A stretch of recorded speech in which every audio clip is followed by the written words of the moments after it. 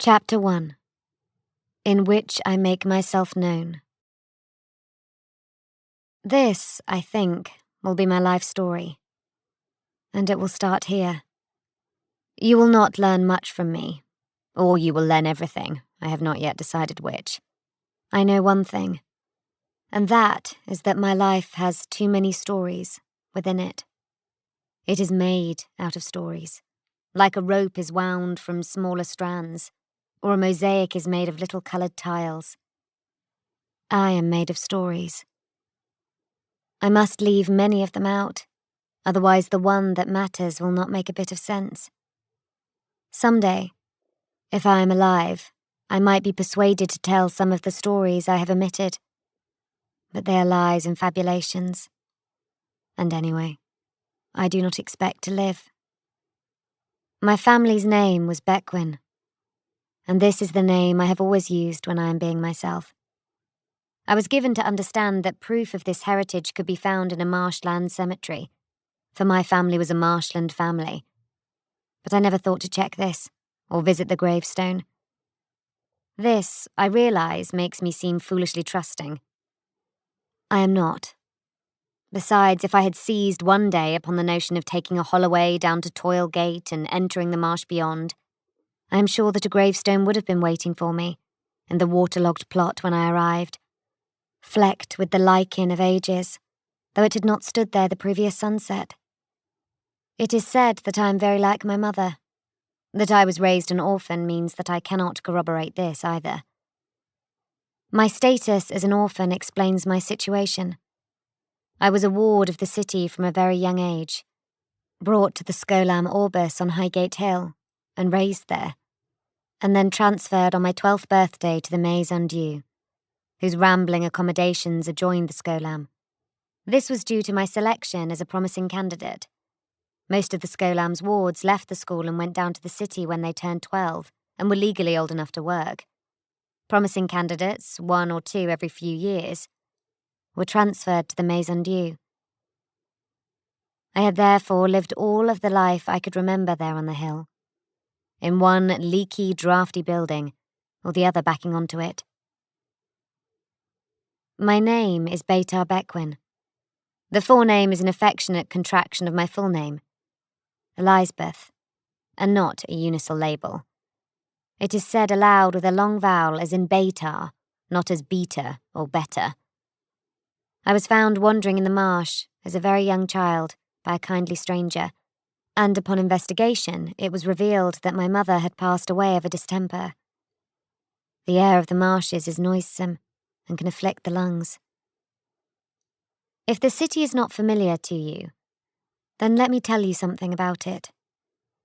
The marshes I spoke of are to the south, far to the south, beyond the crumbling bulk of Toilgate where the workers once passed to and from the shipyards. This was in the olden times. Sister Bismillah told me about it when I was a girl. By the time I lived there, the shipyards were derelict, just rock-crete sheds of immense size standing at intervals along the old river slipway, and the lands had been partly reclaimed or conquered by the water, turning them into a grey and misty flatness of wet trees and low, impoverished dwellings. To the west of the city, past Highgate, lay the mountains, which were only ever referred to as the mountains, and to the northeast, beyond the grim structure of Colgate, lay the emptied space, the great Sunderland, whose grey dusts, I was told, eventually give way to the scorched Harrot of the Crimson Desert. The city is called Queen Mab. It is in the prefecture of Hercula, in the south part of the world, which is named Sancor, which itself is in the subsector of Angelus. Queen Mab was once very mighty and important, the mightiest city in the world, and its splendid towers and conspicuous gates were the envy of all other cities in the world, and on many other worlds besides. War made it mighty. But the war ended, and Queen Mab was left spent and exhausted. For as long as I have known it, and far longer than that besides, the city has been in its dotage. It is forever ailing and weak. It is worn out and withering. Many parts of it are crumbling, And there are some parts that are so decayed that no one dares visit them, for fear of dislodging a wall or a ragged roof, with no more force than the sound of footsteps. The city has always been an old place, with damp around its feet and dust in its mouth, and a cold wind off the mountains at its shoulder. From my early childhood I rose up through it. Sister Bismillah often said I floated up, from the lowest, wettest part, all the way to Highgate Hill. I remarked to her that this makes me a strong swimmer. She suggested, "This simply makes me familiar with the function of metaphor." When I was 12, and not one day more, I entered the Maison Dieu, and began my private instruction by the fourth unspoken branch of the worshipful Ordos.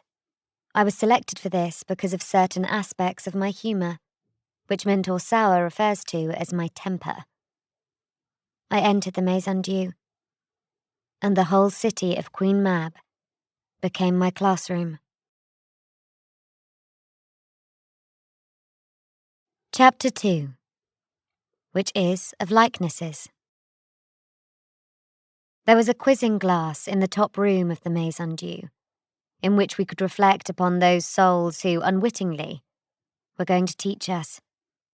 We read their lives in it, in preparation. I only cared to use the quizzing glass when Mame Mordaunt or the secretary were present. They were the most senior of the Maison Dieu's 4 mentors. We could use the glass at other times, even unsupervised, but I never cared to. The glass was unsettling. I saw things in it that I did not wish to see. I had a mirror in my room, a hand mirror with a wooden frame. You could not quiz in it, and so I preferred it, because it showed only me. I think the mentors would have confiscated it if they had known it existed. The only mirrors we were supposed to use were the quizzing glass and the full-length mirrors, old and silvered, that stood in the robing room. My hand mirror was the only thing that did not lie to me. I could see my face in it. I saw black hair, shoulder length, and a good nose. I had a good nose, a nose of character. My mouth was not particularly full or possessed of ripe lips like some powdered Mamselle of Worth in a romance portrait, but it was mobile and most engaging when it was at its most up or down tilted. I often pulled these expressions in the mirror, so I knew them. My frown could be alarming and could spur people into apology. My grin, with teeth exposed, was equally compelling. My eyes were dark and quite large. I was tall, taller than Corlam or Mentor Merlise, almost as tall as Mame Mordaunt, who I grew up thinking of as a tall woman. And I had a slender build because I maintained a trained condition. I did not know if I was attractive to men or women as Beta Bequin, because that did not matter, nor had it ever been tested. I knew I could be attractive to men and women in circumstances when I was not being Beta Bequin, and that was the point. The Maison Dieu was a school. The Ordos established it in Queen Mab a long time ago, as a discreet place in which to conduct the unremarked-upon training of remarkable people. There are, I presume, many others like it in other cities on other worlds. There would have to be, wouldn't there? It was not a school like the Scholam Orbis. That was a home for foundlings, instituted to clothe and feed at the city's expense, lost waifs and teach them their letters, their numbers, and a sufficient measure of the ecclesiarchy's texts. To earn a place in the Scholam Orbis, one simply had to lack a family. To earn a place in the Maison Dieu, one needed to be selected. We entered, usually singly, never more than 2 from any batch of foundlings. I never knew there to be more than 20 students. The Maison Dieu had been for a long time a theatre or playhouse, because the remains of an arched stage still stood in the hall we used as a refectory, and in the undercroft there were traces of stage trapdoors and vaults for technical apparatus, such as lights, scenery flats, and winches. The building's checkered past as a playhouse also explained how the robing room came to be so full of costumes and props. But it had no more always been a playhouse than I had always been an orphan, or a street messenger, or a mamselle's chambermaid, or a rubricator's assistant, or a shipping merchant's life ward. or any of the other things I have temporarily been. It was, I think, originally a place of worship, a clandestine place of worship, raised by one of the old cults of Queen Mab, sponsored by a rich merchant or landowner who found spiritual alternatives to the rigid imperial cult inviting. This was before the war. I guessed this from the name. Maze Undue. I was studying texts of old terror, ancient terror, in fact, works kept in the data stacks of the Maze Undue's library. Some of these works were pre-imperial and dated to the time of the Great Crusade, the Unification, even to Old Night and the Age of Technology. They were often written in the languages of these epochs, and I swiftly gained a competency in Old Frank, enough to get by. I have an aptitude for languages. I believe it is an eidetic skill. My aptitude is one of the reasons I am writing this, in the impoverished colloquial Enmabic, the argot of Queen Mab's streets, rather than in Low Gothic, because no one uses Enmabic anymore, and thus very few who will find this will be able to understand it. Anyway, I mentioned to Mentor Merlise, who is the savant and librarian of the House Mentors, that Maze Undue could easily be a corruption of the old Frank phrase Maison Dieu, or House of God. Mentor Merlise was not very old, but he was extremely frail. He spent much of his time in a walking chair, though he was able to stand. He was no more than 10 years older than me. He had a truly eidetic mind, one that made my talents in that direction pale into insignificance. Anything he saw, he learned. His head was full of data, all instantly absorbed, all instantly recallable. I sometimes thought his mind was responsible for his frailty, as if supporting so much data, so much mental power and knowledge, robbed his body of vigor and nourishment. When I told him my supposition, he smiled at the thought of it and nodded. "Indeed, there is no maze, Beta," he said. He was wrong, as it turned out, but not the way he might have supposed. The playhouse, or maison, or whatever it was when stone was first laid on stone, faced the dusty northeast on the top of Highgate Hill, and all the panes of window glass that looked in that direction were permanently begrimed with desert soot, the grey murk of the Sunderland. Acids and other elemental agues had eaten away the stone and pecked out parts of the roof. Portions of the site were no longer fit for habitation. Rain and moonlight dripped down through broken ceilings. Corridors and floorboards were damp with rainwater and smelled of old cupboards. If it had originally been a temple, then the Templars who crafted it perhaps built what is now the Scholam Orbis as a companion faith school. The orphanage faced west and north, confronting, from the edge of the Highgate Hill crag, the black threat of the mountains.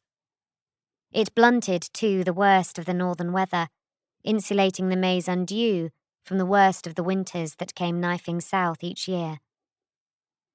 The buildings leant together for support, stone pile against stone pile, and had seeped into each other. They were knocked through in obvious places, in courtyards and walkways. They were linked in secret ways, too, secret ways only inquisitive urchins could find after curfew. Common attic spaces and mutual cellars made it harder to discern in modern times, where one building ended and the other began. Each one of us, the candidates as we were known, had his or her own room. When I turned 24, I was one of the 3 oldest still in residence. The other candidates, 8 of them at that time, ranged in age from 22 to 13.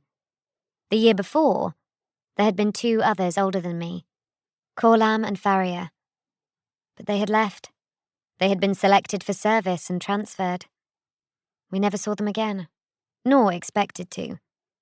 26 or 27 years old seemed to be about the age when one finished one's training and graduated. We never saw any candidates after they left the Maze Undue, except Judica. So we had our own rooms. Then there was the top room, for briefing, the robing room, the refectory, washrooms, private quarters for the 4 mentors and a staff room, the library, which was actually an amalgam of 4 rooms, and the locker and the skirts, which were Mentor Sour's province. The locker was a sturdy chamber in the basement, where Sour kept the weapons and instruments. The door, like many in the building, staff room and private quarters especially, was a pane door, and worked according to the settings of our cuffs.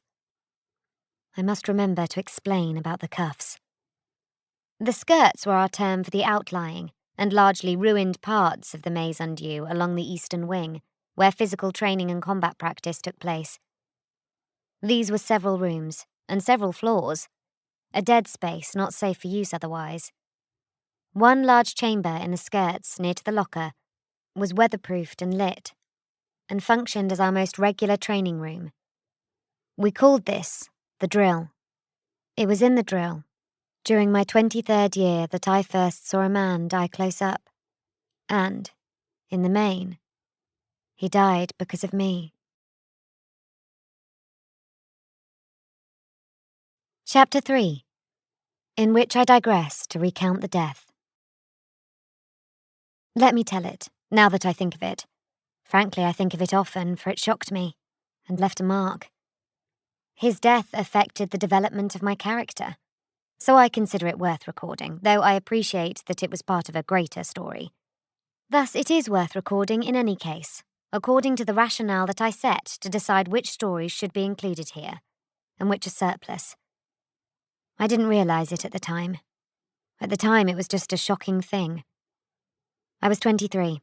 It was late in the day, getting dark. It was summer, though even summer was murky in Queen Mab, and the twilight that settled on the Maison Dieu was always ugly. I had gone down to the locker to fetch a las pistol to practice with. Some bottles on a wall, that was all I intended. Mentor Sour had been critical of my marksmanship, saying that I lacked the hit rate of Corlam and Pariah, and even, to think, Roud, who was just 15. Also, I had just clumsily finished a function in the Iron Quarter where it would have been useful to shoot better. I had gone... No. That story is certainly surplus here. I needed to practice my pistol shooting. That is what matters. I had seen people die. Let's be clear, Queen Mab is a violent city. I had seen fights. I had seen deaths. I had been obliged to draw or improvise weapons to defend myself and others. I had inflicted injury. It is entirely possible I had caused wounds that led to death, or that my stray shots had, on occasion, slain some wretch that I wasn't aware of. But I had not seen death like this. The drill was lit. The Maison Dieu was generally lighted by wick lamps and candles, and by old glow globes embedded in the ceiling panels. The globes were stained yellow with age and hissed when they burned. In some hallways we left out sticks or mop handles to strike the roof and jar them back into luminescence as required. The drill was lit. Glow globes shone like sickly suns. I went in to ask Mentor Sour to reset my cuff so I could bypass the pane door and take a pistol from the locker. The drill was lit. I heard grunts of exertion and thought Mentor Sour might be honing his blade craft. I didn't know any of the candidates who would be training with him. But he was fighting with someone. They were fighting on the secondary ring, a canvas stage beside and slightly below the main sparring ring, with its wooden railings. To the left were the practice dummies, and a row of pavis shields and ceramite bucklers hanging on pegs. To the right were the 2 mechanical sparring machines, switched off and dormant, limbs raised and frozen like rearing spiders. I saw drops of blood flecked on the wooden railings, and a small pool tracked in a smear across the canvas of the secondary ring, like a guilty red arrow pointing to them. And I realized it wasn't a sparring session. The man was breathing hard. He was blonde and fairly young and... No, Sour first. Sour is more important in this story, and I realize I have done little more than mention his name so far. Mentor Sour. Thaddeus Sour. Teacher of combat craft and measures of defense. He was tall and bulky, owning the mass of a fighter. He was a daunting man, and I always thought of him as solid, compacted as if he were wrought from a denser material than normal people, like a neutron star. He had a face like a cliff, clean-shaven, the skin coarse. His mouth was an axe groove, his nose a flattened stump. His eyes were small and heavy-lidded, as if they had evolved to protect themselves, like the eyes of a crocodilian. He was all function, shaved, clipped, trimmed, and undecorated. But his hair was a thick crown of white that hung down over his brow and ears. It was not a distinguished silver white, like an elder statesman. It was yellow-white and lustreless, like parched straw or dirty snow.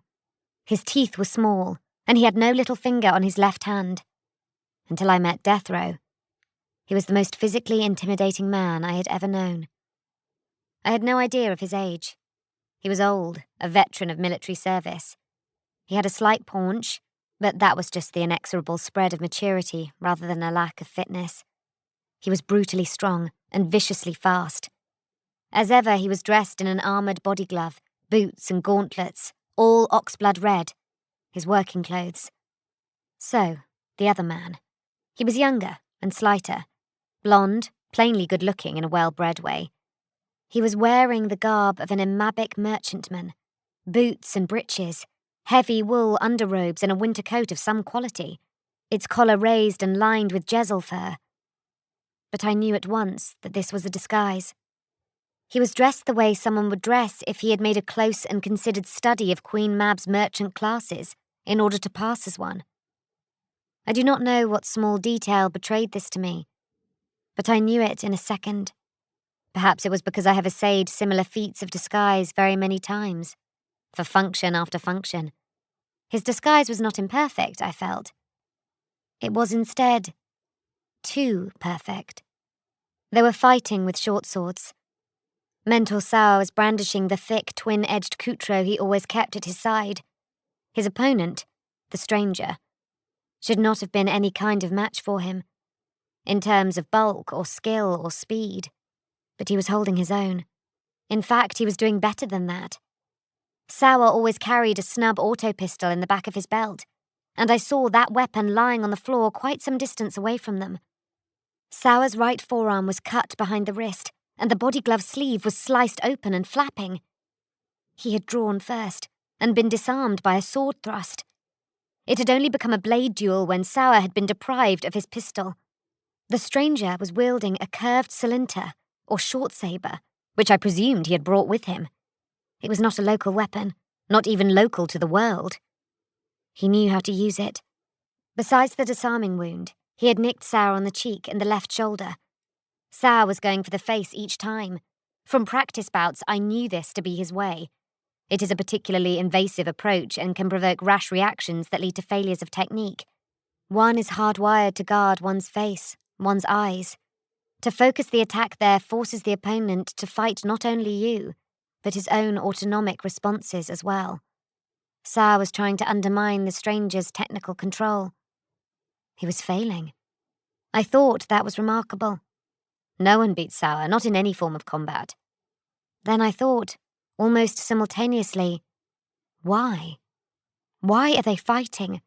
Why is this man here? Blood had been drawn. This was no practice session, no combat lesson for a private client. They were fighting in earnest. The speed of the exchanged blows was ferociously rapid. The stranger was putting everything through his blade, and defending with deft footwork, opening the space when he could, staying side-on to minimize his profile as a target. Sauer was trying to keep it tight, trying to close the reach, deflecting the stranger's thrusts with his sword and the metal bands stitched into the forearm of his left sleeve. He maintained a face-on stance, so he could play in both sword and armoured sleeve. Sauer was dogged. He started to use his armoured sleeve as an offensive weapon, occupying the stranger's sword so he could lunge in with his coutro. When he jabbed, I thought he had killed the stranger right away, because the short sword's edge sliced through the man's chest. But the stranger rotated, and came away fast, cutting down and back with his salinter to deter Sauer's follow-through. I saw that the stranger's very fine winter coat had been cut open, so that the left lapel lolled away, and the robe beneath was sliced too. I glimpsed beneath that the wire mesh of an armoured body glove. The stranger was not as soft as he looked. Sour was, perhaps, dismayed to discover that the stranger was discreetly armoured. His killing blow would have been so sure otherwise. He fumbled slightly, trying to reposition, trying not to lose the upper hand. The stranger caught him across the side of the head. I heard the crack of metal on flesh, the sound of an axe smacking a ripe tuber. Sour's head was snapped aside, his body rotating after it. Blood flew. It was in his dirty white hair. He crashed backwards into the railings of the upper ring and knocked over a spit bucket. He half fell, yet somehow kept his feet. But he was done. The stranger followed in, the cylinder going for the throat, while his opponent's guard was dropped. You have to remember the speed. You have to appreciate, as I tell you this, that virtually no time at all had passed since I first entered the room and saw them fighting. 3, 4 seconds. Enough time for them to trade 24 blows. I had come in with just enough time to grasp the basic situation and see Sour fall. I never liked Thaddeus Sour. It's safe to say my feelings towards the cruel bastard were stronger and more negative than that. But he was of the Maison Dieu, and so was I, and this could not be permitted. I started forwards. I shouted out a great cry and snatched a buckler from the pegs. My cuff was turned to dead, so the force of my bluntness came with me and my shout. It can be like a slap to have a pariah come at you, aggressive, unlimited. To even a non-sensitive, irregular human, the psychonic null of a blank mind can be disturbing, if only fleetingly. The stranger recoiled. It was enough of a surprise to stop him cutting out Sour's throat. My interruption wasn't going to stop there. I hurled the buckler like a discus. The small circular shield missed him, but he was obliged to duck. Sour was far from finished. He kicked out, savagely, and caught the stranger on the inside of his thigh with his heel, throwing the man sideways, clumsily. The stranger landed, hands on the canvas, but was ready as Sour propelled himself forwards and kicked the mentor's legs away. Sour slammed onto his back. I was, all this time, still running at him. I turned the run into a flying kick. He rolled under me, flat to the floor, and sprang up as I landed and turned. I think he wanted to say something to me, but he didn't know what. Perhaps he wanted to tell me to flee, to back away from a fight I had no part in. But he couldn't. If he wanted Sour dead, he had to kill me too, or the whole house would come down on his head. I could sense his conflict. Unarmed as I was, I drove at him, using his reluctance against him. Fighting Sour was one thing, but he didn't want to engage a young woman. His response was half-hearted. He tried to shove me away, he tried to spar me with his blade, though it was still in his hand. I think he hoped to clip me with the hilt or pommel, or perhaps knock me out. I would not let him off so easily. I grasped his wrist, turned it, and with my other hand punched the pressure point in his upper arm. The cylinder flew out of his deadened fingers. "Who are you?" I demanded. He rammed me aside with both hands. I staggered and fell, knocking down a rack of wooden exercise staves. I got up, gripping one stave and kicking the others out of my way. The stranger was backing away from me, his hands up. I think he intended to cut his losses and flee. He doubled up as Sour's Coutreau tore into him from behind. The short sword went through his coat, through his robes, through his underjacket and mesh, and sliced into his waist. Sour ripped the blade free, and blood squirted out across the canvas. The stranger stumbled away, his head wobbling like a drunkard's, his feet unsure, his eyes confused. He had both hands clamped to his waist, but even tight together they could not plug the hole in him. Blood poured out, like red wine from a jug. His hands and sleeves were soaked with it. His mouth opened and closed, without managing to form words. He fell down on his back. Sour just stood there, watching him bleed out, the bloodied Coutro low at his side. Blood formed a huge dark red mirror on the canvas around the stranger. The mirror crept out. Blood soaked his coat and robes, covered his hands and flecked his face. He stared at the ceiling, his mouth fluttering open and shut, his legs twitching. I bent over him. Perhaps he didn't have to die, I thought. We could hold him, bind his injury, call for the city watch. I tried to apply pressure to his ghastly wound, but it was open, and as big as a dog's mouth. My hands were no better at stemming the flow of blood than his had been. He suddenly, finally, saw me instead of the ceiling and the lights. He blinked, refocused. Tiny beads of blood had lodged in his eyelashes. "What is this? Who are you?" I asked. He said a word. It came out of him like a gasp, more breath than sound. It was a word I had not heard before. He said, "Cognite." There was a bang, right in my ear, and it made me jump because it was sudden and close and painfully loud. A bark of pressure clouted me along with the noise. I flinched as bloody backspatter hit my face, throat, and chest. I had his blood in my eyes. Mentor Sour put another round through the stranger's face for good measure, and then holstered his snub pistol.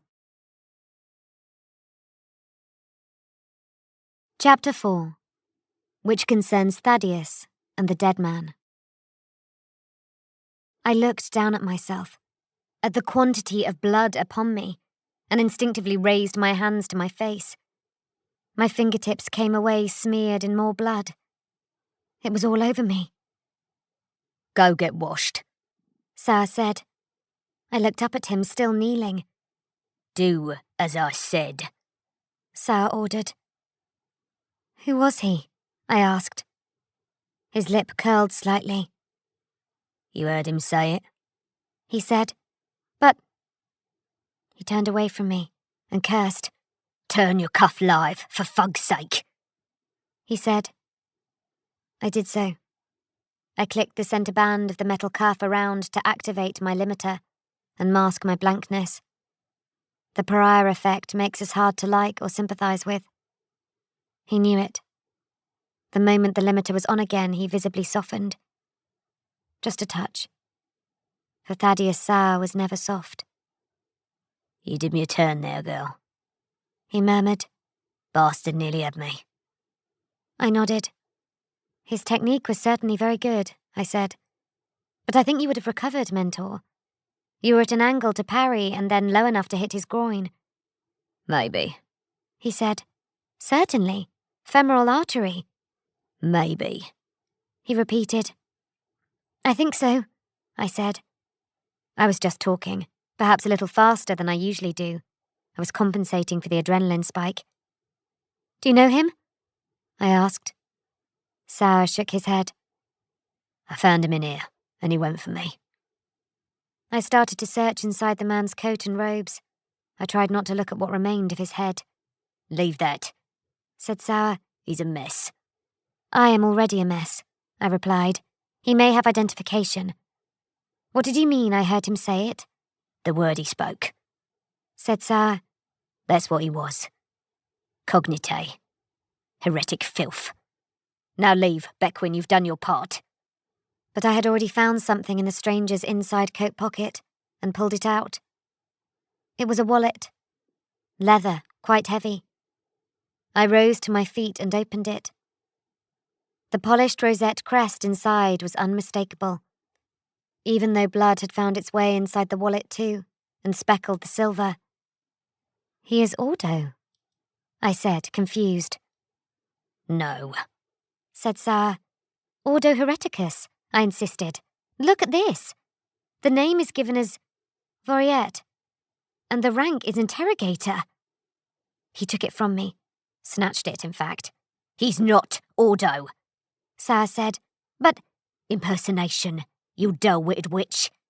If your function is to infiltrate an Ordo training facility, what else do you pretend to be?" I nodded. So that's a fake? I asked, pointing to the rosette in his hand with a jerk of my chin. Of course. You're sure, Mentor? I can show you a real one if you want to compare. No, I said. He put the wallet in his thigh pouch and looked around for something to place over the corpse. Blood matted the white hair on the side of Sire's head. The stranger's blow had been glancing, but scalps bleed a lot. Go get washed, he said. The tap by the locker. Splash yourself down so you don't track blood into the house. Then run for Mem Mordaunt. Tell her I need her here. Yes, sir, I said. I glanced down at the body again. This is what the Cognitae do, is it? They infiltrate... He glared at me. I don't really see how that's any of your concern. Do you? He asked. Get on it.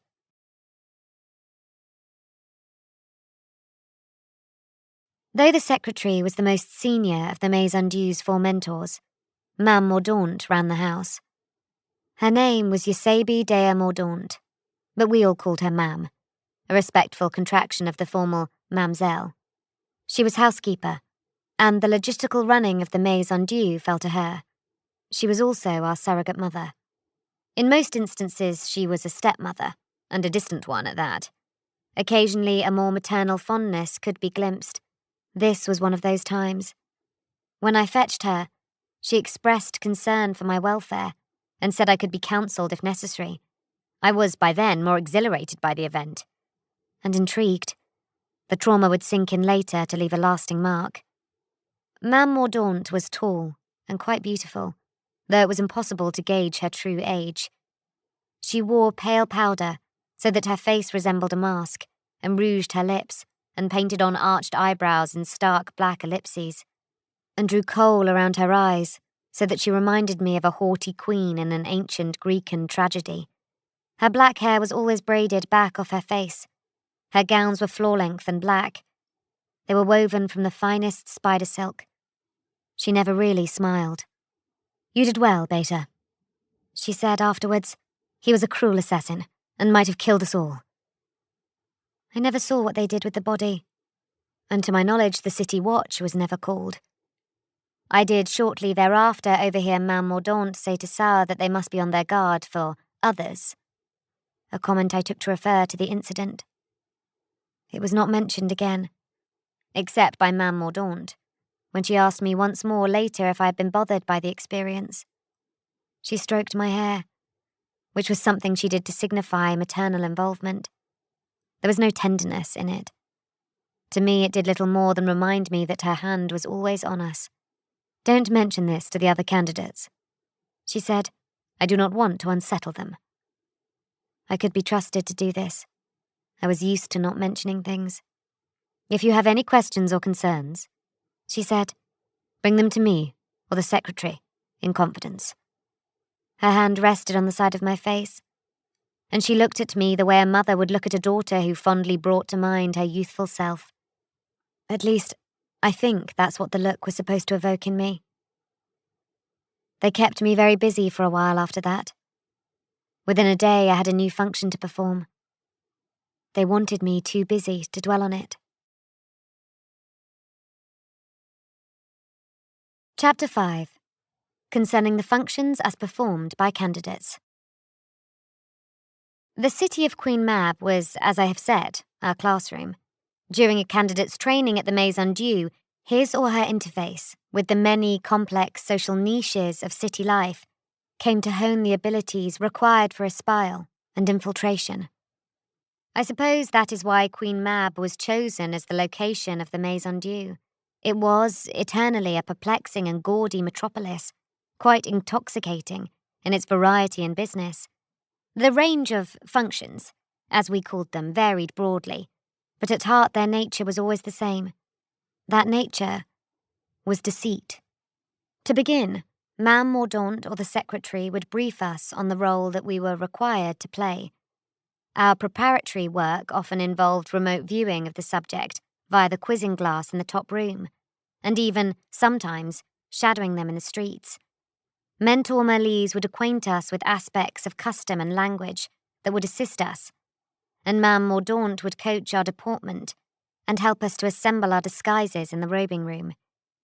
Mentor Sao would finesse any defensive or offensive technique we might require, and then the secretary himself would review our finished role and refine it before sending us out along the hallways to get on with our business.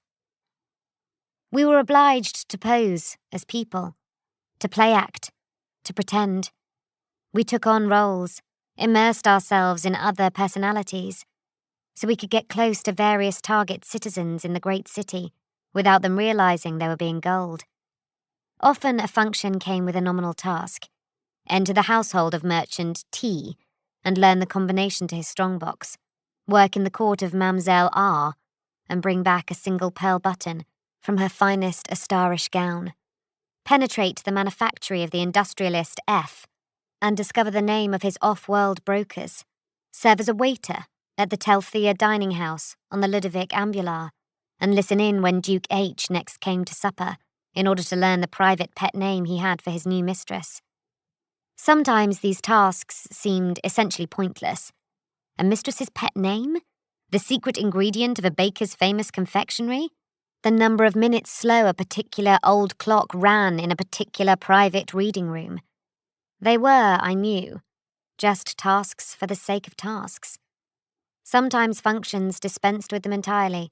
Then it was simply how long could one pass oneself off as someone else, and how far could one get before discovery and flight became necessary. Each function was a contest, a challenge, and the longer one lasted, the better one had performed.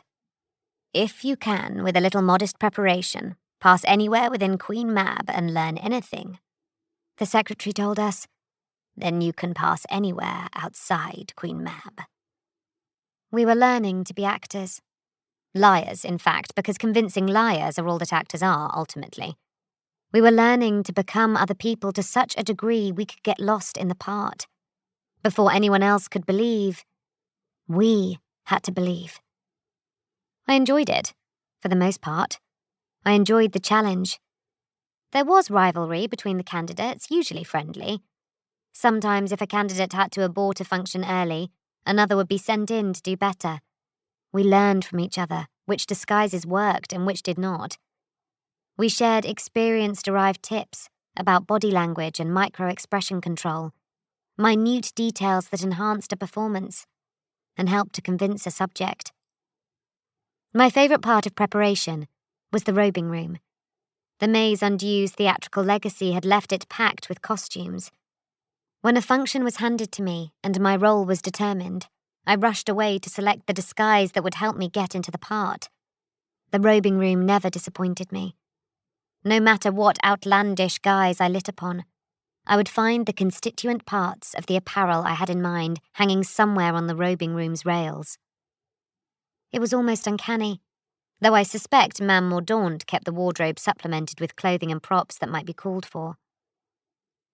I think of the month I spent in the mansion house of the Marquis St. Worm, in the Traverse Avenues below Faygate. He supposed me, on first sight, to be the tutor of figurative art, engaged to teach his eldest daughter. Corlam had very much wanted this function, and a very fine figure he would have cut as a young private tutor, in a sober black suit and a wide-brimmed hat. I dare say the daughter might even have fallen for her handsome teacher. But I could paint and draw much better than he could, so the function came to me. By the end of the month, I had discovered precisely which congenital allergy affected the St. Worm line, an allergy the private kitchens and chefs worked scrupulously to avoid. A fatal weakness, of most exploitable use, I suppose, to assassins or blackmailers, was now the currency of the Maze Undue. The Marquis, his family, and his vast industrial empire was now critically vulnerable to a piece of leverage, eked out during a lesson in paint washes, with a talkative, unguarded girl. I think too of functioning as a junior sartor in the palace of the Silver Countess. You'll have heard of the Silver Countess, I'm sure. One of the most powerful figures in Queen Mab's noble class, and rumoured to be one of the few people to have the ear and support of the mysterious Yellow King. She was the most beautiful woman I ever saw, and I only ever saw her from a distance. Her gowns, resplendent in every way, were the most ambitious and elaborate in the city, nay, the world. So ridiculously luxurious and costly were they, the Countess's chamberlain kept them in a wardrobe annex as secure as a banking house's vault, under the care of the keeper of the wardrobe and his staff of junior sartors. Every dress and garment was catalogued and inspected when it came off her body, every fibre checked, any minute wear repaired. Garments were cleaned, often with abstruse methods, and every single gem or ostrich feather or ivory clasp or jewelled element adorning the gowns was removed, one by one, checked against a ledger, and returned to the wardrobe store. Sometimes it took us a whole day to select, sign out, and attach all the jewels afforded to a particular dress, and then another day to disassemble the outfit and retire it, checking each last gem back in. If a single gem went missing, the name of the last person to handle it was always recorded.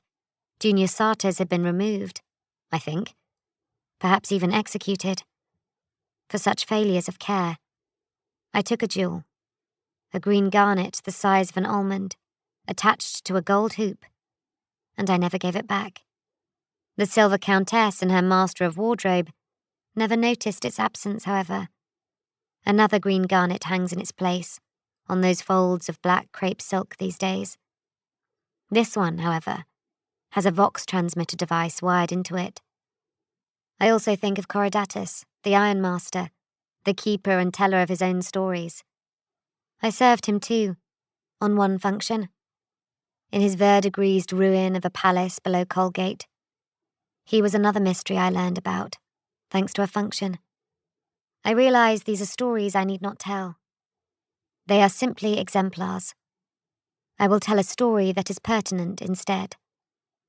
The story of the function of the Blackwoods, and of death row, and of Sister Bismilla's new sister. The story where my stories begin to wind tighter. Chapter 6. On the Harrowed Paths. It was about a year, a little over, perhaps, after the intruder had died in the drill. The incident had not been mentioned again, and neither had the cognite. I had been worked hard, though I felt that Ma'am Mordaunt and the secretary were both keeping a solicitous eye upon me. I was almost 25. A function was announced. I was selected, beyond Pariah and Corlam, and even Maphrodite, who was excelling by then. The Emporium House of the Blackwards had to be penetrated. Information was required. Once prepared for the function, a process which took some 2 or 3 days, I set out, following, as always, the city's holloways to reach my destination. Queen Mab, if you do not know it, is crisscrossed with an irregular scheme of holloways, or harrowed paths. They are sacred ways, streets of the vast city that are distinguished because they felt the actual step of Saint Orpheus, when he trod upon this world during his pilgrimage of grace many centuries ago. This was when he had returned from the Empyrean of heaven, and brought its gift of fire back with him.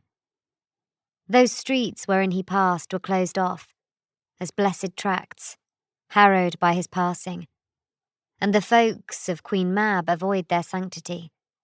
They have become, simply, the place of the destitute and the war-blind.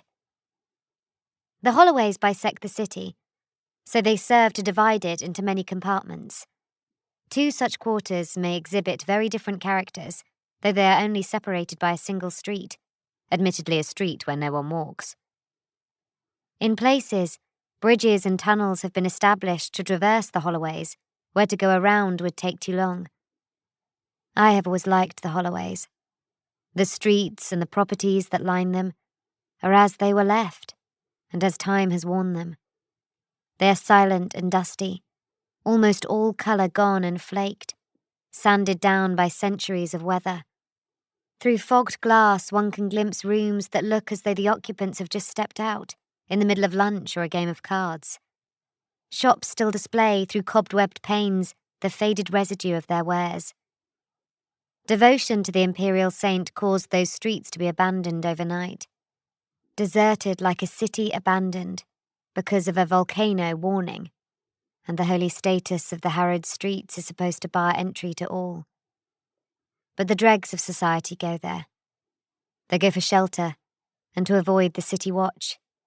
And they go there, as I understand it, in the hope of being blessed by the saint's afterglow, to be blessed or cured or saved. The war-blind are there too, of course. It was said the saint himself bade the broken veterans of the Great War cease their mental anguish and their untamable desire for violence, a desire they had not been able to shed once they had come back from the war, and devote themselves to guarding the holloways. The war-blind are the sentinels of the paths. Their gangs and tribes lurk there, and they kill or drive out any intruders. The destitute know to stay out of the way when a war-blind gang comes by. Candidates of the Maison Dieu use the holloways to travel around the city unnoticed and unimpeded. It is, of course, utterly forbidden, but our entire education is about getting ourselves safely in and out of forbidden places. So it seems not only acceptable, but also supremely appropriate. It is also technically hazardous, but we set our cuffs to dead, so our bluntness keeps everyone at bay. No one even glances at us, not even the most barbaric, augmented, war-blind kill gang. As a result, I sometimes find myself strolling along the holloways, as if taking a sightseeing walk. I am in no hurry to leave, or hide, or flee. I look at the empty places that have not been looked at for eons. The war-blind certainly don't look at them.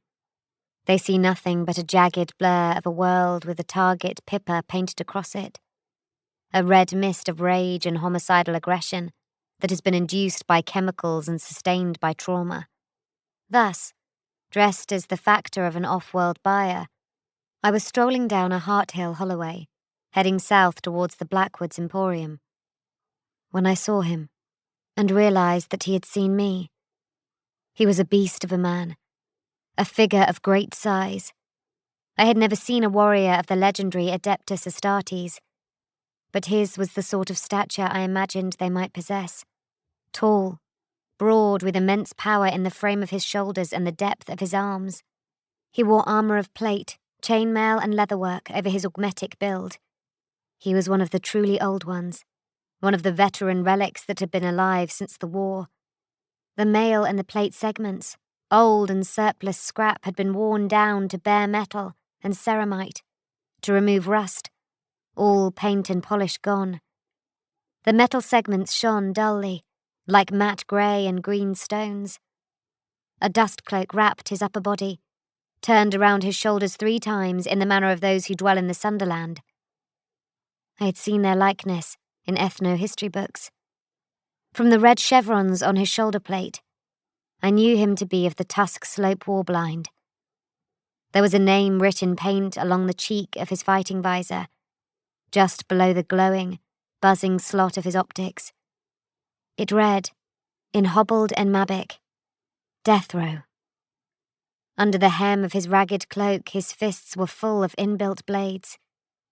I could smell the stink of him, even at a distance, the trash smell, the rotten perfume of the coarse, scavenged diet that sustained him. He had a dog at his heels, a large, ugly cattle dog, whose fight-scarred hide showed where old, augmetic aggression stimulators had been excised or torn out. The dog, eyeing me, kept a growl alive in its throat, fluttering like a panicked bird in a drum. I stopped. I shouldn't have, of course. I should have run. I should have run because he could clearly see me, despite my limiter cuff setting. The kill gangs never looked at the pariahs as they passed through their territories. Never even glanced. I never heard of it happening before. I should have run because he could see me. But that very fact arrested me and made me turn to him, fascinated by his interest. Death Row. The name was notorious. One of the most brutal warblind, a kill gang chief. Was this him in person? The cattle dog's growl rolled like a frag grenade along rockcrete. A stray wind gusted dust and clattering paper scraps across the holloway. I took another step towards him.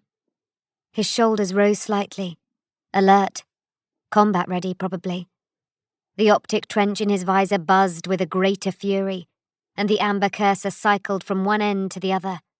I could see that below the lip of his fighting visor, his mouth and chin and throat were a corded mass of scar tissue, like pipes of red licorice bound and squeezed together. What was I doing? I had no weapon except a slip knife in my mantle. If I could outrun the warblind, I doubted I could outrun his dog. "You can see me?" I said, in street Mabecquoise.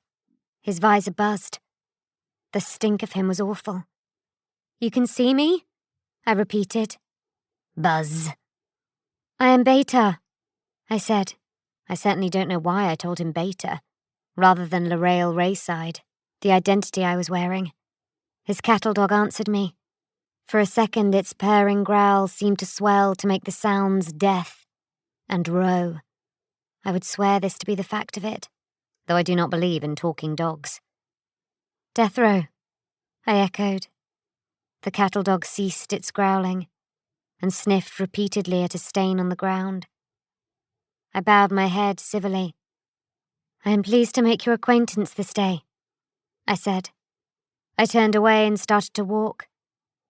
I heard a buzz, but death did not come at me from behind and bear me down. Chapter 7. Lorraine Rayside attends upon the Blackwards, a watcher at the school. My heart rate still elevated after my encounter with the warblind creature, I left the holloway under Hart Hill Rise and entered the busy streets of Ropeburn. This was an old and orderly quarter of habitation apartments, rising like grey cliffs above street-level commerciers and vendor sites. In some parts, sections of Queen Mab's old tram system still operated. Clanging brass cars with iron wheels and brightly painted wooden sidings rattled along the stretches of sunken track that were still viable, bearing shift workers and market-goers, and the servants of high houses off on retail errands. At night, the cars were lit from within by gas lamps, making them little warm, gilded boxes of sanctuary, gliding and rattling through the darkening streets. But I knew they were a fading sight. Once the trams had run as far as Faygate, and out beyond Toilgate in the south as far as the Sheds, and all the way down to Savant Point. The network had worn down, and only small stretches remained in function, operated by the last of the livery companies, little relics of life and motion in the city's otherwise moribund mass. Whenever I saw worn silver rails, half buried in the street cobbles, and thus knew myself to be in a quarter where the trams still ran, I involuntarily imagined the rails to be strands of the city's nervous system, embedded in its cobbled flesh, the last responsive neural filaments in a corpse, otherwise slipping away. As the clattering trams of Ropeburn reminded me of life, so the street blocks and gibbets reminded me of death. In older times, Ropeburn's fine and broad avenue Parnassus, lined with pollarded fepin trees and iron benches, was the city's place of public punishment and execution.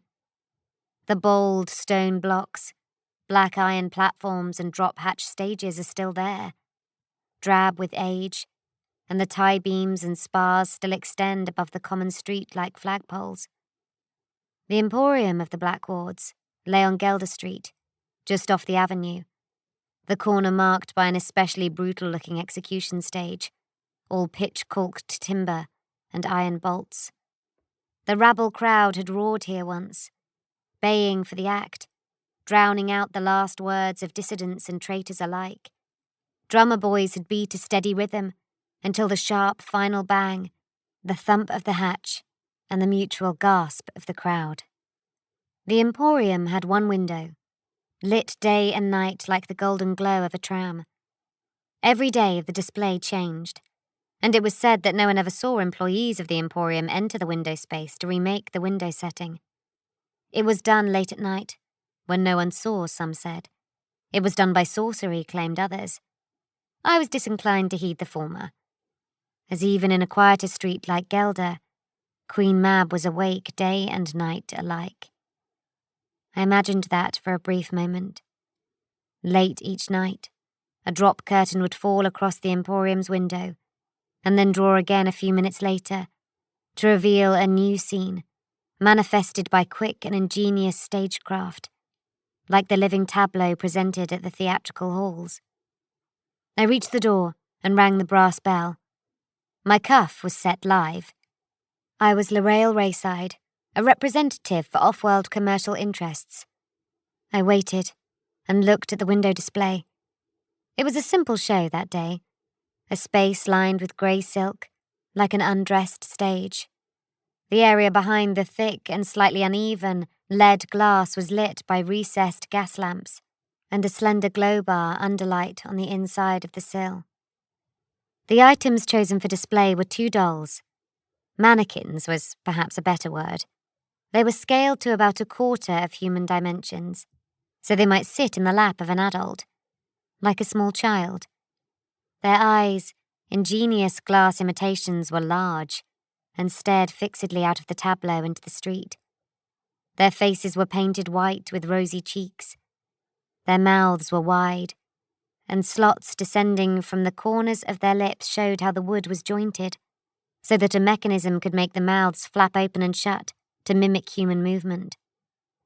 They were puppets for a voice thrower's theatrical act. Old, I guessed. Very old. And startling.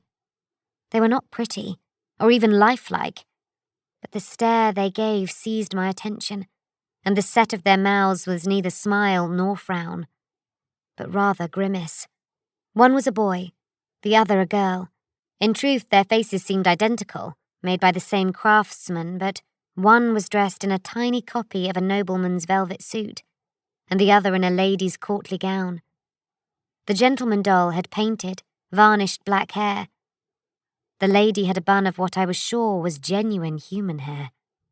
They were sitting in miniature Orpheonic period chairs, nursery room seats, as if posing for a portrait.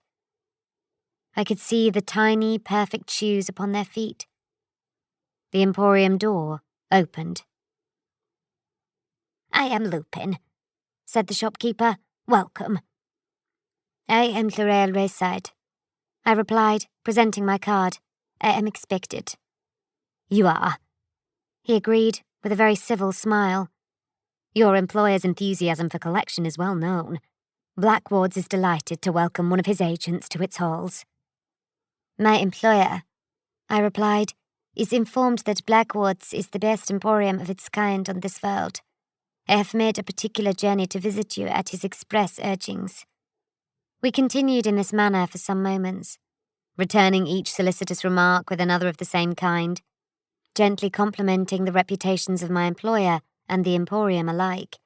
Custom expected as much. Lupin, dressed in a grey suit with a high white collar, spoke in faultless low Gothic. I, as an affectation, spoke in Mabic, though I added a slight Gudronite accent and made small errors of vocabulary and verb formation. My employer, a famous industrialist tycoon of the Scaris sector, knew nothing about me, of course, but we had selected him for the function because of his reputation as a collector, and because his credentials were easy to falsify. Building the character of Rayside, it had occurred to me that she would attempt to speak the local dialect, to ingratiate herself. I had seen agents and factors of her kind exhibit precisely that pretension in Emporia throughout the city. In preparing the role, I also recognized that a high-scale factor would probably be older than my apparent flesh years.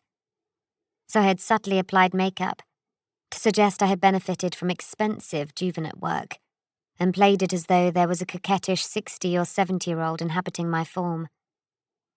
He led me inside. He was a slight man and prim.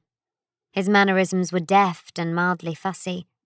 Servitors, their faces porcelain, their elegant mechanisms whirring like the actions of long-case timepieces, brought us Solian tea and Nafar biscuits.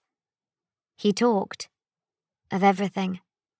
The Emporium was a vast warren of rooms and halls, most lined with display cases or cabinets. There was a fustian gloom. Lupin arranged hovering glow globes to illuminate particular objects for my attention, lifting some out from under glass lids to show me. He held them in gloved hands or laid them out on rolled-out black baize cloths. Large items stood on plinths or hung from the rafters. It was like a museum of antiquities poured into a small townhouse until it was brimming. There were dolls, books, data slates, glasses, bottles, silverware, velocipedes, jewellery, statuary, furniture, taxidermic specimens including a large, if threadbare, carnodon, vintage weapons, antique tech, maps, pictures, mesopicts, and stimulacritants, armillary spheres, and Herat-weave rugs. We spent 4 hours in the place, reviewing items. I saw no other staff or customers. Occasionally I thought I heard, as though from a distance, a snatch of children's voices, but I could not be sure. There were other noises, the sporadic chime and strike of clocks, the mutter of ancient memory systems, the tinkle of musical boxes and automatic player claviers, the hum of antique power systems. I made notes, on a data slate, of items I found especially interesting, items which I believed my employer would be most taken with. I agreed to return to review them on the following day, saying I had to visit promissory brokers to arrange a money order. "Let me show you this," he insisted before I left. A trio of small beige items came out of a cabinet and were laid out on a cloth. They had been white once, but age had darkened them like bone. Their surfaces were worn, but I could still make out the trace of silver on the engine bells and the red markings along the fuselage. "Toys?" I said. He nodded. "Playthings, models made for a child's amusement. They are of weapon rockets. Missiles?" "Rockets," he said, "for space flight. Don't look so surprised, Mademoiselle Rayside. The first steps from Terra were said to have been taken using chemical rockets." "I am aware of history, sir, even though the detail of the oldest eras is lost in the mists. But really? Vehicles this crude?" He smiled again. "I do not think they ever flew," he said. "I think these are simplified models of possible machines, a primitive idea of flight. But I show them to you because of their age. Your employer is very fond of the oldest things." "How old?" I asked. "It can only be estimated," he said. "They predate the ages of strife and technology. I think they come from the pre-system age, from the first millennium of the Age of Terror." "What? 38 or 39,000 years ago?" "Perhaps. Vessels like this first took our species into the unknown," he said. "They first took us Blackwards. The family name behind this business comes from that outward urge." "I think my employer will appreciate these," I said. "What price do you ask?" "I will write it down," he said. "And the markings on the side of the rocket ships?" I asked. "The letters in red? What does CCCP mean?" "No one knows that," he said. "No one remembers anymore." I returned to the Maison Dieu that evening.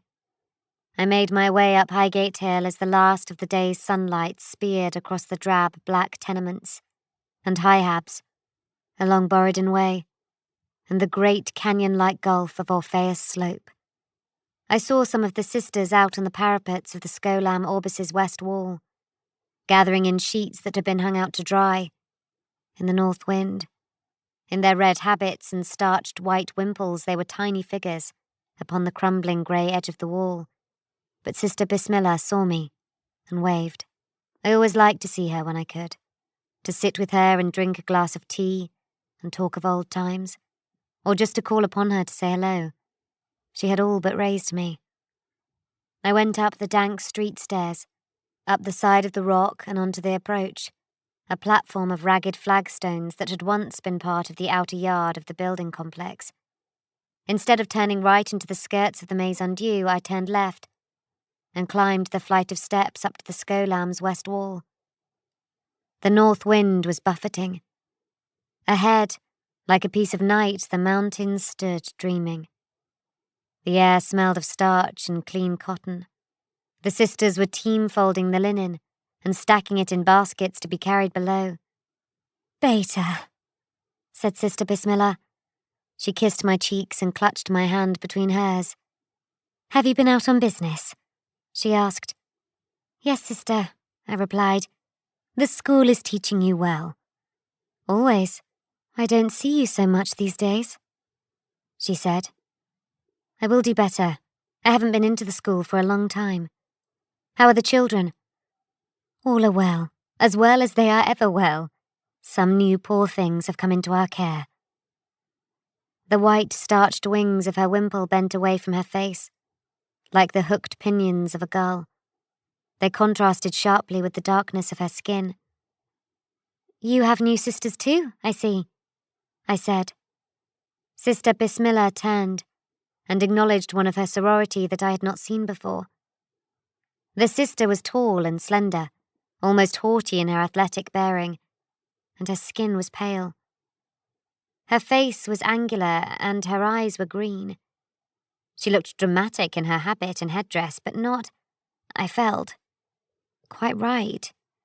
She would have been more suited to courtly finery than the ascetic privations of a convent. I was used to playing parts. I noticed when someone else seemed to be, and was getting a subtle detail wrong.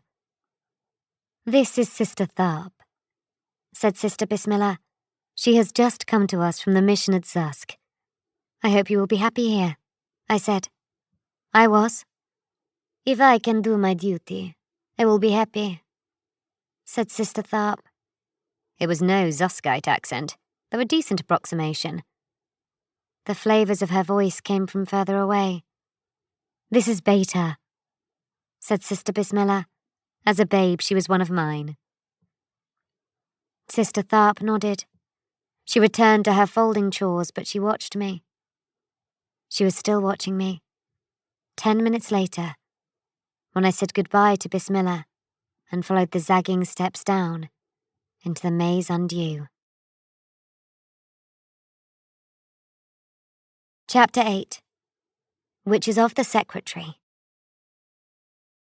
I had returned and washed and was awaiting dinner when I was informed that the secretary wanted to see me. We were in the refectory, all of us except Byzanti, who had not yet returned from her function that day. Corlem and Raud were playing Regicide on Mentor Merlise's scuffed old board. Maphrodite, who was nimble and quick to memorize physical actions, was helping Pariah to learn the steps of a dance, a quadrille that she would soon be obliged to perform as part of her current function. There was much laughter from the younger students watching this palaver. Mentor Merlise came in, stood for a while to enjoy the amusement of the dancing, and then told me that the secretary had asked for me. I went up at once. The secretary did not debrief every day or even every function, but some missions were considered important, and he expected a personal report. I knocked, and he called me into his room. There was a large and welcoming fire burning in the iron grate of his fireplace, and his room was stacked as ever with books. They were his books, all notebooks, all filled with his own handwriting. They were of all shapes and sizes, for I believe he acquired them from many different stationers and binders. I do not know what made him write certain things in certain formats of book. I do not know how they were differentiated, or what sort of scheme he followed. The volumes were not even labelled. I do not know how he ever found any reference he went searching for. There were no other books in his room, no published books or books by other authors, no data slates, no memory spools. His notebooks, all sizes and shapes and colours and ages, lined the shelves, the skirting boards, the library tables, the mantel, the side desk, the writing table and the plant stands. They were packed in boxes under the settle in the chaise, and stacked in teetering towers against the walls between the bookcases, like the spires of a hive ravaged by clan war. "Come in, Beta," he said, pointing me to an armchair. I had to move a pile of notebooks onto the floor to make a seat for myself. He was perched on the chaise, a stylus in his hand and a notebook open on his lap. He had eaten. There was a tray of dishes waiting to be taken away. He often ate early so he could press on with his work into the evening. A bottle of amasec sat on the small tray table beside him, along with a tiny porcelain thimble cup with a delicate handle. He liked a small amasec now and then. It was his only vice, I believe. He did not use any other intoxicants, not even low sticks like Mame Mordaunt did. We never saw her smoke them, but we could smell them on her gown and hair. "How did you go today?" he asked. I explained it to him, and made a good account, though I left out the business with the war blind and with Sister Bismillah, for he would have no interest in either. I talked about black wards, and made sure he understood that I fully appreciated the nature of the function. The Blackwards family's age-old business, in what they called collectibles, had resulted in them acquiring many unusual artifacts, if only temporarily, before they moved them to a buyer. The Ordos had believed for a long time that they were trafficking prescribed items. The purpose of the function was to determine if this traffic was deliberate or inadvertent, and to gauge the hazard levels of the items trafficked. I knew I would be visiting for several days as L'Oreal Rayside, examining their operation and stock under the pretense of assembling a portfolio for a mercurial and wealthy off-world collector. The secretary nodded along to my account and took some notes. He asked a few questions, the most curious of which was, "Were you noticed today?" I was puzzled. If we were detected or marked upon during a function in any way, we were always sure to report it. "I was not, sir," I replied. "Not going to or coming from the function?" he asked. "Not at all." He nodded. "Is there a reason, you ask?" He shook his head and cleared his throat. I heard the crackle at that moment. It was a particularly distinctive quality of his, the only one, in fact. The secretary was, I suppose, an unremarkable man. In his 50s, as I would guess, he was of average height and medium build, with ordinary hair, indifferent eyes, and a not unusual face. He wore dark clothes, and his voice was plain and level. Nothing about him really stood out, apart from his inordinate collection of notebooks, of course. And his cough. I do not believe his cough was the consequence of any illness. It was more of a nervous affectation or a habit. He simply cleared his throat from time to time. But when he did it, there was, behind the sound of the cough, another sound. A sound that lurked beneath like an echo or a shadow. It was a crackle. That is how I can best describe it. A crackle or prickle, like the fuzz of a Vox signal, like static, like something very brittle crinkling. It was curious. It was the first thing I ever marked about him. It would be the last, too. The secretary's name was Eben Nestrand. We only ever referred to him by his title. He coughed again, accompanied by that crackle of Vox static. It sounded as though he was trying to dislodge something gritty and fibrous from the chimney of his throat. "I have my reasons, Beta," he began. The door opened and a young man walked in without knocking. "I'm so sorry, Secretary," he said. "I didn't realize you had company." I started in genuine surprise. The young man, the intruder, was Judica Saul. "Judica?" I asked. "Beta." He smiled, but it was a nervous, awkward smile, the smile of someone caught in the middle of doing something illicit. He glanced at the secretary, eyes hunting for a hint of what to do. "You came back?" I said, marveling. In truth, I was so taken by surprise, I didn't really read the trace micro-expressions of awkwardness to begin with. "I did," he said, laughing a breezy laugh and lighting a smile. The smile I remembered so well. "No one ever comes back," I said. It was true. In my memory and in the recollections of students who were seniors when I first matriculated, No student of the Maison Dieu had ever returned after they had graduated. Judica Cawl had been 3 years ahead of me, and had graduated and departed 2 winters previously. I had, I must confess, been rather captivated by him. He was immensely talented and rather beautiful. He was still tall and slender, though his loose black locks had been trimmed to a more sober, businesslike cut. He had also been kind to me, tolerating the gaucherie of what Maphrodite had named my crush. He'd never treated me like a junior, or mocked my moony fancy, which must have been very obvious. "Close the door there, Judica, and sit with us," the secretary instructed. He turned to me. "It is unusual for a pupil to return," he admitted. "Judica only arrived tonight, and there hasn't been a chance to present him to the students and welcome him home. I was going to bring him to the top room presently. But you get to preview the good news, Beta." My mind hovered over what circumstances might have sent him back to us. We were all destined to serve the Ordos. Had Judica been found wanting in some way? Had he been sent back to the Maison Dieu for remedial training? "A matter has brought me back," Judica began. He spoke carefully, as if deciding what he was going to say as he went along. "Work has brought him back," said the secretary. He cleared his throat. There was a crackle of static. "You are in service with the Ordos, though?" I asked. "Of course he is," laughed the secretary.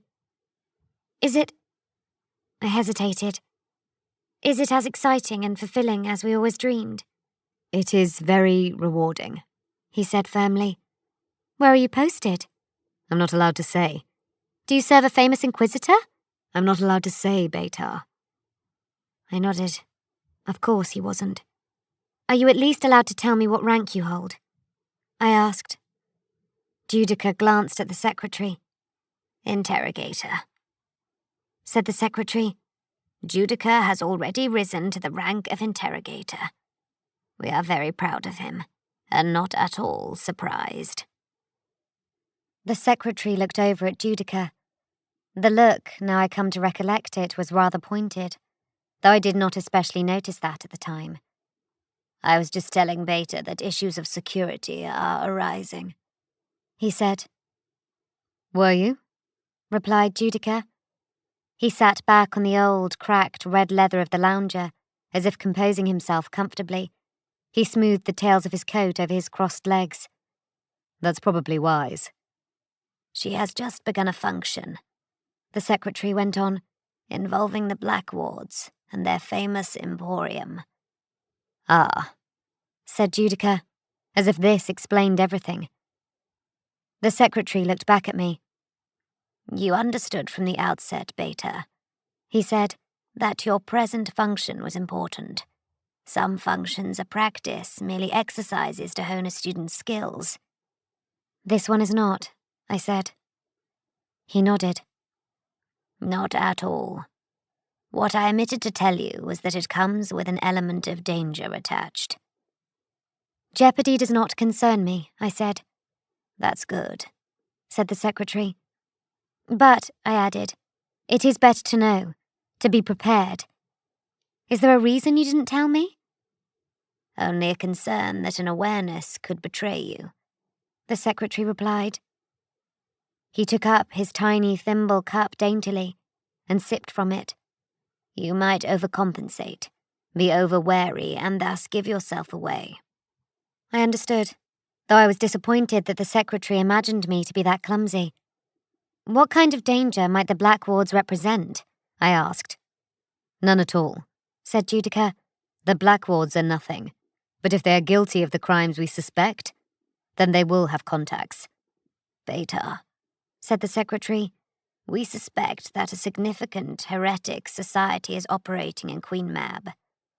It is likely they are procuring certain relics through the Black Wards, or have the Black Wards on a retainer to perform such work. It is likely they have inveigled influence at many levels of the city's social structure, and it is possible they have detected the existence of the Maison Dieu." "Oh," I said. "For the school to function, it must remain secret," said Judica. If the maze undue has been detected, we must act to identify and eliminate the threat, or else pack up and move the school. To another part of the city? I asked, aghast. The secretary and Judica glanced at one another. To another world, replied the secretary. If the maze undue is compromised, said Judica, it will be necessary. The training and preparation of agents such as you is too valuable to the Holy Ordos to be put at risk. So what must happen? I asked. We will carry on for now, said the secretary. Judica has been sent by the Ordos. May the throne bless him to review the situation.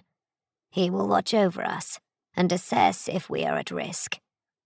With luck, I might be able to smoke out and sanction this menace, said Judica.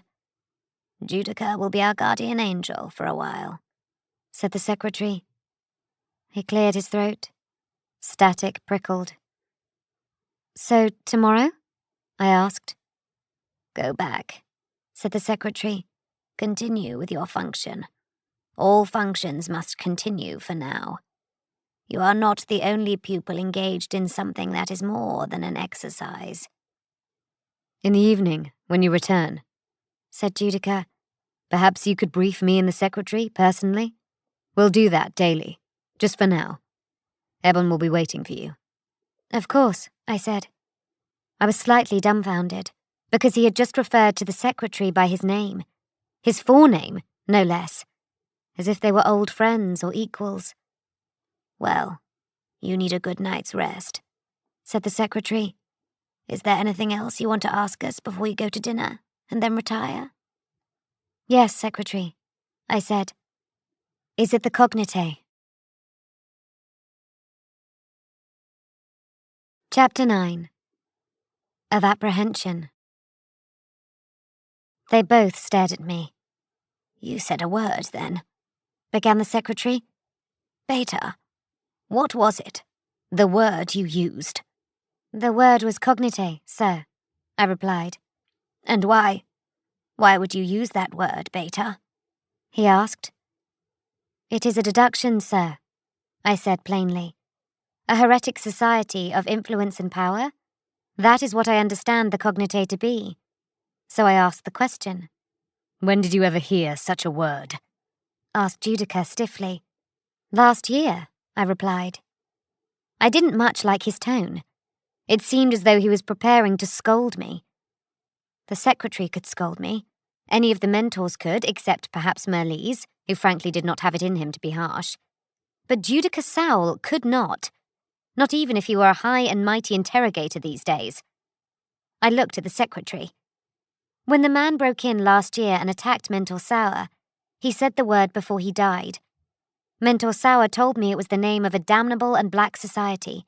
I told all this to Mame Mordaunt. She did. The secretary told Judica. She did, indeed. It was an unpleasant incident, which we had hoped would be isolated. He looked back at me. He cleared his throat, but still the static would not clear away. Beta, he said carefully, I do not believe that either Thaddeus or Mame Mordaunt told you very much about the cognite at all. Yet you presume... It was a deduction, sir, I said. I simply made a deduction and connected the few facts I knew. Was it wrong of me to speculate? Was it wrong of me to ask? Not at all, said the secretary. I think it's very fine that you did.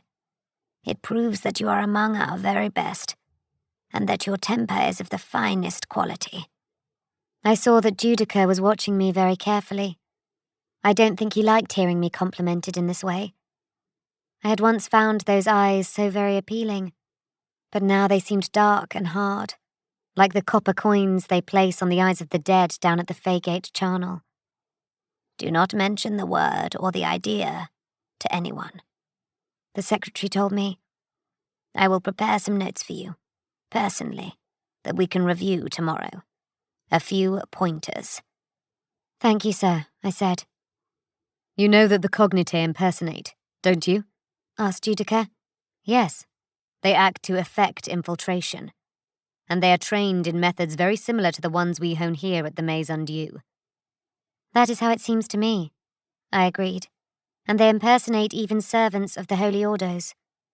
They do, replied Judica. So be on your guard.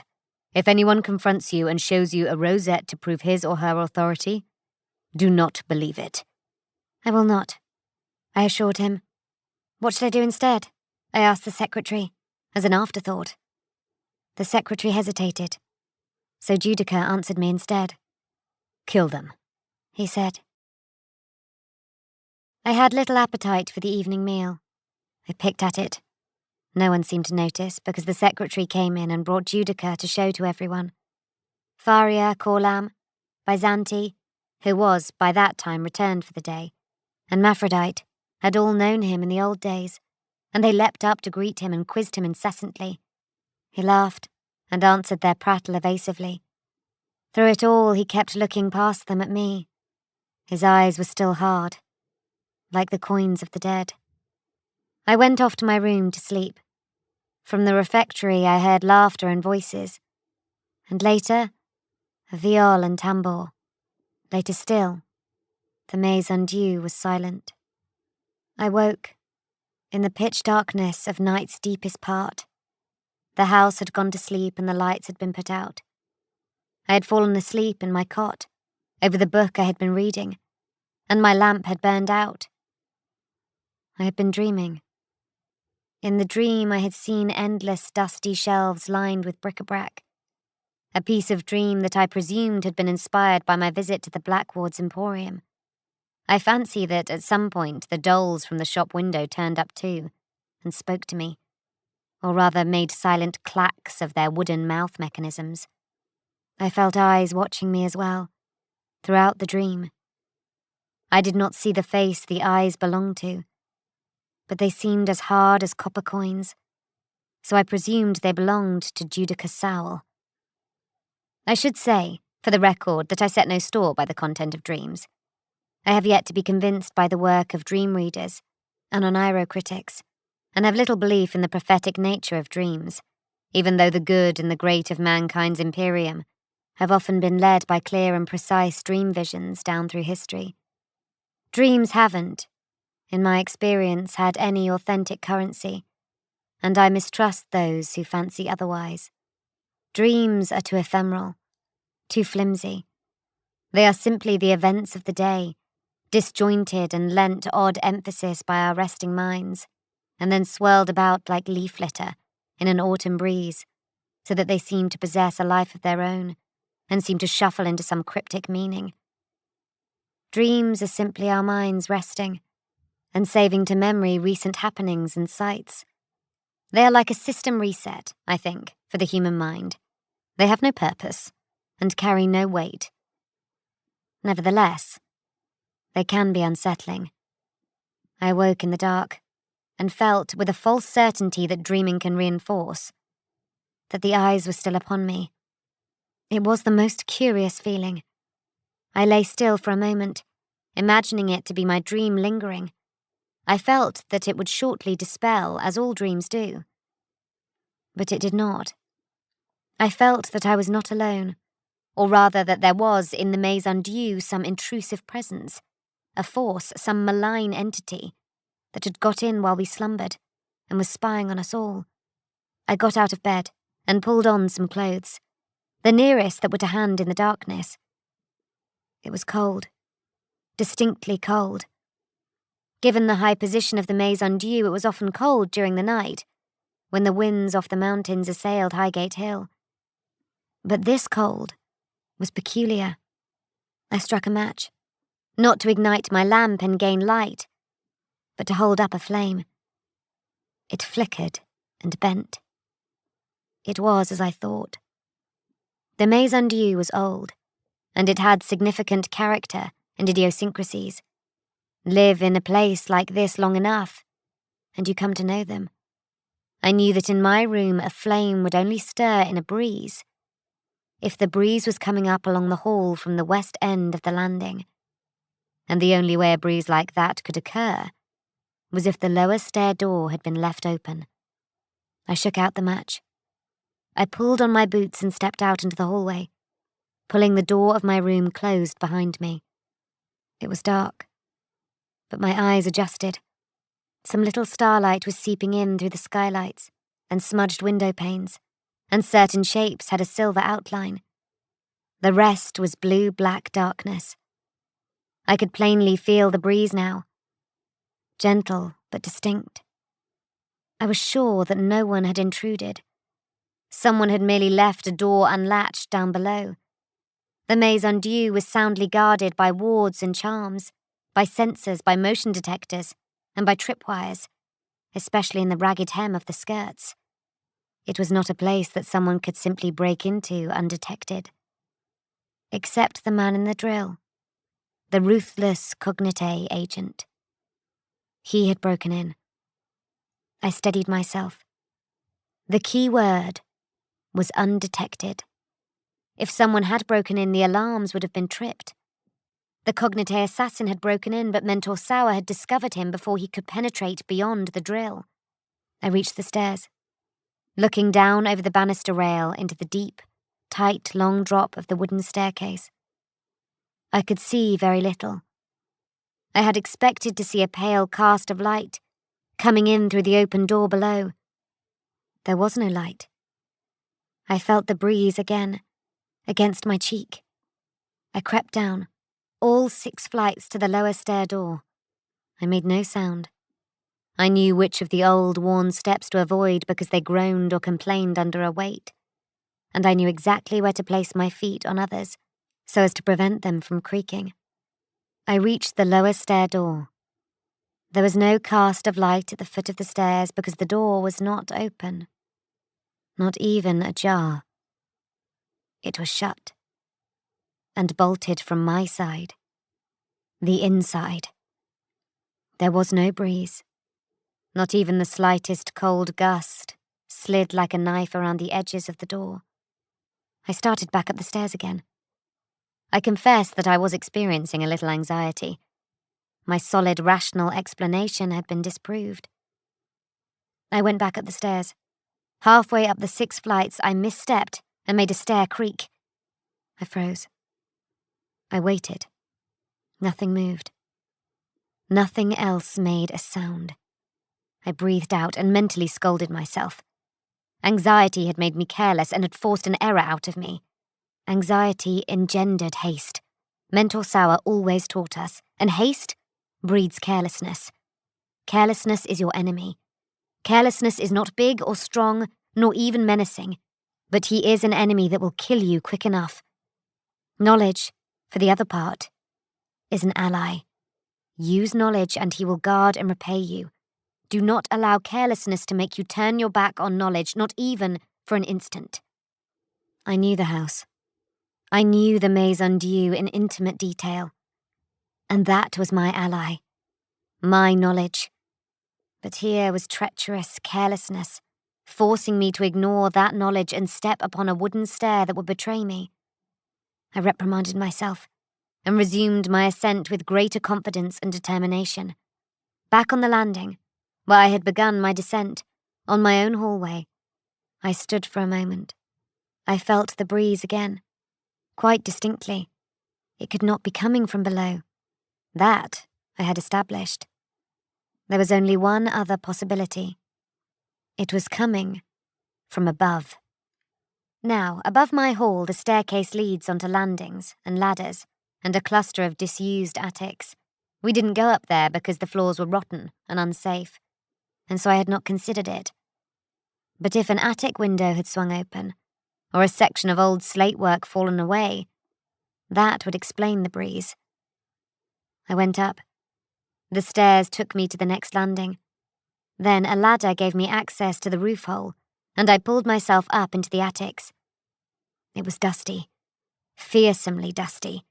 As dusty, I fancied, as the legendary City of Dust, said to lie out in the Sunderland.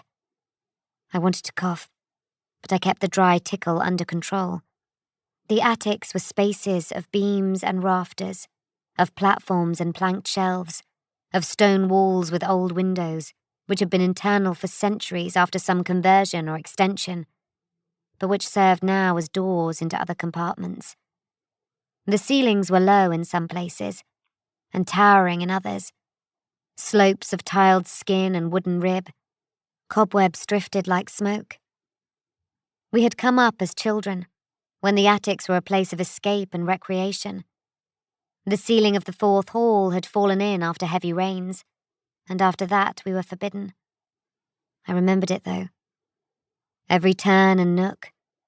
I saw places where we had scratched our names on beams or slates or brick. Many names. The names of pupils who had been forgotten long before I ever came into the Maison Dieu. Here, still, was a doll. A little pale thing with a china face that some pupil had set upon a cross-tie years ago and had never come back for. We had found it during our explorations, thick with dust, but had not dared to touch or move it. It belonged here. As I saw it that night with more adult eyes, I felt it had not been so much set down and forgotten as deliberately placed, as if this cross-tie was its new station in life, a seat from which it should watch and guard. In another place, I found a small glass beaker that we had left there 8 or 9 years before. We had gone hunting spiders, and the beaker was to cup over them. But we had found none, though the roof space was thick with cobwebs. The beaker had been put down and never collected. A breath of wind stirred through the attics. I moved ahead and found that an old boarded partition had been removed. A partition that stoppered one of the places where the Scolam Orbis and the Maison Dieu wound into one another. Was it the work of children? Coming up through the orphanage, taking down boards to explore. We had done just that when we had been the children of the orphanage. I half expected to hear the laughter of a child, distant and stifled, tinkling back through the attic gloom from hiding places.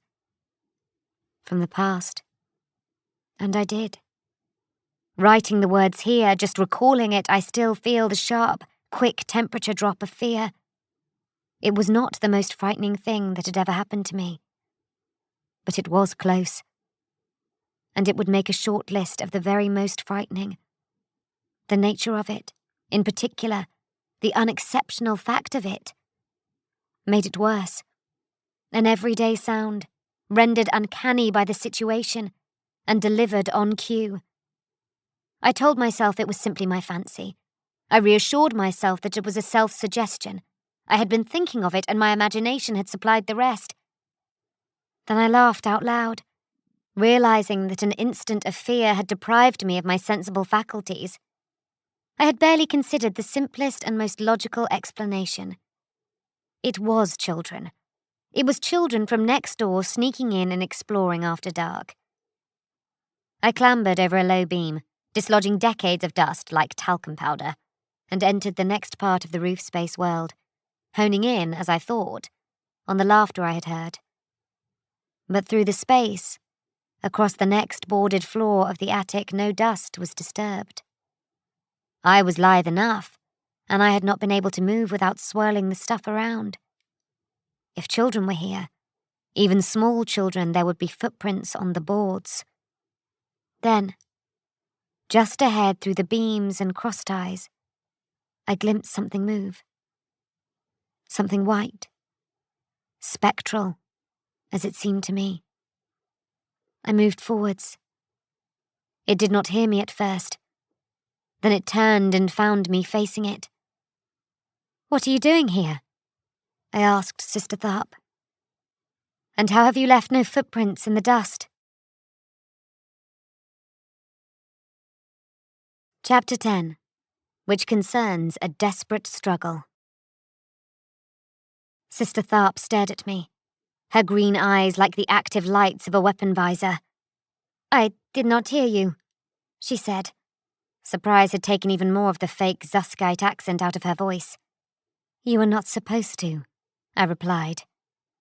She composed herself. She was in her sorority's robes and her starched headdress had caught the starlight, making the whiteness I had glimpsed. "Betar, isn't it?" she asked. She knew full well. Even in the low light I could read her face. Surprise, the awkwardness of being caught, and by me especially. She was trying to hide all of that, of course. "Sister Tharp," I said firmly, "what are you doing here?" She shrugged. "I confess I could not sleep," she said. "I am new here, new to the Skull-Am. I could not settle. Even when all the children were soundly off, I thought I would look around, explore. I thought the activity might calm me, and may the Emperor protect, tire me enough for slumber." "You are not in the Skull-Am," I said. "You are in the Maze Undue." "Am I?" she said. "I had no notion." A lie, easy to spot from tone alone. "You must have known," I said. "You took away boards and came through a wall space that had been shut up." "I didn't realize, Beta," she said. She used my name. An interesting ploy meant to diffuse the tension. I wasn't having it. I was fairly sure I knew what she was, and I was fast regretting not arming myself before leaving my room. I remembered Judica's surprising words. But how does one arm oneself to kill a nun? Not that she was. This Tharp was no sister of the orphanage, though she had shown sense in keeping her robes on when she went spying, so she could claim to have taken a wrong turn on her midnight walk if caught. "Who are you?" I asked. "Bismillah told you," she replied. "Sister Bismillah doesn't know you either," I replied. "How have you not disturbed the dust?" She glanced down and saw that I noticed the unnatural manner of her passage. She looked at me squarely. "Let me pass," she said. "Let me go back to the orphanage." "This is a mistake. Let me pass, and I won't have—" She stopped. "You won't have to do what?" I asked. "Hurt me." "I don't want to hurt you," she said. She sounded as if she was telling the truth. But all good lies sound that way, don't they? "I can assure you," I replied. "You won't hurt me." She came at me. I was ready for it. I had already guessed how she would attack. I had guessed it from the undisturbed dust, and so I knew not to be looking for a tension in the muscles, and knew not to be waiting for a sudden flex and leap. She flew at me. I mean this literally. She was a Telekine, and the force of her mind propelled her at me as though she had been fired from a circus cannon. But I was ready. I dropped my right, leading with my shoulder, snapping at the knees, just as Mentor Sour had taught us in invasion class. She went over me, and I rolled under her, coming up with my hand on my cuff. She landed on a crossbeam. She was poised, knees bent, her arms wide, the tails of her robes trailing. She looked like a great white-crested owl perched upon a branch. She turned, springing down. Dust kicked up around her feet as she landed. Her mind was no longer lifting her. It was reaching for me. I felt it close around me, like the coils of a constricting snake, pinning me, pinning my arms, imprisoning me. I turned my cuff to dead. The null of the Pariah broke her grip and cancelled her outreaching mind. She cried out, in shock and distress to find her extension gone. The Telekine, so used to the freedom of mental agility, always feels especially deprived by the unlimited blank. She stumbled. The heel of her palm pressed against her forehead in pain. She cursed in a language I didn't know. She lunged. I read the placement of her feet, the angle of her body line. I made a passing block as Mentor Sour had taught me. I was utterly unprepared for her strength. Even the impact of deflection threw me sideways. I hit a cross-tie with my shoulder, bounced off and gasped in pain. The impact rattled dust and cobwebs out of the rafters, and the blackness of the roof space, swirling it around us like flour from a sifter. Now, a kick came. It was impeded slightly by the skirts of the sorority robe she was wearing. I ducked under the cross-tie I had struck, putting it between us, and her kick splintered the old wood, shaking out more dust like powder snow upon us. I backed away. She swung under the tie and threw a chop with one hand, followed by a jab with the other. I blocked the first with a forearm and twisted my body to let the second pass my ribs. Just blocking hurt. The slap bruised my bones. The old boards under us were shivering and quaking. She kicked in again, a spin kick. I leapt out of its path, then caught her ankle and wrenched it, hoping to flip her off balance and onto her face. But her balance was superb. She adjusted, on one leg, and turned the sweeping kick into a heel punch. Her foot, trapped between my hands, pistoned into my chest. I fell backwards, and my shoulder blades crashed into another cross-tie, bringing down a further deluge of dust. Winded and slightly stunned, I could not recover, but fell backwards under the tie, rolling and coughing. She came under the tie and reached for me. I realized that her level of training was superb. Even deprived of her telekine talents, she would take me down very easily. It was not a level of skill that had been honed in a ring by a mentor, day after day. It was a level of skill finessed through practical application.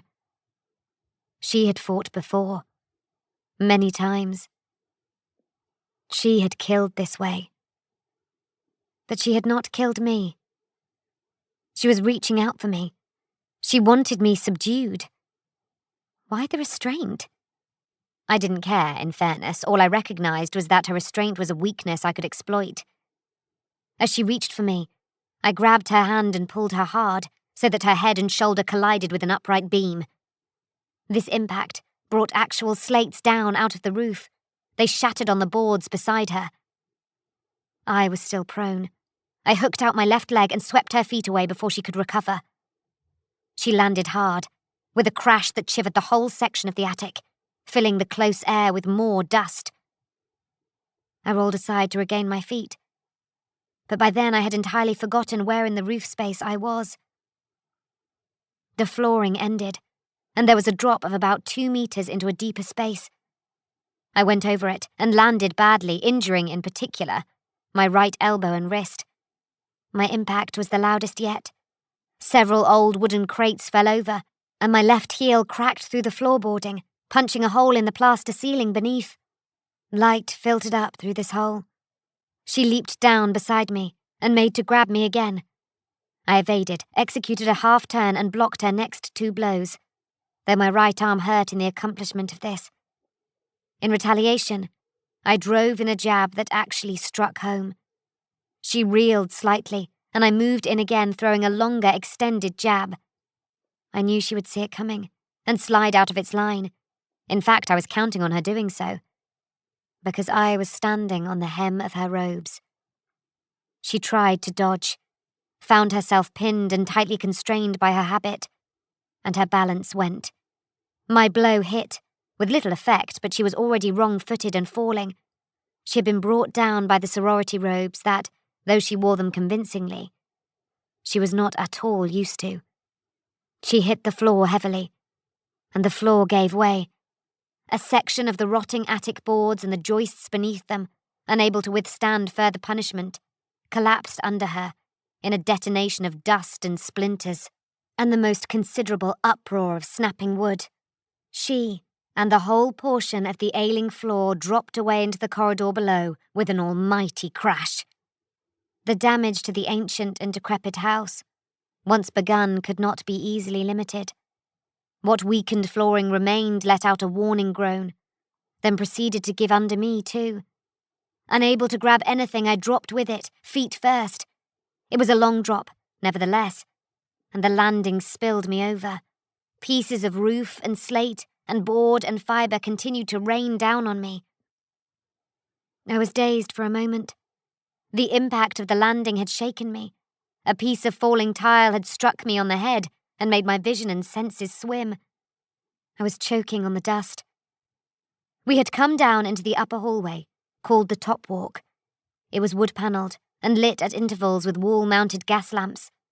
Though illuminated, this space seemed more impenetrable to human vision than the darkness of the attics above. Centuries of dust clogged the air like the autumn fogs that come up onto the marshlands south of Toilgate, curdled and yellow. The lamps made visibility worse, rendering the air as bright smoke. It was harder to see anything here than it had been upstairs in the dark. All I could make out were piles of plaster chunks, broken boards and cracked tiles that had been deposited on the hallway carpet. I looked around, found a wall, leaned against it, and coughed some more. I could hear a bell ringing. The commotion had finally caused the Maze Undue's night alarm to be rung. Were those footsteps racing up the wooden stairs below, or was it just the blood pounding in my ears? My right arm throbbed with pain at the wrist and elbow, my left knee too, and I was sure that the tile had left a gash on my scalp, because that was the most painful thing of all. I searched for her in the swirl. The yellow dust seemed sulphurous and toxic.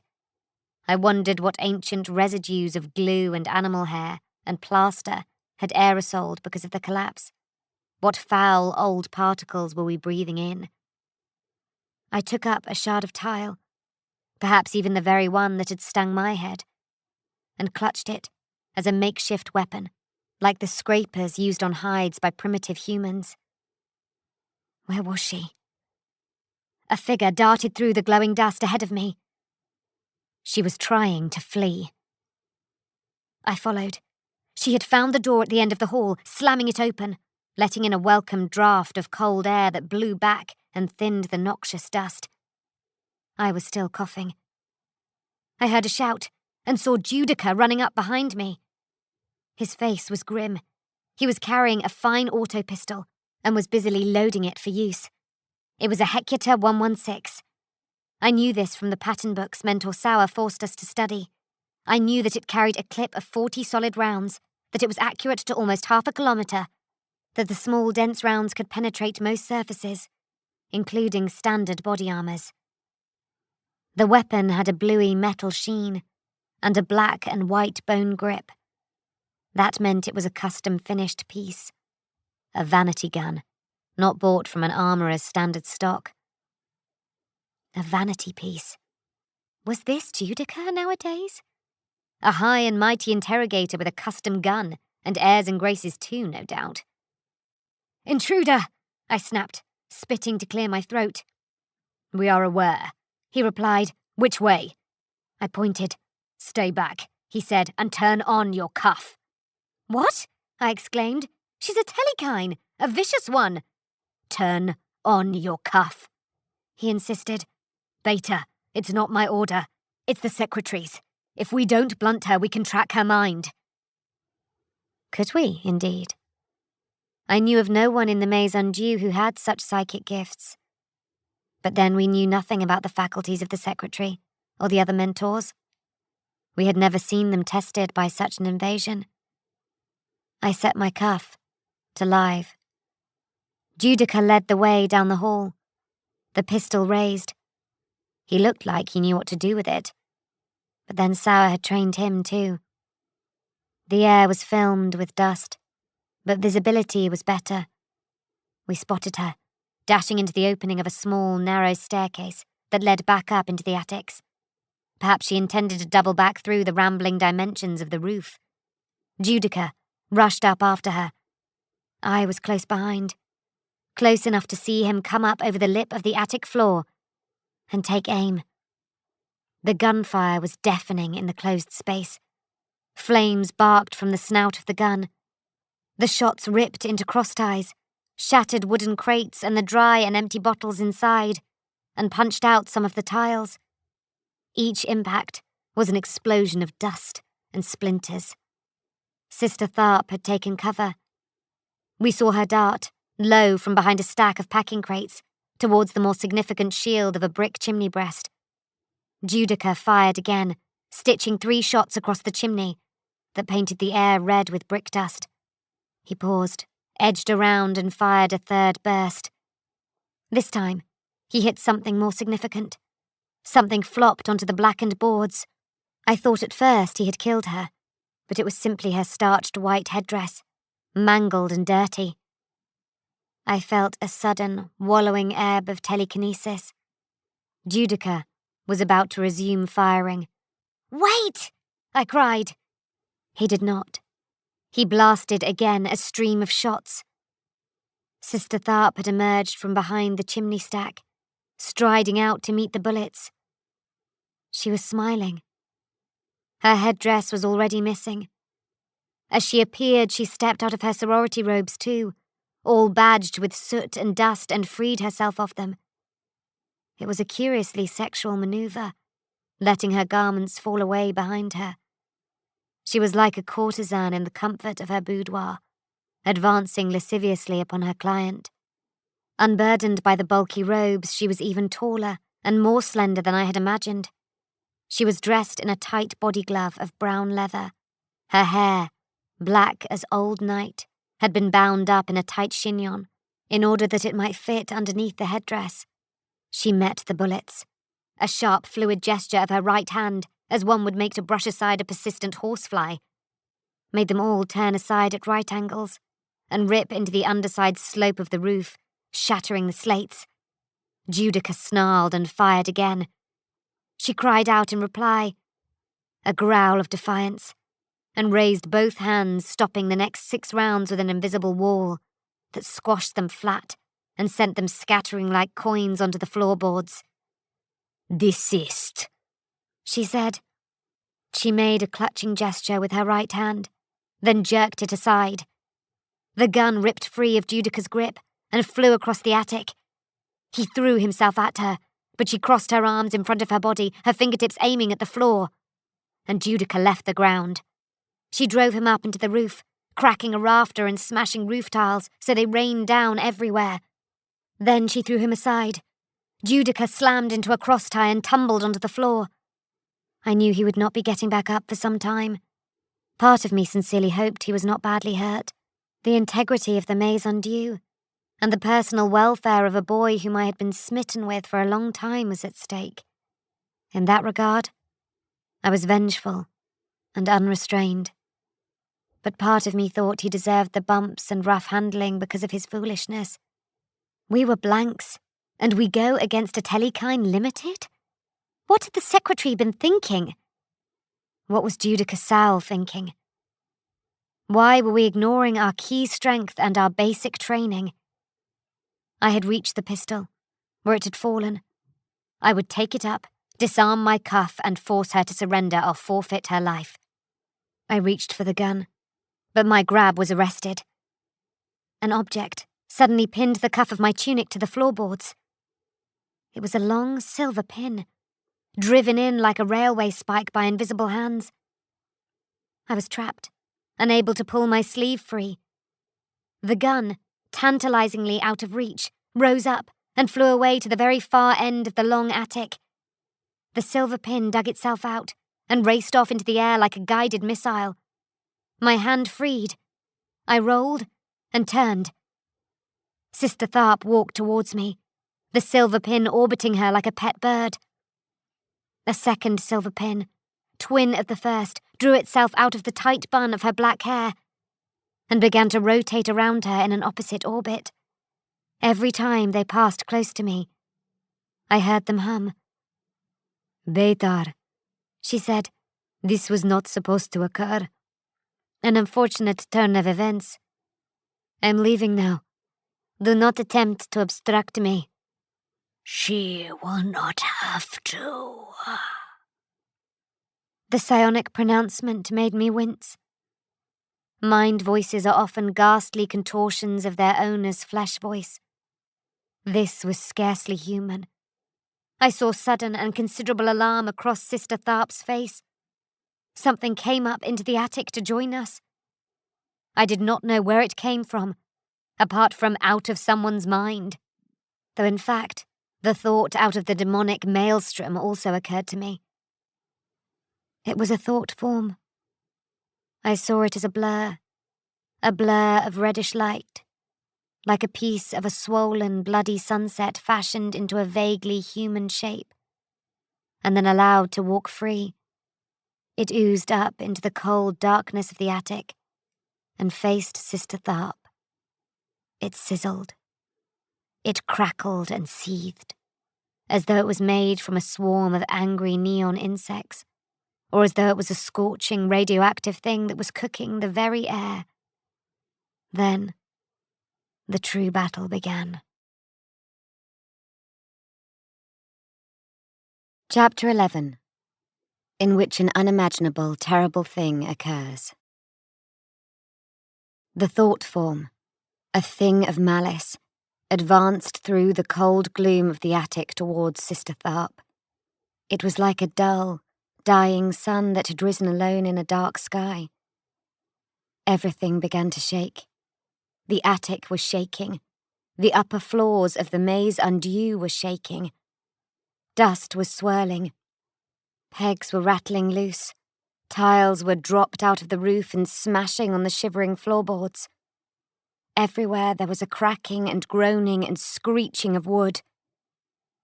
The fierce, bloodshot light kept moving steadfast. I shrank back from it. The light was burning hot, but the attic was brutally cold. A winter wind was suddenly invading through every crack and slot. I heard the thought form speak to her again, its mind voice jarring my unprotected brain. "What are you? What has sent you?" Sister Tharp recoiled from it. Her face could not hide her consternation. She twisted her hands in the silver kine blades, whipped at the red shadow, but they could do no damage. "Patience, patience, patience." The non-vocal words etched into our thoughts like acid. I stumbled back and tried to find Judica, but I could not take my eyes off the demonic light. "He should not have sent you to us. He is a fool, and he will grieve over his error. Tell him Grail Margent found his spy and ended her." The bloodshot light struck. The force of its telekinetic fury burst the ancient house's ailing roof, flinging slates into the air from the initial point of impact, and then ripping along the ridgeline, peeling the entire roof back from the rafters. This rippling, travelling force threw thousands of loose tiles into the night wind like dry leaves. The attic section we occupied was suddenly opened to the air, and shredded sheets of tiles were blowing off into the sky, like sloughed snakeskin. The rafters themselves, along with the ridge beam, the purlins and the trusses, splintered and cracked, or burned away like fish bones in a fire. As the section of roof tore away, I was fully exposed to the fierce, cold wind that had been trying to get in since the thought form appeared. I realized quite how precariously high up the top of the Maze Undue was, perched on the seat of Highgate Hill, overlooking the twinkling lights of the city. We were at the summit of the sky, with faraway stars below us. With the wind came rain, torrential rain, which I had not been aware was falling. The driving rain drenched us in the open attic, wetting down the dust. A terrible storm had, that night, dropped across the city of Queen Mab, blotting out the stars and sending down a deluge. But the battle inside the Maze Undue had quite distracted us from the elemental changes without. I wondered then, as I wonder now, if the thought form hadn't brought the storm with it. I clung to a broken spar of sidepost and hoped the wind would not pluck me out of the attic and cast me away over the city like a piece of slate. The rain was in my face, and the wind was pulling my hair. I screamed Judica's name. I screamed out Sister Tharp's name too. She fled back along the attic, dodging between beams and under rafters as they were wrenched away. The pitched roof drew aside, like a blanket or ground sheet lifted up and shaken so as to find a mouse beneath it. The further she ran, the further the roof peeled back to expose her, denying her even the slightest refuge or shelter. Purlins and beams that had been in place for many centuries tumbled away into the sky like matchsticks. She was brave. In the face of the bloodshot thought form thing, she was very brave indeed. The possibilities of flight exhausted, she turned to meet her nemesis. She deployed her formidable telekinetics against us. The concussion of their minds knocked me down and clouted my ears. Several old chimney stacks and part of an outside wall perished, dumping tons of friable stone and brick down through the Maze Undue, through lower roofs, through corridors and rooms. Something grabbed me. I looked around, prepared to fight almost anything off, but saw Mentor Sour. He had a gun in one hand, a large las pistol, and his other hand had clamped me by the arm. He had a look on his face that one might expect to see worn at a funeral or a deathbed vigil. "Get below!" He yelled at me over the wind and rain and the sounds of the building's fabric shedding. "Something must be done, Mentor!" I cried. "It is being done!" he yelled back, shoving me towards the attic steps. "Hajara!" For all I would obey him, obey his words and his urgings, I balked and looked back in surprise. "Hajara!" he repeated. A code word. One of the school's simple key commands. "Surely even for this," I started to say. "Not for this. For them," he said. Mentor Sour shook me and turned me to look at the sky. Lights were approaching out of the storm. They looked like blue-white stars, rolling down the slope of the sky towards us. But I realized they were the powerful sweep lights of flying machines. Black shapes, like carrion birds, were wheeling through the sky towards the high house. I could already hear the coarse song of their lifter engines. "A raid?" I asked. "That woman was just the scout. Who are our enemies that we—" "Go, you little idiot!" Sour bellowed at me. "Hajara!"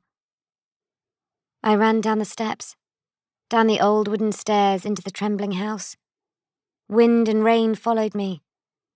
The wind was slamming at every shutter and window, and the maison Dieu was shaking from the tumult of the conflict underway above. I was shaking. If the maison Dieu had not been in violent tremor, I would nevertheless have been unable to hold my hands steady. I had forgotten my hurts and pains, my minor injuries. All was eclipsed by the shock of the terrible thing that was happening to us, to the school, to our home. Hajara. An antique word saved from the old desert languages of terror. Dissolution, flight, dispersal, the scattering of a community. We had been trained in the understanding that if the order were ever given, we would know precisely what to do without any further instruction, and never question the command. We had been raised in the expectation that it would never have to be given. I ran down towards my room and took from the hook on the back of the door a leather satchel that hung there. A bag pre-packed with essentials, and always ready. There was no time to look around or say goodbye. No time to even consider taking other possessions. I emerged from my room and met Pariah coming from hers. She had her own satchel. She was clenching her jaw to fight back the tears in her eyes. She looked at me. We embraced quickly. Then she turned and started to run without looking back. I moved my own way. I had decided to descend and take the west door out through the skirts into Highgate. I passed two of the youngest children on the stairs. They were so intent on flight they did not even once look at me. From above came more crashes and loud noises. Outside, the roar of the flying machines closing in exceeded the raging gale. Sweep lights flashed along the landing, peering in through old windows with blinding beams. I ran the length of the landing anyway, daring the lights to find me. One of the landing's 5 large windows exploded in at me. Pieces of glass flew, pieces of frame. I jumped back and shielded my face. Something had struck the window outside and smashed it in out of its old frame. I looked out. Into the wind. Into the rain. Directly below me, Sister Tharp clung to the fractured sill. Some force, I could barely imagine, had thrown her off the rooftop, but she had struck the side of the building on the way down and arrested her plunge. I saw how she had done it. Her right hand was clamped around one of her silver pins, which was stabbed into the wooden sill like a climbing spike. She was cut and bleeding. Her hair was plastered to her face by the rain and by blood. Her clothing was torn. She clung on by her hands and perhaps by the force of her mind, but her feet were swinging above a sheer drop of 10 stories down into the lower, jumbled skirts of the school building. The rain-flecked night yawned below her, and fragments of debris, glass and wood, from the window she had destroyed tumbled away past her into the abyss. She looked up at me. Her eyes were green. She was not afraid, but she was certain of her own predicament. "Why?" I asked. "Why have you done this to us? Are you so avowedly our foes?" "Help me," she gasped. "Help you! You have destroyed everything!" I cried. My anger for her was consuming. "It had to be destroyed," she struggled. "You have no idea. It had to be destroyed." Her hands were slipping on the broken wet wood and the silver pin, which was slightly bent. She was weak and hurt, and the strain was overwhelming.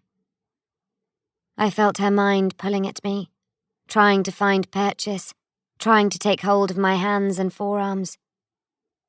I took hold of my cuff and switched it dead. A flicker of surprise crossed her face. Her grip was gone. All the force of her mind was sapped, and only her fingertips arrested her descent. It was not enough. She fell away, backwards into the blackness and the rain, her arms and legs flailing. The drop was very far. I did not see her land, nor did I want to. Chapter 12. Undue, Undone. I took the silver pin out of the wood. It was a serviceable weapon where no others were available. I descended into the skirts of the Maison Dieu, throwing myself down one dark staircase after another. Through open doors I saw furniture knocked over and possessions left behind by other members of the school on their evacuation. The engines of the circling flying machines made the loudest sounds of all. Sweep lights stabbed in at windows as they passed. I was certain that these were gunship flyers, military craft hired or stolen for the purpose. There was such single-minded malevolence behind this attack. Would the gunships shortly commence firing on the school? Would they demolish the place, stone by stone, with their radial guns and cannon batteries? I heard other sounds. The battering and stoving in of doors, the kicking of shutters. Men, the agents of our faceless enemy, were storming the school. Perhaps this was to my advantage, I thought. The gunships would not risk firing on a structure occupied by its allies. Men I could deal with. Gunships I could not. I thought of the woman I had killed, or at least consigned to a certain death. It gave me pause, but I did not feel sick over it. They had made themselves our enemies, and they had revealed their animus. War had been declared, and we were just defending ourselves, in the name of the Emperor, who is our guide and master. In the name of the Holy Inquisition, we had unimpeachable justification for our actions. What justification did these heretics have for theirs? I swung my satchel over my shoulder and made for the west door. Raud appeared, out of nowhere. He had his satchel and also a gun, which he had procured from I don't know where. Young, frightened, he aimed it at me until he saw who I was. "Ajara," he said. "I know," I said. "They are devils," he said, "and they are everywhere." "Just get out," I told him. "You don't need the gun. Just get out, go to ground." Raud was gangly, in the midst of a major growth spurt, and his skin was poor. He looked like a youth waving a toy gun, except the gun was real.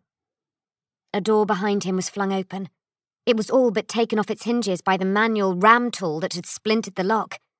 2 men came in, one of them casting aside the hefty ram bar. They were dressed in dark clothes, and were wet with rain. They had dark glasses with small round lenses and ballistic jack shirts. "Lie down on the floor!" one shouted. Raud shot him. Raud was a good shot. It was an area in which he was fast excelling.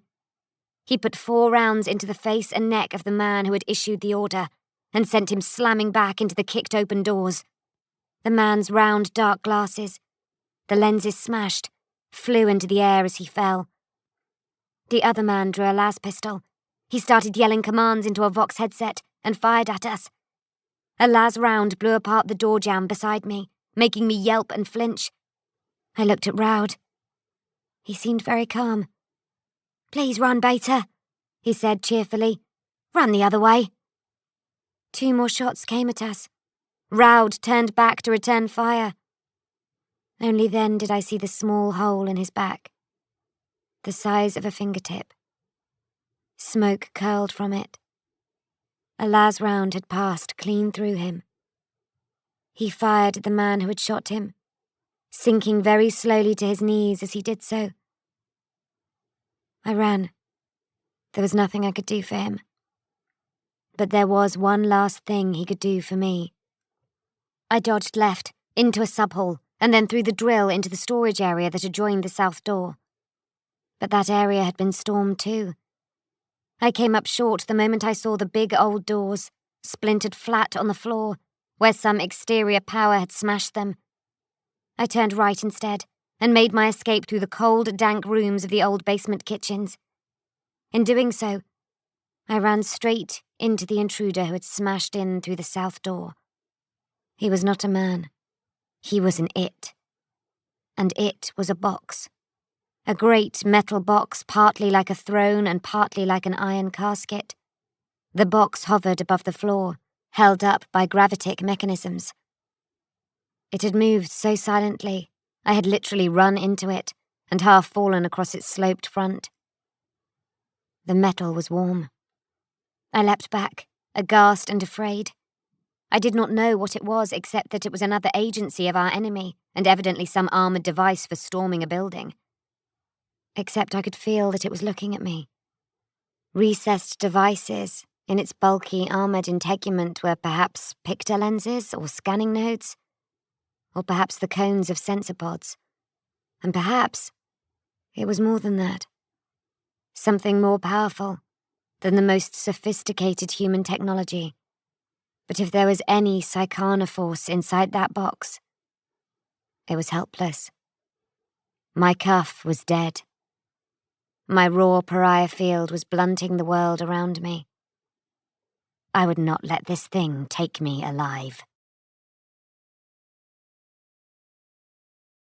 Chapter 13, which concerns the search for sanctuary. I stepped back from the coffin throne. Its systems hummed, keeping its vast weight improbably off the stone floor. It had an intimidating presence. It made me think of sarcophagi, of the gilded tomb boxes in which the tribes of the Crimson Desert had once buried their dead chieftains. Mentor Malise had shown me pics of these venerable objects, recovered by antiquarian explorers from long barrows and cylinder vaults out in the Dune Ocean. The exteriors of the sarcophagi were fashioned in the likenesses of their occupants. A king famous for his hawk nose, a queen beloved for her heartless smile, a prince renowned for his fierce brow and piercing stare. The prince in this dull, rusting box had been defaced. There was no exterior likeness, or no face to make a likeness from. He was also crippled, and could not rise to his feet from his throne. This thought, more than any, troubled me.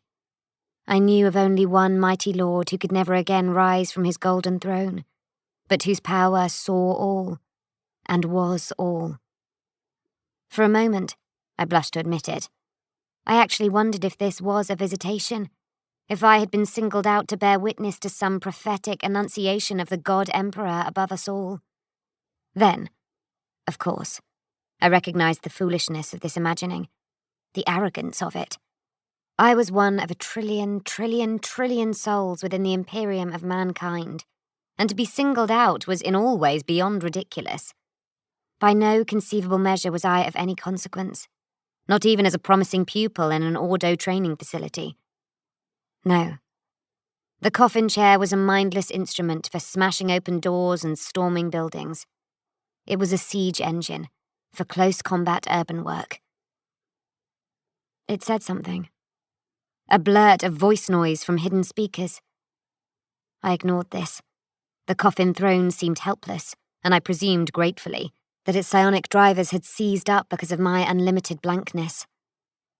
I heard it chatter again, sending and receiving vox signals. There was someone inside it, a servitor at least.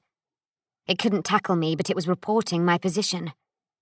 I ran again, back the way I had come. Our enemies had surveyed the Maison Dieu well. They had every opening and exit covered. All the principal ones, anyway. But the Maison Dieu, old and rambling, was a maze, after all. And only one who had lived within its walls for years and had explored its extremities with a child's curiosity could know all its secret ways. I ran. Behind me I heard the ominous coffin throne purr forwards in pursuit.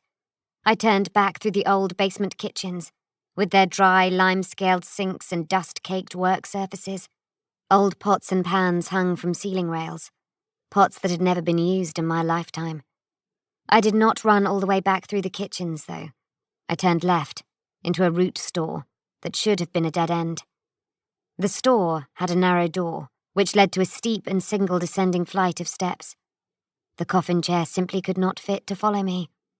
Below, in the doorless, windowless store, I pulled aside a heap of mildewed sacking and an old section of panelling, ignoring the wretched soil grubs and beetles I disturbed. Here was a space. A cavity all the youngsters at the Maison Dieu eventually learned about, if they explored enough.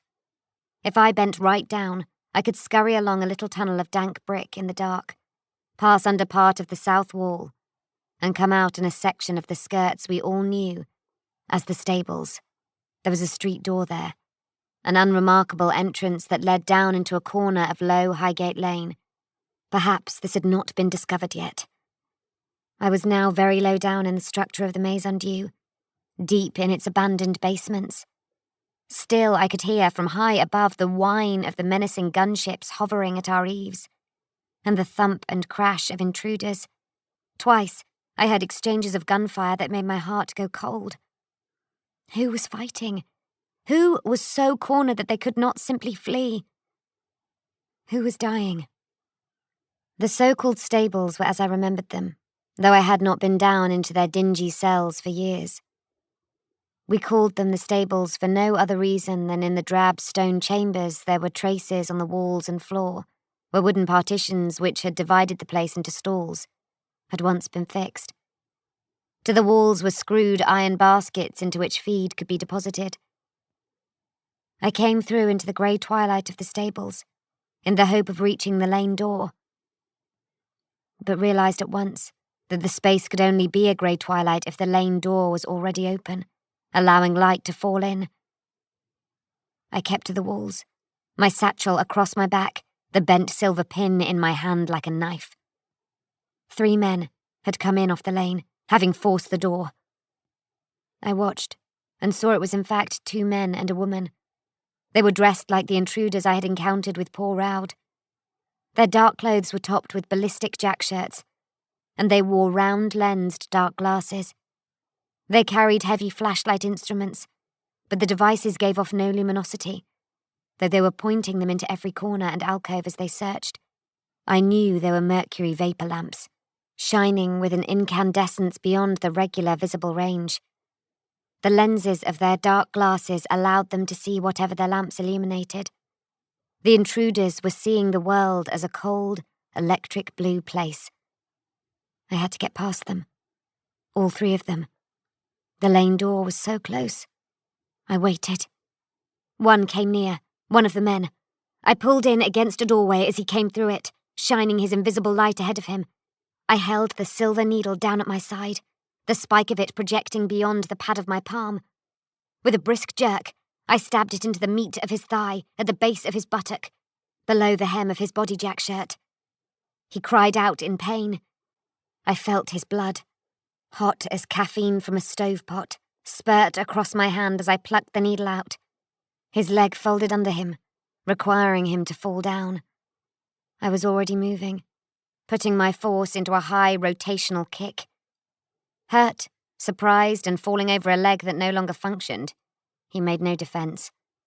My kick connected, turned his face sideways and cracked his head against the wall behind him. He bounced off this impact and fell flat on his face. The female was right behind him. I snatched up the mercury vapor lamp the man had dropped and aimed it in her face. She squealed and leapt back, temporarily blinded. As she reeled, I hit her in the side of her head with the lamp and put her on the floor. I wanted to run for the lane door, but the third man was in the passage between me and it. He had heard the commotion and was turning to charge at me. I ran back into the Maison Dieu, away from the street. The man sprinted after me. The woman got up and came after him. My headlong flight was not so counterintuitive. They hadn't cornered me or driven me backwards towards others of their kind. My choice of direction had been deliberate. 10 yards down the stable hallway, I passed through a stone archway. My pursuers close behind me reached the archway, then flew both off their feet, as though they had run into a wire. They slammed onto their backs, twitching and gurgling. My cuff had cancelled the effects of the pain door, built into the archway. They had run directly into its field. I did not wait. I turned back, picked my way quickly between their spasming bodies and ran down to the open street door and the grey light beyond. The rain was still falling, very hard. I stepped into Low Highgate Lane and smelled the cold, damp air, the wet stone, and the trash and soot of the city. The whole city had been my classroom. Now Queen Mab would become my hiding place. Chapter 14, which concerns a plan. I ran through the rain. I urged the night to be my ally. I followed Low Highgate Lane down to the junction with Tybone Street, skipped over the vast and muddy ruts that Grox carts had worn in the hollow over centuries with their wheels, and continued along Snakepie Lane until I came to the public pump. Rain had kept most folks indoors, though the commotion from the Maison Dieu on the hill above had brought tavern customers out under the awnings to peer up at the aircraft and the searchlights. The huddles muttered, smoked low and cascade weed, supped and discussed the moralities of intervention against private citizens. Most of the conversations I overheard supposed that the commotion was a raid by the City Watch upon a bordello or narco baron. I wondered how private mercenaries could be mistaken for the City Watch, but barely had the thought occurred when a troop of watchmen entered the pump yard and began to question the drinkers. The men of the watch were all big bruisers. They wore black leather doublets and puffed sleeves embroidered with gold and scarlet thread, starched white collars and black felt skullcaps. Their ceramite helms were slung from their belts at their hips. Each one carried a pain staff. These were metal devices which telescoped out to length. All of the staves were extended, ready for use. I lingered on the far side of the pump, pretending to quench my thirst, using one of the brass cups hanging by a chain from the stone flank of the pump's plinth. I reasoned it out. The forces bedeviling us had shown no qualms about impersonating the authorities, including the Inquisition. Judica and the secretary had been very plain about this. Their false credentials and, I'm sure, a simple and understandable fear of the Holy Ordos had persuaded even the stoic and unimaginative City Watch to assist them. I quit the pump yard and followed the alleys behind Selvage Street, crossing the rain-drenched yards of a tannery, a silversmith shop, and 2 mechanical repair businesses. I felt sick, quickly crashing after the adrenaline high of my exit from the Maison Dieu. My bumps and scrapes, especially my arm and the cut on my head, were beginning to hurt in a way I could not ignore. Beta! I stopped in my tracks. The voice hissed again. I saw Judica in a doorway, wet and dishevelled. There was bruising on his face and his clothes were torn. "For throne's sake!" I exclaimed, coming up to him. He smiled thinly. We faced each other for a moment, and then gave each other a tight hug. "You got clear," he said, as the embrace broke. "Evidently," I said. "A terrible night," he said. "Terrible. Terrible." "Do you know who else got out?" I asked. He shook his head. "There was so much confusion. It was mayhem." "What do you know about it?" I asked. "Very little," he said, shaking his head. "Really?" I replied. "You were sent back to us to review this situation. The Ordos sent you home because of the Cognitae." "Don't use that word," he said. "What word should I use then?" I asked. "A heretic society operates in Queen Mab. It threatens the safety of the Maze Undue so significantly the Ordos sends an interrogator to watch over us. Then this, whatever this is..." "The society has moved against the Inquisition," said Judica. "Our presence in the city has always been discreet. There is not a permanent office or department. The society evidently believes that by eliminating the training school, it can extinguish all Ordo influence in the city." "Is that true?" I asked. He shrugged. "At the worst," he said, "only temporarily.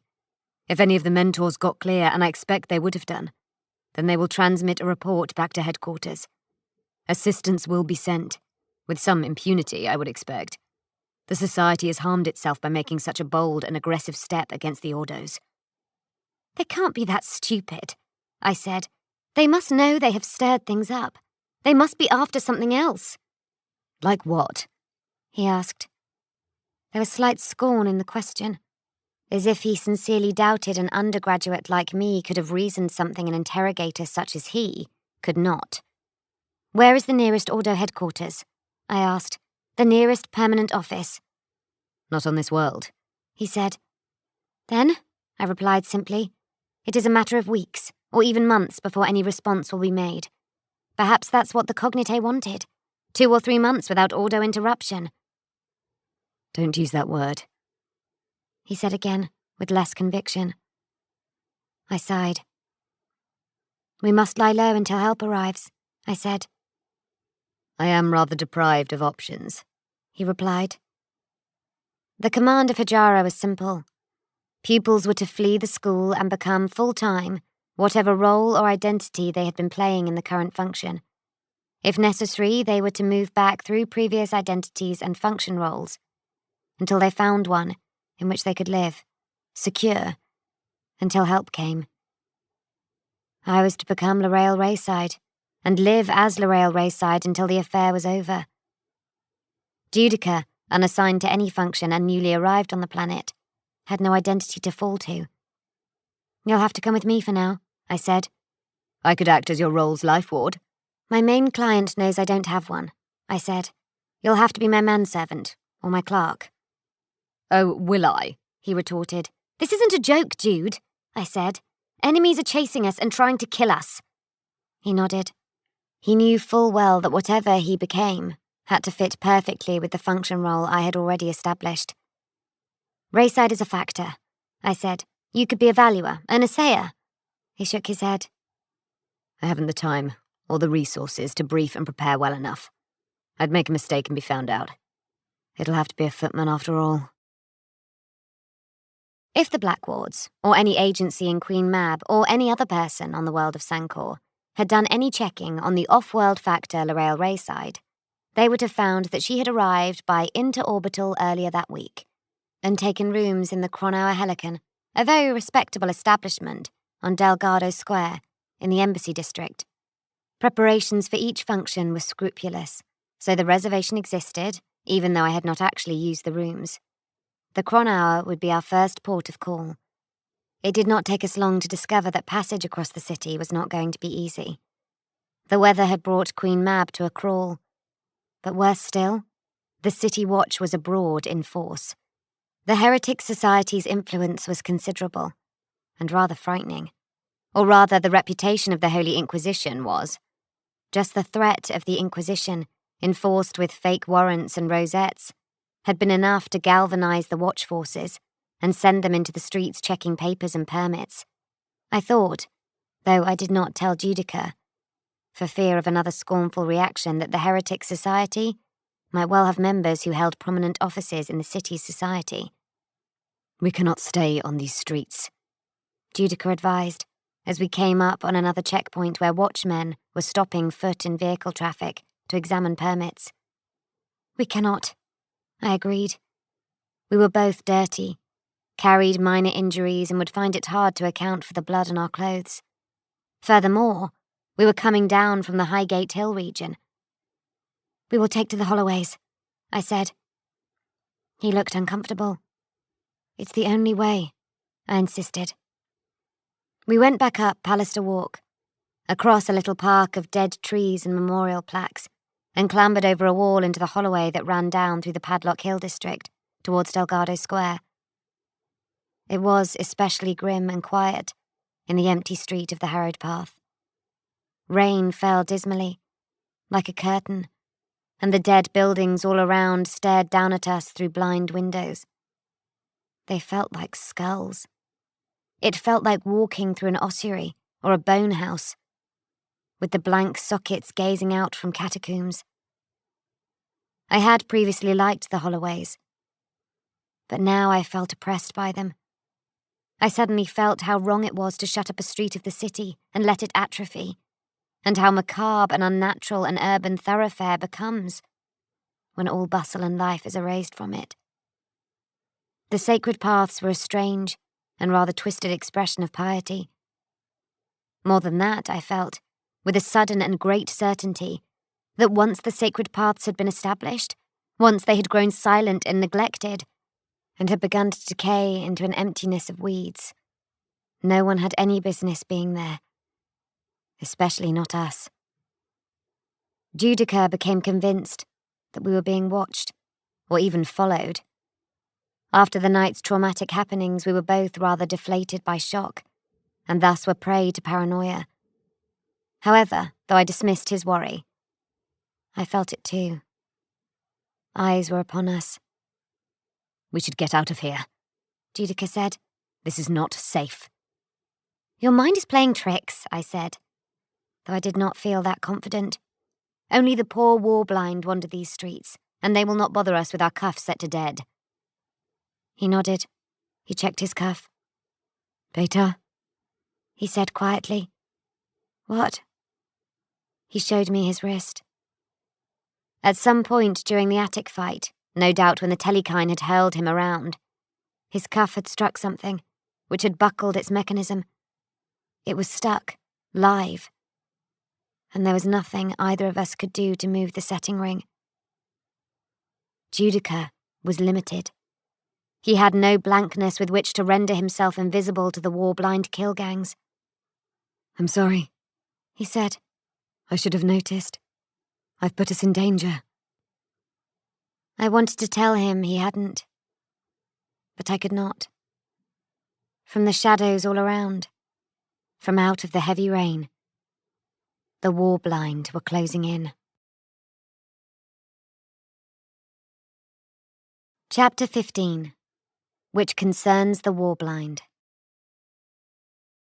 They came out into the open. They were of forms I had seen so many times before, but always from a distance. Some of them were just feral men, filthy vagrants clad in the ragged remains of guard uniforms. Others were more obviously enhanced, with hard-shell plating, augmetic limbs, and weapon implants. These were the old ones, the relics of the Orpheonic War, the true war-blind. They stank. Apart from filth, rank chemical odours wafted from them, the toxic secretions and hormones of bodies irrevocably hardwired for aggression. Bioengineering, implants, and combat trauma had deranged these creatures. They were blinded by war, and knew nothing except a raging appetite for violence. In wartime, they had been useful berserker weapons. In peacetime, they were bloody, atavistic reminders of a more miserable era. Worse still, They would not die. The bioengineering that had prepared them for war had included crude juvenate work to improve their durability and healing factors. It had given them unnatural longevity. Consigned to the ghettos and the holloways, the war-blind had developed a gang culture, taking in cutthroats and outlaws as retainers, breeding new generations of chemically mutated offspring from low-life females in the sumps of the city, and leading extended lives punctuated by death that was only ever visited through violence. The war was centuries past. The war-blind had outlived everything, except the stones of the city. They had outlived even their own purpose. 2 of the big, augmetic monsters led the way. They were of the old kind, the veteran kind, and had served in the war at the Saint's side, before returning to Queen Mab broken with pain. Their gang marks were of the Leech Lane clan. One had a fist made of knives. The other hefted a double-ended battle-axe. Rain dripped off their mail and their tusks. "There is no need for this," I said, in Mabic. "Let us pass." I could see they would not. They resolutely would not. Their brains were not wired to allow for such things as mercy or negotiation. They were already goaded by neural aggression stimulators or chemicals to a kill haze. Their human followers, sensitive to the chemical sense, began to tremble and whimper with sympathetic aggression. We turned and ran, splashing across the flagstones. We got as far as the point where the street widened to accommodate a statue on a plinth. Only the plinth and the hooves of the horse that stood on it now remained, and found our way plainly blocked by another wing of the kill gang. As I relate this, matter of fact, it may sound as if I was not in terror for my life. I was, indeed, and Mechanicus was too. Going about one's business in Queen Mab, one never met a person who had tangled with the war-blind, and lived to tell of it. And there was a reason for that. The kill gangs were intractable. They were brutal, and they were said to be anthropophagi. Some said their consumption of human flesh was often cited as one of the reasons they lived such unnaturally long spans, even the ones who were not bioengineered veteran relics of St. Orpheus's war. We were terrified. We were, I think, beyond terror. Though both of us had experienced dangers and threats in our lives, I cannot fairly account for all that Judica may have known. The night thus far had been the most traumatic either of us had ever lived through. The loss of the Maison Dieu, the fate of our fellow candidates, the threat of capture or death. These things had left us numb with shock. Even given the fine training afforded us by the mentors of the Maison Dieu, we needed time to rest, to recuperate, to reset our minds. To be cornered by war-blind reavers was almost beyond our capacity for sensation. Nevertheless, we were trained. We were students of the Maison Dieu, practiced and rehearsed in methods of combat, infiltration, disguise, and all other agency, to make us the most excellent special operatives of the Holy Inquisition, and thus the most excellent and loyal servants of the God Emperor of mankind, whose golden throne blesses us all. I was not about to give up. Poor Raud had died, or been mortally hurt, in order that I might escape. I had caused an enemy to suffer a fatal fall, and had injured others, and I had put supreme effort into evading capture. That effort, and the moral step I had taken, and Raud's sacrifice, I would allow none of those things to be wasted. I would fight, with a twisted silver pin if I had to. I simply dismissed the notion that it was a fight I could not win. I knew that, but I ignored it. I needed confidence and clarity, not rational pessimism. I would take down as many of them as I could. With Judica at my side, I stepped forwards as they rushed us. I selected my first target, a dirt-caked man with a billhook. He was not augmatized, and therefore not one of the old kind. He was nothing like as much of a threat as the big plated beast on his right, a howling monster with luminous target-pipper eyes, whose voice came from a vox speaker built into the center of his chrome breastplate. But I could fell the dirt-caked ganger quickly, with my bare hands, and his billhook would then allow me to strive at arm's length at the greater horrors. A dirty yellow shape drove into my vision from the right and knocked down the man with the billhook. The man screamed. A massive cattle dog stood on his torso, jaws clamped around his head. It shook its muzzle, stretching and snapping its victim's spine. Then it leapt at the next war-blind attacker, lips peeled back, black gums flecked with spittle. Its master was close behind it. Deathrow rushed the pack from the side. He was swinging a broadsword, a massive cross-hilted weapon with a dark-oiled blade. He knocked one man down with the sheer mass of his person, and then struck another through the shoulder with his whirring blade.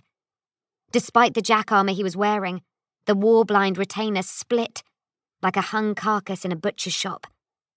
There was an alarming release of blood, as though a pail of it had been overturned.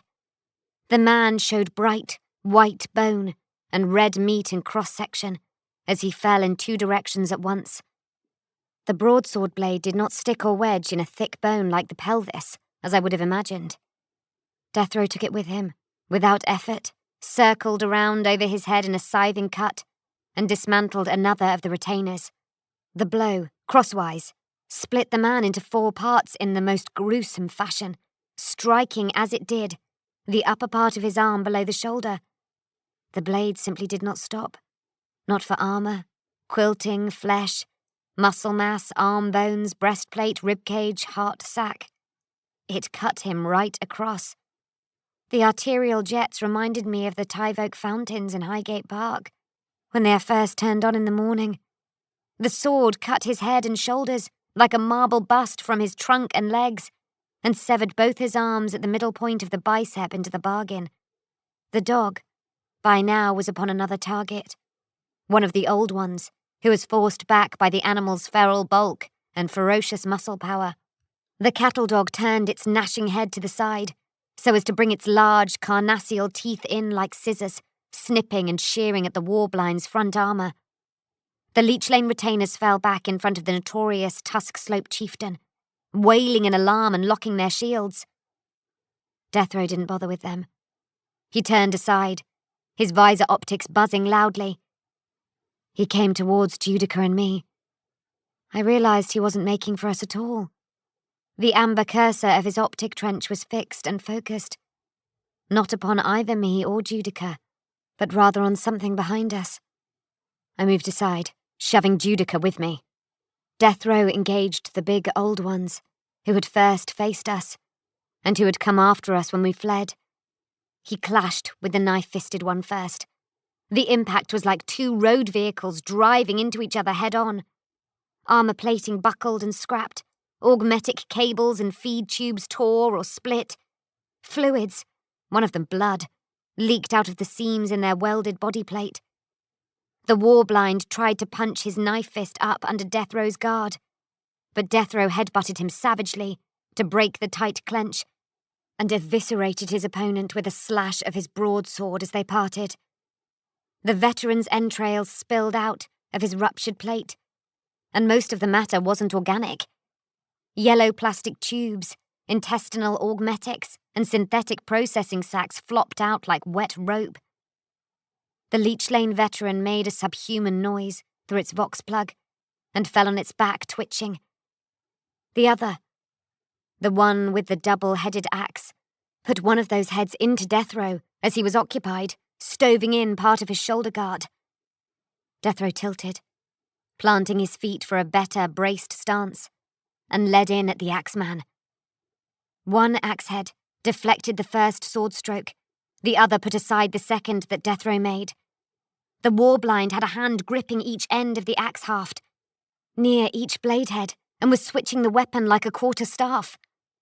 Deathrow adjusted, and echoed the style, sweeping in with both the deadly tip and side of his sword blade, and as a counterstroke, the hefty knob of the pommel.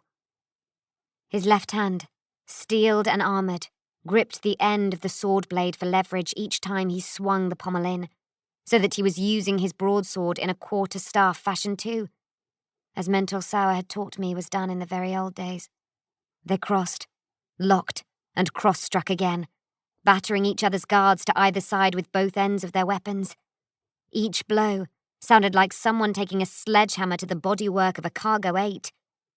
Judica and I had backed up against the street wall, into the doorway of what once may have been a shrine or temple, before the holloway was blessed and sealed. We were ready to defend ourselves, but the big, ugly cattle dog was taking out the throats of any retainer who ventured to be too brave, and Deathrow's combat kept the veteran warblind back. "We should run," Judica stated. "To where, exactly?" I replied. "There is no way past this." "Why is that one fighting for us?" Judica asked. I could not answer. I wasn't even sure that Deathrow and his dog were fighting for us. The warblind fight. They fight anything. They fight one another. That is their way and their hideous destiny.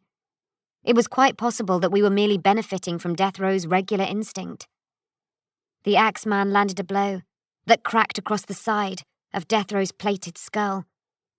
Deathrow had evidently had his fill of this battle. He stepped back and rotated his dark sword in a crossguard stroke.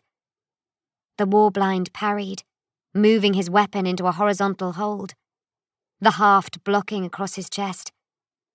Instead of locking with it again, staff to staff, as you might say, Deathrow simply heaved an overarm swing that chopped his blade down the warblind's centre line. The blow cut through the crosswise haft, cutting it in two, and continued on to slice down the warblind's chest. The old one staggered back a step, blood and hydraulics leaking from his split breastplate. The halved axe dropped from his hands. Deathrow stabbed, thrusting the broadsword tip first into the veteran's torso, low down. It went clean through. Deathrow dragged it out, and it came loose with a sucking sound and a welter of blood, and stabbed again, this time driving the sword through the warblind's cranium. A second time, he wrenched the blade out. The warblind swayed, jerking. Deathrow drove in a third stab, this one through the chest. The tip of the sword came out through the armoured shoulder blade. I understood these 3 strikes. The massive axeman was a heavy-duty augmetic, with hard combat reinforcement. Deathrow had destroyed all 3 of his power plants, the primary at the base of the spine, the secondary in the skull, and the tertiary cardiac in the thorax. All 3 hearts were broken. The old one fell. The cattle dog was finishing another retainer, shaking the wretch by the throat so hard his legs flew and flopped. We heard the spinal cord crack as it parted. The dog dropped the mauled corpse. Deathrow stepped forwards, swinging his blade across his body in a deft, smooth figure of 8. His optics buzzed. The Leech Lane warblind backed away, mangy retainers and armoured veterans alike. Deathrow's optics buzzed again. Some kind of understanding was reached.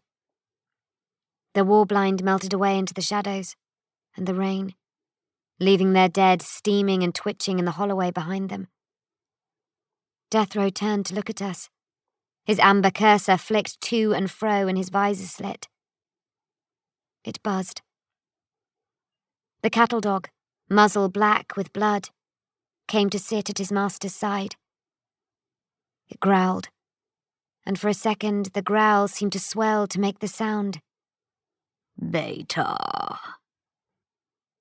Again, I say I would swear this to be the fact of it, though I do not believe in talking dogs. Deathrow, I replied. The cattle dog lowered itself and put its chin on its paws, regarding us with beady black eyes. Deathrow's optics buzzed.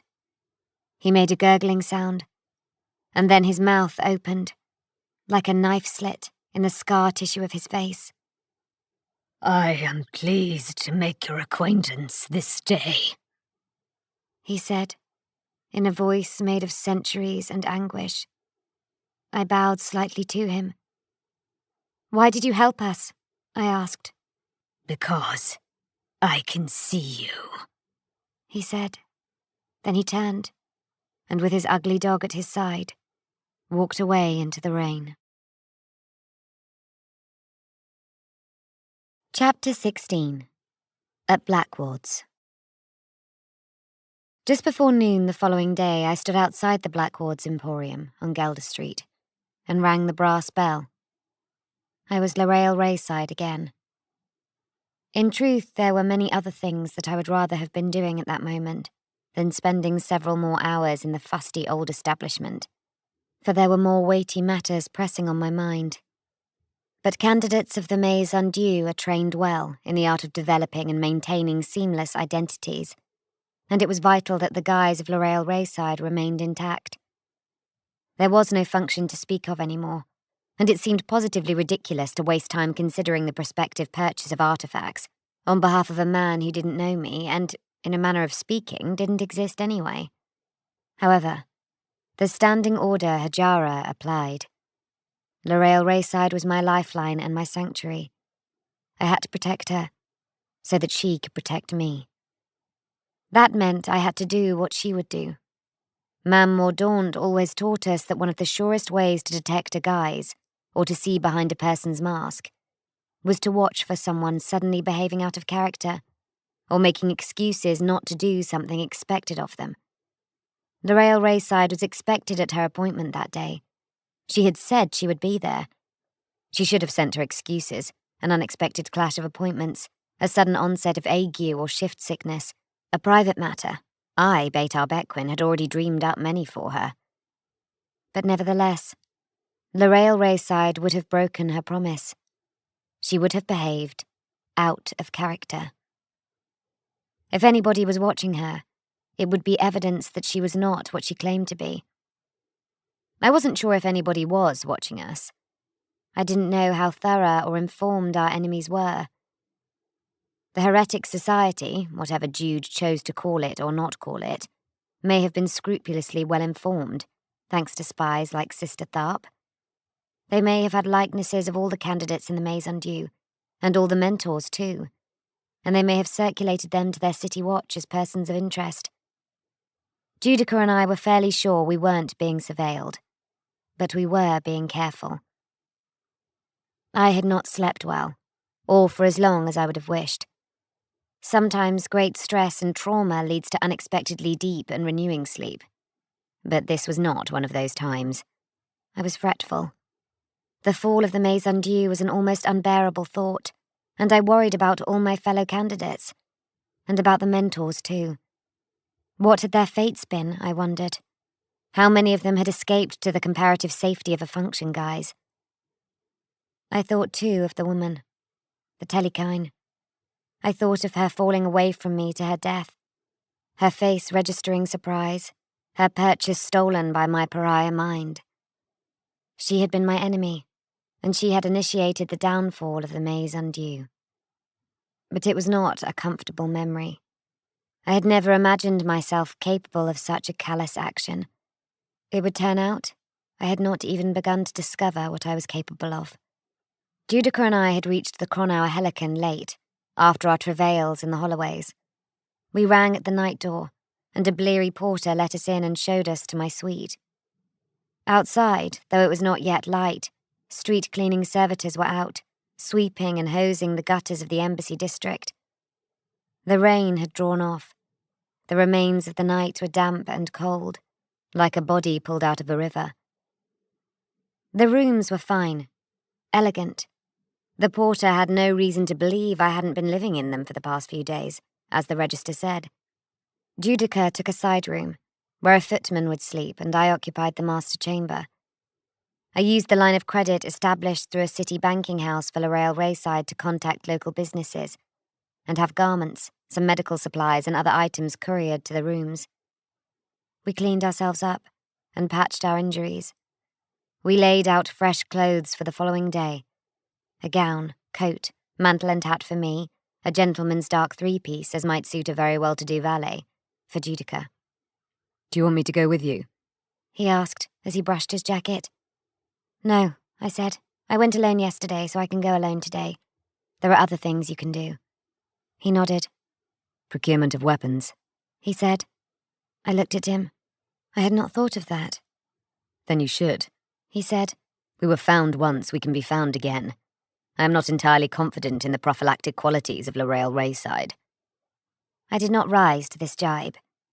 He was baiting me, suggesting that I was incapable of playing the guise for any sustained time without making a mistake. I knew he was frustrated, because circumstances had given me the lead role in this. I also knew he was tired and hurt. He seemed to have become sharper and more cruel than the boy I remembered being fond of. But fatigue was heavy on us both. He was not well, either. He had developed a slight but persistent cough, due, I imagined, to inhaling the noisome dust during the fight in the attic. I would hear him in his room later, when we were both trying to sleep, coughing intermittently. "Get weapons, then," I had said to him. "Do you know where to go?" I have contacts, he replied. Thaddeus taught me plenty of places in the Queen where a man might avail himself of a sidearm with no questions asked. He spoke of Mentor Sauer as if he had been an equal, as if the weapons master had trusted him with knowledge unsuitable for the likes of me. "Get your weapons, then," I said. "Find something for me. A snub weapon, preferably las, and a small blade, too." A dagger? "I mean a sword. I have a slip knife." You have a bent silver pin, too. He sneered. "Either of which I can use to stop you annoying me," I replied. "A snub pistol and a small sword. A coutreau, perhaps. A marginale. Whatever you can find." "A marginale. Whatever you can find." He nodded. "The other considerations are important," I said. "To make an assessment of our situation. That is first. To transmit a report and a request for assistance to the Ordos. That is second." Possible, he said. I have key codes. It may take a day or two to arrange discreetly. Off-world communication traffic, such as through the office of the Adeptus Astra Telepathica, will be monitored. Our enemy's reach is that pernicious? Let us assume it is and not be disappointed. I considered this. "We must begin to reach out to the others," I said. "I know of some of the functions they were currently engaged in. If they made it out alive, we could find them." "And blow our cover?" he snapped. "You'd do that, would you?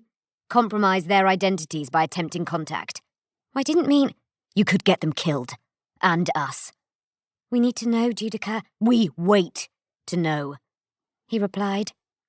"We abide by the terms of Hajara, and wait for instructions to come from the mentors." "And if the mentors are dead?" I asked. "We wait," he said emphatically. "I have authority here, Beta. I am an interrogator of the Ordos, and I know what's best." I shrugged. "Whatever else, it should be a priority to get your cuff repaired." He glanced down at it. "Yes," he said. "It will be tricky. It's specialized work." "It's essential, nevertheless.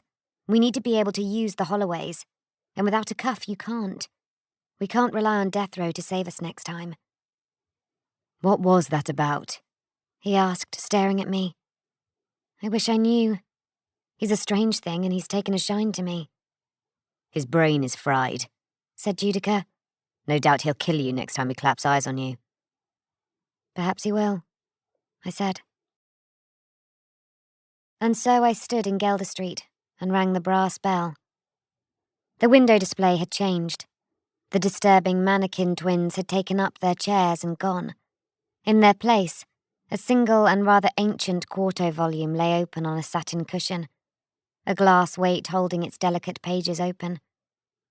I went to the window and looked in at it, catching sight of my pale reflection and hoping that the carefully applied makeup concealed my bruises effectively.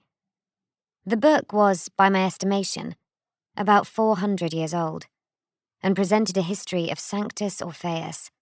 The page that it was open to was part of the section concerning the Eudaimonic War, which I knew was an old name for the Orpheonic War, or Old War, or merely the War, as all in Queen Mab knew it. The text was vividly illuminated. War machines and augmetic berserks stalked and duelled between the columns of elegant script. The capital letters were formed from mythical animals like unicorns and manticores. The berserks, I guessed, were what became the warblind. There was a small white card placed at the bottom right-hand corner of the display. It read, "A History of Orpheus and the Eudaimonic Conflict. Publisher unknown. Sancor, 712, M39. Price upon application. I thought for a moment. 712? That was wrong. Almost 1800 years ago. No, a mistake. The war was a thing of history, I knew that, but it had happened a few hundred years before. Not 1800. My dear Mademoiselle Rayside. I turned from my inspection to see Lupin, the shopkeeper, waiting for me at the open door. His appearance was in all ways identical to the day before. Everything about him was prim, laundered, starched and ironed. His manners were as poised as the solemn ornamental servitors who fetched us pots of chocolate and plates of iokum. He was like a doll, I thought, a well-operated puppet. Once that weird notion had entered my head, I couldn't banish it. I understood it was a consequence of the stress. Mam Mordaunt had taught us that trauma often leaves the mind weak, and particularly susceptible to flights of fancy and imagination, which then further weaken it. It is a downward spiral, and is to be avoided. There were methods. I needed to clear my mind and fortify myself. Sleep would help, but presently in the Blackwoods Emporium, that was out of the question. I needed a moment of reflection, of meditation. Lupin was busy around me, eager and attentive, talking about this item and that curiosity at a headlong rate that suggested he was a theatrical dummy like the ones I had viewed in the window the day before, his mouth clacking in time to a voice thrown from offstage. The book in the window display. I said, Ah, yes. He said, the history. It looks intriguing. It is very fair work, mademoiselle. He agreed, though I was not aware your employer had a particular interest in books. In age, I said. You pointed out that he is interested in age. The book, I believe, is 18 centuries old. It is. Rare for a thing made of paper.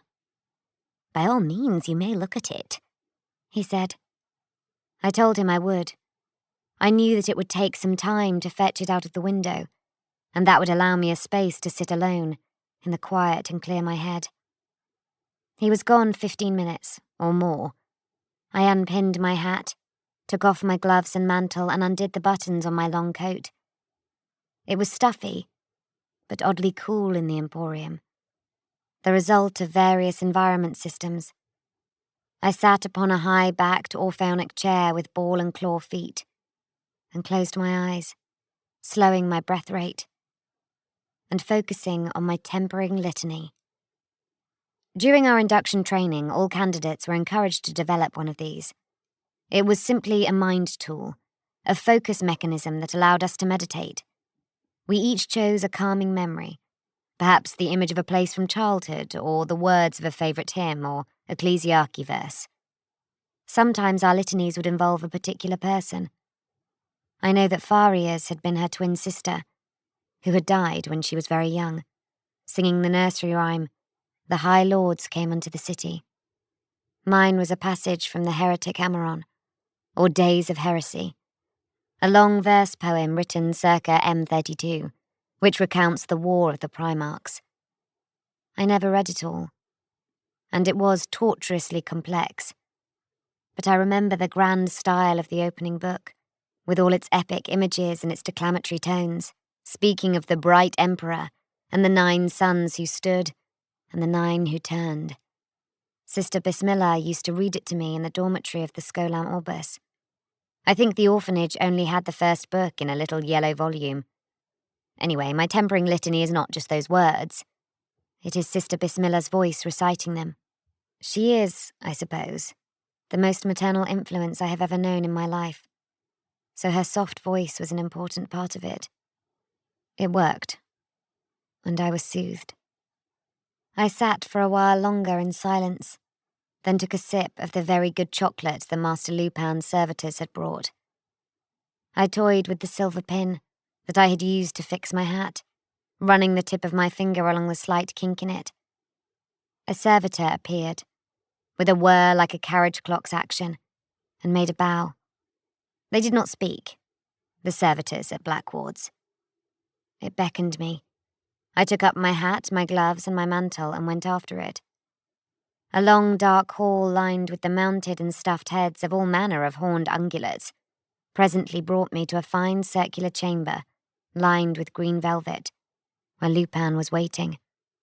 In the centre of the room was a round table, covered by a clean white cloth. On the cloth sat the book, open on a wooden rest. 2 servitors fitted with glass hands waited to turn the pages for me. On a sideboard, other books were waiting in special archive boxes. I took the trouble of selecting a few other volumes, Mademoiselle, said Lupin. Others that I thought you might enjoy if this one appealed to you. They are of similar age or greater. I leaned in to look at the history. Here you may see, Lupin said as the servitors slowly turned the pages, accounts of the great campaign. The publication date intrigues me, I said. 712 M39, it says quite clearly. How could this book have been published before the war it records occurred? Why, mademoiselle, it was not. But I stopped myself. I had nearly misspoken and said raised to understand, which would have been an error, and would have betrayed my local connections. I was given to understand that the Orpheonic War took place but a few hundred years ago. 300, I think. Lupin then said the most curious thing. He said, History tends to repeat itself, lady. There have been eudaimonic wars in this part of the subsector Angelus on and off for 5,000 years. Perhaps more. They become interchangeable. They blur in the public record until they are all the war. But surely... He smiled patiently. The Blackwards have been here for a long, long time, mademoiselle. The family knows these things. Sancor has lived through many wars. It is always recovering in the aftermath of a war, and all wars become the same war. But the Saint Orpheus, who led us to victory, all saints become the same too.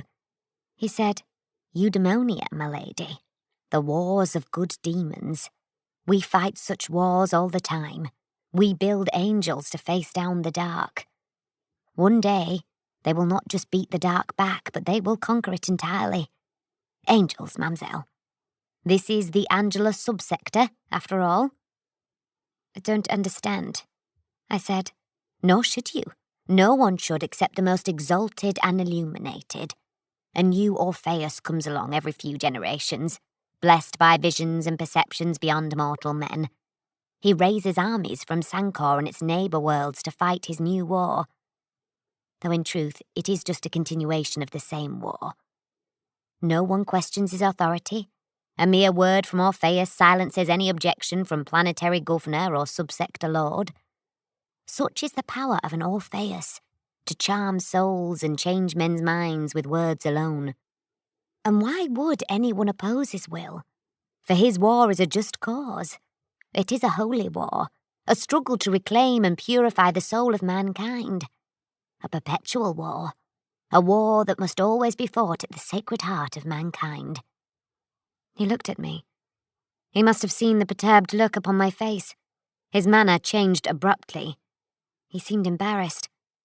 Oh, mademoiselle, forgive me, he said. I have run on. I have spoken out of turn. I meant no offence. What offence did he believe he had given me? I was showing only bafflement. What was he reading in my face? What was he expecting to see there? I merely intended to reassure you, he said. To reassure me? That you have allies at this time. Allies, Master Lupin? He floundered. That is to say, I merely wished to make my comprehension plain to you. I wanted to show that I understood. I placed the book in the window this morning after, last night's occurrences. I thought, perhaps rashly, it would give you an opening if one were required. An opening, Master Lupin? That is to say, to broach the subject. Blackwards would never interfere with the programme. We have always been supporters of the king. But if things have changed, if circumstances have altered, and more active assistance is required, perhaps a hiding place or escort to a safer world. Mr. Lupin, I have no idea what you are referring to, I said. He looked at me. It was a pained, uncomfortable look, like a suitor who has finally plucked up the courage to make his overture to a lady, only to be smartly rebuffed. He was embarrassed, but his pride was hurt. Of course, he said, bowing. Of course not, of course you don't. It was most improper of me to even mention the matter. I thought, that is to say, never mind. Forgive me for being inappropriate. I assure you that Blackwards prides itself on its discretion, and I fear I have rather betrayed the Emporium's codes of conduct. I have been too frank. He broke off. A bell was ringing from somewhere deep in the Emporium. A handbell ringing for attention. Excuse me, he said. I must briefly attend to that. I will return directly. Please continue to study the book at your leisure. The servitors will bring you fresh chocolate or some Solian tea. I promise you I will be back directly. He hurried out. The servitors straightened up and looked at me. Tea, I said, and they strode away. I was alone. Lupin's behaviour had been most peculiar, and he had mentioned things I had no knowledge of, but I recognised the form of his conversation. It had been a test, a clumsy and ill-considered test, but a test all the same. He had spoken of things, perhaps using coded terms that he expected me to know about and recognise. It was an invitation for me to respond to him in kind, to establish a mutual understanding of secret matters. He had not got the reception he wanted. Perhaps his masters, the mysterious and unseen members of the Blackwards family, had been clandestinely watching us, and the bell had summoned him to be rebuked. What did he think I was? There was one phrase he had used that especially troubled me. After last night's occurrences. I had to get out. As soon as he returned, I would make my excuses and leave. Craving his understanding for a prior appointment L'Oreal Rayside could not avoid. While I waited for him to reappear, I walked around the table and looked at the books on the sideboard. The other volumes he thought might appeal to me. To me. That's exactly what he had said. He'd taken the liberty of selecting other books that might appeal to me, not to the tastes of my employer. I turned each one over in its archive case. A Life of Orpheus, a history of the governorship of Sancor, and the rule of man in the Angelus subsector, a drama called The King in Yellow, a treatise on the use of masks and another on the meaning of identity. There were many of them, mostly obscure. One was a very small volume bound in blue with no exterior marks.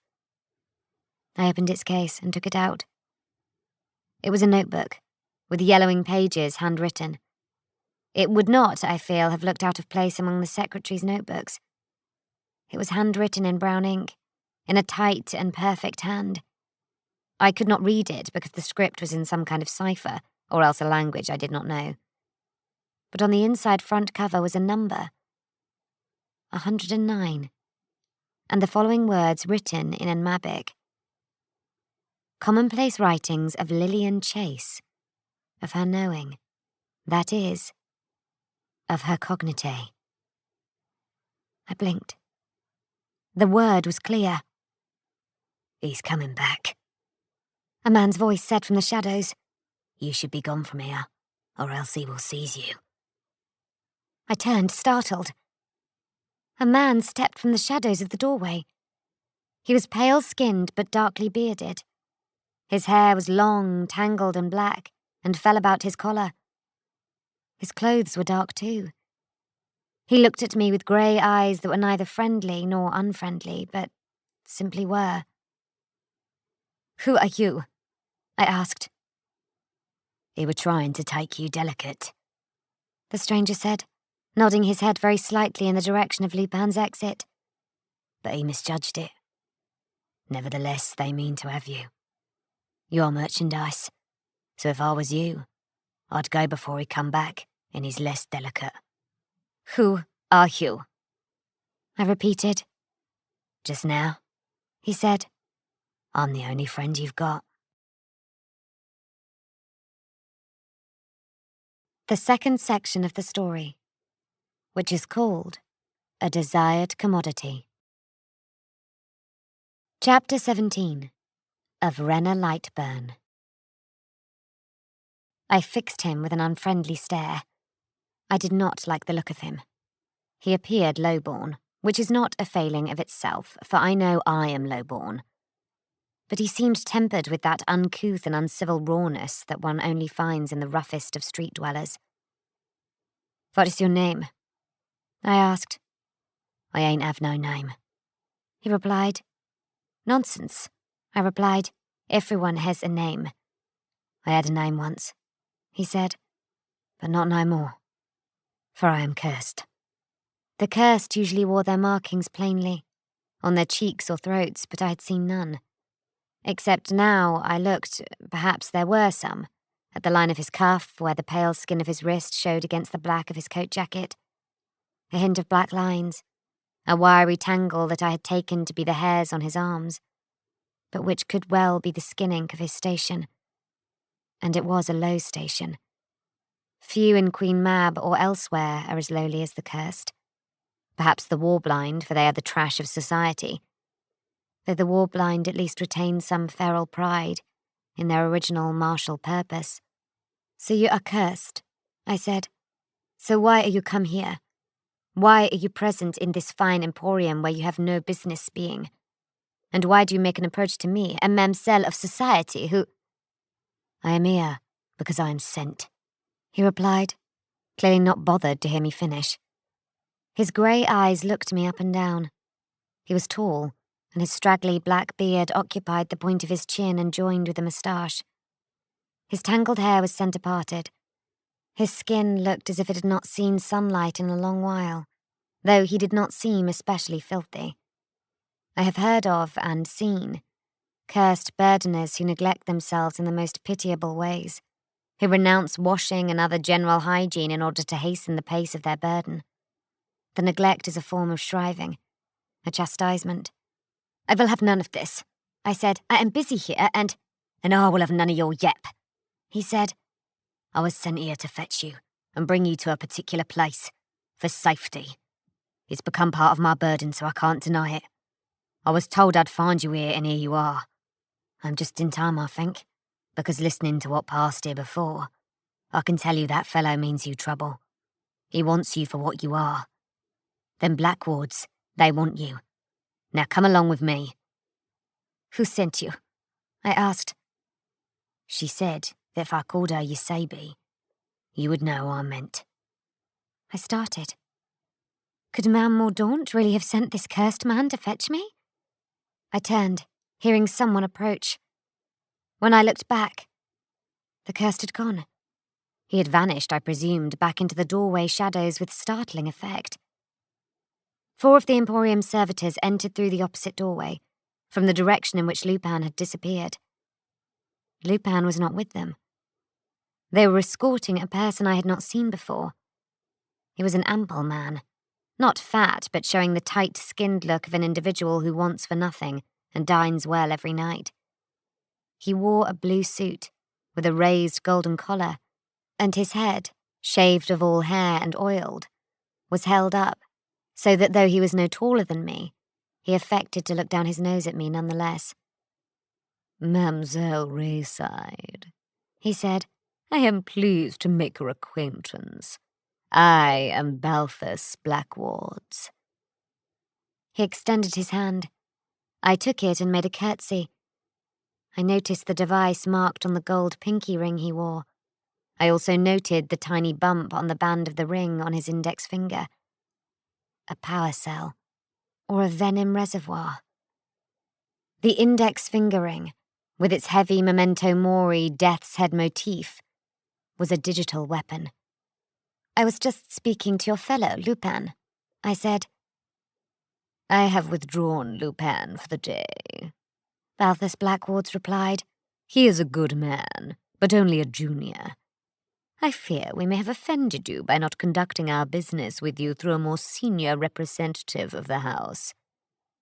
"I was not at all offended, sir," I replied. "He was most attentive and informative."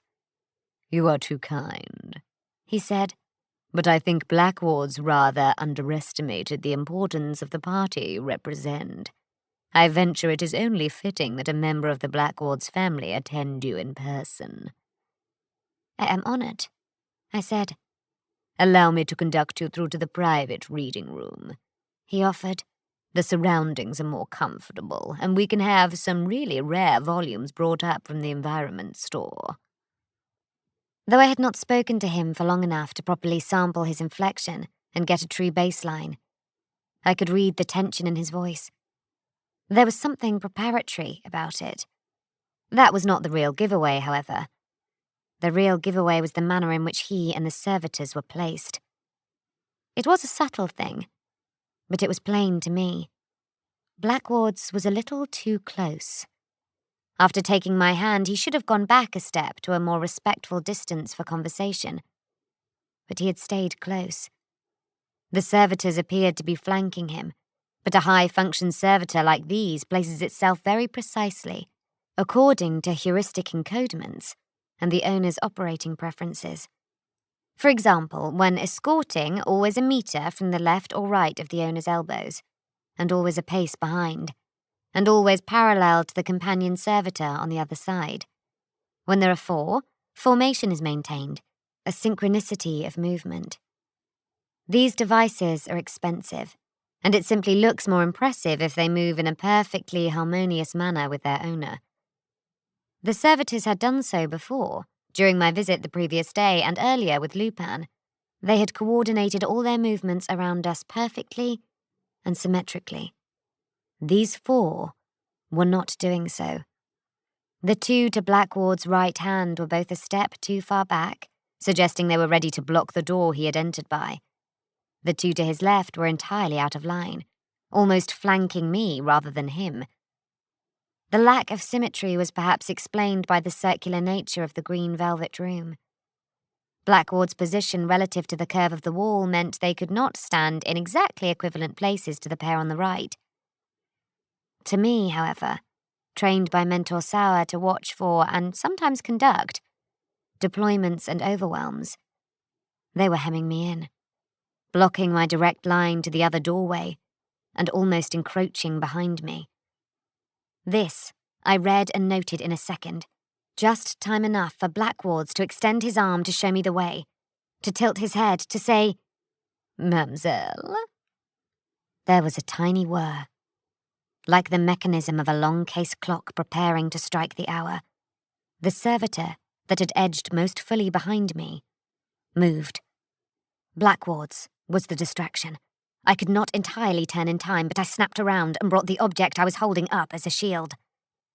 It was the little blue book, the commonplace book of Lillian Chase. I got it as high as my throat, like a fan. The servitor was stabbing in with the needle of a syringe built into its middle finger. The porcelain sleeve of the finger had drawn back to expose the needle fitting. The book barely blocked it. The needle wedged through the cover and the thickness of the pages, and the tip came out through the other side. I saw a tiny bead of fluid wink at the needle's tip. But for the book, it would have struck my neck, and that fluid, whatever it was, would have been injected into my bloodstream. Poison? Paralyzing toxin? Tranquilizer? Truth serum? It didn't matter. Someone had just tried to stick a needle in my jugular. I wrenched the book aside, and the motion sheared the digit clean off, leaving the needle embedded through the volume. The servitor made to grab me, so I elbowed it in the face, cracking its mask. It lurched back a step. The others rushed me. I ducked the reaching hands of one and tried to kick out to disable another. But Lorraine Rayside's gown impeded me. Her clothes were not designed for close combat. I almost stumbled, constrained by the width of the skirt. A servitor grabbed me by the shoulder.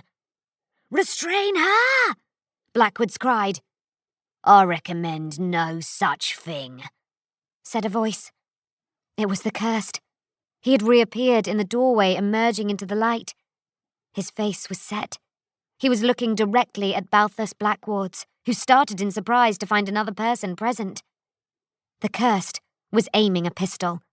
It was a huge, chromed thing, a revolver with 2 barrels, one of irregular size and a second of greater bore beneath it. It was an old guard-issue weapon, a Lamarck combination thousander, a weapon for an officer, or for use in trench war and street fighting. The cursed thumbed the hammer back. "I recommend it," he said. "You have made the most appalling mistake, my friend," Blackwards hissed. "No, you're wrong," said the cursed, his aim unwavering. "How so?" "I don't have no friends at all," the cursed replied. He fired. The pistol boomed painfully in the confines of the chamber, and the bullet blew the head off the servitor who was grasping me. Pieces of its shattered cranium bounced off the green velvet wall. I moved, tearing free from its dead clutches, and barged a second servitor aside with my shoulder. The one that had attempted to inject me rushed at the cursed, and he killed it with 2 more deafening shots. The bullets went through its torso plating. Blackwards yelled out a profanity and raised his hand to dispatch the cursed with whatever lethal mechanism lurked in his ring weapon. I reacted instinctively, because he was within my reach. I smashed the book, which I was still holding, into his hand to dislodge his aim. His shot, a micro-slim beam of plasma, streaked across the room and burned a hole in the wall. The chamber was suddenly filled with the stench of smouldering velvet. Blackwards stumbled away and looked down at the back of his hand in dismay.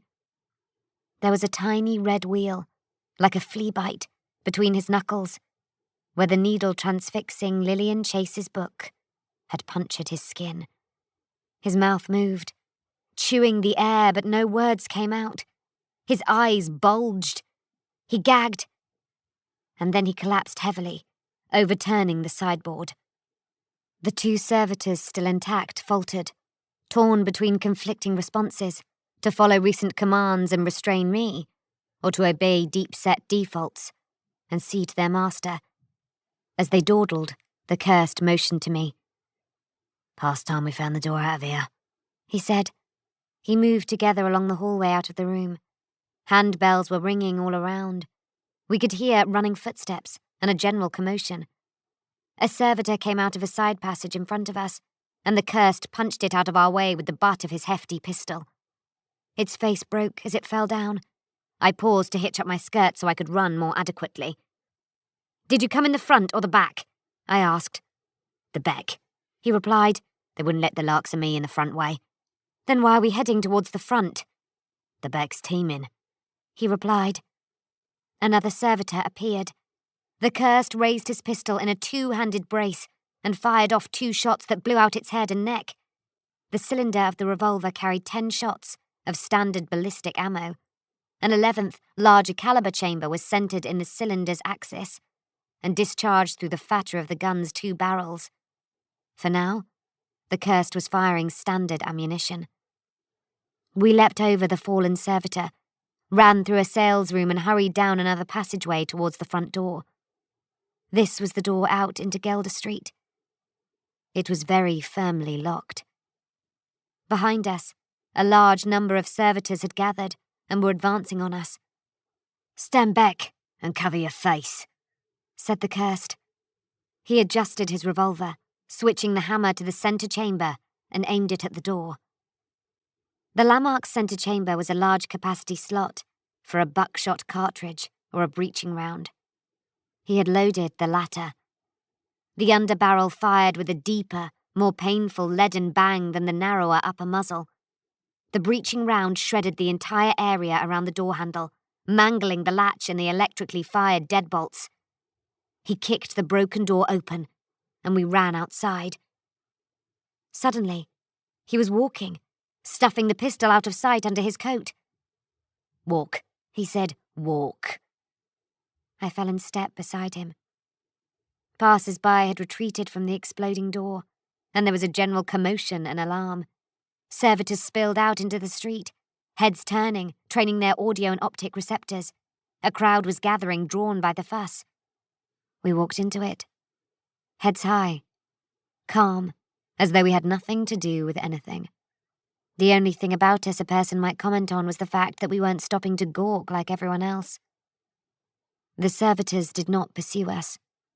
Bells and whistles told us the city watch was coming. Blackwards did not want to get involved in a public debacle. Its clientele valued discretion and privacy. They were not likely to frequent an establishment where scandal and upset occurred. We walked down Gelder Street, crossed Pandavar Lane and then turned into Besk Lane. An iron-barred gate was open into the yard of a laundry. And we stopped there, just inside the wall where we could not be seen. I realized I still had the little blue book. I plucked the syringe fitting out of it and sniffed the tip of the needle. Tincture of morphine, I said. They were trying to put me to sleep. I'm rather glad I did not poison and kill the Blackward. When he wakes up, he'll be sore enough, said the cursed. You can expect to see him again. I tossed the broken syringe aside and tucked the book away. Thank you for your assistance, I said. It's not over, he replied. He was carefully reloading his thousander, which was split open so he could fill the drum with shells from his coat pocket. I have no need of... I'm to take you to your Sabi. That was what she told me. Just tell me where she is and I will go to her, I replied. She didn't tell me whether I should let you know that information or not, so I will take you instead, he decided. I insist that... You're not obliged to insist. That's the way it will be. Will you ever let me finish a single sentence? I asked. He said nothing, which was more annoying. I turned and walked away. He snapped the pistol closed, tucked it away and set off after me. Will you stop following me? I snapped. I will not. I have no need of this. You have it anyway, he said. He had caught up with me. He was tall, and even walking his long stride covered a lot of ground. I have to deliver you to the woman. That's my burden, and I will carry it out, though you like it or not. I stopped and looked at him. Sir, I appreciate the seriousness of a cursed man's burden, I said, but you are becoming a problem to me. Could you tell me where Yasabi is and then perhaps leave me alone? He shook his head. He did not seem a bad person, but his single-mindedness was frustrating. The cursed, if you do not know, are a very low caste type of penitent.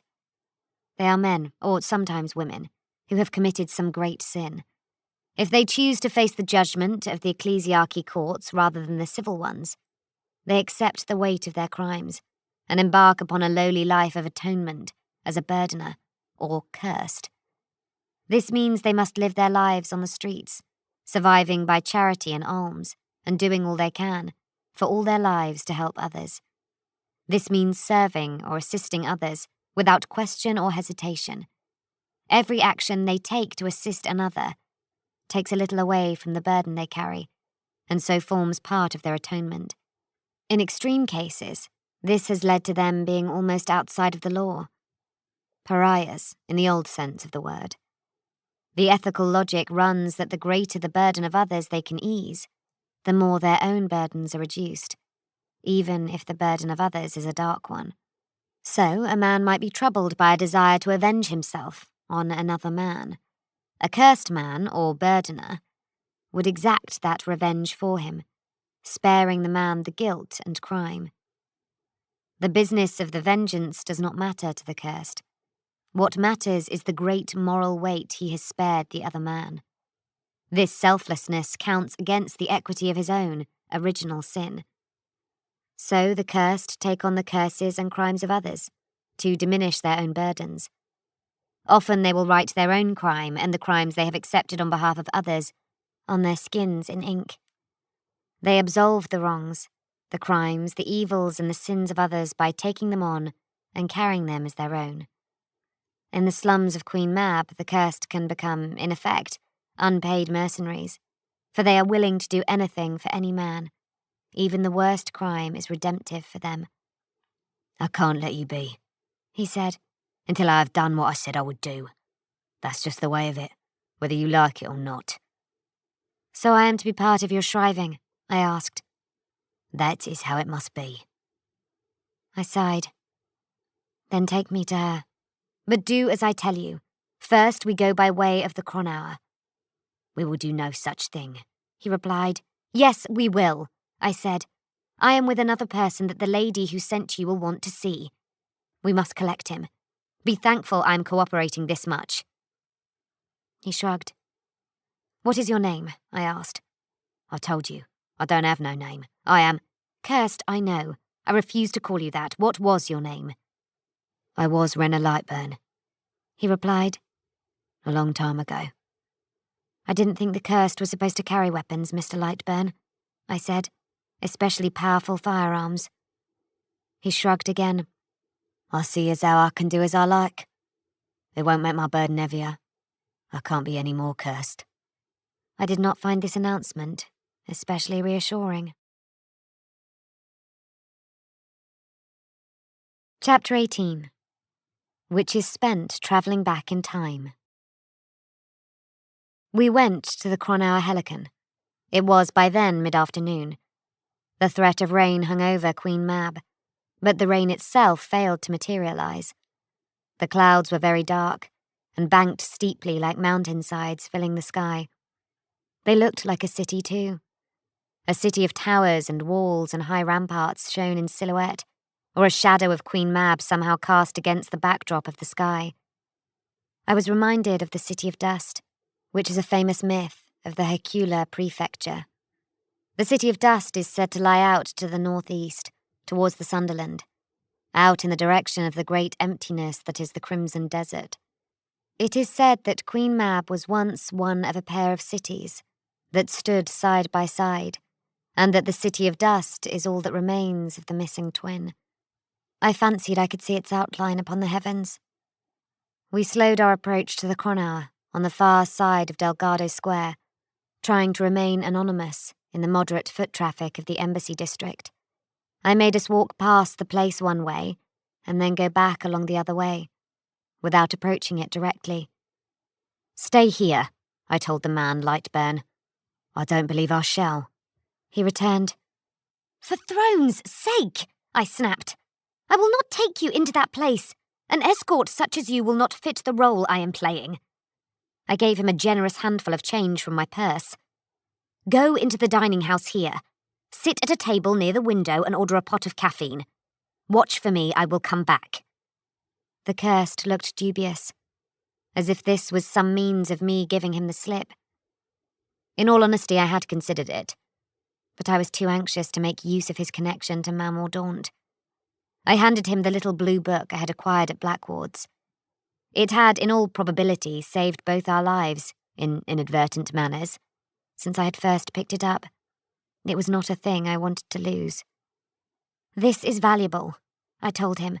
"I want time to study it later, for I feel it may be useful. Look after it for me while I go to my rooms. It pretty much guarantees I will come back to find you." He looked at the book, pursed his lips thoughtfully, and then put it away inside his coat. "If you do not show again in an hour," he said, "I will come in." I left him at the dining house and crossed the square. Rain still threatened.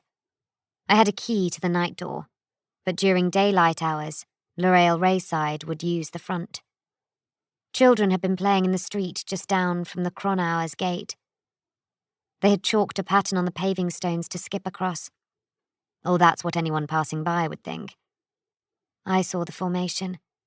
A basic code taught to us by Mentor Merlise, giving instruction that a site was not safe or had been compromised. Judica had left this warning for me. Our enemies, dogged and persistent, had already traced us to the Cronauer. I went back to the dining house and found Lightburn. "That took no time," he said. "We'll be on our way now," I said. This puzzled him. He got up and followed me back onto the street. "Where are you going?" I asked. He hesitated. "Now we've run your errand," he replied, "we do things my way." "No," I said. "My friend was not there. He has moved on. We still have to find him." Lightburn sighed. "Where?" he asked. "A bookbinder's on Ferrico Street, near Toilgate." The commandments of Hajaro are perfectly straightforward. One retreated to one's previous role or identity, and if that proved false, then to the one before it. L'Oreal Rayside was compromised, so I had to fall back promptly to the function I had undertaken before that, and resume that role for as long as it was viable. Judica knew this. I had briefed him on my last few functions just in case. I was, however, concerned that we had been discovered so swiftly. I was quite certain we had not been followed back to the Cronauer Helicon. It suggested that someone, perhaps someone captured during the raid on the Maison Dieu, had given away the likely locations of those fleeting at the Hajara Order. The most alarming part of that was that only a few people knew enough about the functions to have confessed them. Only the mentors knew the function placements of the candidates. I could not imagine any of them, not even Mentor Merlise, breaking down under interrogation. I shuddered to think what techniques must have been used to achieve such a thing. Before I had been sent out as L'Oreal Rayside, I had been assigned to function as an assistant at a bookbinder's on Ferrico Street. I had used the name Blythe Duran. When we approached the bindery, I saw once again the innocuous chalk markings of a children's pavement game outside. We turned aside. A step back from Blythe Duran was Ciro Hanover, a Mamselle's companion, who had filled a place at the house of the Tevery family for a month. We skirted back that way, along Solarside, to the grand residences on Chiros Walk. The rain began to fall at last. The rain, though brisk, had not quite erased the chalk marks on the wall outside Tevery House. Lightburn was growing impatient. He did not quite understand what we were doing or why it should matter. For my part, it felt as though I was travelling backwards through time, fleeing from one past identity to the next, only to have to flee again. I was falling into my own past, reacquainting myself with people I had never expected to be again. It was highly disconcerting. I was also fearful of the reach of my enemies. Just one day after the vicious attack on us, and they had broken one or more of the mentors, and reached back into our secrets to uncover the circumstances of our past assignments.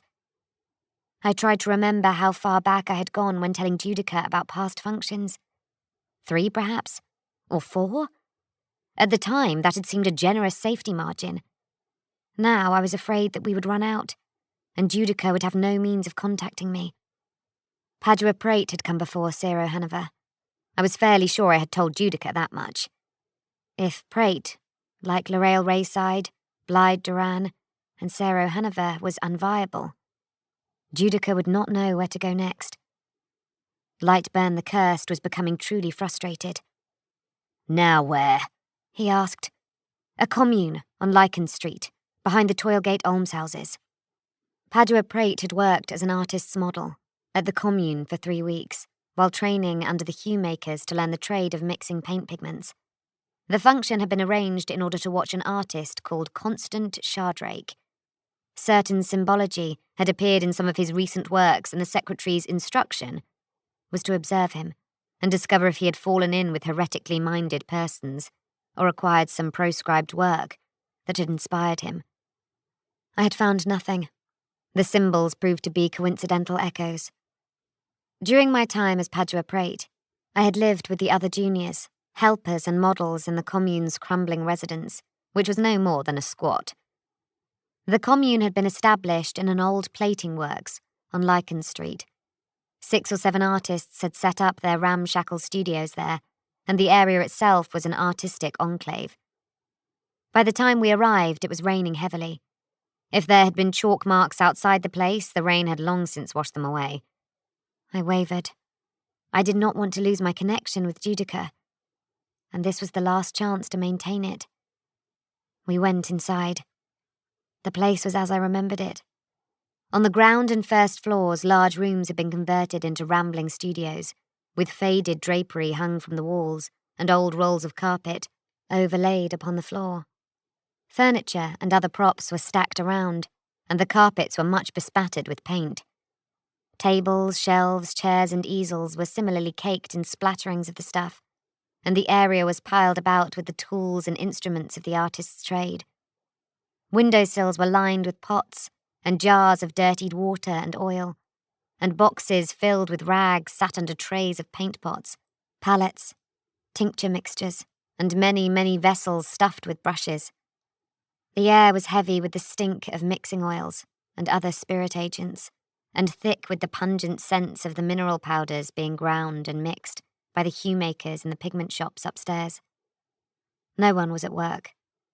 It was late afternoon and the light was bad, and in my experience, by this time of day, most of the artists would have retired to the local inns or up to their attic rooms with pouches of low weed. Lightburn sniffed dismissively. Paintings, some drying, hung along the walls of the hall and corridors, and none impressed him. There was other work done here. Prints, sculpture, miniatures, and some pictographic work. But I didn't see any point in trying to express this to him. Renner Lightburn evidently saw life in a simple, practical way, a view that allowed no room for art. To be fair to him, most of the art was only adequate, at best. The commune was a working studio for commercial portraiture. Some of the residents had loftier aspirations that were unlikely ever to be realised. Only Shardrake had any proper talent. I wondered if he was still a resident. The top floor of the buildings was a false floor, built across the massive rafters of the old plating works. It was here, in areas divided and demarcated by dirty curtains and other makeshift hangings, that the models, assistants, hue makers, and other juniors of the commune, along with friends and hangers-on, lived and slept. We went up. The place was empty except for a few slumbering youths, and an old woman boiling a tin kettle on a burner stove. The space that Padua Prate had once occupied had been taken over by another person, but I soon found a vacant place. I knew how it worked. Newcomers just took the next empty space available. The space was near the eaves, and had a couple of dirty mattresses and an old green silk curtain that could be pulled across on a rail. Here? Lightburn asked. We'll wait here and watch for my friend, I told him. He sat down on one of the mattresses. He looked unconvinced, and ready at any moment to leave. After a few minutes, I spied Lucrea, a young model and hue maker who had been living here when I had been Padua Prate. She was thinner than I remembered. I went to greet her, leaving Lightburn where he was, glaring after me. Padua? Lucrea cried. You came back! She seemed delighted to see me, though there was a haze of low in her eyes. The job didn't work out, I said, so I thought I'd move back. Constance still here? She nodded. He mentions you sometimes. He had his eye on you. He'll be pleased you've returned. Shardrake was an unsavoury sort, and had a reputation for treating his models as playthings before discarding them. He can keep his hands to himself, I said. He still pays well, for someone who can sit as well as you. She said, You should use him.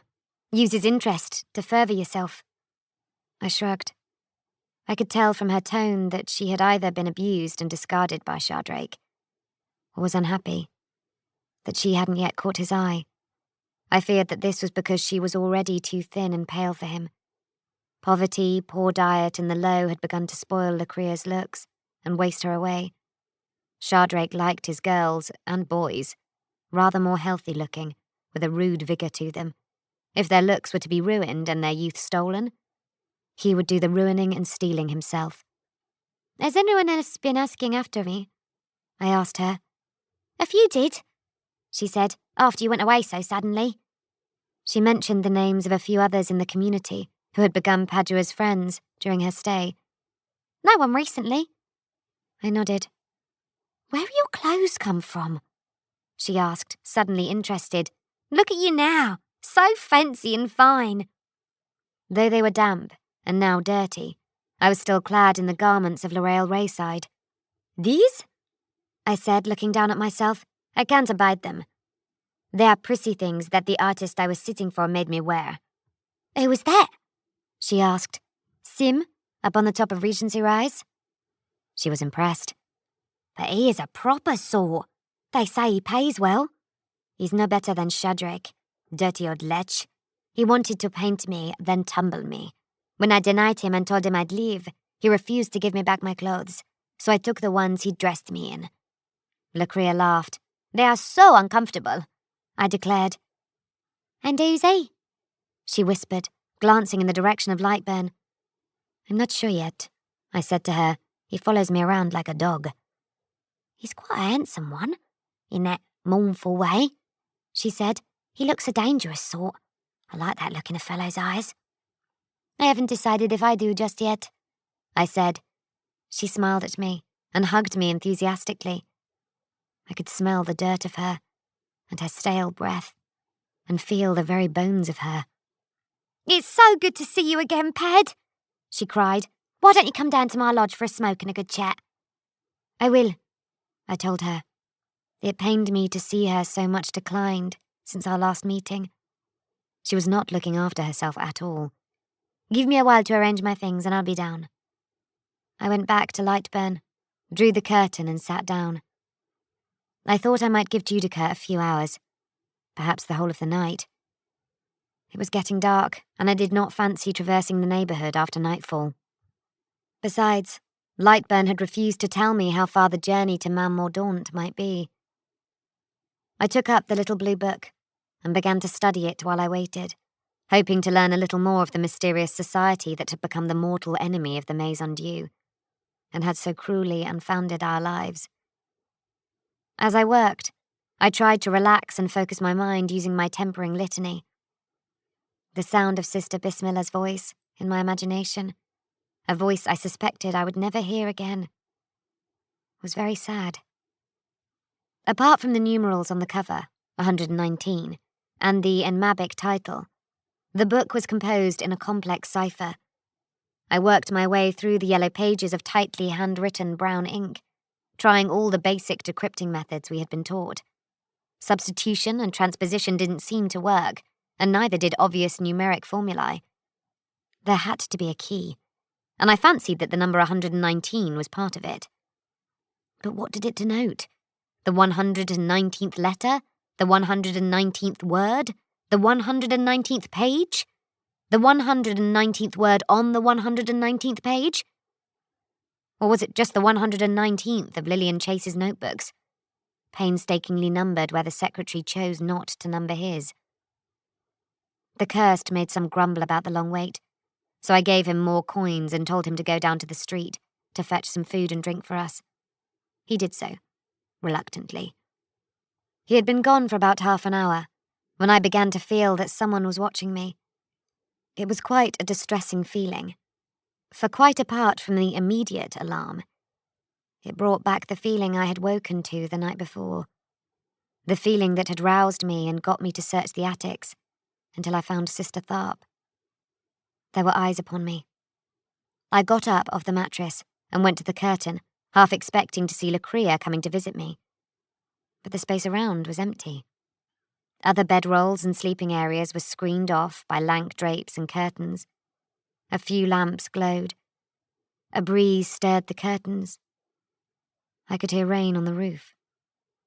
Behind the curtain, I should have been out of sight of everyone, unless some voyeur had bored a spy hole in the floor or the slope of the roof above me. To feel a gaze upon me suggested something more than physical eyes. We had been taught that under certain circumstances, the inward gaze of the psyker, the outreaching vision can feel like sunburn on the skin. I twisted my cuff to dead, but it did not alleviate the sensation. I took the bent silver pin and went out into the open. I walked the length of the lodging floor, quietly noting the people sleeping, resting or drinking in their curtained spaces. I went to the head of the stairs. There was no sign of Lightburn returning. I went down. On the previous night, the night the Maison Dieu fell, I had wondered if I was imagining the sensation of being regarded. In hindsight, I had decided that it had been the loose end of a dream that I had woken up with, which had been intensified into an apparently genuine memory by the traumatic events that had followed.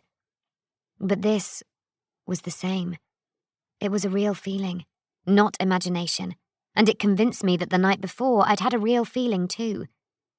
So the question arose, was the same fate about to befall the commune as had engulfed the Maison Dieu?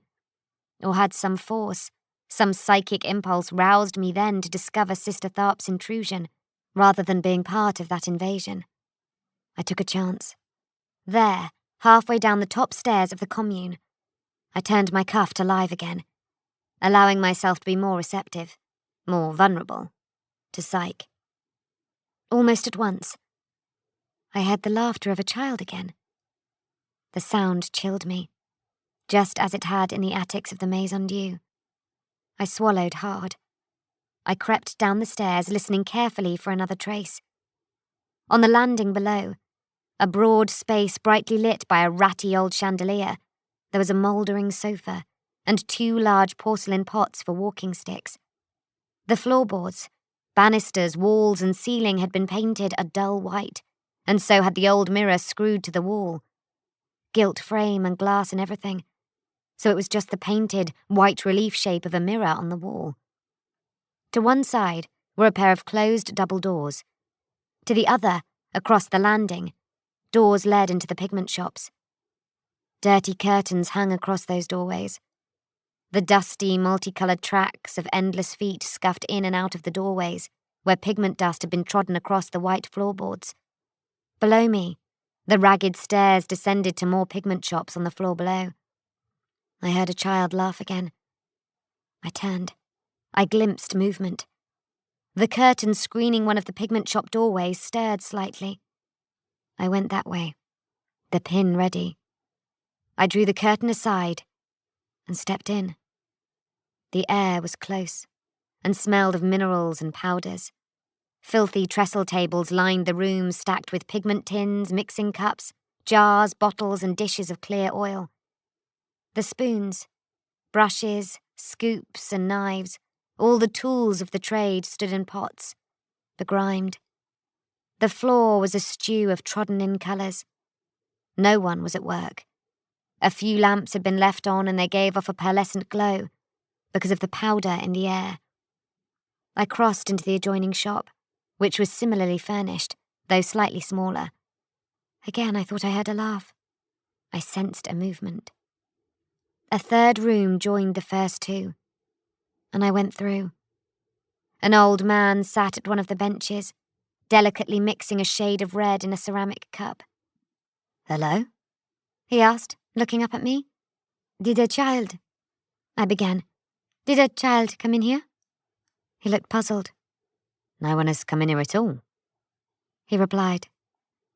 I walked through his room, past the trays of stoppered bottles and entered a storeroom, where the mixing oils and suspension mediums were kept in large glass flasks on wooden shelves. From the corner of my eye, I saw a tiny figure scurry out of the room at the far end. A child. A person no taller than my mid-thigh. I darted after the shape. The doorway, through a curtain, led back out onto the landing. There was no one there, but the double doors at the far side, which had been shut when I stood there previously, were closing. I went to them and opened them directly. I walked into a sudden burst of noise. This chamber, a cluttered and untidy drawing room, had in it about 24 people, all of them with musical instruments. Music had been a popular diversion in the commune, and many of the residents had liked to gather of an evening to play together, while they drank or sank into stupors of Low, Grinweed or Gladstones. By happenstance, the very moment I opened the door, they started playing for the first time that night. A raucous flourish of sound made by fiddles, drums, pipes, theroboes, sackbuts, and other instruments. One of the pigment-stained residents even had a lirone, a 16-stringed cello. The blast of noise made me jump wildly. A cry went up, and everyone in the room stopped playing and started to laugh at the sight of me. I must have seemed very comical, to blench in such a way. "Look!" someone cried. "It's Padua! Padua is back!" Some of them got up to welcome me, or to introduce me to newcomers I had not met. I did not at all want this sudden society, but I had to play my part. As I was greeted and welcomed, I looked around the room past the faces around me. It was crowded with old furniture, and much piled with rugs and old bolsters and cushions. Everywhere, there were lamps, glasses, bottles, plates of iokum and candied fruits, and shisha pipes. There was no sign whatsoever of a small child, not even cowering behind furniture in the most shadowy corners. Chapter 19. Witches of Shardrake's Vision. One of the musical company was Constant Shardrake, the artist. He set down his fiddle and came to me at once, beaming a smile that was supposed to be paternal, but which barely concealed his venal inclinations. "Padua, dear Padua," he said. His voice was husky and thick, the effect, I believed, of yelloids and low combined. "I am overjoyed to see you back with us in the merry household." He was in a good humour, though it was that part of the evening. Shardrake regularly became sour and bitter as the night wore on, and intoxicants multiplied in his bloodstream. "I want you to sit for me immediately," he declared. "I've only just arrived, sir," I protested. "That face of yours has inspired me. I have been listless for days." He insisted that I follow him down to his studio, though I doubted any work would actually be done. Others of the company were encouraged to follow along and bring their wine and their instruments, so that music might accompany him while he considered a composition. All the while, I looked around for signs of the child I had seen. The feeling of eyes upon me did not go away. I felt trapped. I wanted quiet and the opportunity to investigate and flee, but I was instead bound up with a lecherous painter and his befuddled entourage. If I wished to preserve the mask of Padua Prate, I had to go along with it. "Who, my dear, has been buying you such luxurious clothes?" Shardrake asked me as we descended the staircase.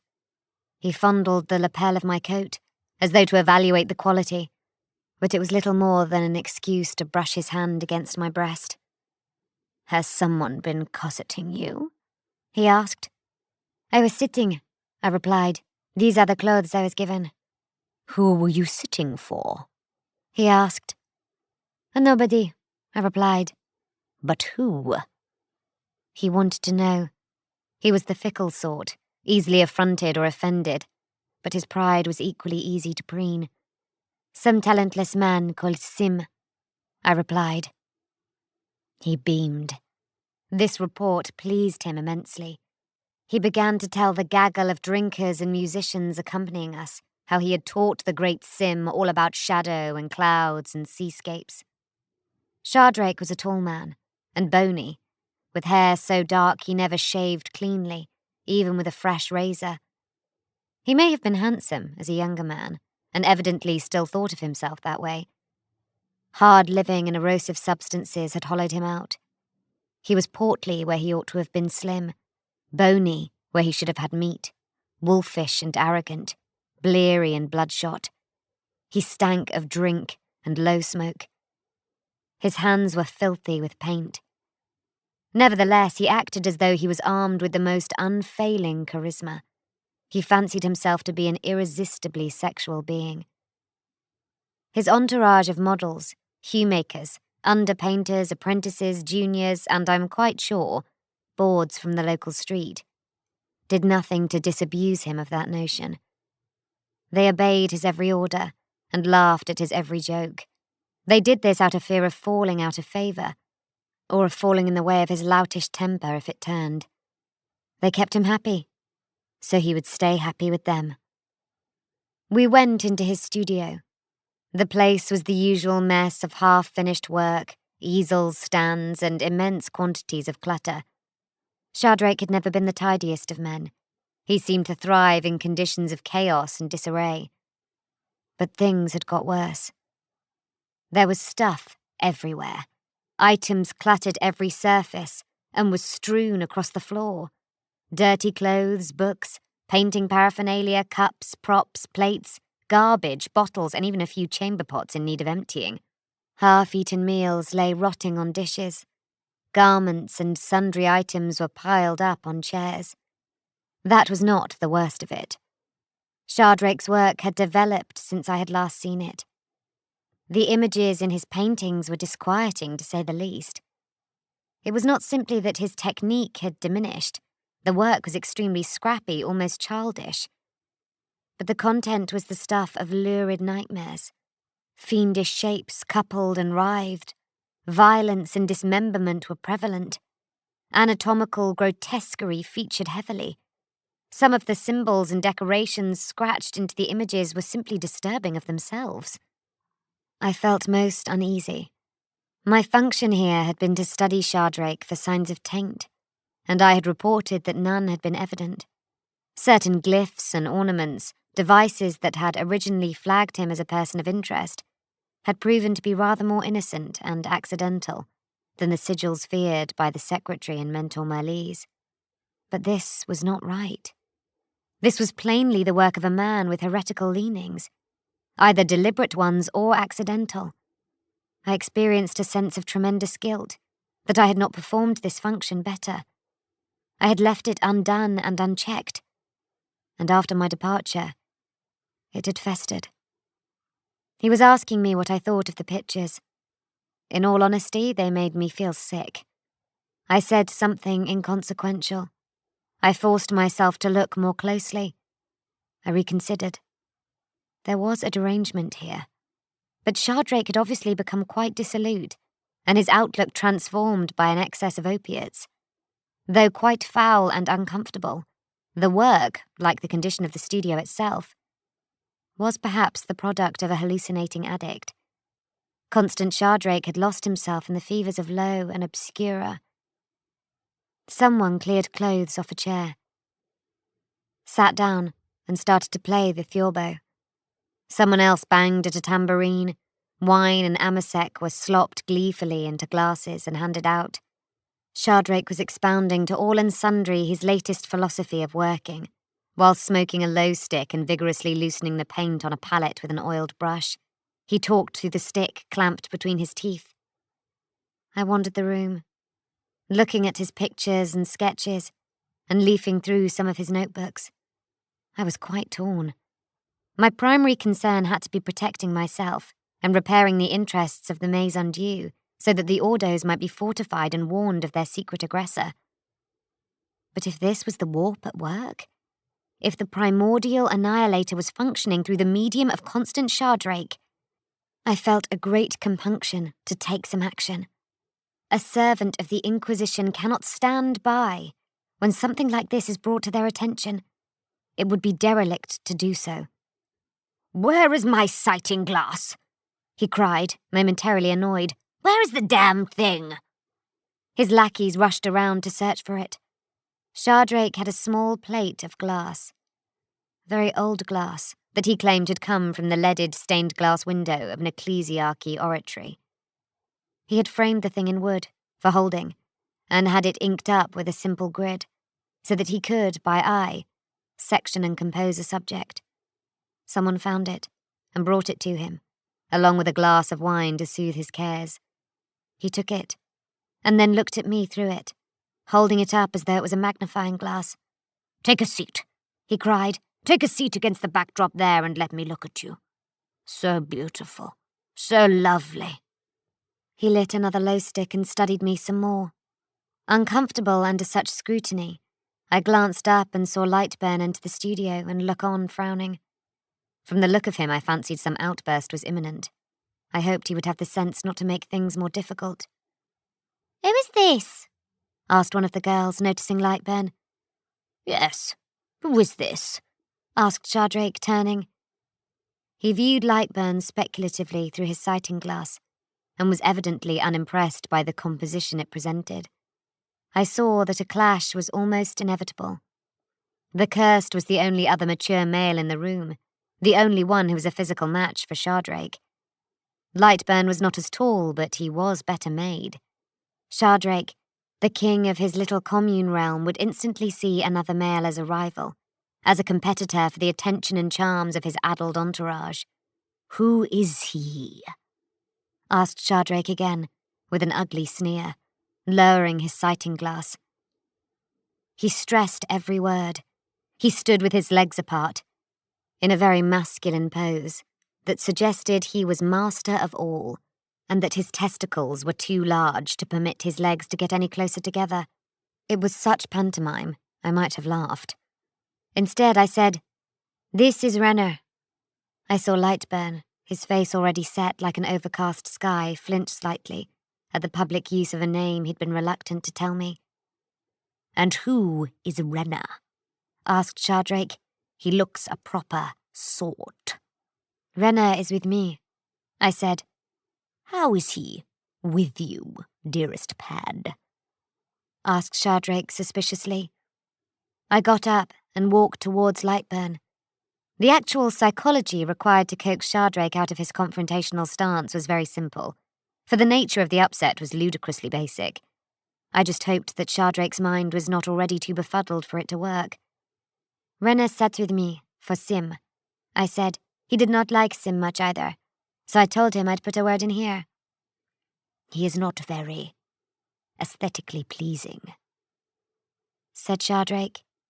Yes, I agreed, but he is cursed. Shardrake frowned. What difference does that make? He asked. I turned to him and smiled, as if it was obvious. I thought I explained that, I said. Sim is quite beside himself over your rivalry. He is?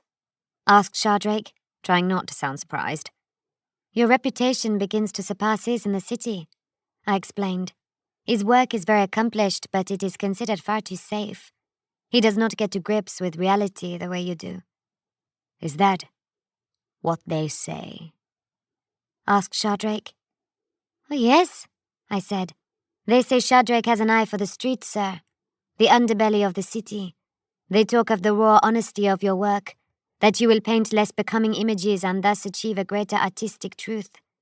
Only you would think to use beggars and harlots and street runners. This is true, he said. There is much more honesty in my work. I bare my soul. He was flattered, as I knew he would be. In truth, he used harlots and beggars as models because they would work for a glass of amasec and a crust of bread. Sim has heard it all, I went on. He is quite threatened by it. He decided he would paint such subjects as lepers and penitents, the pariahs of the street, and thus revive his reputation. He intends to paint the low residents of the gutter, sir. Those who usually are invisible. So he chose a cursed man, this burdener here. Shardrake regarded the cursed afresh. That man Sim mocks me, he said. He would steal my truth. The half-drunken entourage around us, who had been listening to the exchange, hissed and booed. Shardrake fished the low stick out of his mouth and exhaled a cloud of smoke. Will you do me the honor, cursed one? He asked Lightburn. Will you sit for me? I'll show that Sim how it's done. Lightburn looked at me. He was mystified. Show him your ink, I said. What? Lightburn asked. Show him your ink. Master Shardrake will like the marks of it. With my eyes, I tried to implore the cursed to play along. I expected him to roll up a sleeve, or turn back a cuff. Apparently understanding the play we were acting, Lightburn set down the bag he had been carrying on the floor, then unceremoniously took off his coat and his shirt. His arms and upper body were lean and heavily muscled. His skin was a sunless white. The tattoos covered him from the waist to the throat, front and back, and down each arm to the wrist. There were thousands of close-writ lines, each one a burden or a penance, a task or a duty. They were the things he would do or perform to alleviate others and to purge himself. They seemed to go on below the line of his waistband. A cursed usually has 3 or 4 inks upon his skin, sometimes a dozen, depending on the weight of his burden. I had never seen a man with so many. It made me wonder what he had done, to need so very much atonement. Shardrake was impressed. Will you take a glass of wine, sir? Or a smoke? He asked Lightburn. I do not partake of neither, said Lightburn. Will you sit here, then? Shardrake asked, ushering Lightburn towards the chair I had occupied in front of the drop-cloth. Lightburn wandered to the chair and sat down. Shardrake snapped orders to his hangers-on, sending them off for charcoal, paper, a clean board, a particular easel, and more amasec. All the while he considered Lightburn through his sighting glass.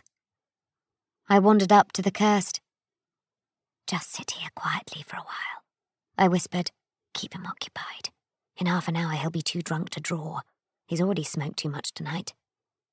This is a pretense? He asked. Just play along. I appreciate your effort. I stepped back, and then looked down at him. The ink on his skin was so packed in, the letters so small they were hard to read. One would have to be intimately close to him to comprehend them. What did you do, Renner? I asked. He did not reply. I stayed on hand, watching, but gradually moved back so I was no longer the centre of attention. Some music started up again. Shardrake actually began to draw. I could still feel the eyes on me. The sense of a psyker's regard had not left me throughout the encounter. I wondered who or what was in the commune with us, or who might be gazing down upon it from some otherness with his mind's eye. The God Emperor is said to watch us all from his high vantage of the golden throne of terror. But I did not think this was him. This was a closer scrutiny.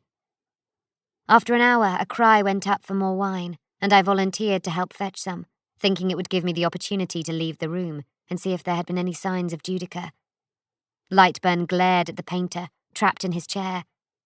I nodded to him, a signal to be still and bear it. Then I went out and ascended the stairs to the residence level. There was no one around. Everyone was up for the night, and downstairs getting drunk or altered. On my second circuit of the curtain-screened encampment under the roof, I heard a child laugh. I followed the sound, pushing through curtains, drawing them aside, stepping over and through the mattress plots and possessions of the commune dwellers, instead of going around. I glimpsed a tiny figure, scurrying down the stairs, just a silhouette backlit by the chandeliers below. It looked like an imp, or one of the other little people, or like one of the squat kind in the old legends. I ran. I heard laughter again. Hitching up my skirt with one hand, cursing Lorraine Rayside for her manner of dress, I ran down the stairs. The curtain in the doorway of the pigment shop was swaying, as if someone had drawn it aside and let it drop. I flipped out the silver pin. "Who is there?" I called out. "Show yourself. If you are just a child, then I will not harm you." From below came the sound of laughter and crude music, the sound of clapping. I pulled back the curtain and went into the pigment shop. It was just as I had seen it earlier. "Hello?" I called. On one of the tables, the glass bottle and flasks were trembling slightly, as if someone had just walked past and rocked an old floorboard under them. "Show yourself!" I called. My fingers curled around the bent pin. No one answered. More laughter and music floated up through the floor. I heard a drum. I bent down and looked under the tables, but the spaces below them were filled with drums and crates, and it was impossible to see through. I heard laughter again. A child's stifled glee. I stood up smartly. "Where are you?" I asked. I edged around the end of one bench until I could see clear down to the door into the second mixing room. "Where are you?" I repeated. Another laugh. I took a step. I heard a wooden clack and turned. A tiny figure appeared, stepping out from behind a bench to face me. Its eyes were very wide and very bright, innocent and amazed, unblinking. It smiled. It was only a little taller than my knee. But it was not a child. And it was not alone. A second figure, almost identical, appeared at the other end of the bench. They moved towards me from opposite directions, smiling. They were the voice throwers' puppets, from the window of Blackward's Emporium, the boy and the girl. Their eyes fixed me with blank, glassy intent. Their cheeks were rosy. Their mouths clacked open and shut as though they were trying to speak. They both had tiny toy knives in their hands. They were just objects. I knew this full well. They were wooden things, literally puppets for a telekine mind. I twisted my cuff to dead. so that I would cut their strings and break the control. They did not drop to the floor. They rushed me. Chapter 20. A Consideration of Playthings. The boy doll reached me first. With the tottering steps of a toddler, he dashed across the floor and attacked my legs, slashing his toy knife to and fro. His mouth clacked. Its mouth, I should say, for it was just a toy. But despite the obvious artifice of its oversized head, the wooden construction, the white paint, the rosy cheeks, the black lacquer hair and the slots beside the mouth, I could not help feeling it was a he. There was even a little wooden tongue, painted red, that jiggled on a hinge when his mouth clacked open. The glass eyes swiveled in their sockets to look up at me. I believe I exclaimed in disgust as it attacked. It was a vile and unnatural thing, the product of a child's fever dream. I simply kicked out, and the toe of my shoe caught the doll in the chest and sent him flying back across the pigment shop. He tumbled as he landed, clattering head over heels, and ended up lying on his shoulders, with his body and small legs draped back over his face. I saw the little gentleman's shoes on his feet. Perfect little leather shoes with tiny laces. He jerked, rolled over awkwardly, and then stood up. He had to use his hands to raise himself onto his feet. It was like a child learning to stand. I didn't have time to observe the full, uncanny horror of the performance. The girl doll was at me too. It had moved more slowly than the boy, because it had been obliged to lift up the train of its court gown with one hand to free its legs. I could sympathize with that. I dodged back as the tiny lady's knife stabbed at me. Again, I believe I made an involuntary cry of disgust. They were so small, it was like fighting against animals. And the details were so alarming. The unblinking eyes, the carved grin. On the lady, it was the bun of real hair on top of her painted head. She had tiny earrings. I backed away, moving around the corner of the bench. The combat, such as it was shaking the floorboards, and all the jars and pits and glasses on the mixing benches were rattling and clinking together. Striking with my hands was impractical. The girl doll was too slow a target for my silver pin. Apart from anything else, what could a silver pin do against a wooden breast? I knew I would extend too far, and probably overbalance if I tried to stab at her. The focus of her attack was my shins and knees. I kept skipping and dodging back. She landed one stab, but it was brushed aside by the folds of my skirt.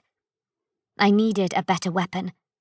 I stumbled backwards and banged into the nearest bench. The impact knocked a couple of bottles over, and one rolled off the side and smashed on the floor, filling the air with a cloud of blue dust. Not daring to look away from the jabbing, striking girl doll at my feet, I groped around frantically for something on the bench beside me. My hand turned over bottles, smashed jars and sent cups of brushes and mixing sticks spilling over. I finally seized upon a small glass flask and threw it at the girl doll. The flask glanced off her head with a wooden crack and made her totter back a few steps. The impact rotated her head slightly, and she had to straighten it again to look at me. The glass eyes swiveled sideways in their sockets first, coming around to look at me. Then they remained fixed on me as the head rotated back to face me. I grabbed another pot and threw it.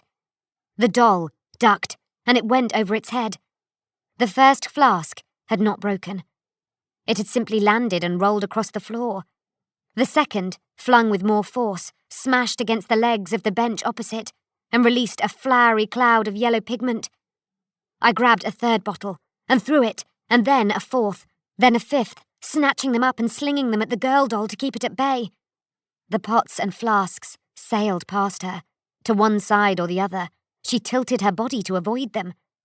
Each one exploded as it landed, a little grenade of dried colour that stained the floor and filled the air with a vivid smoke. The third bottle clipped her shoulder. The fourth struck her full in the chest and knocked her down into a sitting position. This gave me a chance for another kick, and I took it, propelling the doll clear across the room with considerable force. She bounced off a bench further away, smashing bottles and breaking ceramic pots, and cartwheeled off the side out of sight. The boy was already back, toddling towards me. I threw a tincture pot at him too. The glass vial, full of bright red pigment, hit him in the face and smashed, covering his head and shoulders with red mineral dust. He shook his head, a horribly human mannerism, to rid himself of the dust, but it had fully stained his face and ruined the collar and shoulders of his velvet suit. Wooden eyelids clicked, blinking dust away. The glass eyes looked at me as maniacally as before, staring out of a crimson face. I backed up and saw a mahl stick lying on the bench between the mixing trays. It was nearly a metre long, and the cushioned pad at one end allowed an artist to lean it against a painting, to use as a steadying rest without harming the canvas. The boy doll rushed at me again, brandishing his toy knife. I jabbed at him with the stick, shoving him back with pokes of the cushioned end. Each time, he stumbled back at me, hacking at the stick with his knife, so the third time I rammed him hard and knocked him on his back. I felt a sharp pain in my left tricep and turned to find the lady doll standing on the workbench beside me. She had stabbed me with her toy knife.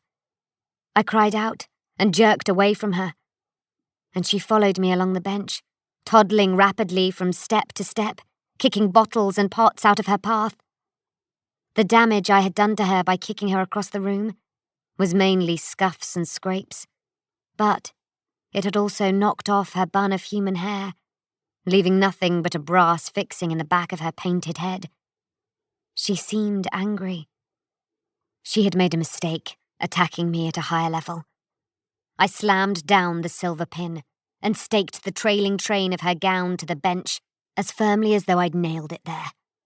Arrested, she strained at her dress, then turned to try to yank the pin out. The red-faced boy doll grabbed at my legs and became tangled in my skirts. I knocked at him, but felt another sharp puncture in the meat of my left calf. With both hands, driven by rage, I swung the mahl stick like a bat and sent him flying the length of the room. The girl doll tore off the last few centimetres of her train, which she left nailed to the bench by the silver pin, and launched herself at me. She leapt clean off the bench, arms raised high. I met her with a roundhouse punch that connected in mid-air and smashed her off to my left. She landed on another bench, shattering a number of bottles. With them both driven off, I had an opportunity to flee. Some odd sentiment made me pause long enough to recover the silver pin, but as I reached for it, I realised that my left arm was numb. A moment later, my left leg went cold and stopped supporting me. I fell badly, unable to move my left arm to break my collapse, and cracked my shoulder and jaw against the edge of the bench. I lay on the floor, my right arm and leg churning, trying to get the other half of my body to work. A palsy had set in, from my scalp to my toes on the left side. I had gone blind in my left eye, and my mouth on that side was slack. The toy blades had been envenomed. This was death, or something very much worse. Blackness seeped in. I went fully blind. Then the world ceased to exist. Chapter 21. Leverage.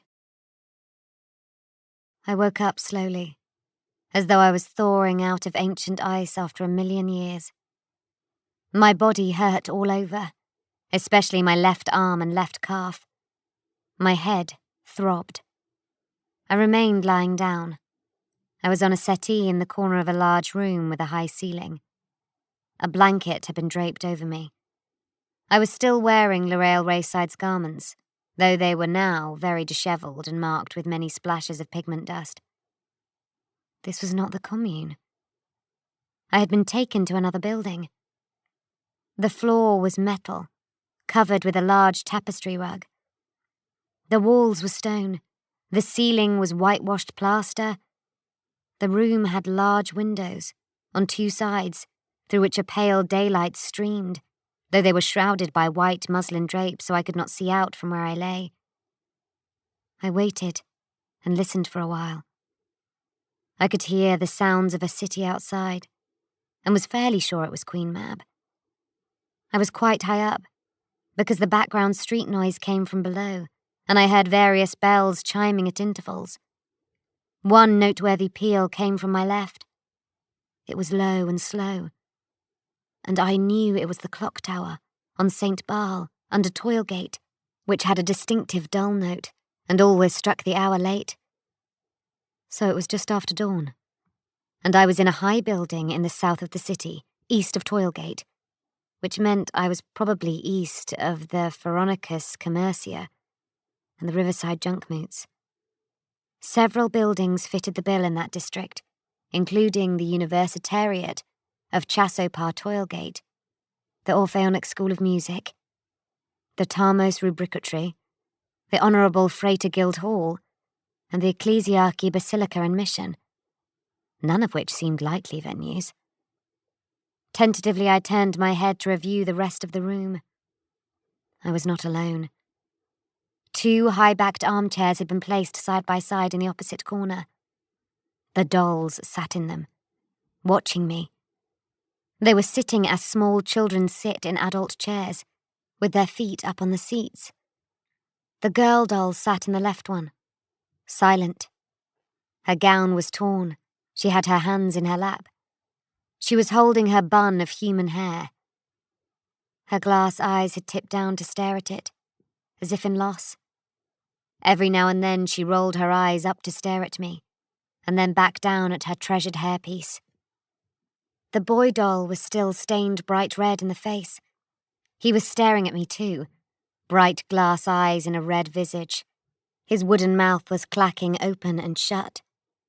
As I watched, he wriggled to the edge of the seat, lowered himself onto the floor, waddled across to a low wooden dresser that stood against the wall by the door, and helped himself to nuts from the earthenware bowl that stood on top.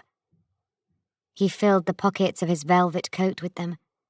Then he toddled back to the chair, clambered up onto it, sat back, and took out the nuts, one by one. Staring at me, he cracked each shell with a clasp of his little wooden fist, and then tossed the broken kernels into his mouth. His mouth went clack, clack, clack on its wooden slots. They were both quite chilling. It was the intensity of their stares, the fixedness of their grins, the blankness of their expressions. They were bright-eyed and smiling, but that was not the feeling their faces conveyed. The room was plain and ascetic, and the furniture, though good, was very Puritan. I decided, though it seemed unlikely, that of the places I could think of, this seemed most to resemble the Ecclesiarchy Mission. The door opened. I feigned sleep. Under my eyelids I saw Lupin enter. He looked harried and pale. He was carrying a large buckled bag of black leather. He set it down on the floor, opened it, and drew out a small metal case in which lay a syringe and several glass vials. He began to prepare the syringe, presumably with a shot of some stimulant designed to wake me. "You won't be needing that," I said, sitting up. He jumped, and then stared at me for a moment before putting the syringe away. "You've caused a deal of trouble," he said. His tone was sour. "Really? I don't recall you being the one who was attacked in the damned Emporium. When my employer finds out—" Lupin gave me a pained expression that said he was tired of playing. "Please," he said, "let's not pretend. Why don't you tell me your real name and we can begin this process?" "What process?" I asked. "Your life is over, girl," he said. "How well you get to spend your afterlife is up to you." "Well, sitting here listening to your riddles isn't something I'd choose," I said. "If you know so much, Master Lupin, you know I have friends, and you know how terrible their punishment will be when they catch up with you." I paused. "And you know, They will catch up with you, I added. He did indeed look sick with fear for a moment. He wiped his hand across his mouth and checked over his shoulder to see that no one was listening. I felt that included more than just anybody who might be about to follow him into the room. I felt that it included the dolls. He crouched down facing me. He looked earnest and scared. "Help me, for throne's sake," he hissed, "and I will help you, however I can." I kept my eyes locked on his to increase his discomfort. "How could I possibly help you, sir?" I asked. He was agitated. "I am in trouble with the owners," he confessed quickly, glancing over his shoulder again. "With the family. They say I bungled the handling of you, which perhaps I did. They blame me for what occurred.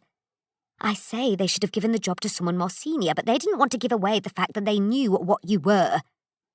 What I was. I noticed his choice of words.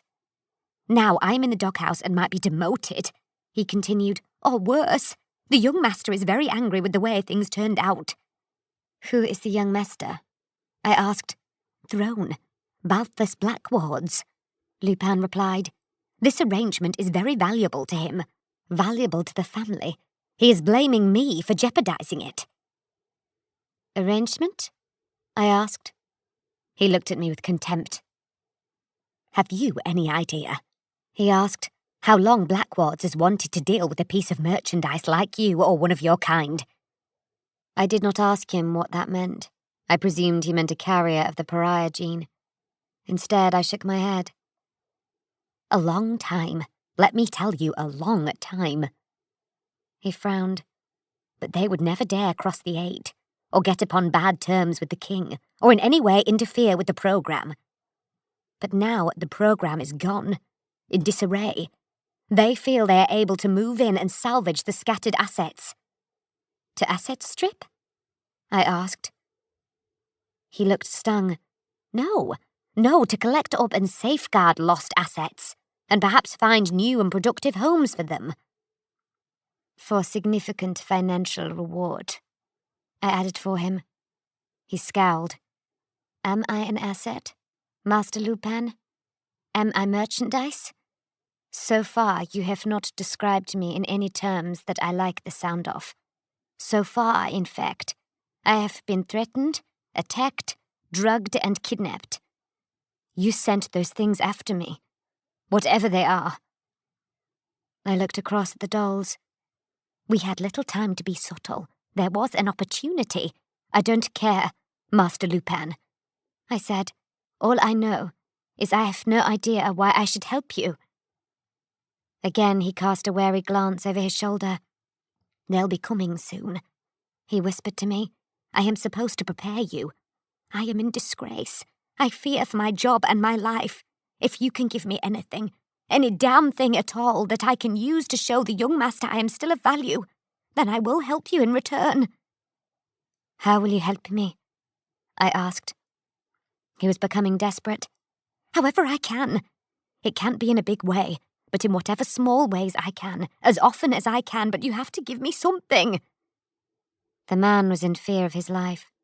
I could tell that from his micro-expressions and involuntary body language, and from the terror pheromones sweating out of him.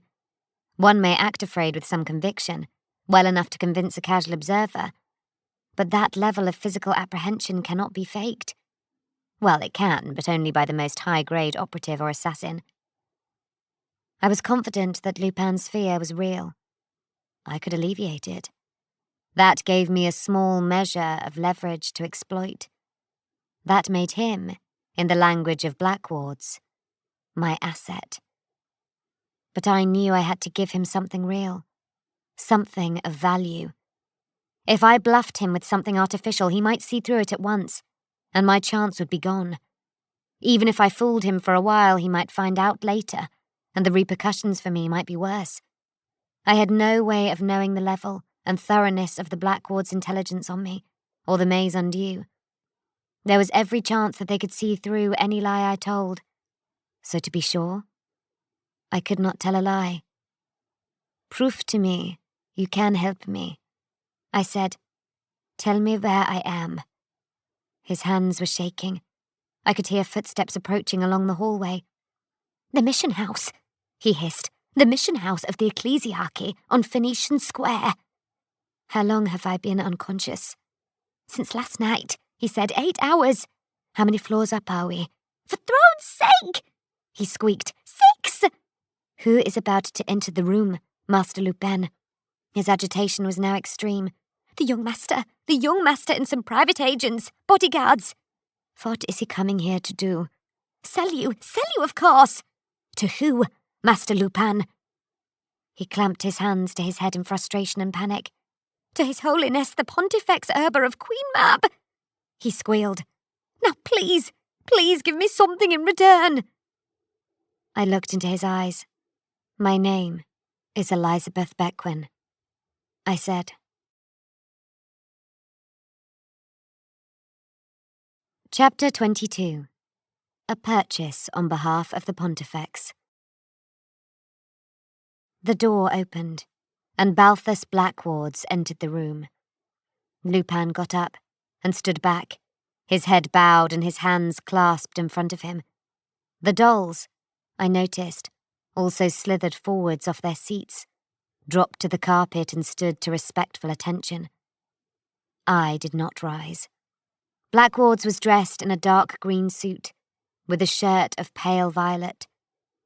The shirt had a small ruff, and its lace cuffs extended beyond the sleeves of his jacket. An intricate silver brooch was pinned to his left lapel. His face was set hard. As on our previous meeting, he looked down his nose at me. I had drugged him unconscious then, though I had not directly intended to. I sensed that he was angry about that, and wished he could exact some penalty for daring to affront his person so. My value stayed his hand.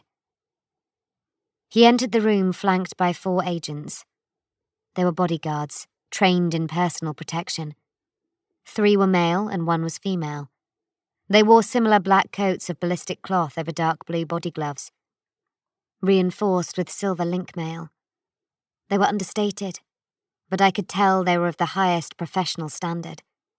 They walked like dancers, ready at a microsecond's notice to react or move. Their faces were expressionless. Each one had a tracery of silver wire inlaid in his or her skin, from the right temple, down the side of the face and down the throat, a jagged marking like the depiction of a lightning strike.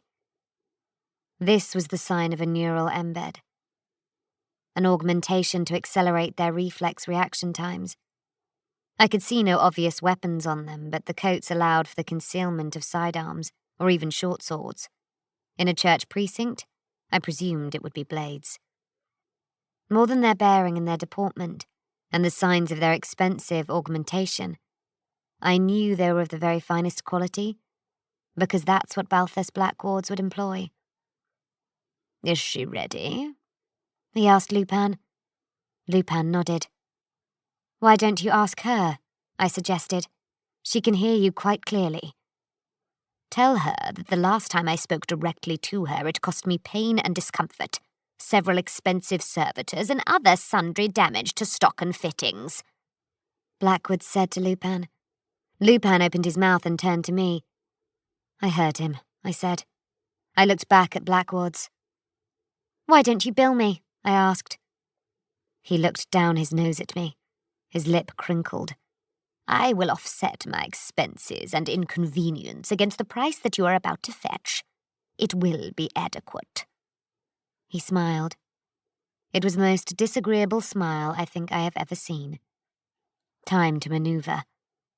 "I fear that the 8 will not thank you for disturbing their property so freely," I remarked, not in the slightest knowing what the 8 might be.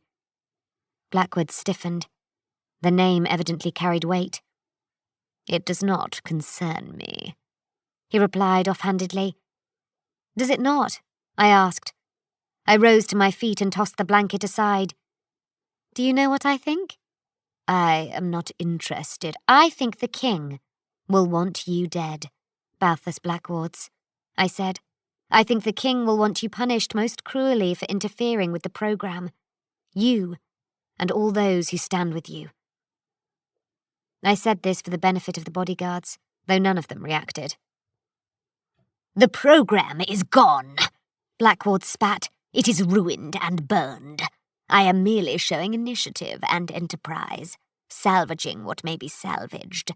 The king will understand that." "We will see," I said. "We will see if the Emporium is still trading in another year or more. I suggest you let me leave, Balthus.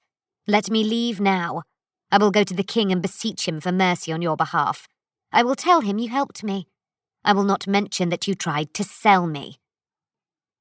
Blackwards made a face that suggested he had tasted something sour.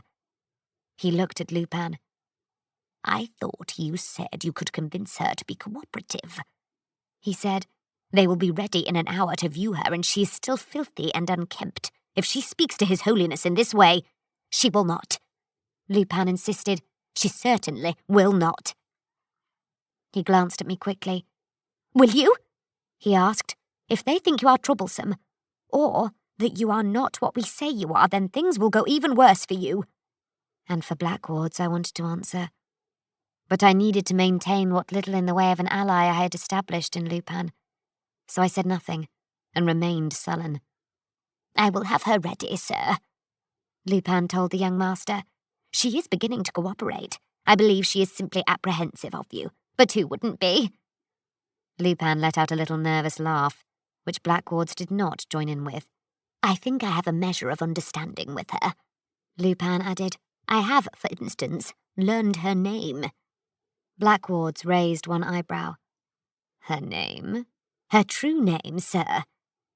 "She has thousands, one for every function that program sent her out on. She's lying."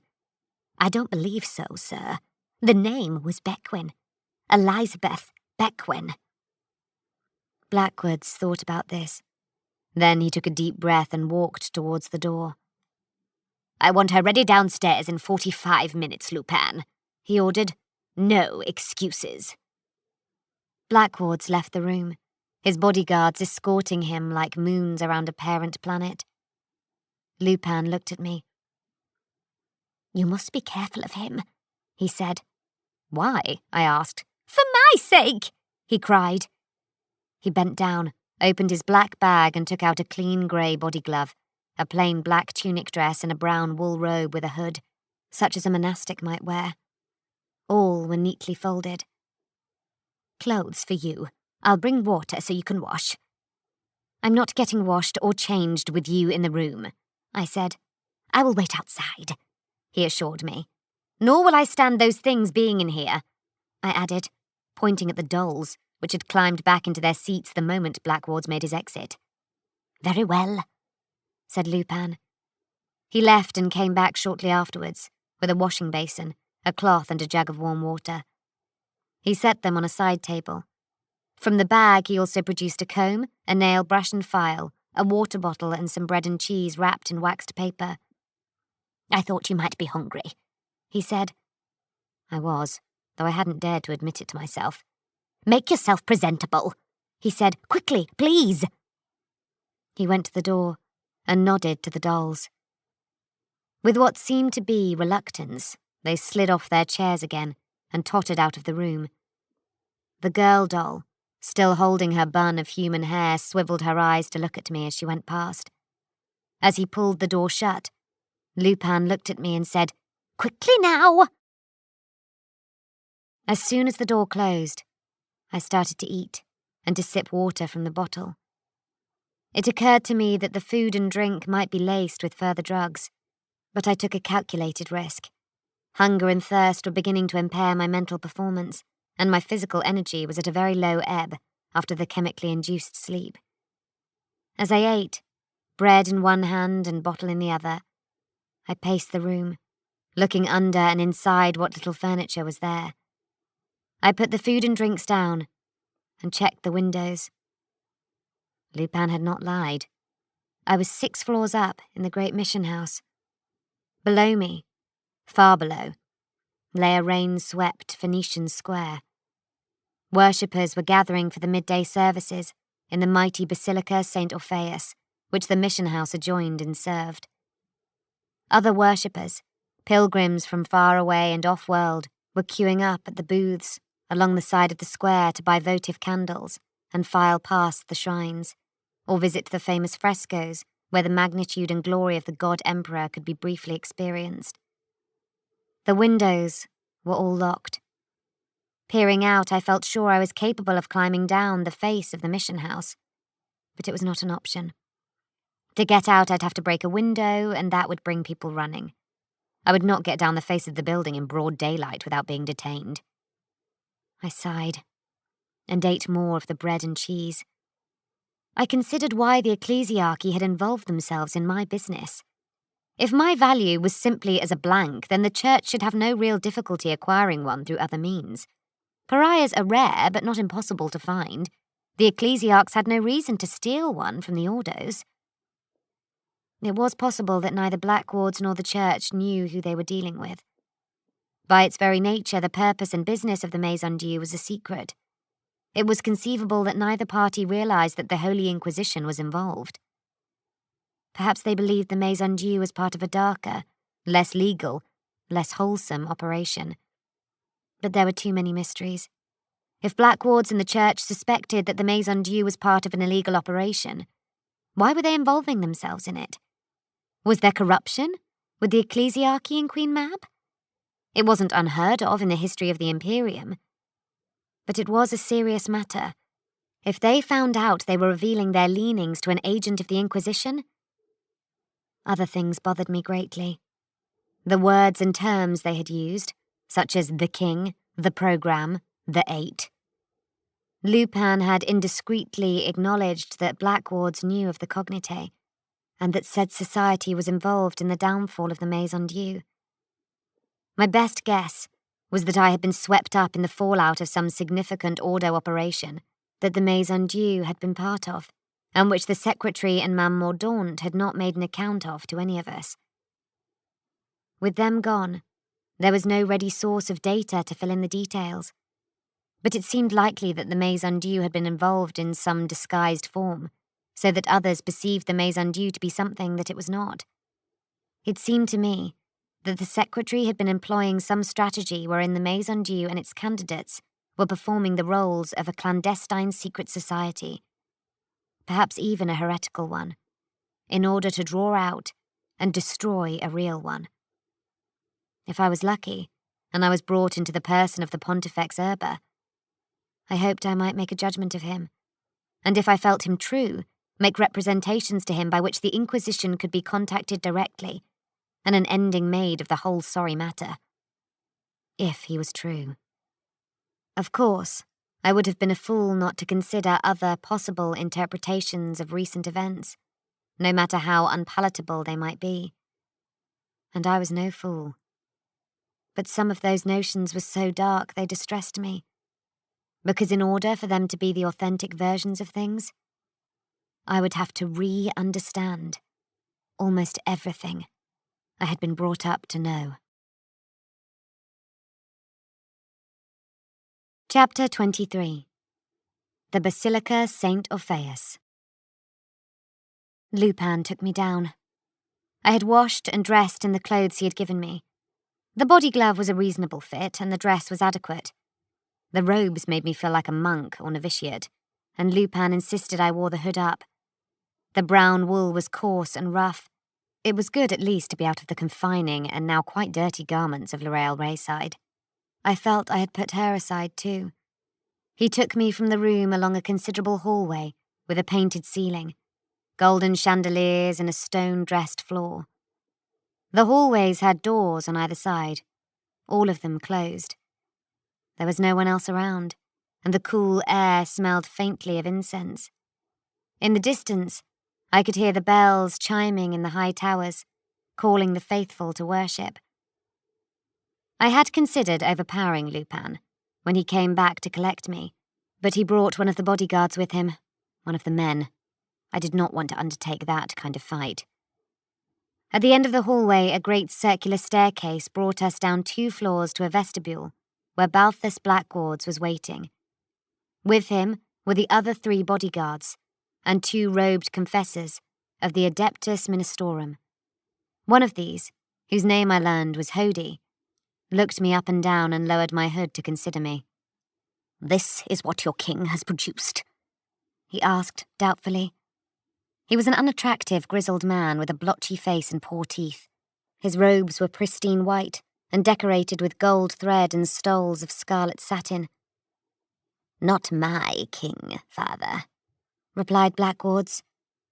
Hody shot a glance at him, then went back to his consideration of me.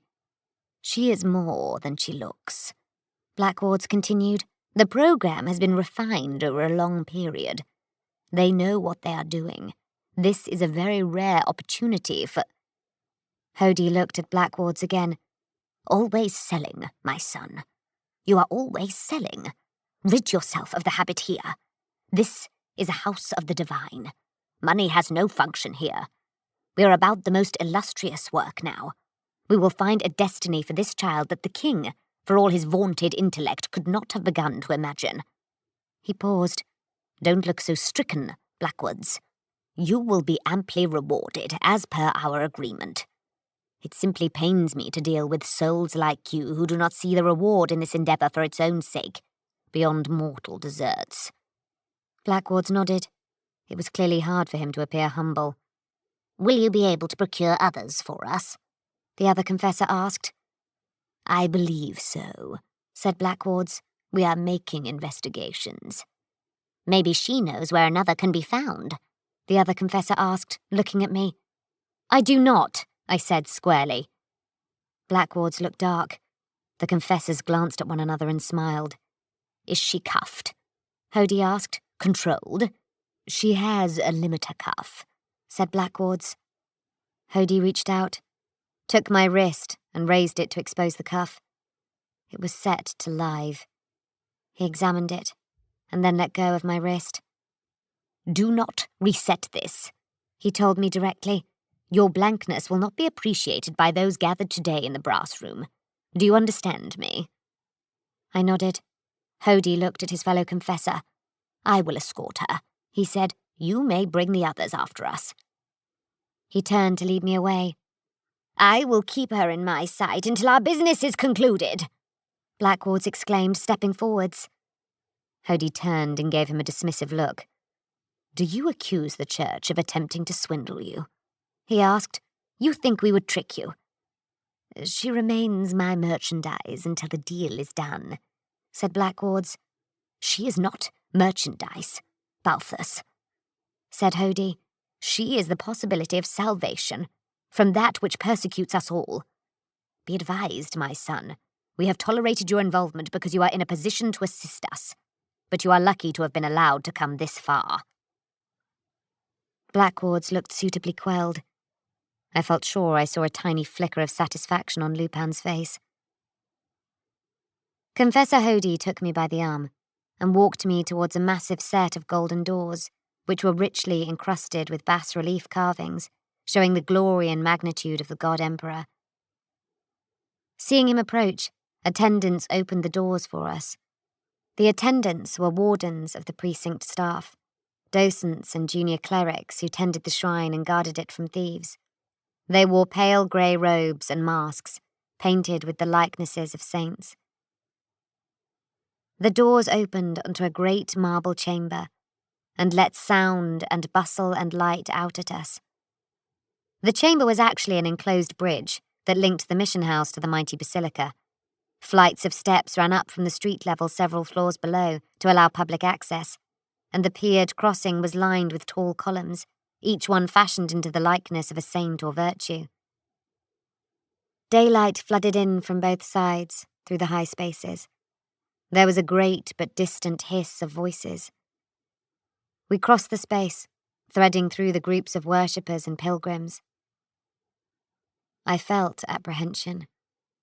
The Basilica St. Orpheus was one of the largest and most important structures in Queen Mab, the focus of the imperial faith in this corner of the world, and a noted shrine. I had not been there for many years, and I had forgotten its majesty. We were crossing to what was just one of its many portals. The view from the bridge showed me other bridges on either side of us crossing to other portals. The vast bulk of the basilica rose above us like a cliff, and we came into its shadow. Inside, there was a greater sense of space and darkness and hush. The voices of the pilgrims around us dropped respectfully. My mind reeled at the thickness of the walls we passed through, the height of the ceiling. There was a sepulchral gloom, pierced by the tiny lights of hanging candelabras. The space took our voices and gave them back as meek echoes. This was but a chamber of admittance, where pilgrims could wash their hands and feet in stone basins of cool water and prepare their minds for contemplation. Hody did not pause here, but drew me on. We approached the doorway facing the bridge entrance, which was the yawning mouth of a vast, bas-relief face that made up the wall. The sightless eyes gazed upwards in supplication. The face looked a little like it was howling, but a little more like it was open-mouthed in metaphysical rapture. The wall and the face were of beaten copper, and in the fustian gloom I did not see what their form was until we were close to them, and only then I realized I was about to be devoured. Inside the doorway mouth, we reached a bank of moving staircases, 4 of them, side by side, each set wide enough to take 3 persons standing abreast on a step. We took the left-hand one. The intricate and ancient treads were made of gold and brass, and the moving handrails were sleeved in segmented ivory.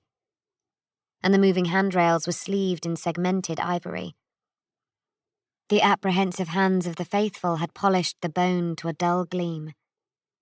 We stepped onto the staircase, and then let it carry us.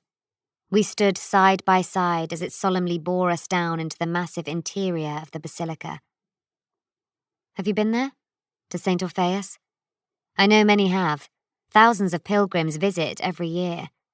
I know there are great buildings in other cities and on other worlds. But it is the first great imperial building I ever saw, and it has stayed in my mind as such.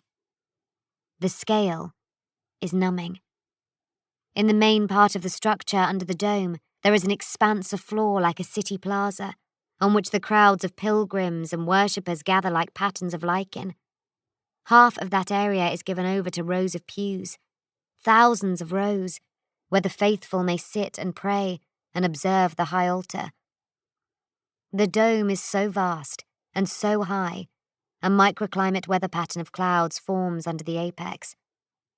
On all sides of the main part, pillared doorways admit crowds from the street, and banks of moving staircases like the one we were standing on carry them down from the adjoining buildings. Each bank of staircases emerges from another open mouth, like the orifice through which we had entered.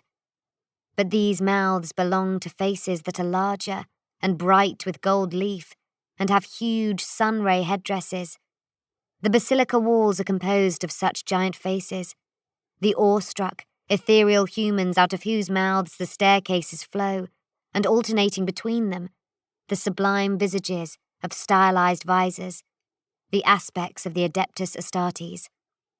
Noise is the vast hush of a filled emptiness, an open space where voices are diminished by the distance. Thousands of people are speaking down below, and choirs are singing, and pilgrims are praying, but the noise is reduced to a background static by the immensity and held inside a veil of echo. There is a foggy, celestial light, like golden lamps burning on a vaporous day. The domed main space encircles the altar end, which is a gigantic canyon of steep organ pipes and choir stalls leading down in a dramatic defile to the high platform and thrones of the exalted. It is looking down a sheer and impenetrable ravine towards the rising sun, a dark gorge of pipes and sharp-pillared cliffs facing the monumental light of day. "I am told your name is Elizabeth," the confessor said as we descended. "Yes, sir," I replied. "I urge you to cooperate, Elizabeth," he said. "Answer his questions. Be courteous. His manner can be strange." I felt that he was trying to be kind, trying to prepare me for what might be a difficult situation. When you say strange, sir, I mean that the weight of faith weighs upon men such as he. His mind is oftentimes elsewhere, involved in the invisible symmetries of devotion. You may find him distant. I nodded. There may be testing. For that, we will go to the brass room. He will want you to be tested, and the mediators will want to watch him test you. Mediators? Do not trouble yourself about it, he said. I wish to please and serve the Holy Father as my emperor, I said. I can know that better if I understand what he needs me to do. He looked at me surprised. You urged me to cooperate, I said. He shrugged and nodded. The mediators represent the interests of a party that is collaborating with the Sancor diocese. They will be present, but you will not see them. Because they wish to remain anonymous? Yes, and because they are not... He stopped, thought better of it, and said, Yes, let that be the reason. I was quite sure he had been going to say, because they are not easy to behold. The staircase finally brought us to the open floor of the basilica, and we stepped off. Wardens in saint masks bowed as the confessor passed. Pilgrims lay face down on the flagged floor, arms spread, foreheads on the cold stone. Horns blew from one corner of the place, and a hollow voice boomed from another.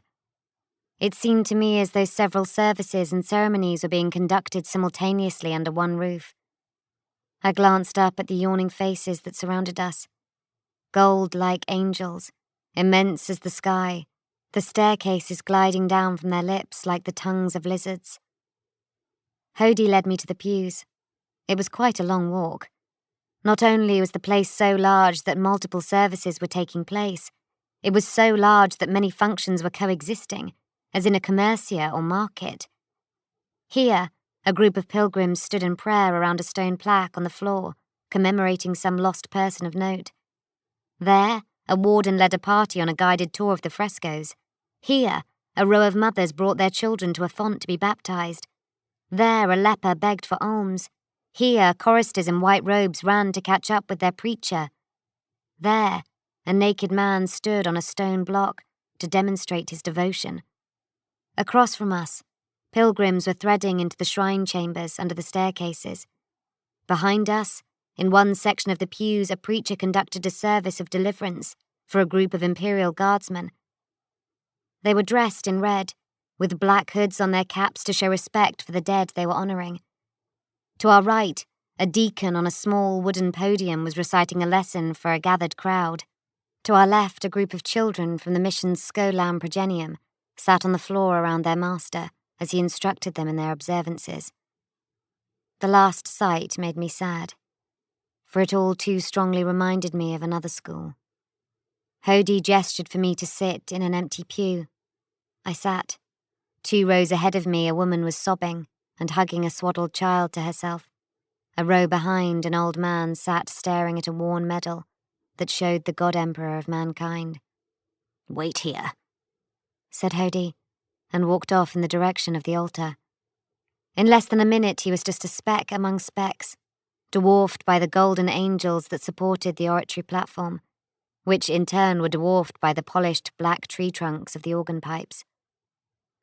I waited, obediently. It occurred to me to run, but it was a very great open space, and there were too many potential enemies disguised among the bustling thousands around me. So I waited.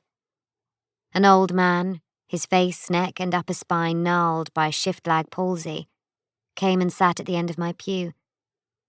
He leaned forwards, resting his elbows on the pew in front, and started to pray. For his own mortal repair, I imagined.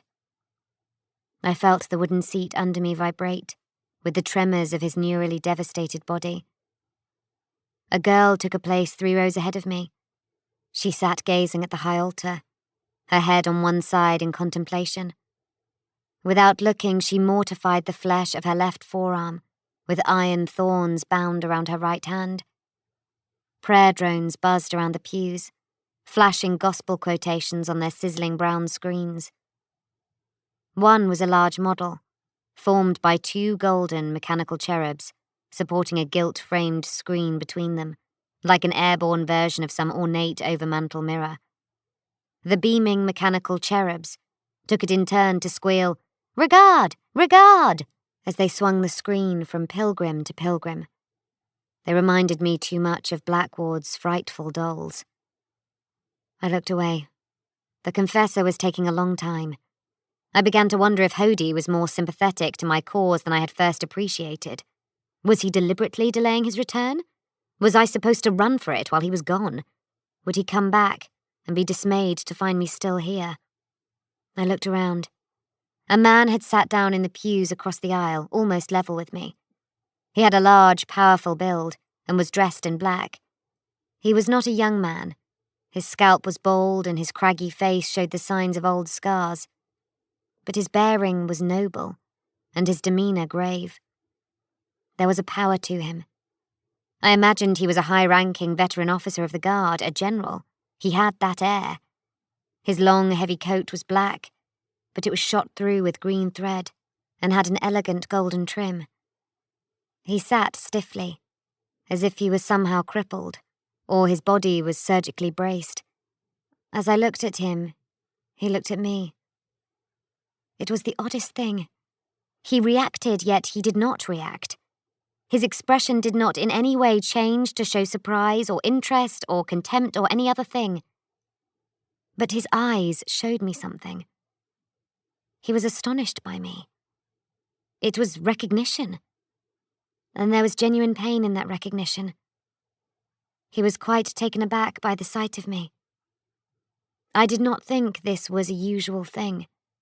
It was not the look, say, of a lascivious older man who might spy a young girl who takes his fancy and gazes upon her.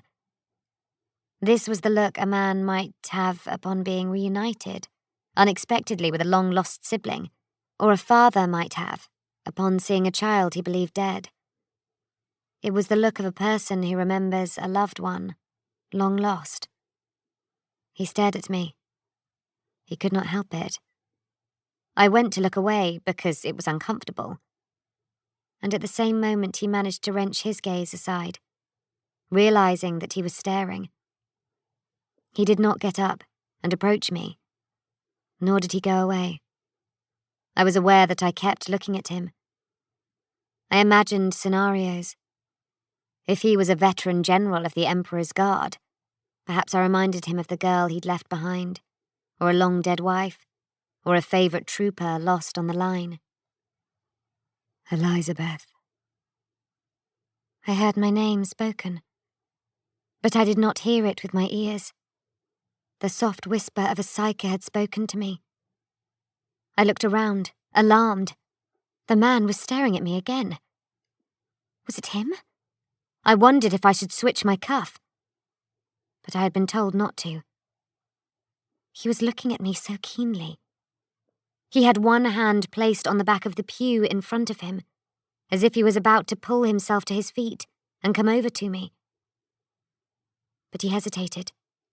He had seen something. You took some looking for? I snapped around at the voice and found Lightburn taking a seat on the pew beside me. The cursed kept his eyes straight ahead, as though he were just another pilgrim who happened to be sitting down next to me. How did you find me? I asked. It weren't easy at all, he replied. But how? You won't believe me. That goat Shardrake. Shardrake? Lightburn risked casting a glance at me and mimicked the wretched artist's way of holding up his sighting glass to see through it. I don't know how, but he spied you. Looked through that glass of his and told me we'd find you at the Basilica. I feared you'd suppose I'd just given you the slip, I said.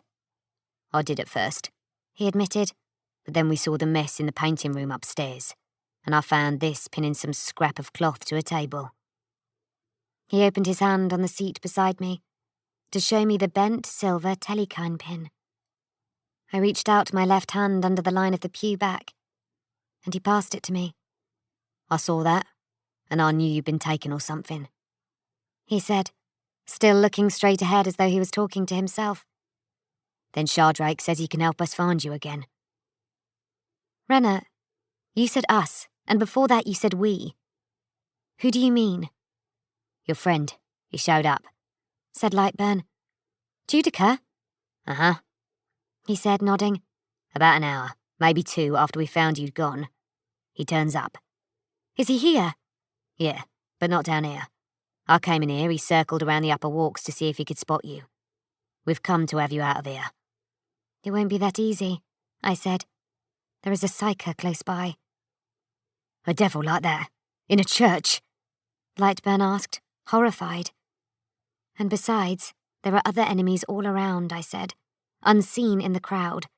I fear that they might reveal themselves and slay you if you try to take me from here. They can try, he replied. Renna, we are outnumbered and exposed, I said. Do not try. Then what? Just sit here? Who's brought you here? What do they want with you? I don't know the half of who brought me here, and I don't know at all what they want of me, I said. But I am caught here by powerful persons. Men of the church, Renna. Their reach, power, and influence are mighty, and we are right in the heart of their world. Go and find Judica. Tell him I am to be taken to the Pontifex. I do not think they will kill me. Perhaps he can use the authority of his rosette to approach the office of the Pontifex through an official channel. The what of his what? Just go and tell him, I said, whispering urgently. Mr. Lightburn, I believe there are more effective and thorough ways to get me out of this predicament than either fleeing from this seat or starting a fight. I don't, he replied. Then look to your left, I hissed, not looking at all.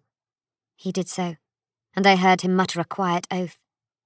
Balthus Blackwards, along with Lupin, the other confessor, and the 4 bodyguards, had just wandered into view.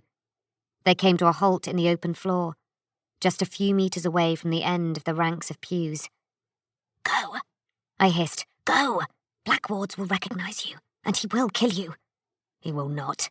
He will have his sellswords do it. You aggrieved him greatly.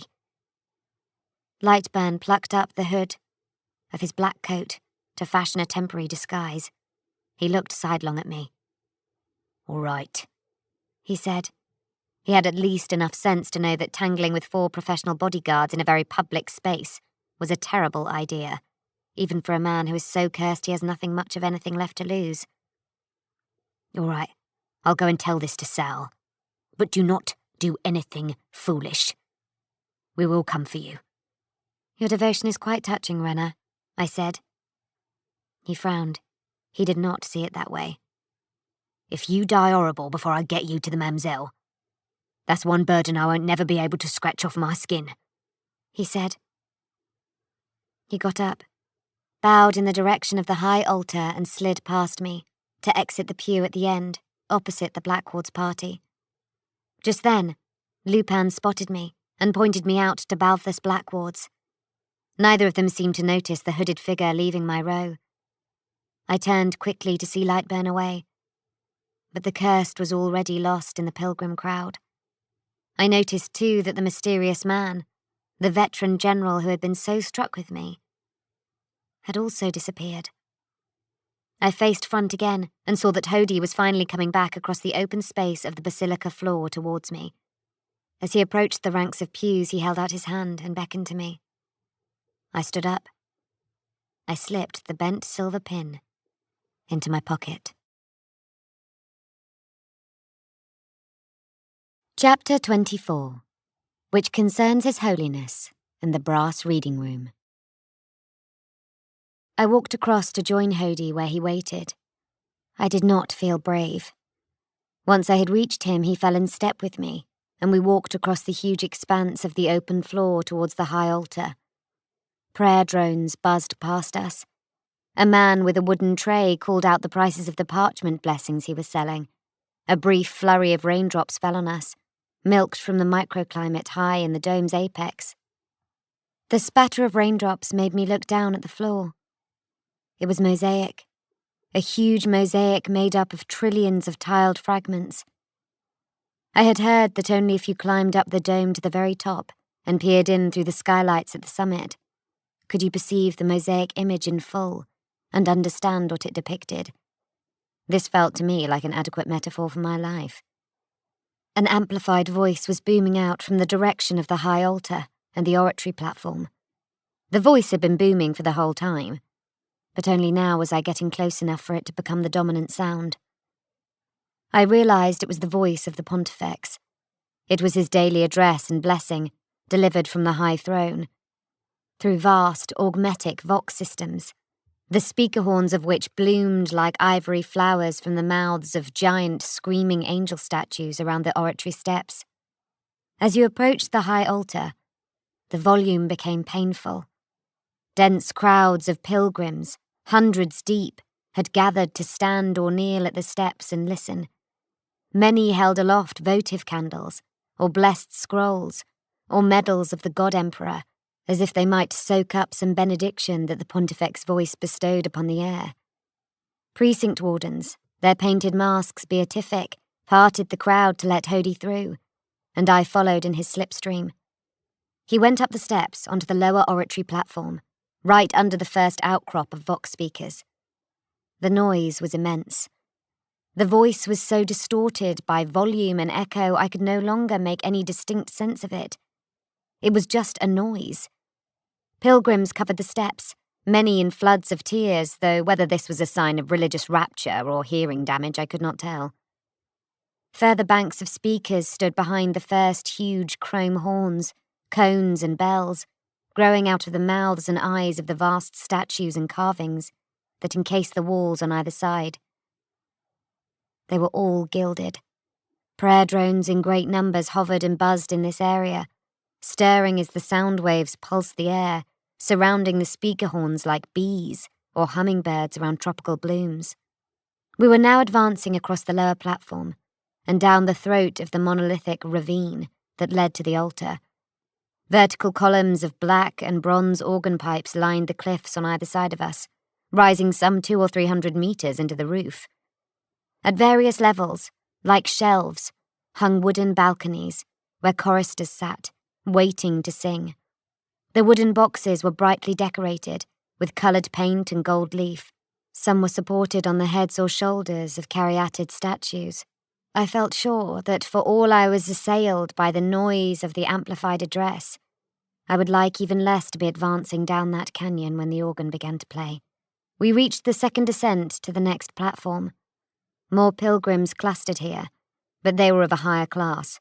Richer families, nobles, merchants, people who could afford to pay a higher stipend and thus be rewarded by a position closer to the Pontifex.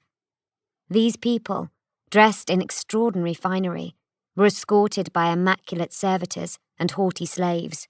Some were sitting in golden walking carriages or ornate mobility carts. Some family groups carried huge oil paintings of the deceased family member they were here to have blessed. Ahead of us rose the high thrones on their platforms, with the great altar before them.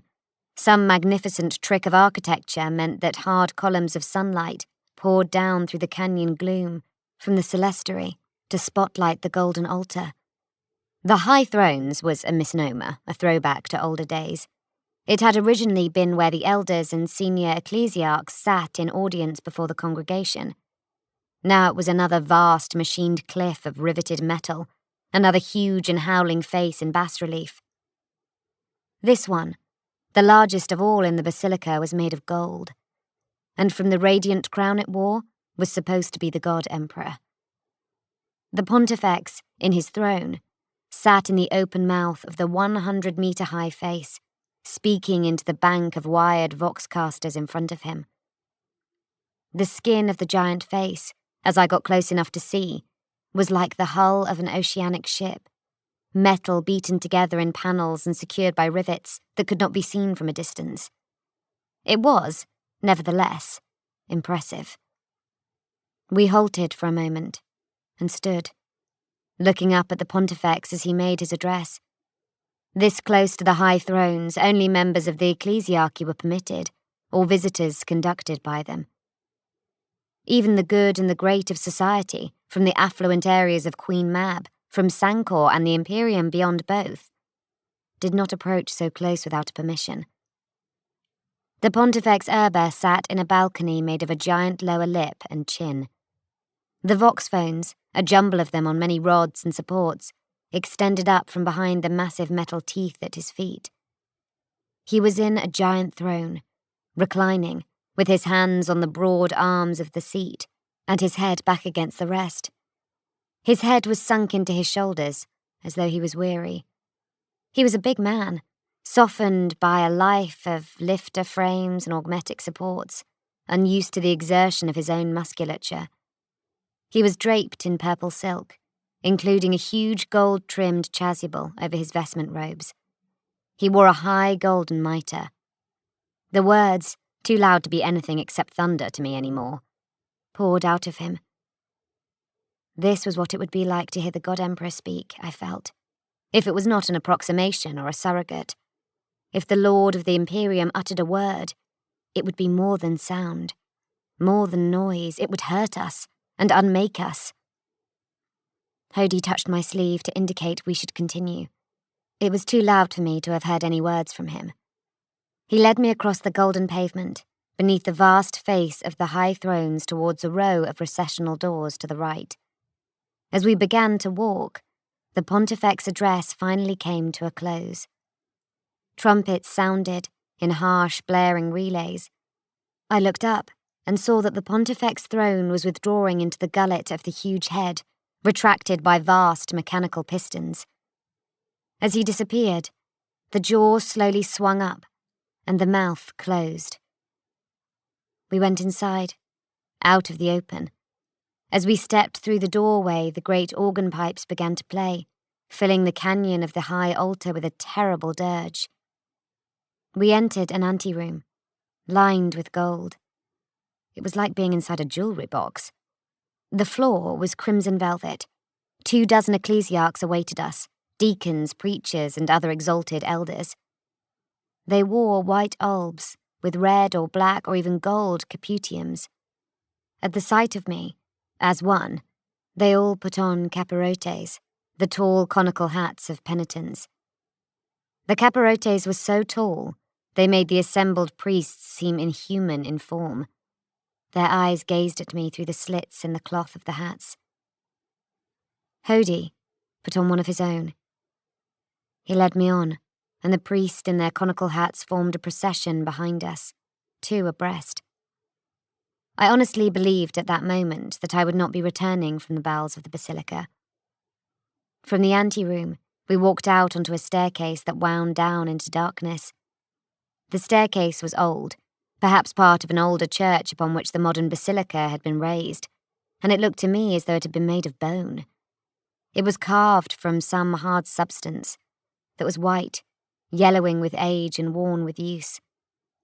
The staircase was lit by 100,000 candles, which were glued by their own dripping wax down the banisters on each side. Fresh candles were evidently lit and squashed into the hot wax every time one went out. 2 shrunken men, more like sickly monkeys than humans, cowered at the top of the steps, guarding baskets of fresh candles, wick trimmers and tapers. It was their duty to keep the old staircase lit. It was a long staircase.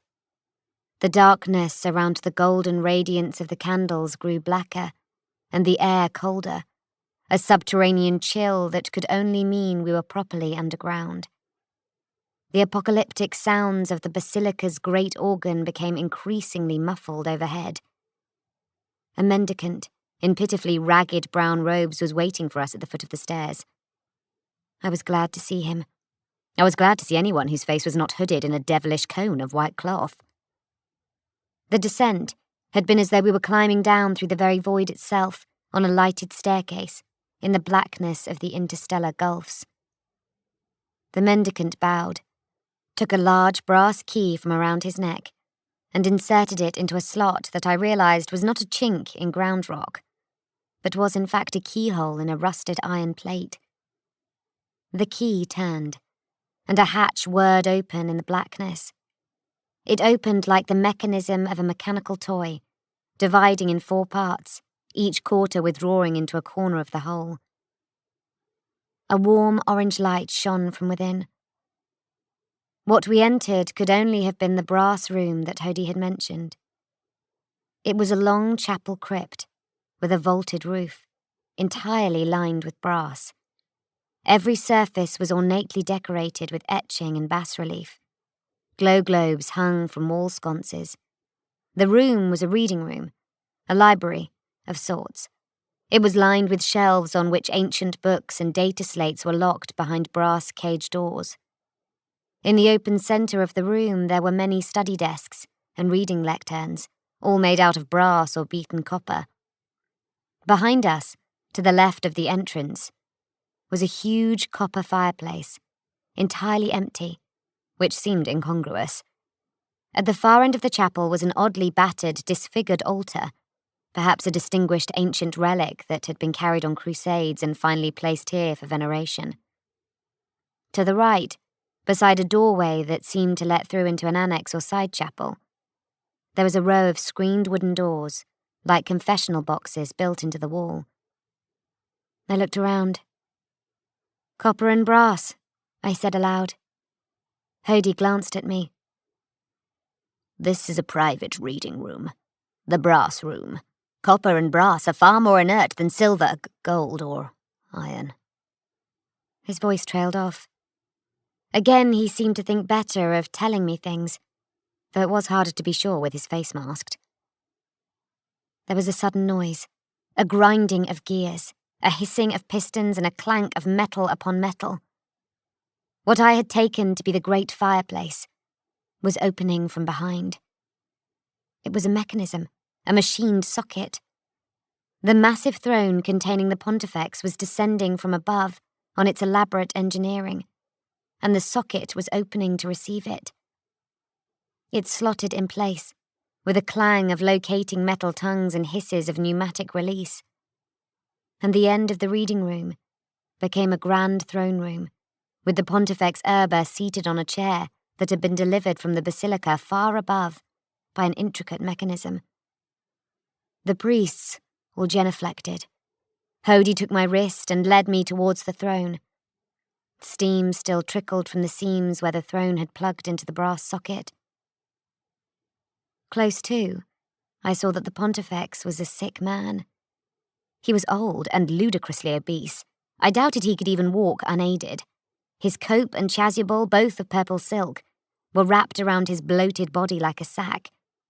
His head lolled, and his mouth was slack. His eyes did not appear to be able to focus. I saw that his golden mitre had been wired to his scalp to prevent it from falling off with the nods and jerks of his head. "Your Holiness," Hodie began. The Pontifex's lips trembled. He stank of anointing oils. "A braided circumstance," he said in a querulous voice that seemed to bubble out of him unevenly. "That is a dark place, and it contains 2 stars, one of which is a star, and the other is 2 birds. We have brought the asset to you, so that you might regard her," said Hodie. "Dead sons," replied the Pontifex, rolling his eyes unfocused. "I can smell them." "She is here, Father." The Pontifex gurgled, and saliva popped at the corner of his mouth. "They have gills and webbed feet, but they play a sprightly jig," the Pontifex replied. He shook a little and chuckled to himself. "A sprightly jig." His face went grave. His eyes rolled and gazed at something behind us that was not there. "In the dark," he whispered. "Out there." "In here." He looked at Hodie. "I have seen what the dark looks like when the light is on," he said. He reached up his left hand and clutched Hodie's hand in his. "Don't let them know it was me, Clement," he hissed. "They keep notes. They whistle, like kettles, whee! When the sun goes in, they caper about. They think I can't see them, but I can." "Yes, Your Holiness," said Hodie. Whee! "Is your name Clemen?" I asked. Hodie looked at me. "No," he said. My voice had brought me to the Pontifex's attention at last. His head wobbled as he tried to straighten it and focus on me. "Why is she taller than a mouse?" he asked sharply. Puzzled. It is the Emperor's will," said Hodie. The Pontifex nodded. "Then, good," he said, satisfied. "Good," Can she be nothing, or pass into nothing? Does she make a ripple when she drops into the pool? I remember something else, but I forget what. We have made some preliminary examinations, said Hody. She is a black soul, we believe, a genetic carnate, perhaps of manipulated stock, but not an artificial, not a simulation. The king knows his business. King, ping, ping, din, said the Pontifex. He was drooling on his silk chasuble. We can begin the essay, if you like, Hody suggested. Pink, worms in a heart that tries not to beat because you might understand what it taps out, the Pontifex said, patting his hands against the arms of his throne spasmodically. Each word was a huge effort to say because he appeared to be trying to sing at the same time. Confessor, the mediators. One of the priests coughed. We looked around.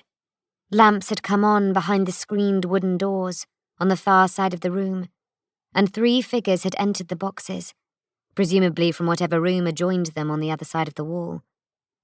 They were silhouettes against the mesh, humanoid shapes that gazed in at us, but which we could not fully see. I was quite sure that they were not human, unless the lamps were causing some trick of light and shadow. They were simply far too big. One of them spoke. The voice, as deep and cold as an ocean floor, came out through speakers built into the screen doors. Displeasure is expressed, it said. You have begun the consistory without us. Ding dong, sputtered the Pontifex. Silly dilly dilly. He was growing agitated. His hands flapped and his head wobbled furiously.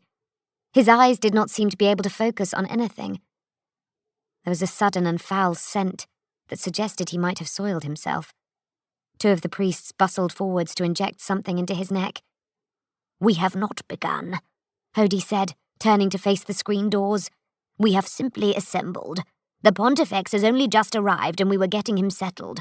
No business has been conducted, nor would it be conducted, without your presence.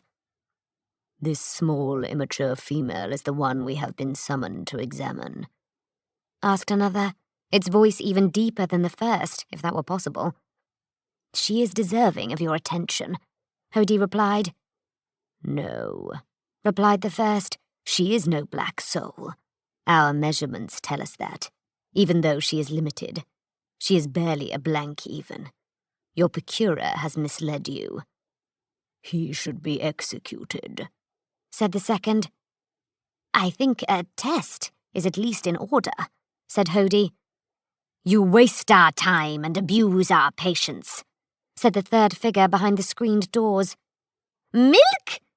The Pontifex suddenly cried out. 1,000 hundreds of silver eyes, all of them downcast, a word that means word.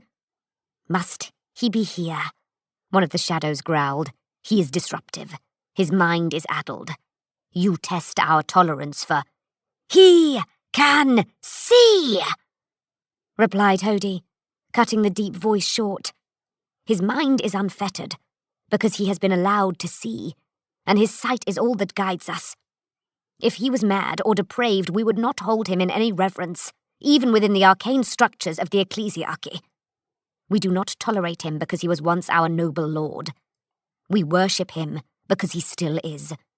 He can see what we cannot. He is the greatest of us, and you should be ashamed that you do not appreciate his worth. Your master surely would have done. He would have coined for him a word all his own to honor him. Do not presume, one of the shadows said. Do not insult, Hody replied. You are here by our permission. You are here under our terms. You mediate only. Sometimes you forget yourselves. Test her, then, said the first shadow. Test her, if you will. Prove that we are wrong, but she is a liar and a sham. This we already know. Indeed? Asked Hody. She gave her name as Elizabeth Bequin, said the first shadow. Elizabeth Bequin was a pariah untouchable, who served the staff of the Inquisitor Gregor Eisenhorn. She was born on Bonaventure circa 210 and died on Dura in 386, over 100 years ago. Chapter 25, which concerns utterances. There was a pause. Hody cleared his throat and said, "That is irrelevant. How many millions of individuals with that name are there in the Imperium? How many claim to be untouchables?" asked the shadow. "We will conduct the assay," Hody replied. The ecclesiarchs around us immediately began to prepare the room. Lecterns were moved and books put away. I saw Hody catch one preacher by the sleeve as he went by and say, "Go and find Blackwards. Bring him to the foot of the staircase. Ask him what he has to say about this information. Ask him about provenance. Explain to him that the church will take a dim view if he has used his emporium's exceptional reputation to dupe us." The preacher nodded and hurried out. Hody looked at me. "Do you have any comment to make?" he asked. "Only that I know my own name," I replied. Behind us, the Pontifex was becoming agitated. I heard him stammering. "Footsteps, footsteps, one after another, each one a century after the last. A slow walk into a dark place." "He wants to speak to her," one of the ecclesiarchs said to Hody. The confessor led me back to the Pontifex's throne. The Pontifex was blinking frantically and swallowing hard, as if he had been dazzled by a bright light. His head lolled around, bunching the loose folds of his fat cheeks, and he looked at me. For the first time, he seemed to focus. For the first time, he appeared to see me properly. "Disumno," he murmured sadly. "Disumno." He let out a little frail whine, a melancholy sound. "Elizabeth." "Your Holiness?" "You are condemned to walk in dark places. A long walk. They're sorry for that." "Where will I walk to?" He didn't show any signs of hearing me. His eyes rolled. "They think it's an echo. Just an echo of an old vengeful spirit, but it's not. It's here. You'll see. It is forever. It has endured. It's as old as anything human can be. As old as the old man on the gold chair." I glanced at Hody. His eyes in the slits of his mask betrayed worry. "I have seen your soul," the Pontifex whispered, dribbling again, his eyes bright. "It is no black soul. It is better and brighter. It is shining. I have seen it. Look, there it is." Both Hody and I turned to look where he pointed, then felt foolish. "We're taxing him," Hody told me. "Don't," the Pontifex protested. "I have a list of things to tell her, very important. Very, very, very cherry. Ooh, tell him this. Tell him Disumnor hides behind the pictures.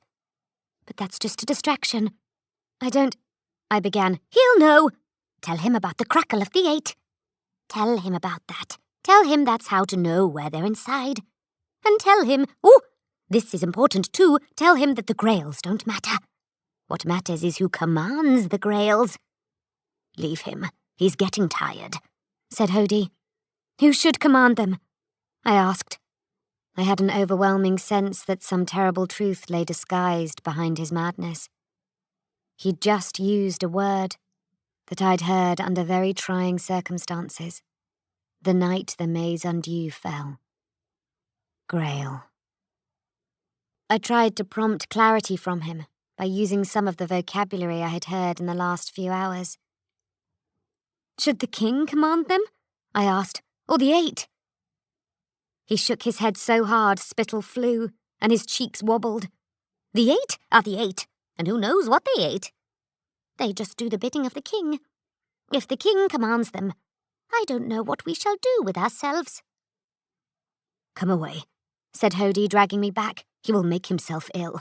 "I want to—" "The assay must begin." Hody snapped at me. "Do not be vexatious." Who is he? I called out to the Pontifex as I was led away. Who is the he that I'm supposed to tell this to? Twitching in his throne, no longer looking at me, the Pontifex let out a long, hissing gurgle, like a release of steam under pressure. It sounded like a word. It sounded like Thorn. Hody led me into the centre of the room, which had been cleared by the ecclesiarchs. A single brass lectern remained in position, facing the battered old altar down the length of the library chamber. Oddly, it reminded me of the shooting gallery in the drill of the Maison Dieu. "Stand here," he said. I stood at the lectern, my back to the Pontifex's throne. The strange screened doors and the shadows behind them were to my left. The ecclesiarchs formed a semicircle behind me. I was not sure what they expected me to do. They made me wait while they fussed around. Some had data slates and were making notes. Others had produced measuring instruments and ticking, whirring cogitators of handheld design. To my increasing consternation, junior servants of the basilica filed into the brass room, carrying long metal shields. The shields were tall and oblong, like pavises or the riot shields sometimes carried by the city watch or the arbites magistratum. But these were made of copper and had been baffled at the back with what looked like some ballistic cloth. The servants erected the shields on metal floor stands in an arc in front of the ecclesiarchs, the shield fronts facing me. "What is that about?" I asked Hody. He did not reply. Various lectionaries and breviaries were selected from the shelves around us, the caged doors being unlocked and opened for them to be reached. Hody placed each work in turn on the lectern before me, indicated a passage, and told me to read. I did as I was told. Behind me, behind the shields, the ecclesiarchs in their ridiculous cone hats muttered and conferred, making marks upon their data slates and measurements with their instruments. I heard murmurs of ambient temperatures, air pressure, and other, almost meteorological aspects. Behind them, the Pontifex Urba sat in his throne, mewling like a restless child and fidgeting with his hands. To my right, the shadows lurked behind the mesh screens of the wooden doors. Hody stopped me a few lines into each passage, took the breviary away and replaced it with another.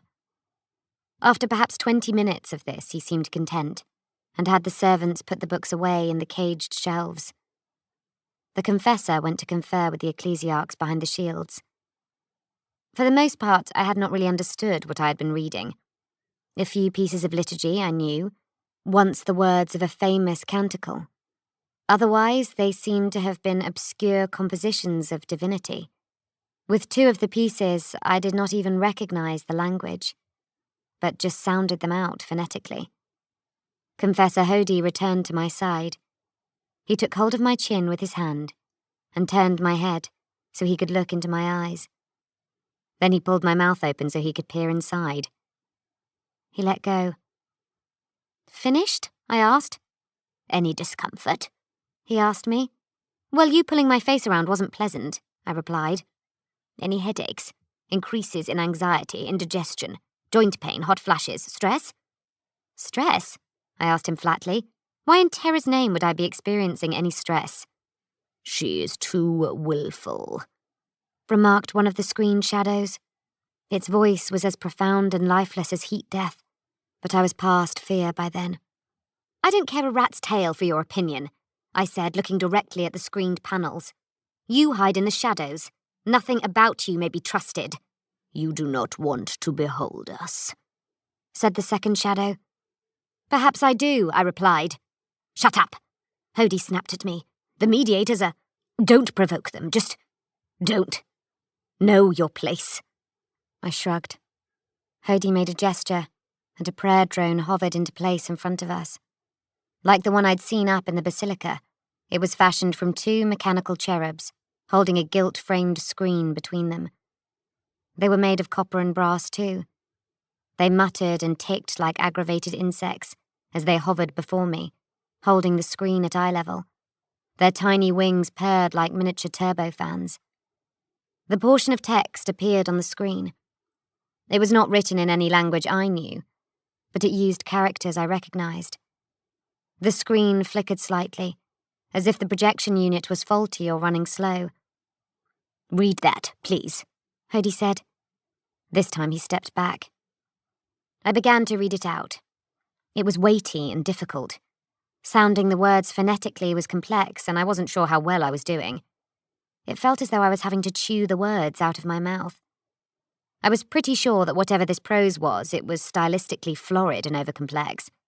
It just seemed to be so freighted, as if meaning and import had been forced together to breaking point. I kept reading, struggling with it, for a full 3 minutes. Then I heard a sound behind me. I stopped and turned in time to see one of the hooded ecclesiarchs rushing from the room, his hand clamped to his mouth. We heard him outside, retching and heaving, fluids spattering on the doorstep. I frowned. Another of the ecclesiarchs had, at some point during my reading, been obliged to sit down on the floor behind the shields. He was breathing hard, his hands on his chest as though he was suffering heart palpitations. At least 2 others were leaning with their hands braced against the shield tops, also trying to recover their breath. "What's going on?" I asked. Hody looked at me. I could see a slight dark patch on his mask where his mouth was, as though moisture from his own laboured breathing had dampened it. "Do you feel quite well?" he asked, his voice hoarse. "Yes, perfectly," I replied. "What just occurred?" He ignored me and turned to his colleagues. "Composite your readings," he ordered. One of the ecclesiarchs started talking about micro-changes, and another of a scale 4 temperature drop. Another was reaching his hand up, under his capriote. There was a bright stain on the white cloth of his mask. He had suffered a nosebleed. "I don't understand," I said. But no one was listening to me. Then I noticed something. I stepped down from the lectern and walked the length of the crypt to the battered old altar. The prayer drone, wings buzzing, obediently followed me. Hody turned and saw me walking towards the altar. He called out to me to come back, but I ignored him. I knelt down and looked at the old relic. It had once been a very fine piece. An altarpiece of significant worth, beautifully decorated and inlaid. But age had abused it. It was battered and buckled, dented and scratched, as though it had been beaten with sledgehammers and struck with pickaxes. The surface was rutted and gouged, and the very form of it was misshapen. It was also discoloured and patched with scabs of rust. What I had noticed from the vantage of the lectern was a large stain of verdigris on the right-hand side of the altar. I was sure it had not been there before. I wondered how it could have formed so rapidly. Close to, I noticed how what looked like ice crystals had formed along the top surface of the altarpiece. "Explain this," I called out. "Come back here," Hody replied. I reached up and grabbed the edge of the prayer drone's screen, tilting it towards me. The wings of the cherubs beat noisily as they adjusted their hover. I started to read again, slowly, a syllable at a time. As I watched, with each syllable the patch of verdigris grew larger. At one point I stopped abruptly, and then restarted suddenly.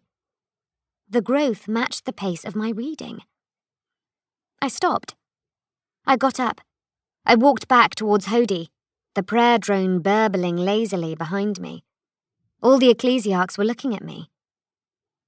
"What are you making me do?" I asked. "What is happening here?" "Just do as we instruct you," replied the confessor. "What words are these?" I demanded, pointing at the prayer drone. "What are they from?" "They are our words," said one of the shadows behind the screen. "They are words our Lord wrote," said another. "Who is your Lord?" I asked. "You will not speak his name," said the third. "Then what is his book?" I asked. "It is one book," said the first. "in many volumes," said the second. "begun but never ending," said the third. "Take up your place here," Hody snapped at me, pointing to the lectern. I walked back to it reluctantly. He brought the prayer drone in again, and set it hovering in front of me. "We will continue and use one of the words," he said. "Agreed," said the first shadow. "Despite her attitude, we are interested in the female's performance." Hody looked at me. In his eyes behind the cloth hood, I could see tension. "One word," he said. "Focus and say it clearly." He touched the hovering screen, and a word appeared. The screen fizzled and blinked, as if it was having great difficulty maintaining resolution. I looked at it. I spoke the word. Chapter 26. The Word, and After. I do not know or understand what the word was. The moment I uttered it, it seemed to be released from me with some force, and was gone from my memory. Then a thing that I cannot explain happened. The ancient altar at the far end of the brass room leapt into the air. It leapt into the air and buckled as it did so, and shredded apart in an explosive manner, as though it had been struck by some immense weight which had broken it and strewn its twisted metal fragments in all directions, or as though a grenade had been placed inside it and detonated. Chips of brass shrapnel bounced off the walls, the ceiling and the caged shelves, and rained to the ground around us, jingling like dropped coins. I found I had fallen over. I picked myself up off my hands and knees. There was a ringing in my ears. The lectern had overturned. I saw the prayer drone lying on the ground a few meters away, wrecked and mangled, sparks spitting from its ruptured casing, its screen cracked and dead. I turned around. I put my hand to my mouth and found a drop of blood. I had very slightly split my lower lip. The ecclesiarchs were in a state of confusion. Some had fallen down too, as had at least 3 of the shields. Many were swaying as if concussed. All of their handheld instruments had shorted out and failed. "Now you explain," I said to Hody. "We will place you in a holding facility," he said, struggling to retain his composure. "No," I replied. "You will explain this. You will do it now." "It is not your place to—" he began to declare. "Do not make me say the word again," I said. In truth, I did not remember the word to say it again, but he did not know that. "Control her," one of the shadows demanded. "The female has performed and survived the first essay of Annuncia, better than any specimen before her," said the second. "She will be prioritized for development by the host." "She is our property," Hody snapped at them. "You do not own us, and neither do you give us orders. You are our partners in this enterprise, but you do not take what we have gone to great lengths to acquire."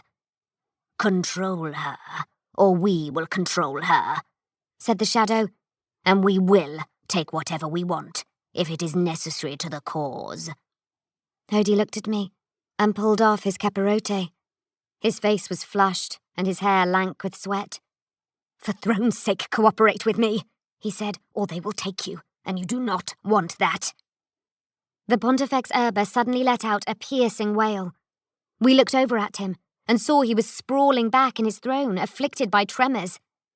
Some attack had overcome him. He was gazing up at the ceiling and had rammed his head back so far against the throne back. It had dislodged the golden mitre, despite the wires holding it in place. The Pontifex appeared to be bleeding from the mouth. "What is it?" Hody demanded. "Perhaps an after-phase?" one of the ecclesiarchs suggested. "An echo of the Annunciation." "Send for the medicaes," Hody barked. "Get a doctor of physic here at once and secure the room." The poor Pontifex continued to wail and thrash and bleed. The detachment of church wardens hurried in from the anteroom. They wore the robes and painted saint masks of the ones who maintained the basilica precinct. But their robes were blue, and they were overtopped by shirts of segmented ceramite and brass armour. They carried force poles and had coutros strapped to their hips in copper scabbards. I thought, since when do the male servants of the ecclesiarchy come armed? "Guard her," Hody told them, pointing at me. A trio of doctors, Medicae and Red Albs, had also come running into the reading room to attend the Pontifex.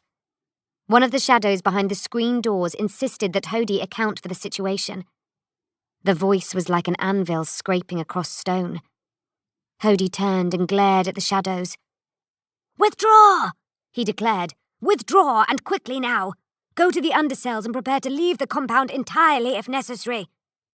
"Displeasure is expressed," said the first shadow. "You seek to exclude us from the consistory, and to keep the female for your own use. Warp take you, Scarpack." Hody snarled. "Work with us as you promised. We don't yet know what this is. Withdraw until we have made the area safe." The huge shadows loomed for a moment against the backlit screens, and then vanished back into whatever chamber lay behind the wooden partition. The Pontifex was no better. Blood was now drooling out between his teeth in considerable quantities. It was then I saw the key. It was a small brass key, one of the ones that secured the caged doors protecting the shelves of ancient tomes. An ecclesiarch had left it in the lock when fetching or replacing one of the breviaries I had read from.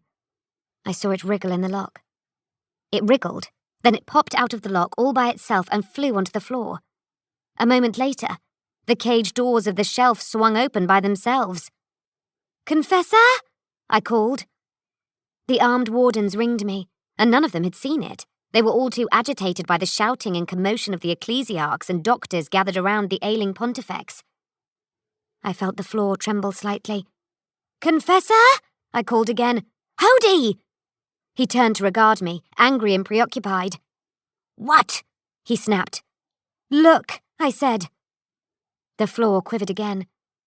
The best way I can describe it is as though a giant footstep had stirred the room. I pointed at the shelves. With a sharp metal crack, several of the door locks failed, and the caged doors swung loose under their own weight. "Oh, holy light," Hody murmured, his eyes widening. One by one, the ecclesiarchs had stopped jabbering and turned to see what was happening. The room grew quieter and quieter, until the only sound was the whimpering of the Pontifex. The floor trembled, for a third time. Another lock broke like a pistol shot. 2 books fell off a high shelf and slapped onto the brass floor. Our breaths were suddenly smoke at our lips and nostrils. The air temperature in the room plummeted. Frost began to form on the metal surfaces. Hody bent down and ran his finger through the rime. "Eudaimonic ice," he murmured. "We have to clear the room. We have to clear the room. Now!" He rose. "Wardens, take her to the nearest anechoic bunker," he said. "Doctors, let's make to carry His Holiness to—" He did not get any further. A wind screamed out of nowhere, streaming through a chamber whose doors were closed. It was a hot gust, like the breath of a furnace, for it prickled our skins, but it did not melt the ice, nor did it dispel the steam blooming as we exhaled. More shelf doors ripped open, and books began to fly out. They spewed out as though invisible hands were raking along each shelf in turn, cascading them into the air so that they spilled, covers opening, pages flying, spines breaking. Broken books and loose pages covered the floor, and torn paper billowed in the air like snow. Some of the airborne scraps began to glow, and then burn. A light came into the room. It came up through the floor, as if the beaten copper deck was a golden pool, and the light was a submarine beast breaking the flat surface and emerging into the air. It was a terrible, bloodshot light, a thing of malice. It made a vaguely humanoid shape out of the bloody sunset light that composed it. And that shape writhed and crackled internally, as though it was made of electric insects or radioactive beads. It was the thought form that had blasted through the maze undue. It was the thing that had called itself Grail Margent. Chapter 27, in which there is a degree of pandemonium. 2 of the saint-faced wardens began to manhandle me towards the door. The other wardens turned to face the light and formed a protective ring around us. The fierce, hot wind was in our faces, flapping at hair and robes. Some of the ecclesiarchs stepped forwards to face the bloodshot light. One raised the brass icon he was holding, a censer set with images of the Primarchs. "I abjure thee, unclean spirit," I heard him yell. "I renounce thee and cast thee back into the immaterium whence thou emerged." The thought form crackled. The defiant ecclesiarch began to leave the ground. His alb flapped around his floating ankles. He cried out. He left one slipper behind. His feet wiggled. He rose slowly, as though the reading room was rapidly filling with water, and he was being carried buoyant towards the ceiling by the rising surface. He dropped the icon, which hit the ground and broke, and started to claw at the air around him, as though trying to fight off or prise away the telekinetic grip that had him in its grasp. It did no good. Vertical, he continued to ascend until he began to approach the ornate brass roof. He attempted to duck his head away, to bend, but his spine was rigid. Crying out again, he started to batter his fists at the approaching ceiling. Then he pressed his hands flat against the metal to stop his ascent. It was still to no avail. He rose as slowly and inexorably as though he had been standing on an elevator platform. His head hit the ceiling, and he was forced to cock it aside against his shoulder as he continued to rise. His hands were splayed against the ceiling, his arms bent. He looked like a weightlifter trying to clean and jerk the whole ceiling, except his feet were paddling like a swimmer's. The ceiling started pressing onto his shoulders. His head was forced to bend forward so that his chin was on his chest. His hands slipped and scrabbled.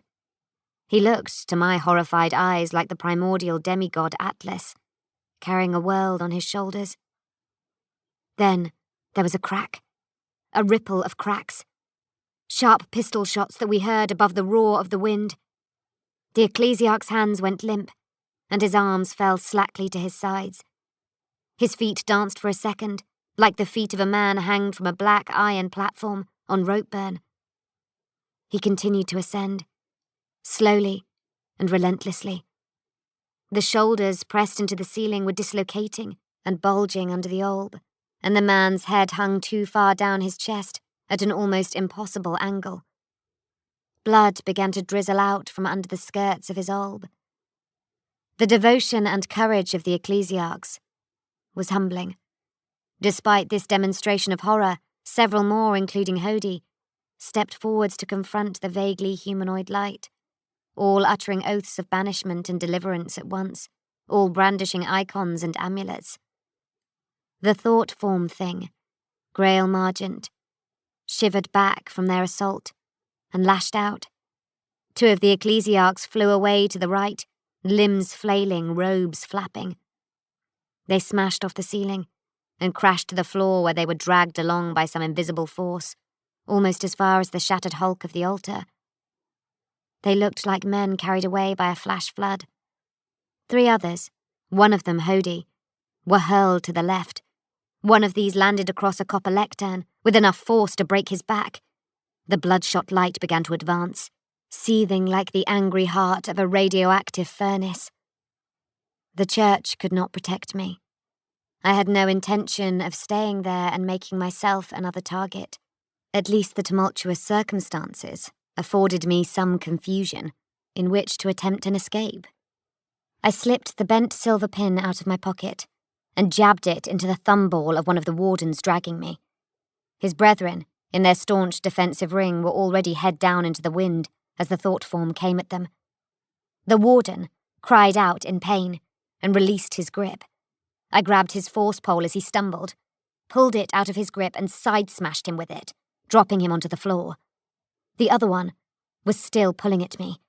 I spun the pole one-handed to improve my grip on it, activated the power stud, and rammed the end of the charged weapon in his face. His head snapped back, and the painted saint mask broken in 2 flew off him. As he fell, I turned and ran for the door. I did not know where I was going, except out of the room, and perhaps back towards the candlelit stairs. Neither did I know quite how far I'd get. except that I trusted the entire precinct would soon be in such a state of pandemonium that I might succeed in getting very far indeed. For a second, I was stopped in my tracks by a roar. Predators can do that, I believe. Carnodons and other large ambush hunters. They can issue a roar of such force and tone that it literally stuns their prey with fear. That was the quality of sound I heard. But it was not especially meant for me. It was a declaration of intent, a warning that restraint would not be shown. It was the full-throated bellow of a raging warrior entering combat. I still do not believe what I saw occur next. In my memory, it has the quality of a vivid nightmare. What made it all the more extraordinary was that the extraordinary was already underway. In that brass chamber, an entirely unnatural event was unfolding, the sort of exceptional thing a citizen of the Imperium might only witness once in his lifetime, if he was unlucky. Onto that, a second extraordinary thing was now being piled, more than the sane mind could even begin to accept. 2 of the 3 shadows, the mysterious mediators, had come back. They had come back with great haste to confront the thought form.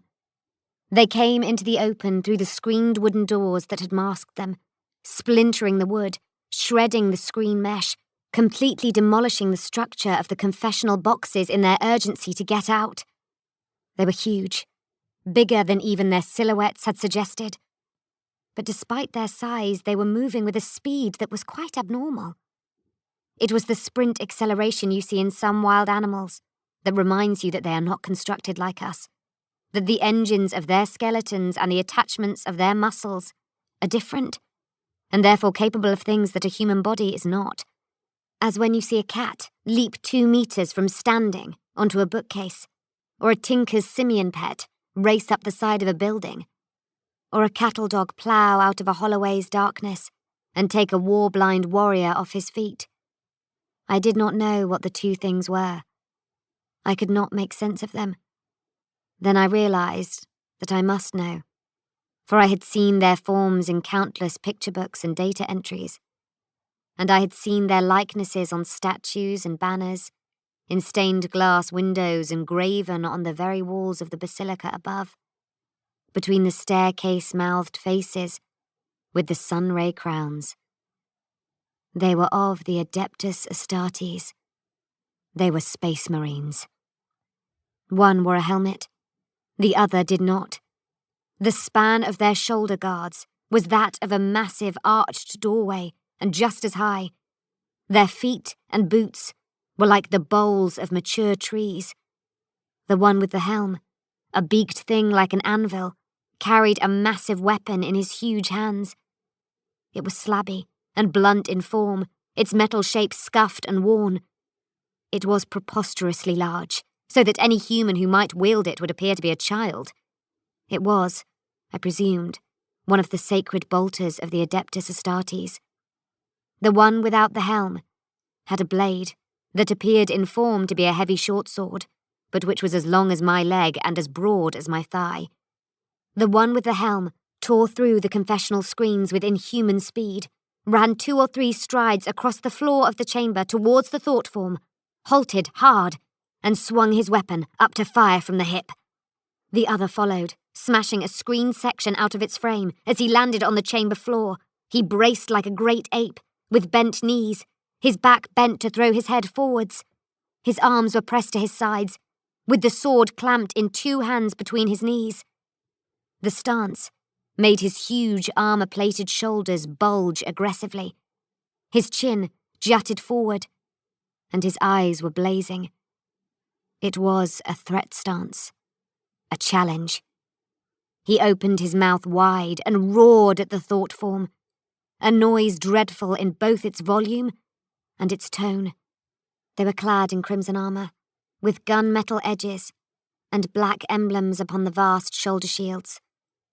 The one without the helmet had flesh like cracked bread crust, and slate-grey teeth the shape of iron nails that filled his mouth and jutted forward past his peeled-back lips as he raged, flecked in spittle. I did not know these things, but I knew for certain that they did not fight in the name of the Emperor anymore. Nor had they in a very long time. My initial supposition had been wrong. These were not Space Marines at all. They were traitor Marines. Now I wanted to be in that place even less. I remembered myself. I reminded my feet that they took orders from me. And I ran. I fled. Behind me, the helmed traitor Marine began to fire. His bolter boomed in the metal box of the reading room, the noise and the concussion pummeling me from behind as I ran for the door. The searing shells went through the bloodshot light and destroyed the brass shelves and copper panelling along the wall behind it. The impact of each shot was like a small bomb going off. The thought form struck back, driving a dozer blade of telekinetic force at the traitor Marine. The traitor Marine staggered back for 2 or 3 steps, as if fighting a gale force blast, his immense feet raking and sparking the copper floor. The other one, the one without the helm, rose out of his simian stance of feral defiance and attacked. He went forwards with another abhuman burst of physical acceleration, an animal sprint, right into the bloodshot light, his sword coming back over his right shoulder in a 2-handed swing. I think the sword may have been cursed, or blessed, or otherwise invested with some power. I do not understand such things. These technologies are ancient and arcane. Certainly his weapon was a singular thing. The physical force of the blow, which incidentally would have cloven through and brought down one of the stone columns of the basilica, in my opinion, was entirely beside the point. It was, I am sure, the interaction of materials, the clash of energies, the admixture of warp properties that do not comfortably coexist in the same plane of the universe, the spectral essence of the thought form, and the photed energy smoking off the edge of the sword were materials in utter, irreconcilable conflict. The universe screamed as it tore. It is not a sound that the human mind is comfortable hearing. I have heard its like a precious few times in my life, and just once would have been too many. The universe shrieked. It squealed with inarticulate pain as its fabric ripped apart.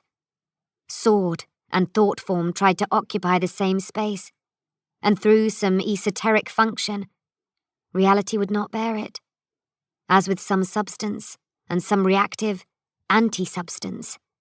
As I ran through the door, shoulders down against the wind and pressure blasts coming from behind me, I glanced back in time to see the traitor Marine thrown back from the impact, and the thought form lose its coherence and spill out across the room as a bright, wild storm of light.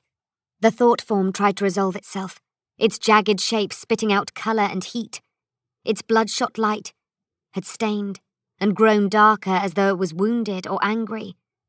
The traitor Marine found his footing again and resumed his attack, ploughing the wretched blade into the hellish light once more.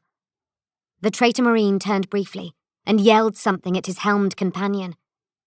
His fellow glanced around, sighted me at the door and turned to pursue me. 2 of the wardens got in his way, more by accident than design. Without breaking stride, he slapped the back of his left fist upwards and sent one flying away, neck broken and skin pulverized. The immense bolter weapon in his right fist clubbed the other down, so that he lay mangled and bloody from the one blow, as though he had been run over by a cargo transporter. The helmed warrior was almost at the door. His size-to-speed ratio defied reason and common sense. I was outside, beyond the old rusted hatch. There was no sign of the mendicant. Ahead of me, in the darkness and the cold, lay the grand staircase, its candlelit bone treads extended luminously up and away from me, towards some notion of safety. I took the stairs at a run, 2 at a time, 3 even. The thousands of candles glued and wedged onto the banisters on either side of me flashed by like fireflies, and the breeze of my flight made some of them go out and trail grey threads of smoke from their last embers. I ran on. I would not stop unless something stopped me. Yet the staircase seemed even longer than it had done coming down it. The top was still so far away. A candlelit path stretching up into the cavernous dark. And something was behind me. Something was going to stop me. The traitor marine emerged from the reading room into the darkness at the foot of the staircase, spotted me, and launched himself up the steps after me. He accelerated. He came up like a bull ape, almost pounding on his hands and feet, his legs and arms hurling his body mass forwards in a gallop that shook the staircase and shivered all the candles. He came 6 or 8 or 10 steps at a time. He had clamped his bolter to his back. From that I took some consolation, for it indicated that he did not simply intend to shoot me or kill me, which he could so easily have done without giving chase. He wanted me alive. The more I thought about this, the less it seemed like consolation. I could not outrun him. I was fit and motivated by fear and self-preservation, but even so, I was only, at best, 2/3 of the way up the staircase. The traitor marine was closing fast. I lost my footing once, and went down on one hand, recovered, and then fell again. I fell onto the edges of the stairs, bruising my hands and arms, but leapt to my feet again and kept running. It was hopeless. He was just meters behind me. The bone staircase was shaking under his weight as though the earth was quaking. I think I screamed at that point, though it was more a furious expression of helplessness and frustration than a cry of mortal dread. I threw the force pole behind me, and it bounced ineffectually off his shoulder. Fists clenched, arms pumping, I ran on, up, 3 stairs at every bound. There was a man in front of me. He was standing on the bone stairs in my path, looking down at me, framed by the receding lines of candles. His craggy face was scarred. He was dressed in black, but his long, heavy coat was shot through with green thread and had an elegant gold trim. He had a large old sword in his hand. It was the mysterious man from the pews, the one I had taken to be a veteran officer of the guard. He looked me straight in the eyes as I ran towards him, apparently oblivious of the monstrous crimson horror that was right at my heels. His face was expressionless. His eyes found mine, and he said, "Get down." Chapter 28. Near to Death.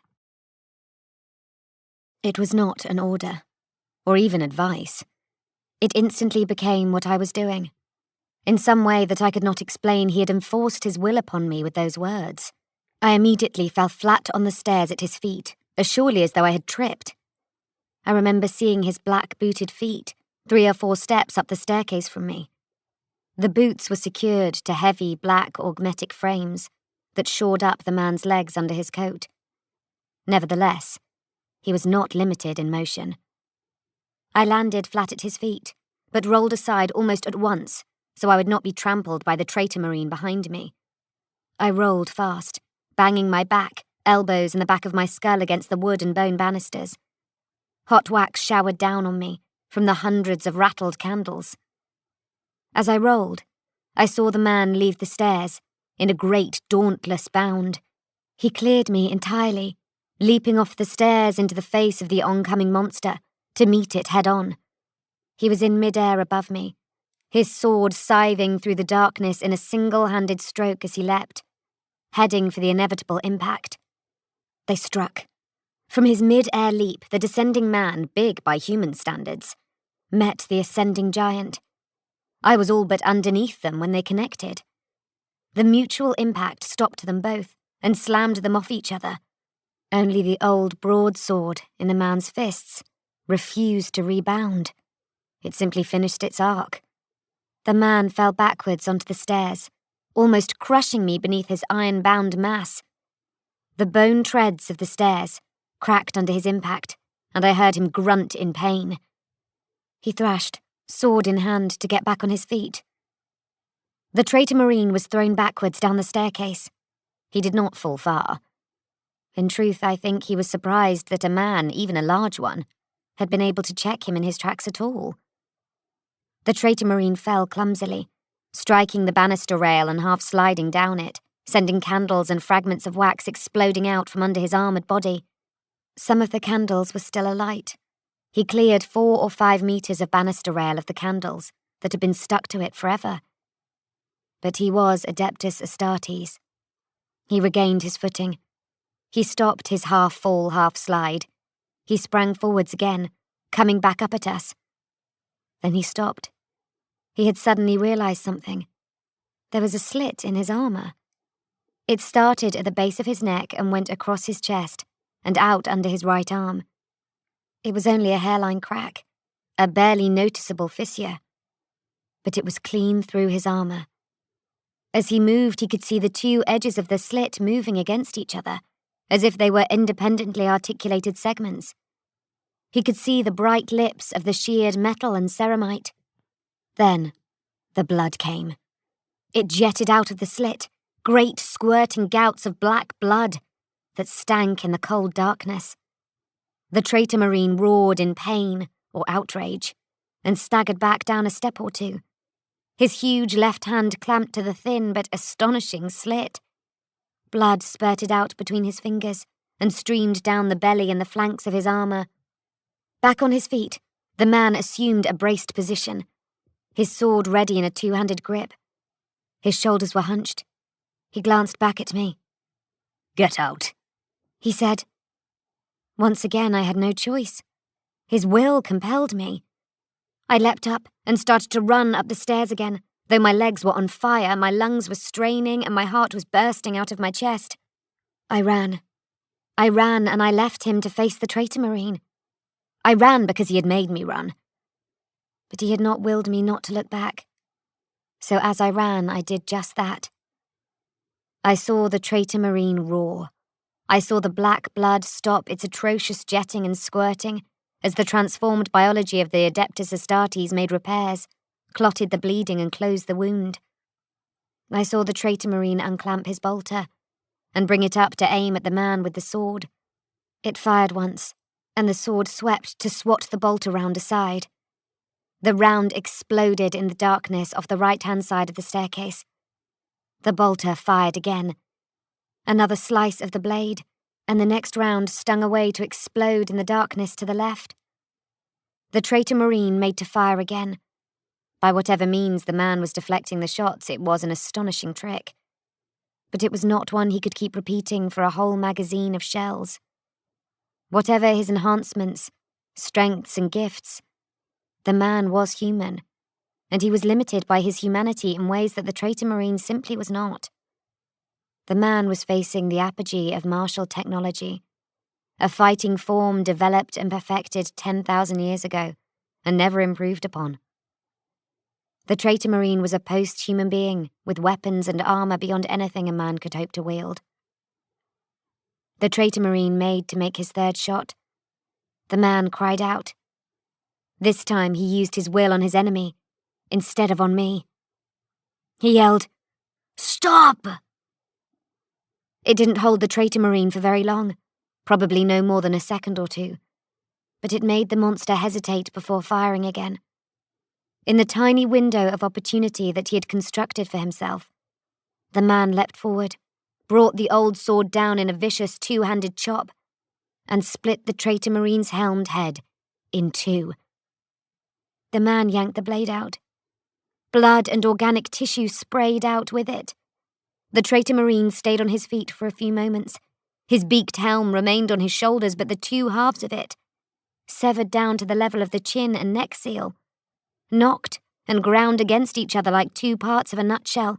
The traitor marine fell over backwards and collapsed down the staircase in a series of heavy, resonating impacts, falling like a hefty item of furniture. Eventually, about 6 meters down from the place where he had been killed, the traitor marine's body came to rest on the stairs. On its back, head towards the foot of the staircase. Black blood streamed out of his wounds and ran down the yellowed bone steps of the staircase, like a peaty forest spring, or oil from an overturned can, cascading from one step to the next like a cataract. His back to me, the man lowered his sword, and then slumped, one hand on the banister to support himself as if entirely exhausted and spent. I did not stop. I did not go back. I kept running. He had willed me to do so, and unable to argue. That's what I did. I left him behind in the candlelit dark and headed for the surface. Chapter 29, which concerns an escape from imminent dangers. The coutros worn by the saint-masked wardens of the basilica were broad, twin-edged swords about the length of a grown man's femur. The wardens had drawn them from their copper scabbards, ready. As I came out through the recessional under the high thrones, armed wardens were spreading out through the precinct and the space around the great altar to establish a cordon. The disturbances below ground had been enough to set off alarms. Bells were ringing, some of them furiously, and garbled public broadcasts were issuing through the vast, distorting speaker network. Down the canyon of the altar processional, I could see a great disturbance, moving through the vast assembled crowds of worshippers and pilgrims as they were urged to leave the building.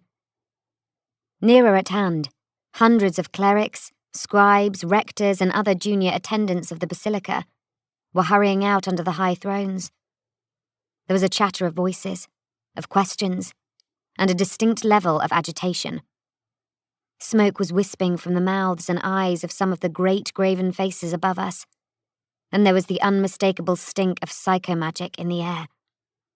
At least, I felt it was unmistakable. I could not believe that afterburn reek of psyche energy was not immediately detectable to all. My pulse was racing. I was out of breath from my exertions and dazed by the circumstances I had experienced. I left the recessional, brushed past some of the gathering wardens and tried to slow down. The man's will was leaving me now. I was my own person again. The compulsion he had planted in me to run and keep running was ebbing away, but it left a residue behind, an impression in my mind of his. I kept seeing him, in the most vivid manner. I kept seeing the astonishing feats he had accomplished. Inhuman feats. How does a man face down one of those beasts? Not just in terms of pitting his strength against one utterly outmatched, but in terms of his resolve. How does a man overcome the hindbrain terror of confronting one of the traitor marines in full cry and stay planted in its path, let alone strike a blow? And how does a man wield a sword, any sword, to cut one, to knock aside the unholy fury of bolter rounds? Beyond the immediate terror of the moment, a greater, more existential terror filled me. What was he? What manner of creature had he been that he could even begin to do those things? The opportunity for this reflection was fleeting. Several of the wardens grabbed at me and tried to detain me. I do not know if it was simply that I was not dressed in the official robes of the ecclesiarchy, like others thereabouts, or if my agitation and desire for flight had been very obvious, or even if they had been alerted to look for me. Several closed in around me, herding me with their force poles, or sheathing their coutros so they could take hold of my arms. Not far away, below the choir boxes, I could see the parties of noble and aristocratic worshippers being escorted away by wardens. The wealthy and upstanding were being treated rather less roughly than me. I pulled away. "Hold her!" one of the wardens ordered. The gruff voice came from behind a placid painted face, with a beatific smile. I could not contend with them all, but I was not going to stay put. If nothing else, I had no wish to see what might follow me up out of the depths. I cried out, "Oh, help! Help me, I beg you!" in a most timorous and exercised voice. "The archenemy is come," I exclaimed, letting tears spring in my eyes. "He has burst up out of the ground under our feet, like the pit fiend himself, and he comes hither to devour us all. Run! I beg you for your souls, run!" My performance was enough. They shrank from me, just for a second, unsure as to whether I was raving or not. Other persons in the vicinity looked around, alarmed by the content of my exclamation. Some of the wealthy nobles reacted in alarm. I had caused a little flurry of confusion around me. They were not expecting me to move, thereupon with great purpose. With the forced tears still wet upon my face, I turned and snatched a force pole from one of the wardens, and used it like a lever to pry his grip away from my arm. I then smacked it like a cane into the knuckles of another, thus freeing myself from the second-best grip upon me. A third lunged, his Cutro out. I struck him firmly across the forearms, and the Cutro flew into the air as he barked in pain. I caught the whirling sword by the grip as it came back down. I started to run. Pole in one hand, Cutro in the other. I ducked around two of the wardens, saw a gap, and began to sprint. My legs were tired from the chase up the bone staircase. But I did not linger. The wardens, dismayed, gave chase with a great hue and cry. Twice I had turned the tables on their kind, once in the brass room, once above. The wardens were essentially ceremonial guards. Their combat training was neither rigorous nor precise. But they were soldiers, and they were armed. Now that I was clearly identified as a hostile party, rather than merely some person to detain, they would be appreciably more resolute. I switched back, and then darted the length of the high altar processional, scattering a party of nobles. I burst through a struggle of choristers, who were too confused to get out of my way. The pursuing wardens ran after me, and one came to grief by colliding with two of the choristers. Two more wardens close in ahead of me. I avoided one and then found the other lunging full tilt at me. He swung his force pole, which was active, and I managed to glance it aside with my borrowed Cutro. I sidestepped, then shocked his leg out from under him with my own pole. He fell heavily and awkwardly, and his saint mask skidded away across the polished floor on its nose. I leapt over him, and then swerved left towards one of the great outcrops of organ pipes that rose like black colus trees against the side of the sacred ravine. More wardens rushed me, some with significant intent. I dodged past one, but was obliged to tackle the second. He threatened me with his drawn Cutro, in a manner that suggested he was intending to absolve his holy order of any accusation of incompetence by deftly eviscerating me. I blocked, swung, and reprised, turning his sharp blade away with mine 3 times. He countered with a loose swipe of his pole, which I ducked. Then I was forced back by 2 more hard sword strokes that I barely parried.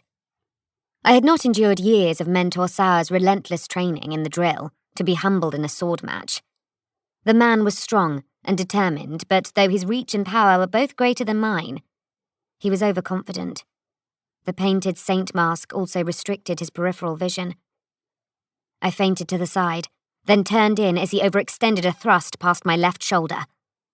I blocked his blade with my pole, stamped on an ankle, breaking it, and raked my Cutro along his inner forearm, causing blood to spray. He went down. I jumped past him and pressed on. The basilica was all of a commotion. I wasn't yet down the high altar processional, and the place was filling with armed wardens. Deafening instructions continued to boom, almost unintelligibly, from the speakers above and echo around the vast dome. I had the vast floor space on my side, enabling me to dodge and tack and avoid, but it was not enough of an advantage. Directly, fate provided me with another. Something ruptured deep below the ground and made the whole of the basilica tremble. The floor shook. There was a deep subterranean thump. The vast stained glass windows shook. The forests of organ pipes shivered and rattled, and many small items such as hymnals, votive medals, and psalters rained down from the sills of gallery boxes or fell from the reading ledges of pews. Loose pages fluttered down like dead leaves. A cry. The cry of a great mass of people lurching from alarm to open fear rose like a pall of smoke into the space of the dome. The pilgrim crowd, still many thousands strong, in the body of the church began to flee with increased haste and decreased care.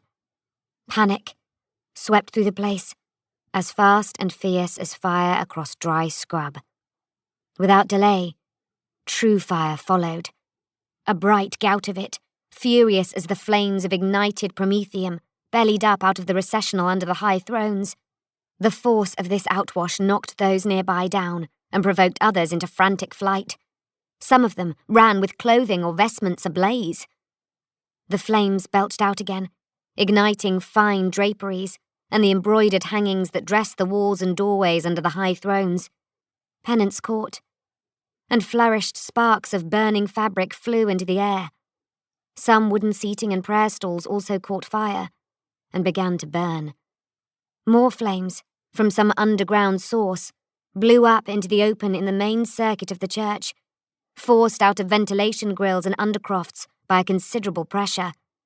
A long row of banners, ancient standards that had been carried by the finest regiments of the Sancour Guard during the war, caught alight and torched off in a choking mass of orange flames and black smoke. I smelled psychomagic again. I saw traceries of warp fire dart around the upper reaches of the great dome like lightning, sizzling around metal handrails and flagpost caps. It made the micro-atmosphere of the immense dome turn sour and blacken like the sky on a day when autumn seeds into winter. Though I could not see his thought form, I knew, I felt, that Grail Margent had come up from below. He had fought free of the brass reading room, and the predations of the traitor marines ranged against him, and he had torn up from the underworld into the daylight, just as the progenitor of the Orpheus myth had first done. The light changed in the huge building's spacious interior. It curdled and darkened, not by the ministry of mist or smoke or dust, but by the staining of the air. Though daylight glowed beyond the huge windows of the dome clearly enough, night fell inside the building. Darkness encircled us, thick and redolent of fire, and of cinders and Psychana devilment. Pure panic gripped the fleeing congregation. I looked up. Winds that should not exist within a building tugged at my robes. In the darkness of the dome's inverted cup, I saw stars glimmering in a sky that I should not have been able to see. A sky that could not be. The wardens, the benign expressions of their saintly masks making them look like simpletons in the face of the tumult, were no longer quite so intent upon pursuing me. I fled down the steps and out of the processional onto the main floor of the basilica. Prayer drones buzzed around, lost and confused, holding up placard screens that no one wanted to read. The broad space was littered with objects, dropped by the congregation in its haste to leave. Prayer scrolls, data slates, buttons, candles, charms, flowers, little volumes of praise and orders of service. Someone had lost a shoe. I also saw an overturned begging bowl and a walking cane, suggesting that some invalid seeking charity at the altar rail had miraculously found vitality restored to his limbs by the efficacy of fear and alarm. I reached the great bank of pews. They were all but empty, aside from more discarded objects. My intention was to head towards the street doors to the rear of the main space. They were choked with crowds trying to press out, but I reasoned that by the time I reached them, they would have cleared. By the end of one of the pews, I saw a baby carriage. It was a fine thing, with a black lacquered body, wire wheels, and a canvas sunhood. In their panic to leave, someone had abandoned their child.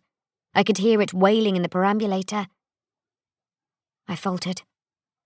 Could I bring myself to leave it there, alone and helpless? The sight of an abandoned infant stirred inside me feelings that I had not realized were so deeply meshed into my heart. I kept walking, briskly, determined that I could barely ensure my own fate, let alone be entrusted with the destiny of an innocent child. But the wailing voice had its hooks in me. I stopped and turned back. It was a mistake. The baby carriage was empty. The wailing was coming from elsewhere, from high above.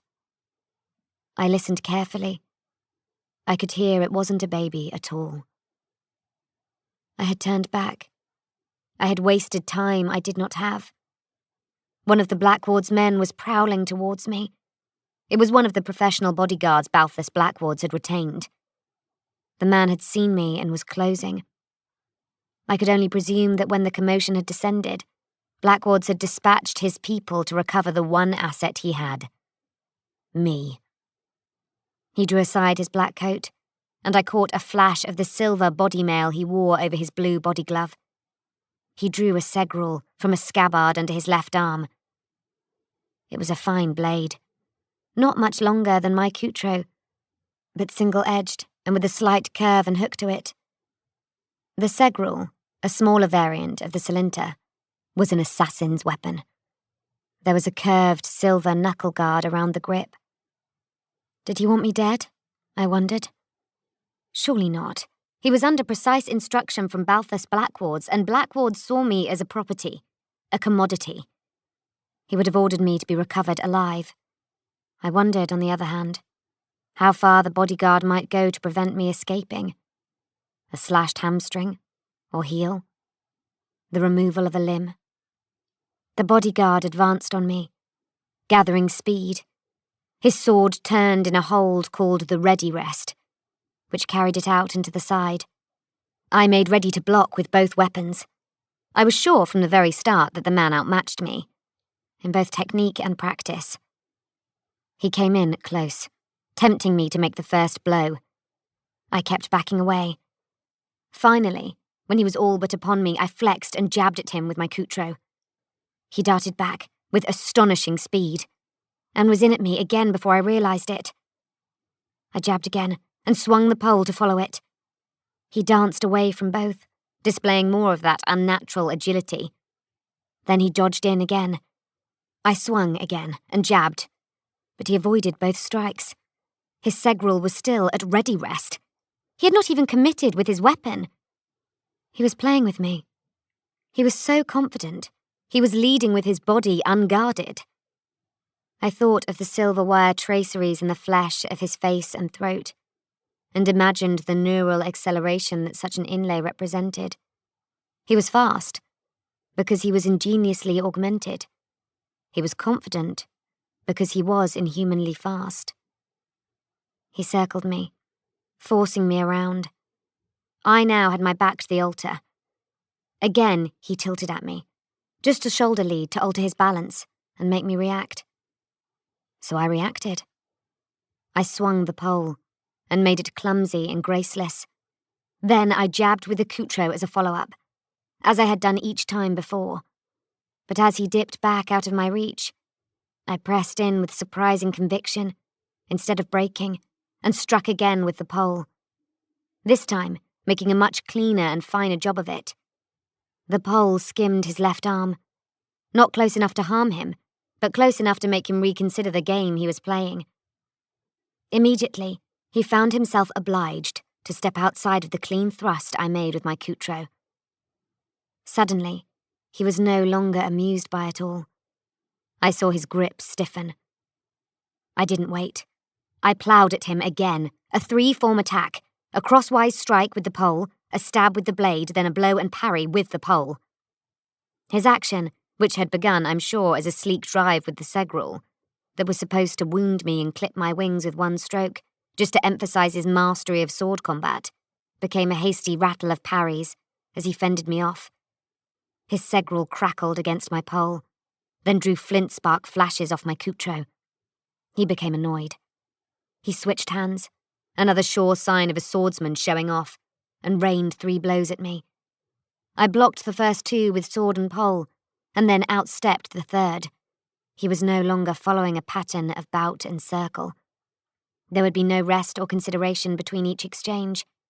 He struck 4 more times, stepping into me to part my defense.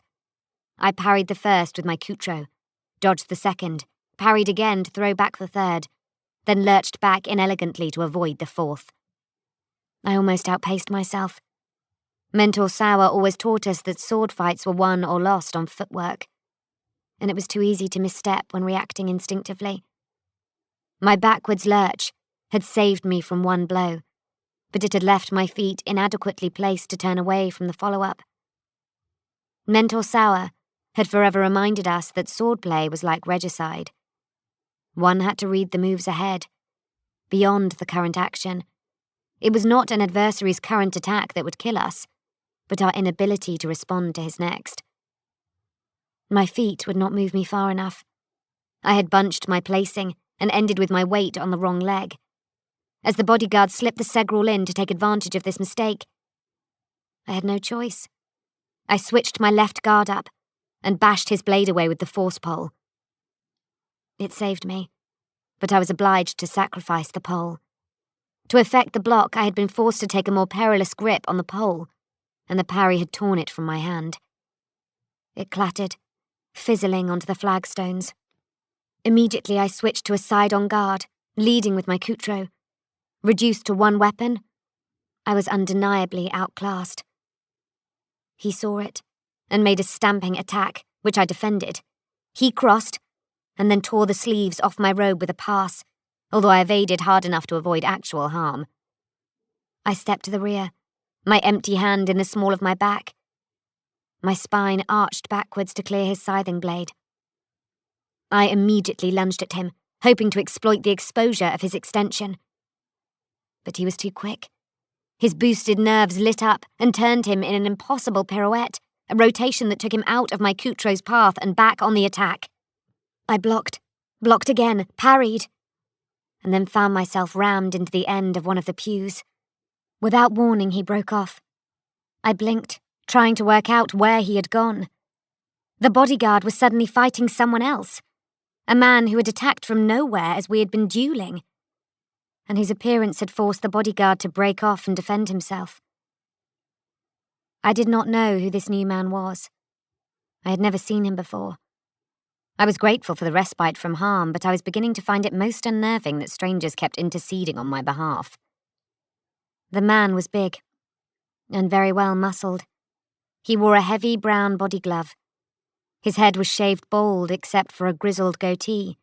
There were old scars on his scalp and face, echoes of a life spent at war. His expression was curiously dead-eyed. He was not driven by anything, I felt, other than a need to win his fight. It was the weariness of the old warrior, hardened to all blood and effort, recognizing that he must fight again in order to prevail. There was no hunger in it, no glee of battle, no satisfaction in skill at arms. Driving this bodyguard from me was a task, a necessity, and he was supremely skilled at it. He lacked the bodyguard's speed. His neural pathways were not enhanced in any way. What he had was a true practical brilliance with the blade, a natural talent that had been honed over the period of a long lifetime in actual combat, rather than a swordmaster's drill hall. He was wielding a hanger with a heavy straight blade and carried a main gauche to drive off the bodyguard's much more rapid counterstrikes. I began to back away. It was an opportunity to run. The newcomer saw me edging aside. "Don't you dare!" He yelled at me, grunting with the effort of a blow traded. "Take a seat! Wait! Don't go anywhere!" I was not especially disposed to obey this order. In issuing it, he had to take his eye off the bodyguard. Blackward's man ripped in and put a cut across his opponent's ribs, to the left. Blood welled out of the slashed body glove. If he hadn't turned, the Segral would have impaled him through the heart. This annoyed my protector enormously. He called the bodyguard some words that I would choose not to repeat in this record. I think in that moment the bodyguard realized that he had made the most awful mistake in enraging the newcomer. He had woken something up, something best left slumbering. He had thrown pain into the mix, and pain was a spur. The world-weary old veteran, dogged and determined, was suddenly spiked out of his slow-burn professionalism by the goad of a wound. He lost his composure and became aggravated by the nimble, enhanced killer dancing around him. He rammed the main gauche into the bodyguard's chest, right under the sternum, and lifted him off the ground on it, like a fish on a hook. The bodyguard opened and closed his mouth rapidly in utter surprise. His eyes widened. He dropped his sword. Still holding his victim off the ground on his knife, the newcomer severed his neck with a single crossblow of his hanger. Then he let the body fall off his knife. Blood jetted from the stump and gurgled from the gut wound, quickly forming an almighty pond on the floor around my protector's feet. The bodyguard's head lay on one cheek, a surprising distance away in a small pool of its own. My protector looked at me. "You need to come with me, young lady," he said.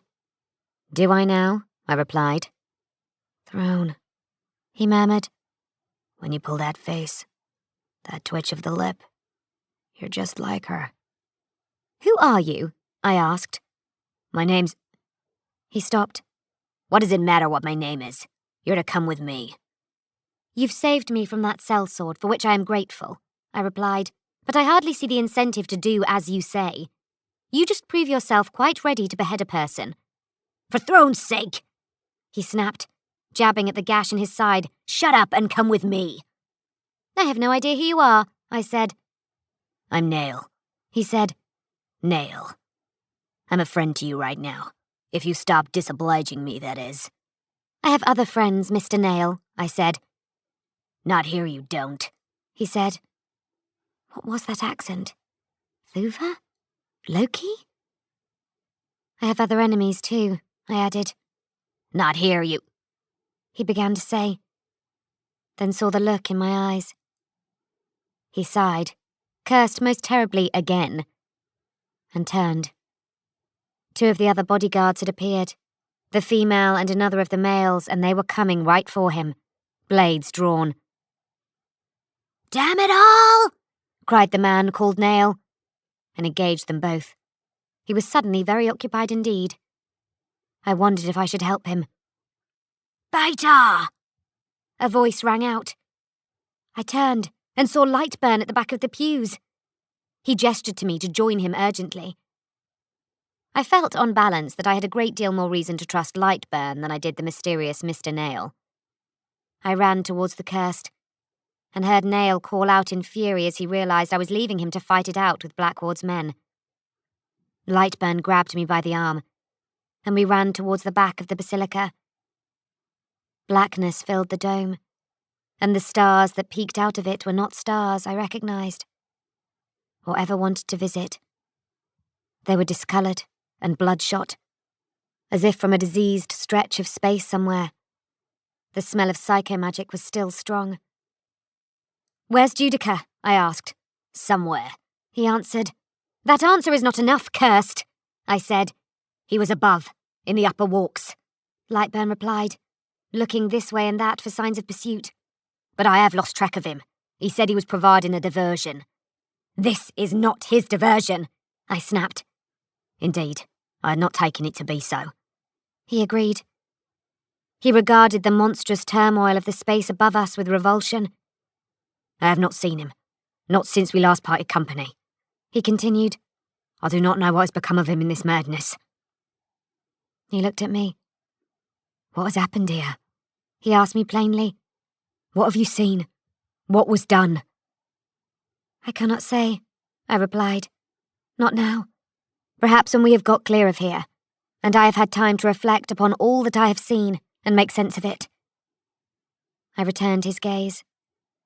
There was a look in his hooded, anxious eyes that made me feel he was the only person in the whole of the Emperor's Imperium who actually cared for me, for myself, rather than as some trinket or desired commodity. "I have seen things today, Renna," I said, with an emotion that surprised me. I had a break in my voice. "I have seen such things as I never thought to see, and other things that no person should comfortably look upon. I have unsettled myself." "I think you were in shock," he ventured. "I suppose I probably am," I replied. "Now tell me, please, did you and Jude concoct any sort of plan for this escape? Or is it entirely an improvisation?" "There is a plan," he said. "Of sorts," he added with less confidence. "Your friend Judica hatched it, but not without the help of that wastrel Shardrake. For such a disagreeable man, he has his talents." "Did Judica go to the church elders, as I told you?" I asked. "I have not seen him," he repeated. "I have not seen him to pass on your suggestion." He was right. He had told me this already. My mind was in a fuddled state of disarray. "We will go to the west," he said, grasping my hand and running with me along a gold colonnade under one of the grand banked choir theatres. "There are 2 exits to the street where the crowds may be lighter, and if not, a side passage behind the crypt of Saint Ilona." How do you know such details? I asked. "I know the place," he grunted. How? "I worked here once," he said. It was a strange and reluctant confession that he seemed to regret the moment it was out of him. I had no time to seize upon it and question him further. He left the colonnade and ran down a stone well of stairs that allowed the public and the faithful access to the lower crypts. Stragglers and the infirm lingered here, making heavy weather of their exit from the basilica. They limped and shuffled, physically unsteady or in a state of consternation. Some cried out at the scene around them and chastised themselves. We pushed through, and Lightburn shoved some of the malingerers out of our path. The steps were scattered with discarded flower garlands, prayer mats, votive coins, and fluttering orders of service. Some of the civilians we shouldered past cussed at us and struck at us with their hands or with such items as they were carrying.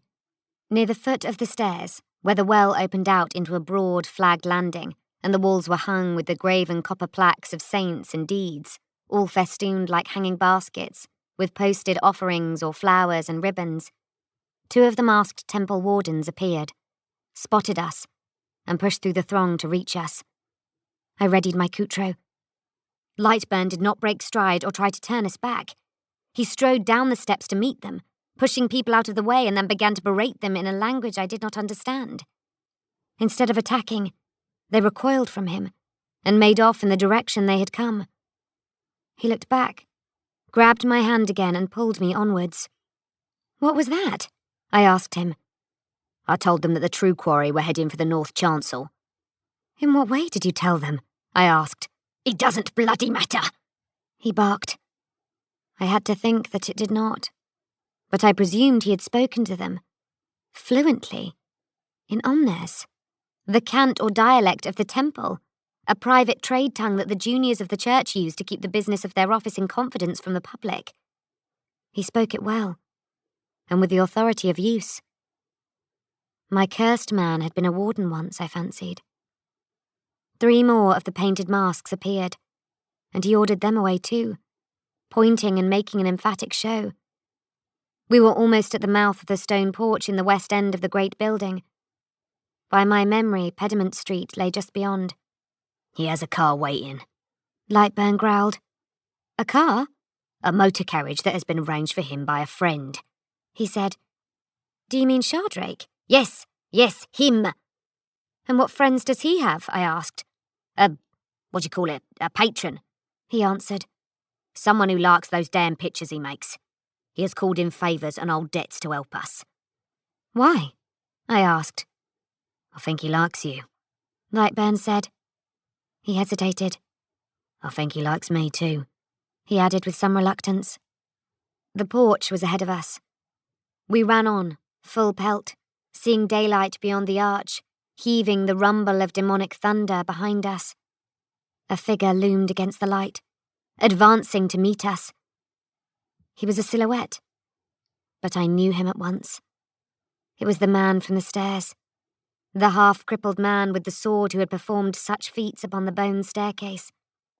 We skidded to a halt, in the stone box of the vast porch facing him. He had his sword drawn and was glaring at us, as if his patience was worn out, and he had expended more strength than necessary locating me and blocking my escape. "Thorn wishes gauntlet," I heard him mutter into a vox-bead mic.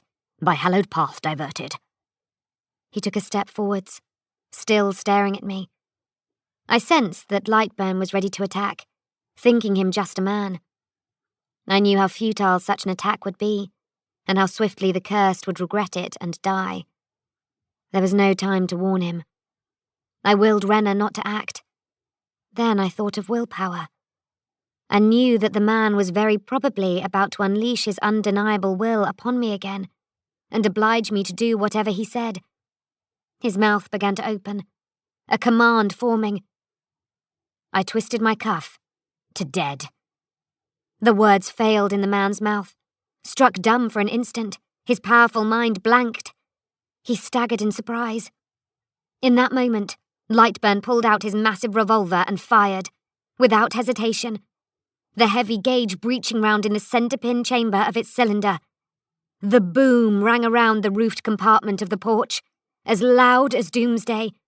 The shot hit the big man's centre mass squarely and smashed him off his feet. He flailed backwards for several metres and landed very hard, flat on his back. The Cursed and I leapt past his body and ran into the daylight. The third section of the story, which is called Fever Fugue. Chapter 30. Beyond Wastewater. The daylight was fierce. A strong, bland sun burned down on Pediment Street out of a white sky. The light made me squint. The sky was not empty. Huge columns of filthy brown smoke were issuing from the vast basilica behind us, besmirching the sky and creating a heavy, foggy pall across the southern part of Queen Mab.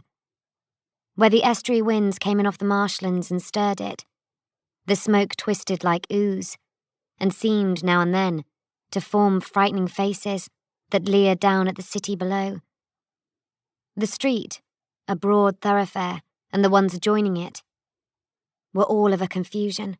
Citizens flooding in, panic out of the great ecclesiarchy building, had mingled with crowds gathering to witness the spectacle. There was a great noise and a great fear. People were shouting, bells were ringing, and officers of the watch were caught in the human tide, helpless as driftwood. We looked around for Judica, but there was no sign of him, nor any hope, so I calculated, of achieving such a goal. The Cursed kept us moving towards some destination he had in mind, and our path was made rather freer by the fact that my blank aura was causing people to shy away from us without knowing why. Lightburn didn't seem to be bothered by it. The burdener had a rather admirable knack of taking everything in his stride. All around us, people were jabbering like lunatics. There was a little yard on the south side of Pediment Street, where vehicles could draw up to deliver the almshouses. There were several motor carriages there, most of them cargo vehicles, but one was a handsome motor landau with a servitor driver. As we approached, the side door of the painted carriage opened, and I saw Lucrea. She waved at us, beckoning frantically with her dye-stained hands. "Padua! Padua, come!" she cried. We ran to the vehicle. I switched my cuff back. I didn't want my presence to alarm Lucrea. She was quite highly strung. Constance Shardrake, unshaven and wolfish, was in the carriage with her. "There's my girl," he exclaimed, taking a low stick out of his mouth to talk. "Where's Judica?" I asked him. "Who?" he replied with an idle frown. "The handsome boy," Lucrea scolded. "Padua's friend." "Oh, him," said Shardrake, uncaring. "He went off. Now, my dears, there's too much commotion here. We must be gone." "We must wait for him," I said. Shardrake looked at me. "We came here for you, my sweet thing," he said. "It is not safe here. It is time to leave. My dear, after such an effort to rescue you, we will not lose you again." I glanced at Lightburn. "He says you found me with your glass," I said to Shardrake. "That was very clever of you." He shrugged a self-conscious, "It was nothing," shrug. I held out my hand. Shardrake looked slightly put out. "Your sighting glass," I said. He handed it out of the carriage to me with a tut. I took it. I think it was the first time I had actually held it. I was surprised by the weight of it. I raised it and looked towards the basilica. It was an unbalancing feeling. Light seemed to squirm inside the old glass, making my stomach flip. I saw the world, but it was distorted. Angles were flexed and lines were bent. Dimensions and proportions were not reliable, and neither were colours. everything was tinted by an unnatural cast, and the very sunlight was stained. I saw strange radiances and auras, especially in the smoke rising from the stricken monument, which, through the glass, was especially disturbing to behold. The vision made me feel woozy, but I persisted with it. I was sure that the glass, a curious object if ever one existed, was somehow able to image and interpret the shadows, ripples and currents of the Empyrean, which rolls like an ocean just outside our mortal universe, or so the secretary always taught us. Shardrake would have perceived me because, as a pariah, I would have been a hard, unyielding blot in that fluctuating sea. Judica surely would be too.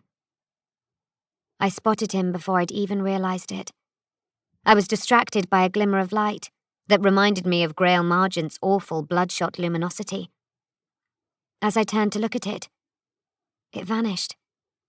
But my change of angle revealed a small yet very solid form indeed. Judica was on the far side of the street, beside one of the basilica's entrances. He was pressed against the wall in the shadow of the door, huddled as though he was hurt. People fleeing the temple floor rushed past him without sparing him a second glance.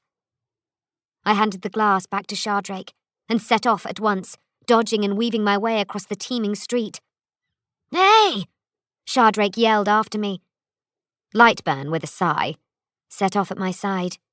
He had seen where I'd been looking, and had spotted Judica too. It took a while to get to Judica. When we finally walked up to him, he didn't seem to recognize me at first. He was shaking, as though he was very cold, and his skin was blotchy and pale. Sweat sheened him and soaked his clothes. He was clutching himself, his arms around his torso as though his ribs were broken or he had taken a wound in the side. "Judica!" I had to say his name 3 times before he looked at me. "Beta?" "We're leaving now, Jude. Shardrake's waiting. We can go." He nodded, still shaking. The nod provoked a cough, and he was racked by a grating, painful bout of coughing for a moment. I touched him to support him. His skin was clammy and far too cold. "What happened to you?" I asked. He coughed again. The cough was rasping and dry. There was a prickling edge to it that sounded painful. "I went in to find you," he said. Each word was a struggle. Some horror was unleashed. I ran, but it has left its mark upon me. "Where?" He shook his head, coughing again. "Through my spirit," he said. "I think I will recover, but it has drained me for now." "Help me get him to the carriage," I said to the cursed. Lightburn nodded. We half-carried Judica back to the motor carriage. Shardrake seemed almost disappointed to see him. We got inside the compartment. Judica, Shardrake, Lucrea, Lightburn, and myself. And Shardrake ordered the servitor to move off. The motor carriage, drive plant rattling, edged out of the yard and began to creep through the traffic south along Pediment Street. Many people were fleeing that way, on foot or in vehicles. Shardrake pulled on the cord that governed our vehicle's horn in an attempt to clear a path for us. I helped Judica settle in a corner seat against the frame of one of the windows. The carriage was well appointed, with rich red velvet upholstery and gold fringes. The compartment ceiling had been painted to show a trompe-l'oeil sky of clouds and playful cherubs. There were vermeil gas lamp sconces on the wall. It was a fine carriage. "Whose coat of arms is that?" I asked, pointing to the door. It took over an hour to clear the hubbub around the Basilica Quarter and move south into the districts east of Toilgate. In shabbier, less busy streets, the carriage was able to make better time along the cobbles. The cones of smoke from the Basilica rose like some grim premonition behind us, obscuring even the mountains in the west. Woadhouses, which was the name by which this district was known, had originally been the land above the marshes, where early settlers had cleared the timber and raised the first village that had grown into Queen Mab. It was not a salubrious quarter. The habs were no longer made of wood, but they were dreary and bulk rise, and had been unimproved and left to decay. Water damage stained rockcrete walls and plastered shingles. Tiles were patched and incomplete. Pavements and patches of waste ground were overgrown and cluttered with rusting refuse. I knew I was closer than I had been in many years to the marshes of my birth. But if this proximity was anything to go by, I had little wish to explore further. People had come out of their habs all along Woadhouse's Row to observe the distant smoke and commotion. They were of poor, rough stock, and eyed our passing carriage warily. We passed forlorn zones of industrialization, many parts of which were foreclosed and abandoned. Commercial premises were shut up and boarded, and store sheds looked empty and forgotten. We began to see the flat, grey mirrors of wastewater, the vast network of overflow reservoirs that surrounded Woadhouses, tanking water from the marshes as a reserve for the city. They were like small seas, or lakes contained by dikes in low country. They were dismal in the flat light, their surfaces shivered by winds. A few habs, sheds and pylons marked the edges of the rockcrete beds. Our road ran through the landscape on an embankment. This lowly, dank part of Queen Mab felt stagnant and decayed, as though the sapping, undermining ministry of water beneath the water-clogged ground was slowly washing the life from it. As dusk settled, we found ourselves heading along a metalled track around the rim of wastewater's darkest and most mysterious pool, a vast mere of silted water towards a grim black range of trees. This, Shardrake told me, was the last surviving part of the original woodland that had stood before the rise of Queen Mab. Through the long and increasingly depressing journey, we had sat quietly in the jolting carriage. I was rather too stunned and exhausted by the day's events to frame proper questions about our destination or purpose. And Shardrake was evasive. He opened several bottles of Amasec and lit numerous low sticks, with the chatting, giggling Lucrea as his partner in revels. He told me that the coat of arms was the crest of his patron family, and that they had lent him the car as a favour, and that we were running to their estate as a place to lie low out of the way. When I asked him why they were being so helpful, he told me that they owed him a consideration or two, and he had promised them a painting of me. They trusted his judgment in the quality of models. Their name, Shardrake said, was Cator's. They were old blood. I would like them. I had not heard of them. He refused to be drawn further, and acted as if it was all an exciting surprise to come. He drank. Lucrea laughed and played the viol to accompany some silly songs. Lightburn sat in grudging silence and accepted a few pulls on the bottle of Amasec. Judica sat at the window, huddled under a coat, shivering still and gazing out at the black, bleak water sliding by outside. Every now and then he coughed. I could tell he was ill. It was a dry cough, and each bark was accompanied by a crackle like vox static. Shardrake tried to change the subject by asking me what had happened in the basilica. I offered little. I sat back, exhausted, and let the rocking of the carriage lull me.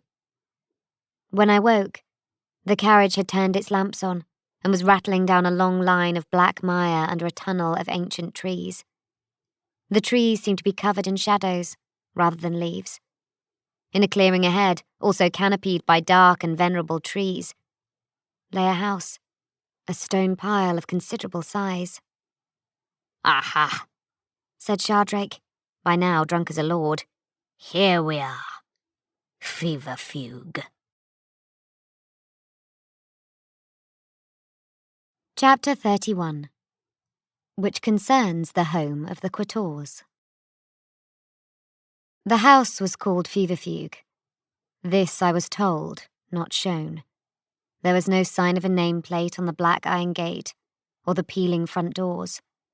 It was a place of some scale, with several wings. The main bulk was built of a blue-grey stone, not local to the prefecture of Hercula. The stone looked wet, as though the climate had sheened it with slime. Either that or it naturally glistened like snakeskin.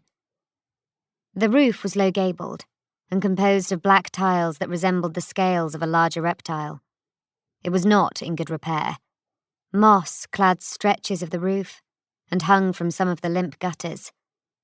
The windows were lightless and dull in frames that had rotted in the marsh air. On all sides, the lawns were overgrown to weeds, and the trees imposed, blocking out the light with their black shapes, drawing themselves halfway across the aspect of the house, like a fan across a demure face. Feverfuge had been built in the old woods, but the woods had already begun to reclaim it. When we arrived, in an evening that was creeping down around the small lights of our carriage like a fog, it appeared that only one person lived in the whole of the place. Shardrake had spoken of the Quators as a they, as a family, as patrons, but it was quickly revealed that he had simply been referring to their past. They were they inasmuch as they were old blood, a noble lineage, but they were simply Elise Quators, the last of the line. She had servants and servitors to attend her and run the house of Feverfuge, but she was a solitary being. She had been beautiful, and was still, I suppose, but she was very old. Juvenate treatments had preserved her. She was like a priceless antique, in perfect condition, but rare and delicate. Her servants, all dressed in livery as blue-grey as the snakeskin stones of the place, brought us from the carriage into a hall, lighted with many tapers and candelabra. The gloom was rendered golden, though there was a quality to the marshland light, evening at nightfall, that made everything appear as if it had been washed out or diluted by the excess water in the region. The staff were dour and unspeaking. We had no luggage. We were brought into a sitting room where a small and meagre fire had been grudgingly lit in a vast and ornate grate. More candles shone on us. Judica was helped into an armchair, and the servants went off, at Shardrake's command, to fetch some food and something to drink. Though grand, the room smelled of damp and coal tar. Like the hall we had passed through, the place was in a state of elegant decay. The carpets and rugs were faded and worn, and there were water stains coming through the once polished floorboards. On the walls and ceiling, dark patches loomed beneath the pale plasterwork, like the shadows of submarine beasts passing close to the surface. All the furniture, though of good quality, was old and threadbare, with every joint and spell in need of gluing and knocking in. I was worried about Judica. His cough was getting worse, and he showed no signs of improvement. I had begun to realize that the scratchy quality to his recurring cough reminded me of the same catch in the secretary's throat. It seemed odd. The secretary's cough had been an affectation. Judica's was the result of an illness or injury. I wanted to examine him, but he would not allow it. He was evidently suffering from some signal pain in his torso. Lightburn paced. Lucrea sat down on a couch and snoozed. Shardrake finished his last bottle of amasec and started talking inanely as he waited for fresh supplies. The servants were taking a long time.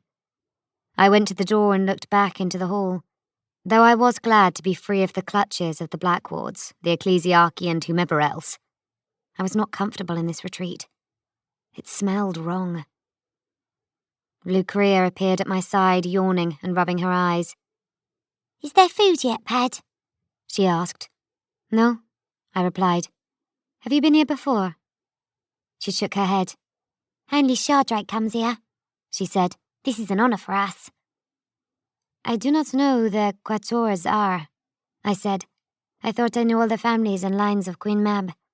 "That you are," she cried with a laugh. "How could you possibly know all of them? No one could know all of them." I corrected myself, an unguarded slip. I said, "I have not heard of them ever, not even from Shardrake." "He's known them for ages," Lucrea replied. "They like his work, his eye." Or what his glass shows his eye, I thought. "They do not think enough of him to hang his work, I see," I said. She shook her head. "They have a special room for that. she told me. Shardrake said so. I looked up at the family crest. The coat of arms motif appeared in the hall too, on several plaster shields and heraldic stem made of gesso. I do not know the arms, I said, nor do they seem to relate to any other arms of the city. Usually one crest will show elements of another, to reveal how dynasties have mixed by marriage and accord. She sniffed and looked at the nearest crest herself. I don't know, she said, and did not seem to care. Then as an afterthought she added, but I do know that it's been repainted. The crest? All of them. You can tell by the colour and intensity of the blues and reds that have been layered on later. It was done some time ago. Years, I'd guess, but the design is not as old as the rest of the decoration. Someone has reworked the crest? I asked. She nodded. And you'd be sure of that? She grinned. Of course she was. She'd spent many of her few years in the pigment shops of the commune on Lichen Street. It was the one thing she had studied and worked at.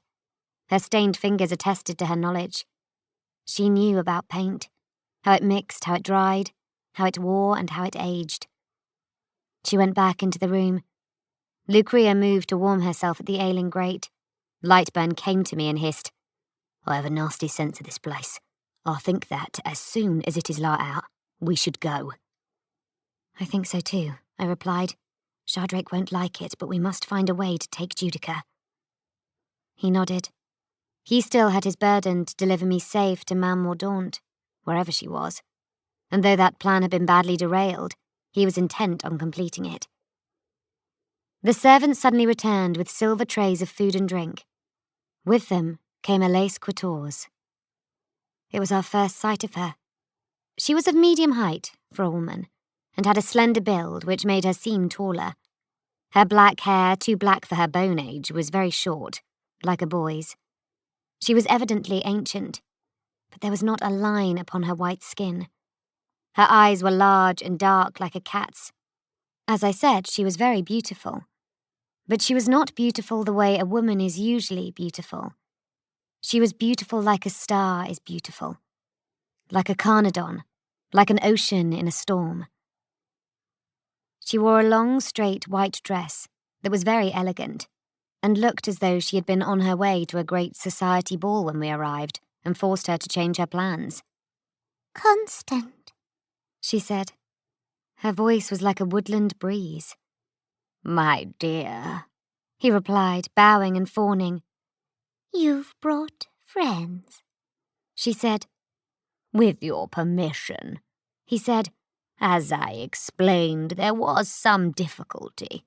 Your help has been most appreciated. The use of your carriage in allowing us to be guests here. We get very few visits to Feverfuge, she said. The climate does not agree with many. They find it dismal, but it can be a good place to hide. Down here beyond Wastewater. She looked at Lucrea, who was standing in Shardrake's shadow with her head humbly bowed. Is this the girl? Elise Quatorze asked. No, no, Shardrake laughed. He gestured towards me. That is her, Padua. Elise Quatorze turned and regarded me with her extraordinary eyes. Of course, she said. I should have seen it. She is very lovely. Hello, Padua. Mademoiselle, I replied. She came over to me. Constant has told me very much about you, she said, and I can see why. He finds you a most excellent and inspiring subject for his work. He has great skill, but only the very finest models bring out the best in his hand and eye. I did not know what to say. He tells me you are a pariah, she said. I started. She quickly raised a soothing hand. Now, no need to be alarmed, she said. I know it's a secret, but Shardrake has an eye for such things. A glass, rather, I said. A glass indeed, Elise Quatorze said. One that I gave him years ago when he was a struggling artist, whose potential was recognized by me. And me alone. Did you see that through the glass too? I asked, perhaps snidely. She laughed as if this was an entirely legitimate suggestion. I did, she admitted. I saw him through it, and I knew that he could do more good with it than me. He has painted for my delight ever since. I have several of his pieces, all commissions. You should see them. I should like to. I lied. But of your state, she said, more serious and interested again. I imagine you are limited. I am? How? A bracelet? A necklace? An implant? A cuff, I said. I hesitated, then raised my wrist to show her. She nodded, fascinated. You know a lot about my kind, I said. I have made a study, she said. The subject interests me. It's really only an amateur interest, but I've always wanted to meet one. There's not a lot of material on the subject of my kind, I said. That is freely or publicly available. It is, for the most part, sequestered or restricted. Beings such as me do not officially exist. The rarest of all rare things, she smiled.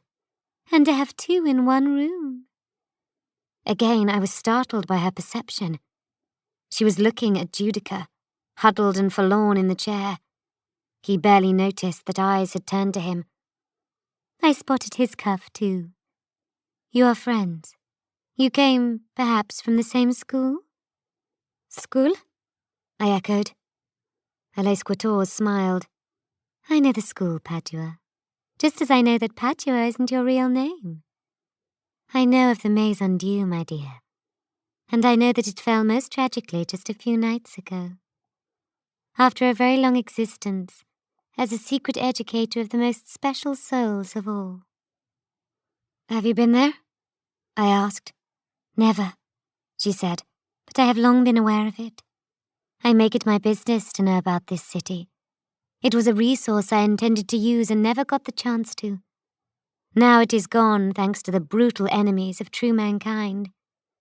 But I have, perhaps as some small consolation, rescued 2 of its lost souls. And what do you want in return for that rescue? I asked. Nothing, she smiled. Or nothing much. I want to help mend your sick friend, who has been wounded by psychomagic. You know this? I have seen the effect before. I also want Constant to paint you. Paint me? Yes, here at Feverfuge. I have supplies prepared. I want him to paint you for me. Paint you with your limiter off. Why? Because it would delight me to own so singular a work. And what else? I asked. She shook her head. Nothing else, nothing. I want nothing else from you. If you choose to tell me your names, I will be honored. But we can make do with pretend if you cannot do. I would also very much like you to turn your limiter off for a moment. But whether you do so or not is up to you. I looked at her. There was nothing but friendship and openness in her large, remarkable eyes. Then I realized that there was perhaps simply nothing there at all. Who do you work for? I asked. Work for, my dear? Who do you represent? No one. Just my own family interests. Your family has changed its name and its arms, hasn't it? I asked. You have not always been Quators. We have not. I am the last of a much older line. My blood comes from off-world and is intermixed with history. So much so that it became prudent a while ago to change our identity to prevent trouble from following us. You say us, I said, but there is only you, isn't there? She nodded. I am the last. I will turn off my cuff for you, I said, if you agree to tell me your family's real name. She thought for a moment, smiled and said, I see no reason that can't be agreeable to both of us. I held her look for a moment. Then I set my cuff to dead, without ceremony. Judica did not react, Shardrake and Lightburn both took an uneasy step back. Lucrea recoiled in involuntary surprise. "Padua!" she gasped. I could see her fear, how I suddenly repelled her. Elise Quatorze simply smiled. She did not move back from me. "How delicious," she said. She closed her eyes and took a deep breath. "It is so wonderful when it all goes quiet," she said. I turned my cuff back on. She opened her eyes and looked at me. "Thank you," she said. "Now your turn," I replied. "Very well," she said. "Who do you think we are, Padua? You seem to have some suspicion, and I would like to see if it is correct." "Is your family's real name Chase?" I asked. "Are you Lillian Chase?" She looked genuinely surprised. "No, no," she laughed. "I am not her. You have made a mistake." "Then who are you?" She looked into my eyes again. "My family name is Glaw," she said. I was disappointed. I had never heard the name before. Chapter 32. Teke, the Smiling One. Elise Quatorze invited us to join her in the dining room, where a meal was to be served. When it became plain that Judica was too sick to be moved, we made him comfortable on a couch with a rug over him. "I'll have a bedchamber prepared for him," said Elise Quatorze. "He needs more than a bed," scoffed Renna Lightburn. Elise Quatorze looked at him sharply. "You're right, sir," she told him, relaxing slightly. I think she had balked at insolence from such a common man. She told her servants to keep the meal hot, but delay serving it. "I need to know what happened to him," she said. "I don't know what happened to him," I replied. "Then tell me what you do know," she said. I did so. I did so carefully, selectively. I explained that I had been taken by the agents of the Blackwards family while on the run. I said that they saw me as some kind of mercantile asset. "They see everything that way," Elise Quatorze replied. "Oh, the Blackwards. They are an old family, perhaps the oldest of all. The oldest in the sector, certainly. What is the name of the young, arrogant wretch who now heads the line?" "Balthus?" I suggested. She nodded. "I have no time for him. For the last 8 centuries our bloodlines have coexisted in the Helican region. The Blackwoods always excelled in service. They were providers and procurers, and could obtain the most extraordinary objects and items." She looked at me with her remarkable eyes. "I am not surprised they placed a significant value on you, my dear." I shrugged. "Back in the day," she continued, "the Blackwoods served my family very well indeed." "You mean the Glaws?" I asked. "Yes.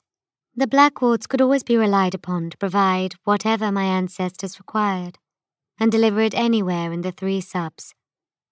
But their attitude has changed.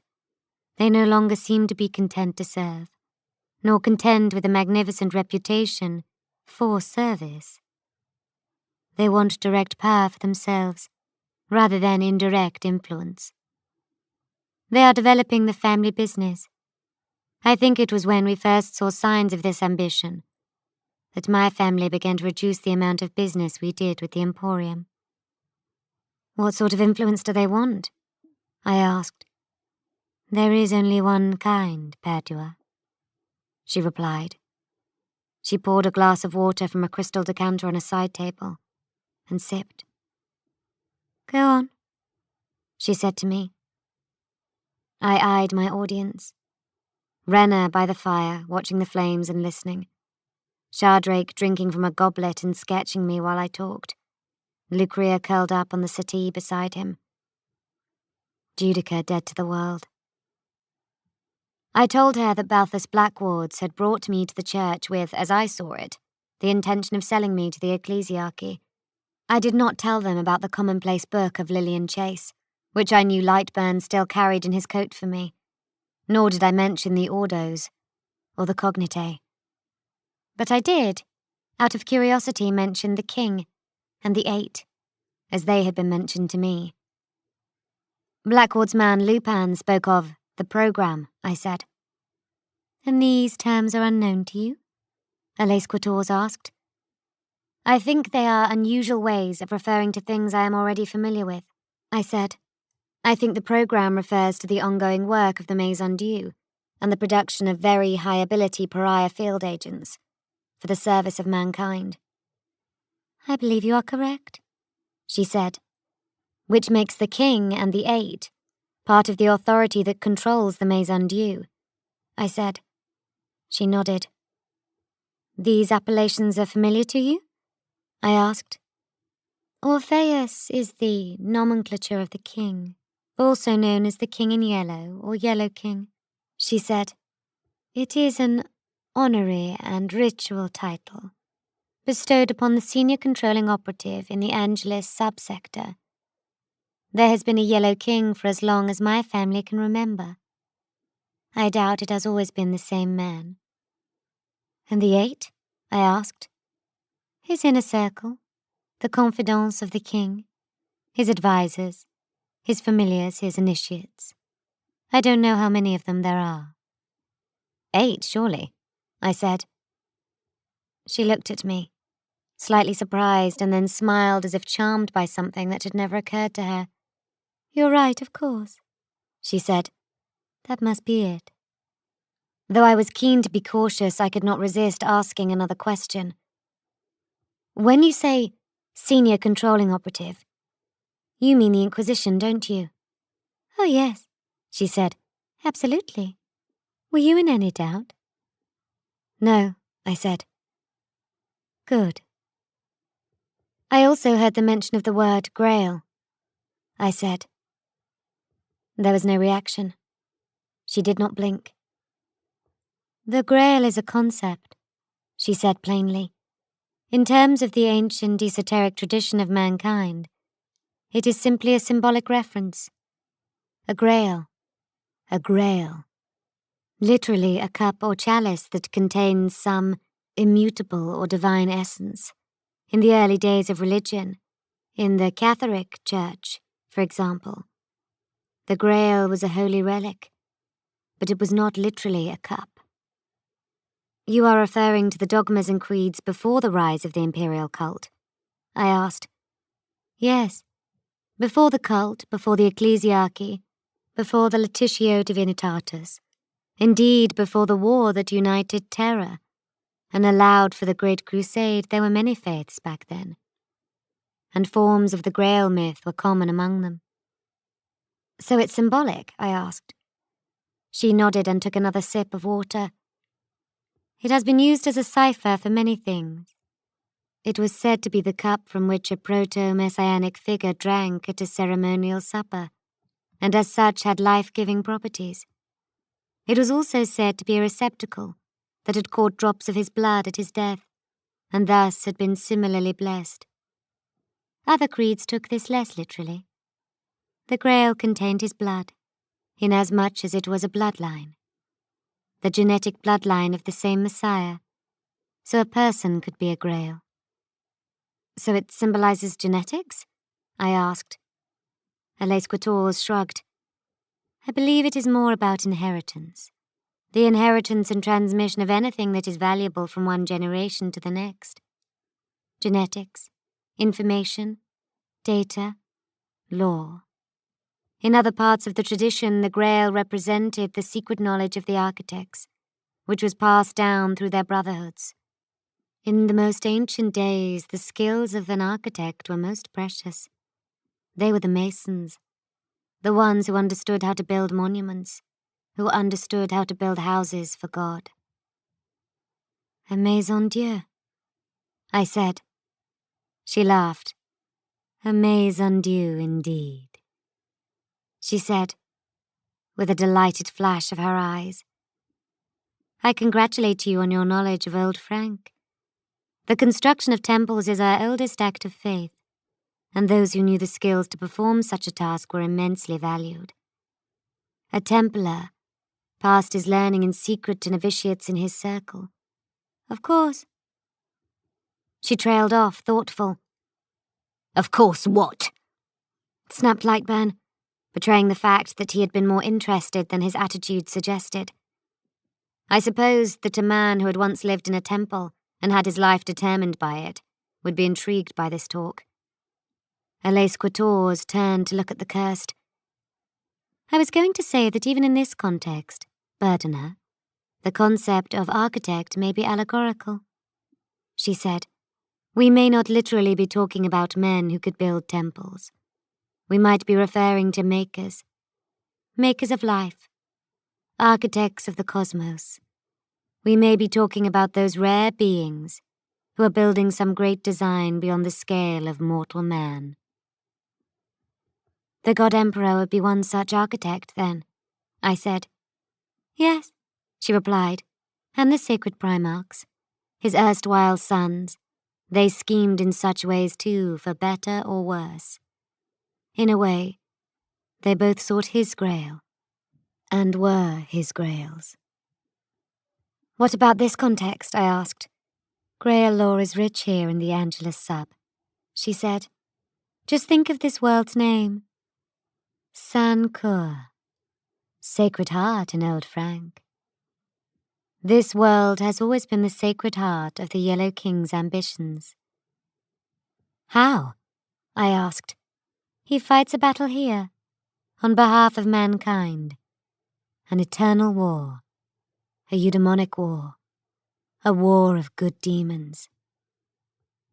We build angels to face down the dark, I said, remembering Lupin's words. We always have done. We build angels or we harness demons. Either way, we take power from the divine and turn it against the source. The Orpheus of old myth was a musician and a magician. With the power of his music, his song, his very words, he was able to conquer heaven and hell. He took ownership of divine properties and turned them against the divine. By extension, we may surmise that our Orpheus is learning the properties of the warp, the very Empyrean, in order to use them against the warp. She looked at me to read my expression. Of course, that is simply theory, but you can appreciate why an Orpheus would want a school of pariahs for such work. As defenses to keep him safe from the thing he is trying to master, I said. The only natural defense known to humankind, she replied. You would be frontline troops in his eudaimonic war. You would be his good demons. It is the purpose of the Holy Inquisition to protect mankind from the influence of the warp, I said. I see now that sometimes it must take great risks to do that effectively. It must know its archenemy. It must learn to control the very flame that it wishes to extinguish. I got up and poured a glass of water for myself. Shardrake was still drawing me, but his head was nodding. All the drink had made him very drowsy. Les Quatorze and Renna Lightburn were the only two really listening. I realized that we had been sidetracked. I had not got to the part where Judica had been hurt. Quickly I told them about the efforts made to sell me to the elders of the ecclesiarchy. I told them of the visit to the brass reading room. The confessor, Hody, seemed to know about the king and the programme, I said. That surprised me. Do not be surprised, Alice Quatorze replied. The church is a shadow under everything. It knows far more than it ever admits, and behind its regal bearing lurks an entity capable of immense intrigue. It certainly has dark secrets to hide, I said. I told her about the tests I had been subjected to. The essay of Annuncia. She seemed astonished. Her reaction was for the first time extreme. Annuncia? So that's what the church is up to. The language of creation. The primal language of chaos. Of making and unmaking. Do you remember the words they had you say? I shook my head, for I did not. It is a very cunning idea, she said, to use pariahs in this way. as a delivery mechanism for Annuncia. A pariah is untainted and cannot alter the power of the world. They could begin to build a primer, a grimoire. A grimoire? I asked. The word, she said, is very closely related to the meaning of grammar.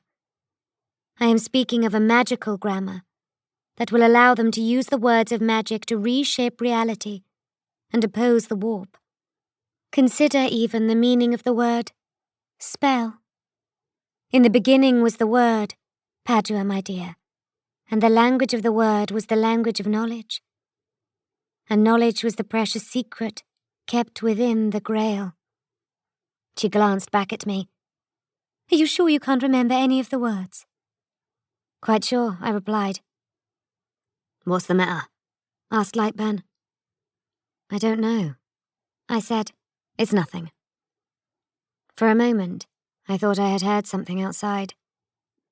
No matter how one might otherwise justify the esoteric and unorthodox activities of the ecclesiarchy, I said to Alais Quatorze, there is no doubting their inherent and diabolic corruption. I told her about the mediators, about the monstrous Scarpack, and his kin of the host. She blanched at the thought of it.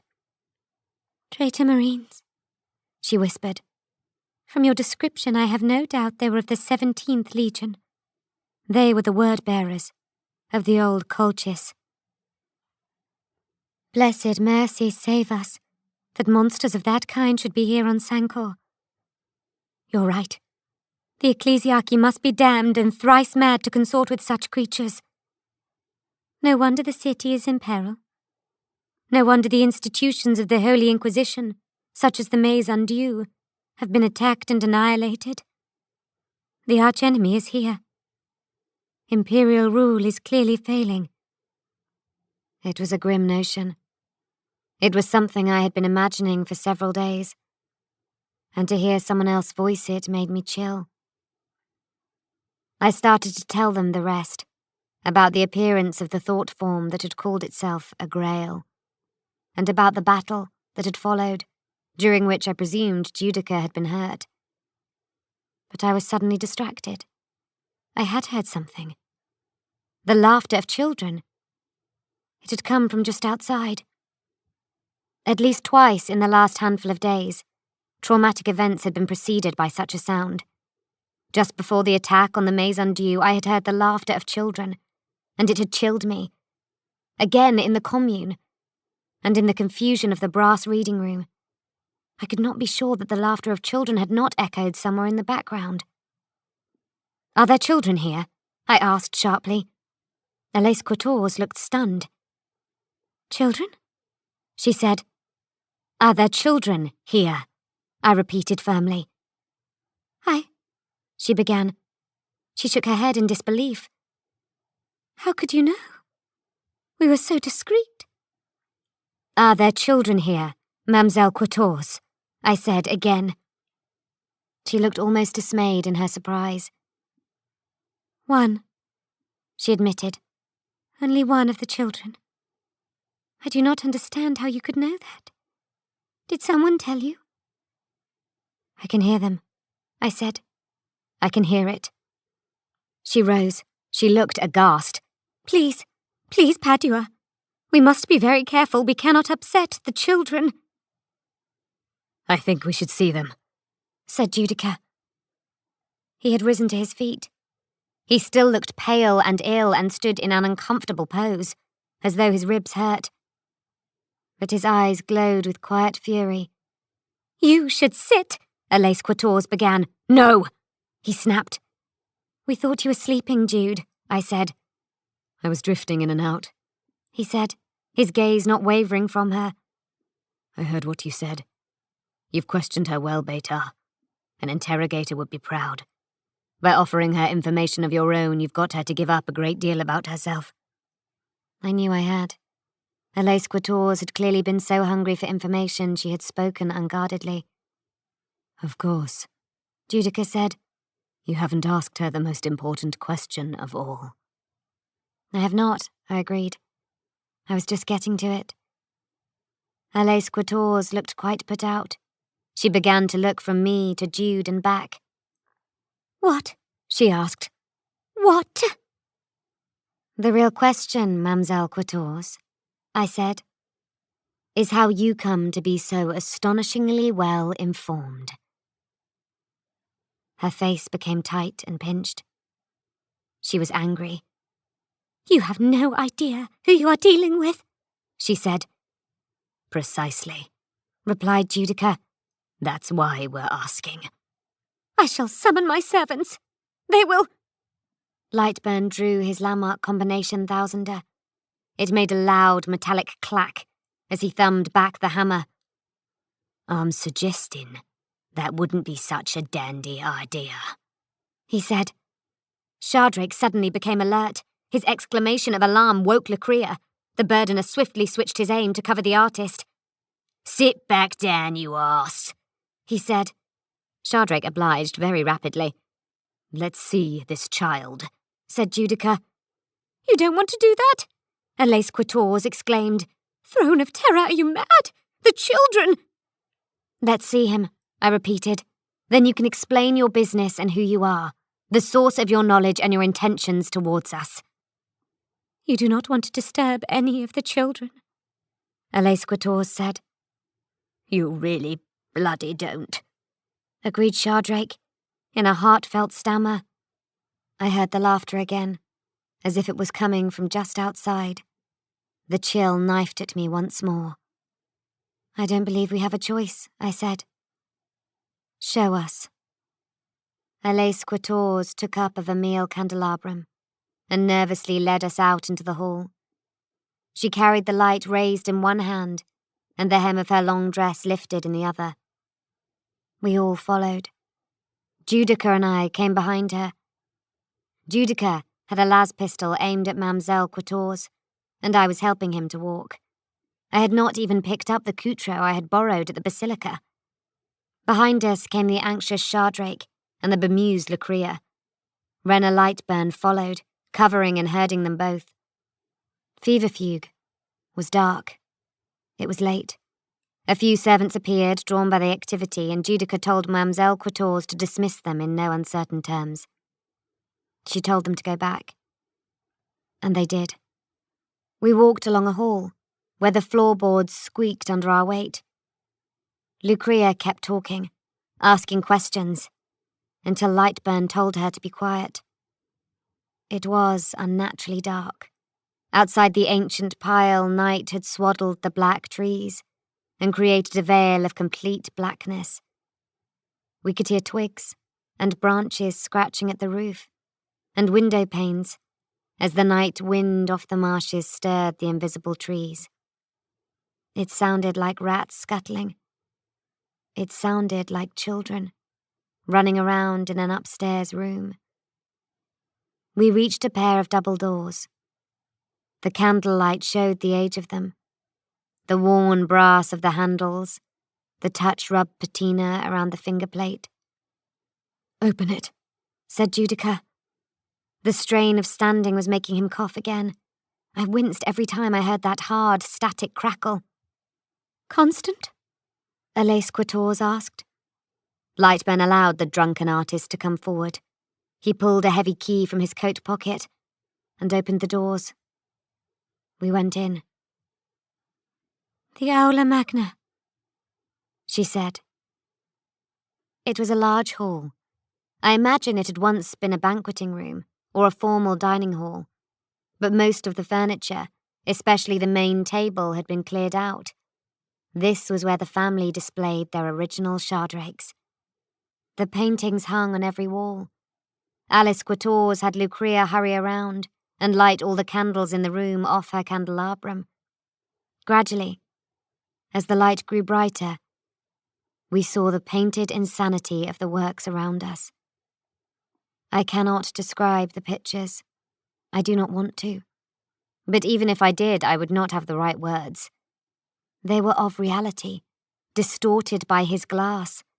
They were flesh and blood, but rendered as meat, as fluid, as smoke. Grey figures, dark and smooth as slate, coiled and writhed. Their anatomies did not operate in fully human ways. though they seemed human.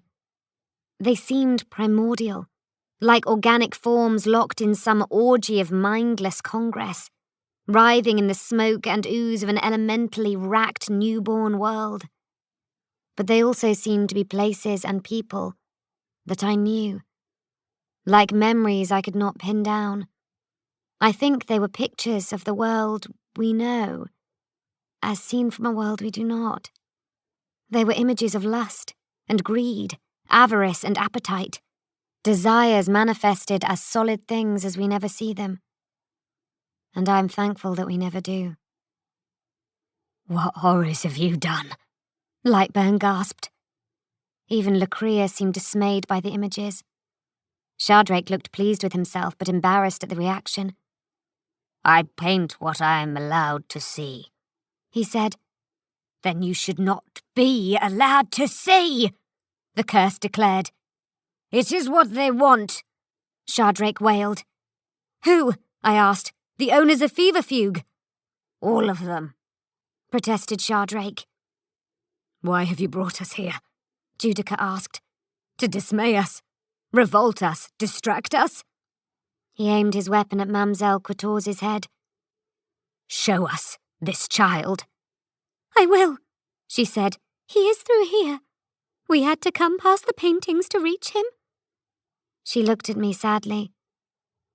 They soothe him, she added. She walked to the end of the Aula Magna's gallery and opened another door. I heard her speak to someone. Then I heard a reply. A voice like soft music. A man's voice. But of course, Alais. Show them in. I went to the door with Judica. Beyond Alais Quatorze, I saw a large anteroom. More pictures, the product of Shardrake's madness, hung there. The room was lit by many, many tapers and glow globes. The floor seemed to be covered in rose petals, thousands of discarded pink petals, which were scattered and piled in drifts like fallen blossom. There was a large basin on the floor, a ceramic bowl large enough to wash clothes in. It seemed to be full of black ink. Beside it was a very large chair, a high-backed throne of richly upholstered wood with huge raised arms. 2 long golden ribbons of silk hung over one of the arms and curled down onto the petal-strewn floor. A man sat in the chair. He was, it appeared, a very powerful man of impressive physique. He was, it also appeared, naked, but for a loincloth.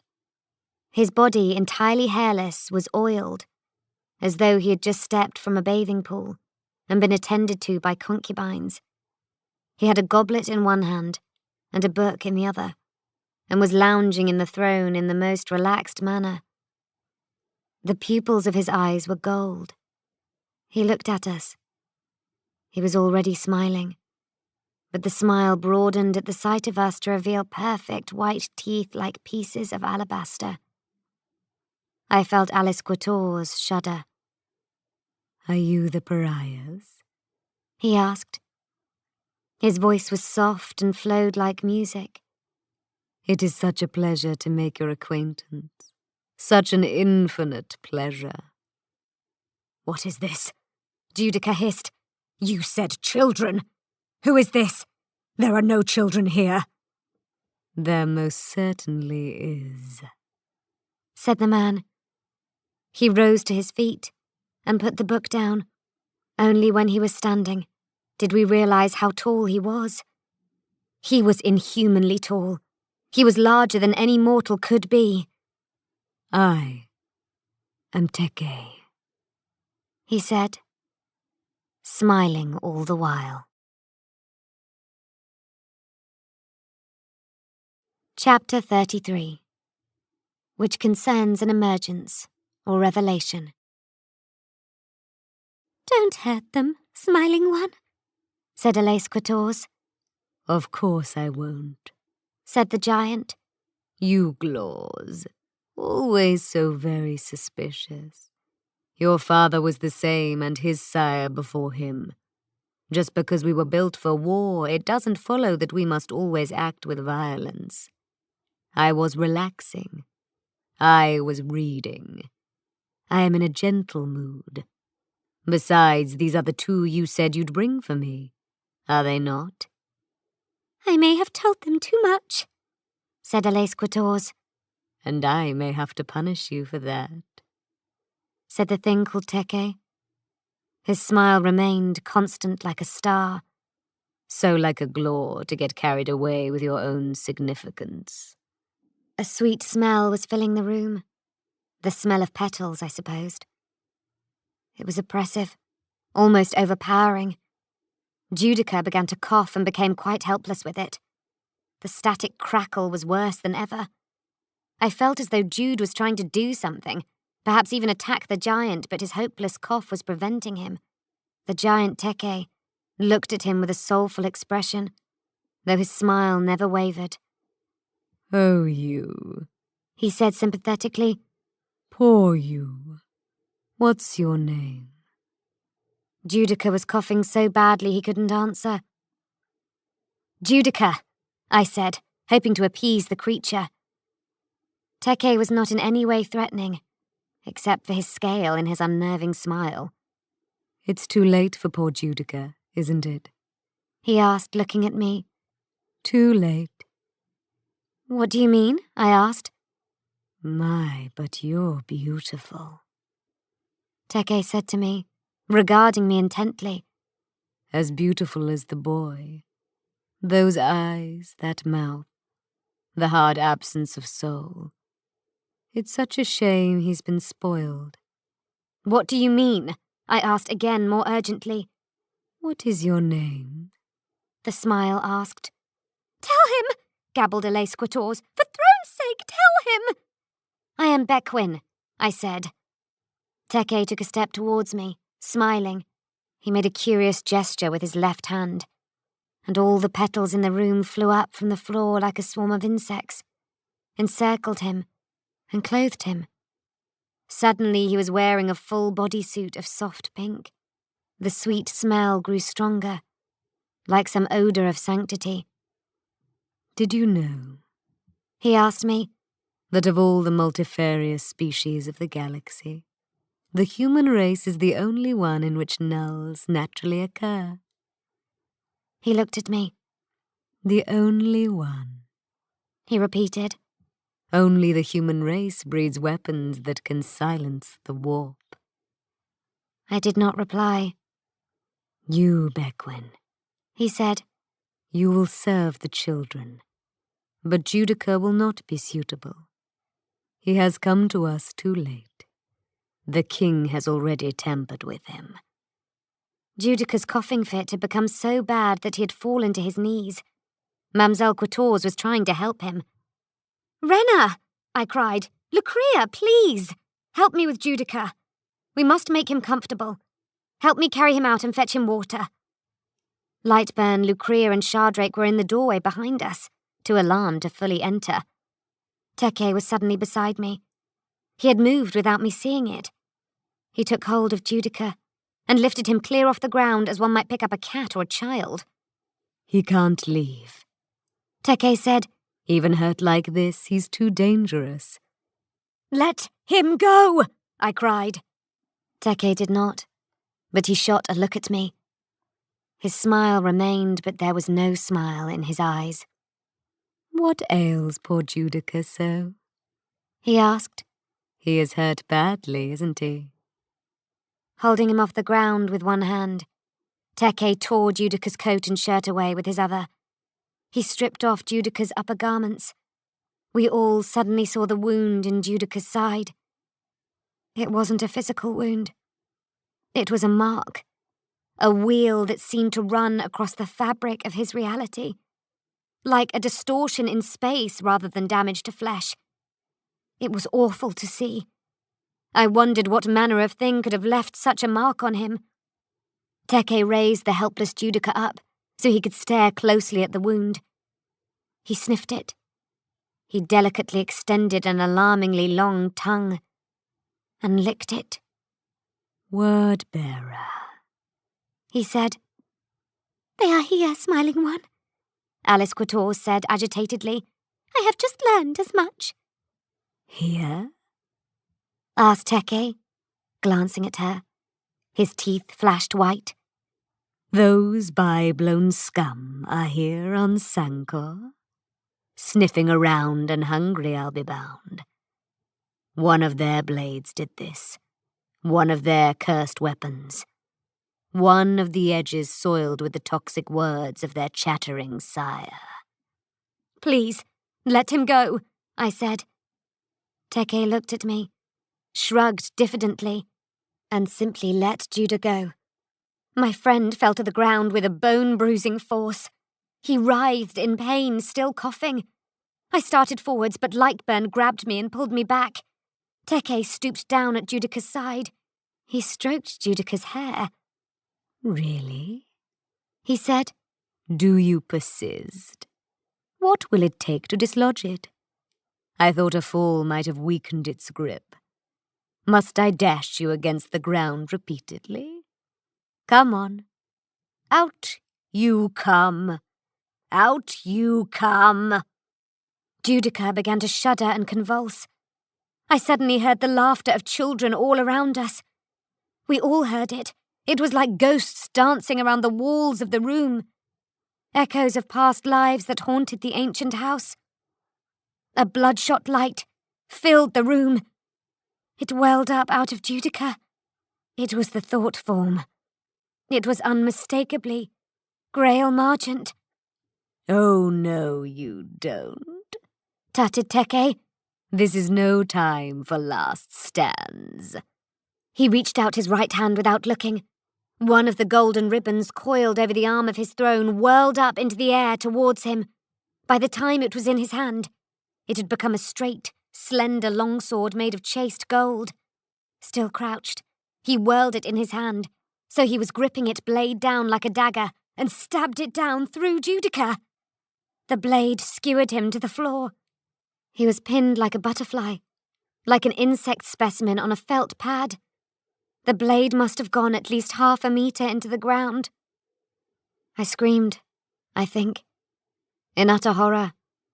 But my cry was lost in the much more terrible scream that rang out. It was like the one I had heard in the brass reading room. Again the universe shrieked. Reality squealed. It was even worse than before. The material universe split at the puncture point, and the bloodshot energy of the thought form boiled, seethed, and then blew away like dust. Judica, impaled, went into horrible convulsions, drumming his limbs on the ground. Then he went limp. His head flopped back, and his mouth lolled open. His eyes rolled dead and white. The laughter of children went away, erased in the dying echoes of the scream. Something slipped out of his open mouth onto the floor beside his face. It rolled out, white and wet like a spitball. It was the size of a rose bloom. I realized that the frothy white spittle covering it, and trailing from it back to Judica's lips, was cobweb. It crackled as it moved, the web making a hard, crisp sound like vox static. The object uncoiled, parting the web that wrapped it. It was a spider, a blind white thing, an albino relic from some lightless cave. It had come out of Judica's throat, out of his chest. Its legs waved helplessly. Teke, the Smiling One, rose and crushed it under his right foot. He ground it into the floor. There was a certain relish to the way he did this. I could hear the static vox crackle of the webbing as he mashed it. May all the 8 perish in such fashion, he said. The 8? I whispered, my mind uncomprehending. He smiled his smile at me. Your friend was one of them. Did you not know? He would have made you one too. One of the 8. 8 for the legs, 8 for the points, and 8 because that's what they ate. Teke drew the sword out. He walked back to his throne and let go of his longsword. By the time it struck the throne's high arm, it was just a strand of golden ribbon again, and it draped across the armrest onto the floor. Teke stood, his back to us, and stretched his arms wide, as though he was tired and bored. I ran to Judica and knelt by him. He was dead. He was already cold. His corpse stank of the thought form's psychomagic. A shadow of the bloodshot light clung to him. I was already in a heightened distress state because of the murder of my friend. On top of that, I seemed to be facing incontrovertible proof that he had been Grail Margent, or that Grail Margent had somehow resided within him. Was that why the thought form had interceded on my behalf against Sister Tharp in the attics of the Maison Dieu? Was that why it had broken in to save me from Hody and the Mediators? Jude's warp wound hadn't been caused indirectly. During the turmoil at the Basilica, he had been at the heart of it. Scarpack's cursed blade had done it. He had hurt himself cruelly trying to rescue me from their clutches. What was he? How had he become this thing? Or how had he become to be its vessel? What did that say about the secret operation and the candidates of the Maison Dieu? What did that say about me? I began to focus on my tempering litany, trying desperately to hear Sister Bismilla's voice and calmly focus my mind. I knew I would not survive if I could not. Teke turned back to face us. "Now," he began. He stopped. I was still kneeling at poor Judica's side, but I was aiming Judica's las pistol at the giant, in a firm two-handed grip. "Stay there," I said. "Don't be foolish," the smile said.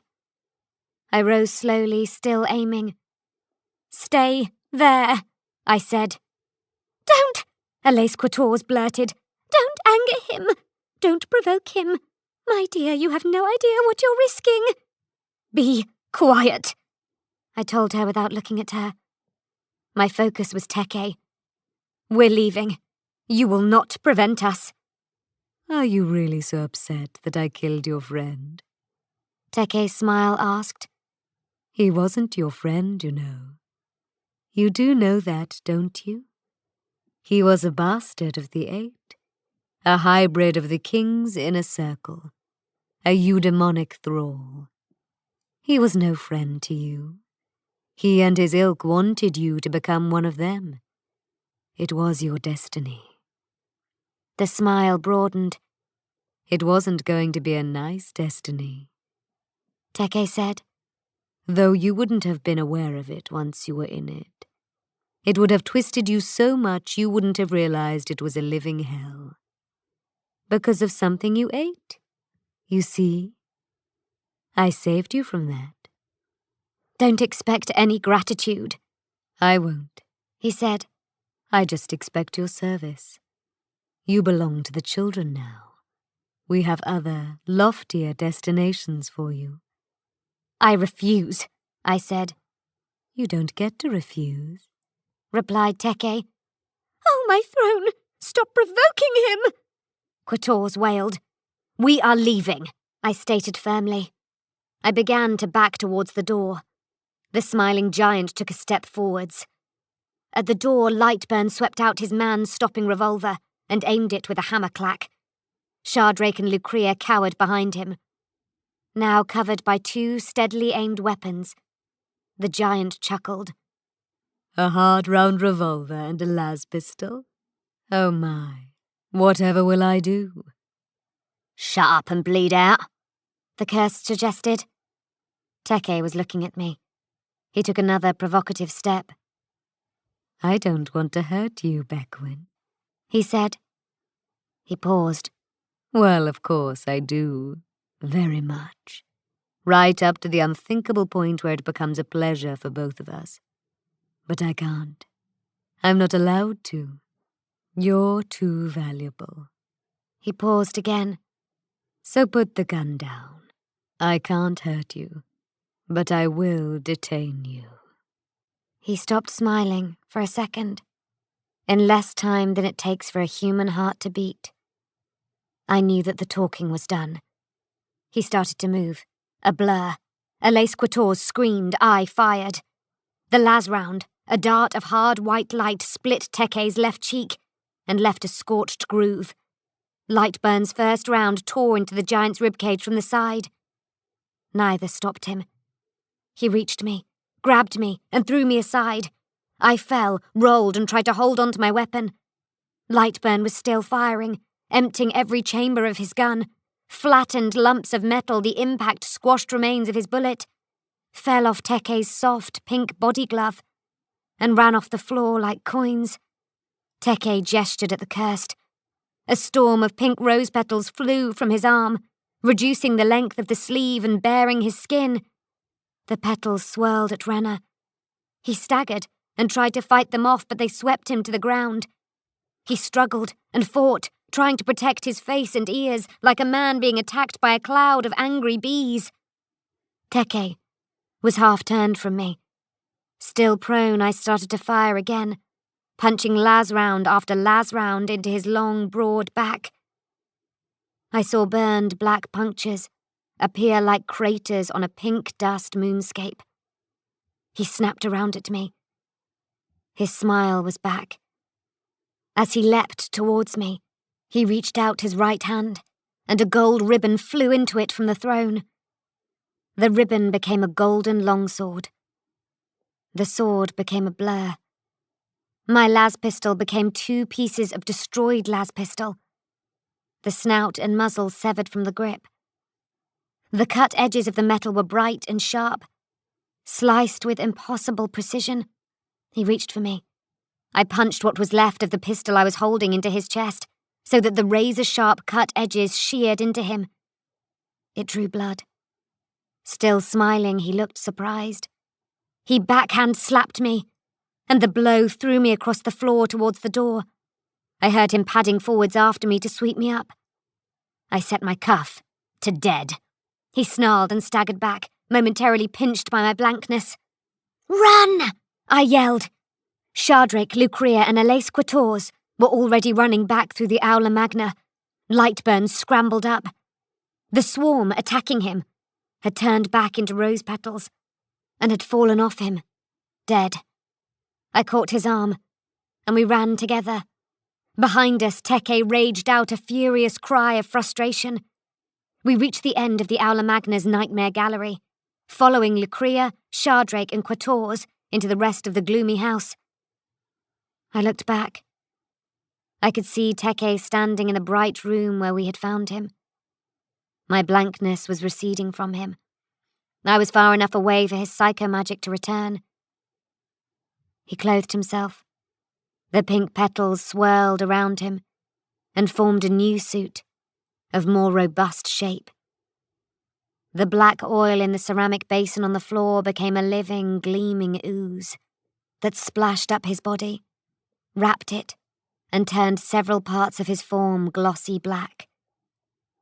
The 2 gold ribbons fluttered into his waiting hands and became a pair of long, slender swords. I saw his true form. It was beautiful and awful, where Scarpax had been grotesque and beautiful. But it was the same. Teke was a traitor marine. He was magnificent, like a true predator, gleaming pink and glossy black and shimmering gold. He sprang after us.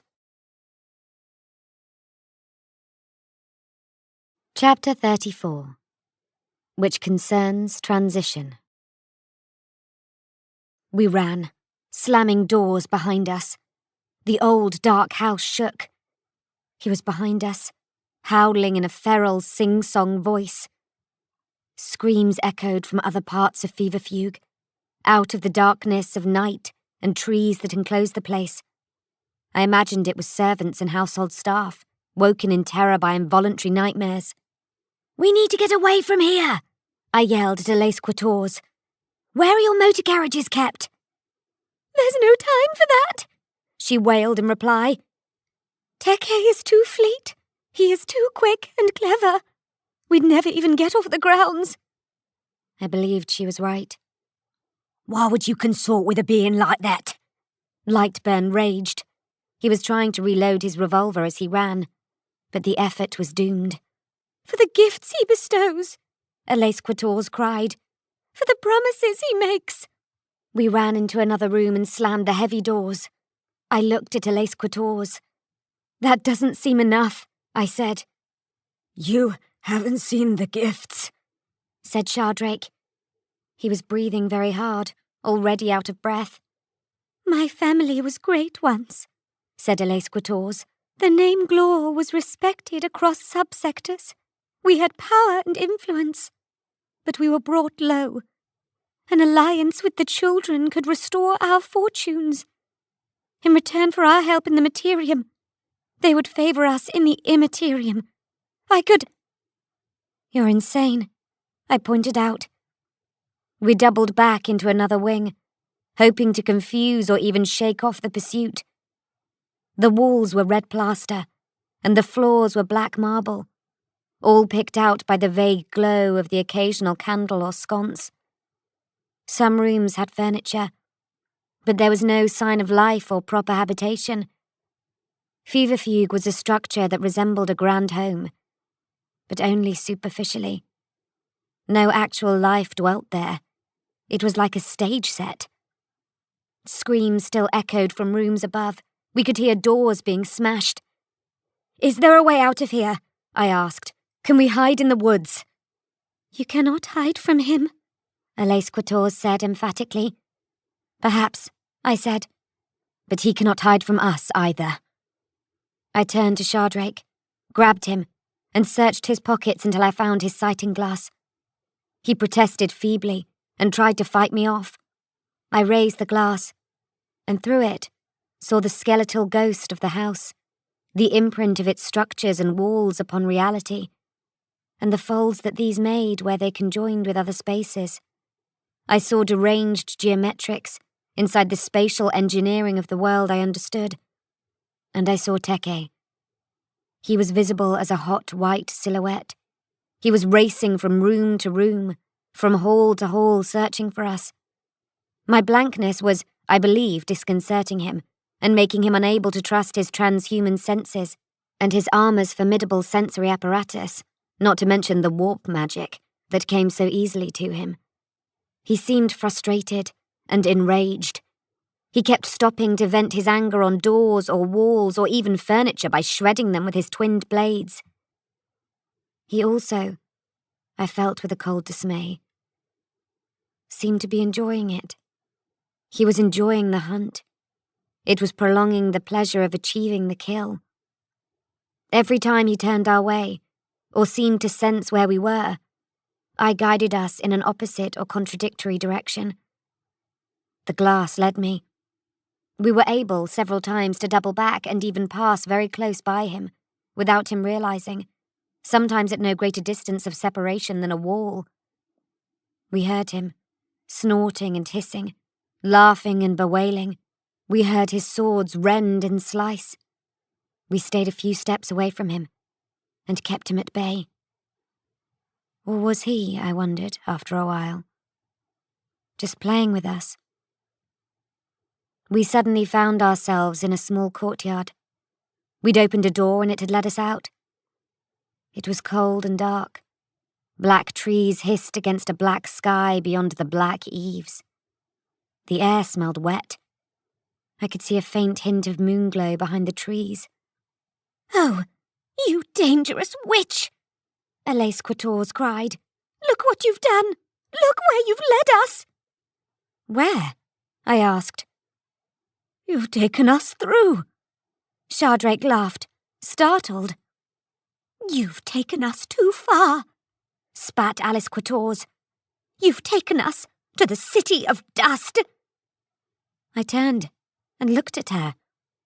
"That's nonsense. A myth," I said. "No myth," said Shardrake. "If there is a city of dust at all," I insisted, then it is out beyond the Sunderland in the desert. Not here, through a door in your miserable old house. But it is. That is the point, said Elais Quatorze. In the long ago, Orpheus moved the twin cities sideways, out of line with Queen Mab, so that it stood like a dusty shadow, cast by one city into the other. It is the extimate shadow of Queen Mab. It was the first step in his construction of a bridgehead in the Immaterium.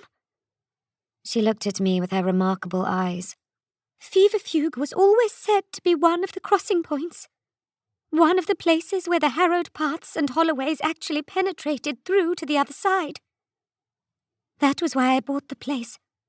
I have been searching for the transition point ever since, searching every room and trying every door in that endless maze of a house.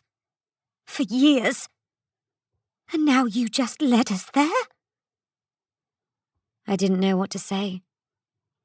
It didn't seem like we were in any kind of other world at all, though I have to confess I had no idea what being in another world might feel like. You were saying, I began, we are somehow in Queen Mab's twin. The secret city. Yes! Elais Quatorze said. But I wasn't even trying to... I began. Yet you did. See how talented you are. Teke, the smiling one, stood in the doorway behind us. He was leaning against the doorframe, arms folded, 2 golden ribbons fluttering from his waist harness. His pink and black armour, edged with the delicate filigrees of gold, was as beautiful and ornate as a piece of jewellery. His smile was perfect. Access to the Yellow King's extimate bastion has long been desired by the children, he said. You have provided us with it. Within just hours of knowing you, Bequin. Sweet Mamselle Bequin, you have already performed an extraordinary service for us. He stepped out into the darkness to join us. His huge armoured feet crunched upon gravel. It was too dark to see. I heard the servo motors sigh and whir inside the panels of his armour. Perhaps you will lead us to the rest of the 8, or find the fastness location of the king himself. My master Fulgrim would very much like that. The king is more of a threat to us than anything the false emperor can devise. I raised the sighting glass. What can I see if I look at you? I asked. I gagged and almost vomited. I snatched the glass away and broke the view. Exposed by its lens, Teke was neither beautiful nor smiling. Let's go, Teke said. Just you and I. The others can stay here. I have no interest in them one way or another. Will you let them live? I asked. I won't kill them, if that's what you mean. I took a deep breath, and then a step towards him. Beta, don't!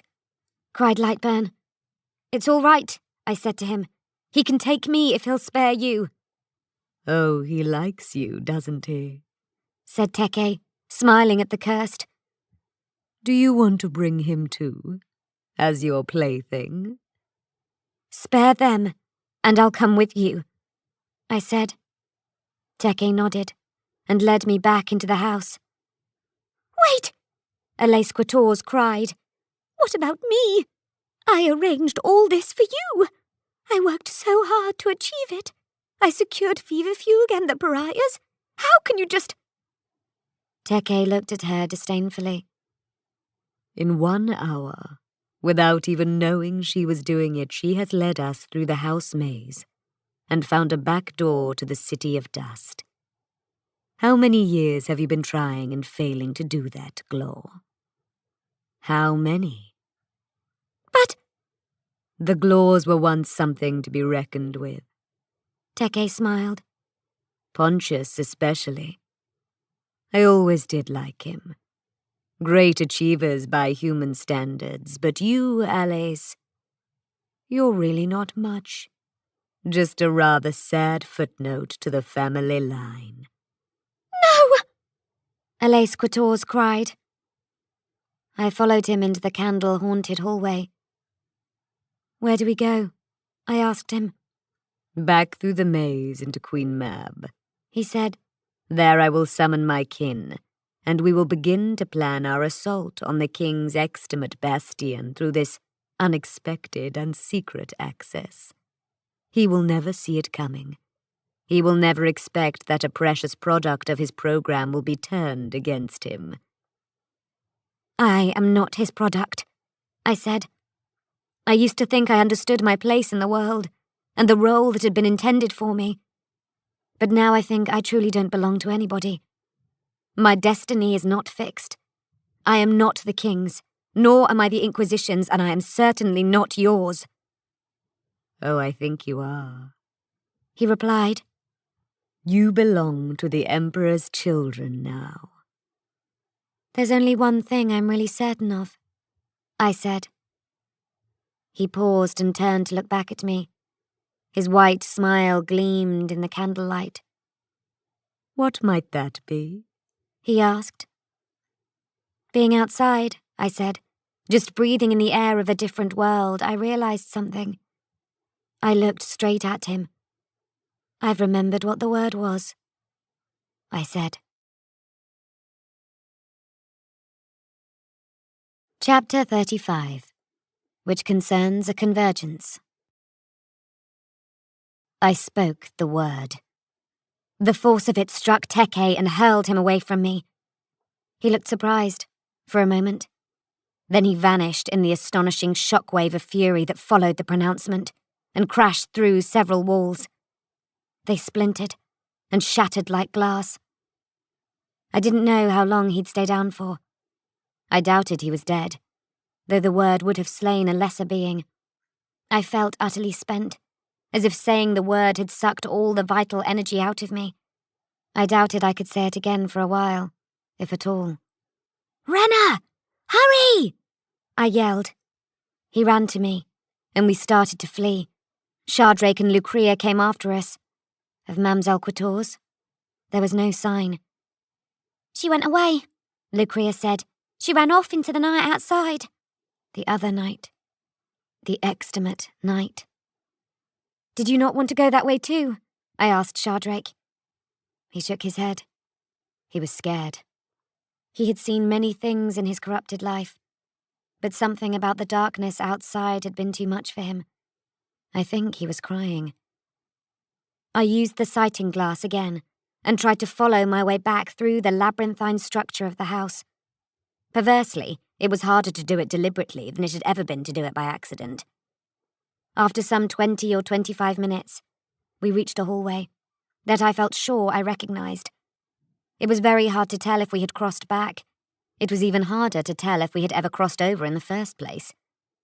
Everything seemed too fantastical and made up of lies. Though when a being like Teke the Smiling One tells you something, you tend to lend it some weight. The house had fallen very silent.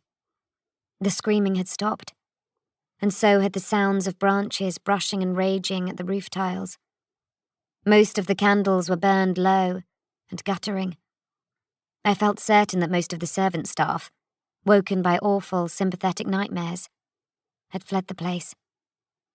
Our pace slowed. The quieter it grew, the more cautious I became. "Did you hear?" Lucrea said suddenly. "What?" "Like children," she began. I quickly imagined the ghastly laughter of children that had accompanied the Grail manifestations. But that was not what she meant. "Like children playing," she said. "Scurrying around. Little feet and—" I pushed on, suddenly concerned. I threw open doors and drew back heavy drapes. "What are you looking for?" Lightburn asked. "I think they're here," I said. "Who?" asked Renna. I pointed. A diminutive figure had stepped out from behind one of the drapes and stood glaring at us. "Look now," Shardrake said. "A child. Hello, child. You must be lost, you poor thing. It was the girl doll from the Emporium. She was still missing her bun of human hair, and from the expression on her painted wooden face, she still blamed me for this bitter loss. "Shadrach!" I cried. But he was already reaching for the doll, his addled perception truly mistaking it for a lost child. There was a brief flash, and the artist screamed. He staggered backwards, the fingers of his right hand falling off, blood jetting. The doll's toy knife had severed them in one vicious stroke.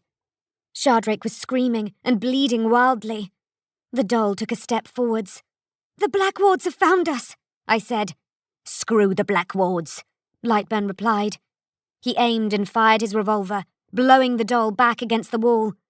The impact splintered its torso and sheared off its right arm. It fell on its side, its mouth clacking. "Where's the other one?" I cried. Revolted by the doll, Lucrea ran forwards and grabbed the stricken thing. She hurled it away from the screaming artist and sent it tumbling along the top of a polished varwood console. The impact spilled over the candles there. In a moment, the twitching doll had caught fire. Its clothes burned, its paint peeled, its wooden framework began to blaze. It jiggled and trembled wildly. It struggled to its feet, and then fell still on the console top, as flames overwhelmed it. I wondered how Lucrea could have seen all the things she had that night, and been most dismayed by a doll to react with such revulsion.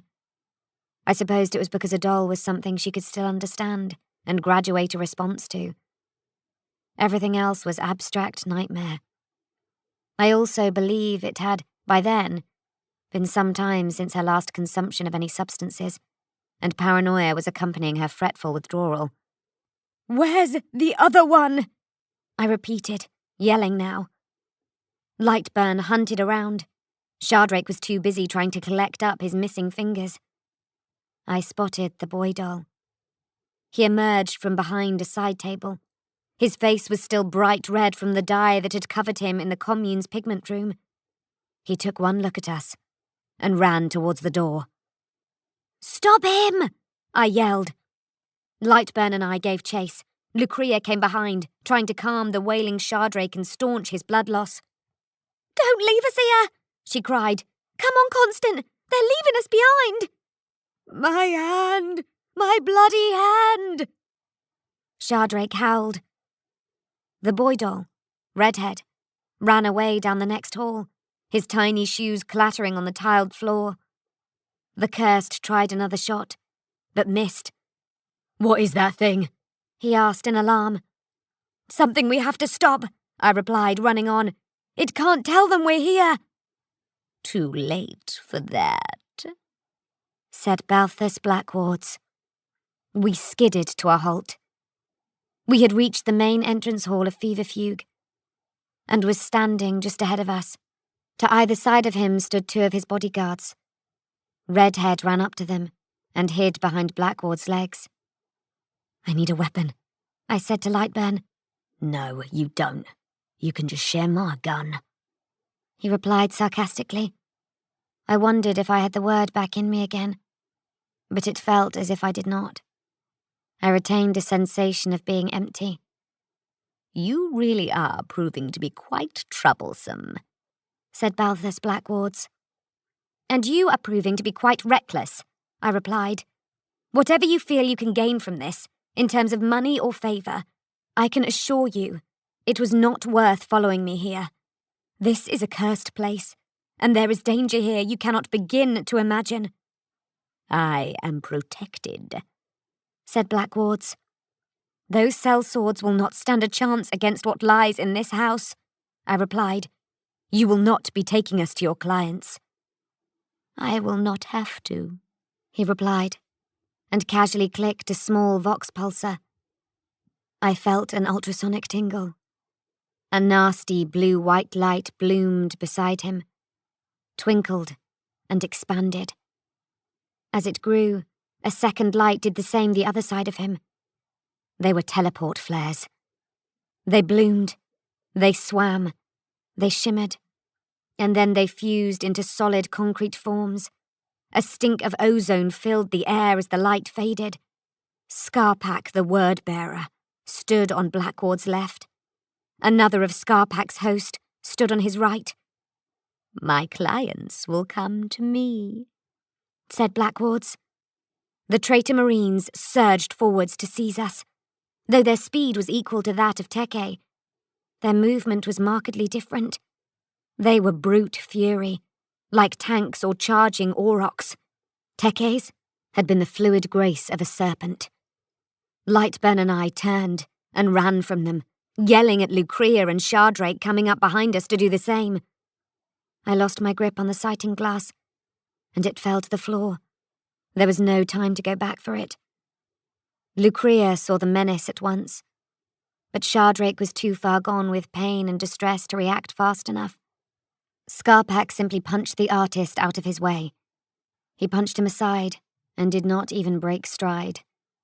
The impact of the huge fist was so great, however, that blood and tissue spattered the wall, and poor Shardrake was neither in one piece nor alive when he hit the floor.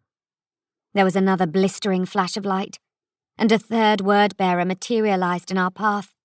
We were boxed between the three of them, and suddenly, we were caught by Teke, the Smiling One, too. I cannot say where he came from, except, perhaps, the shadows. He howled a death song as he ran at the three crimson brutes. His golden longsword slashed the air. The nearest word-bearer turned, the one most recently arrived. He began to raise his bolt gun, but Teke was right on him. The warrior of the Emperor's children, resplendent in pink and black, put one long golden blade clean through the word-bearer's shoulder, taking his arm off entirely. The bolt gun fired twice as the hand went into spasm, and the shots blew vast holes in the wall behind us and peppered us with grit. Teke's other sword cut through the word-bearer's helm diagonally, removing a section equivalent to about 1/3. Blood and brain matter burst into the air as the head came apart. For good measure, Teke kicked the dismembered word-bearer out of his way. Scarpack was waiting to meet him, his cursed blade drawn.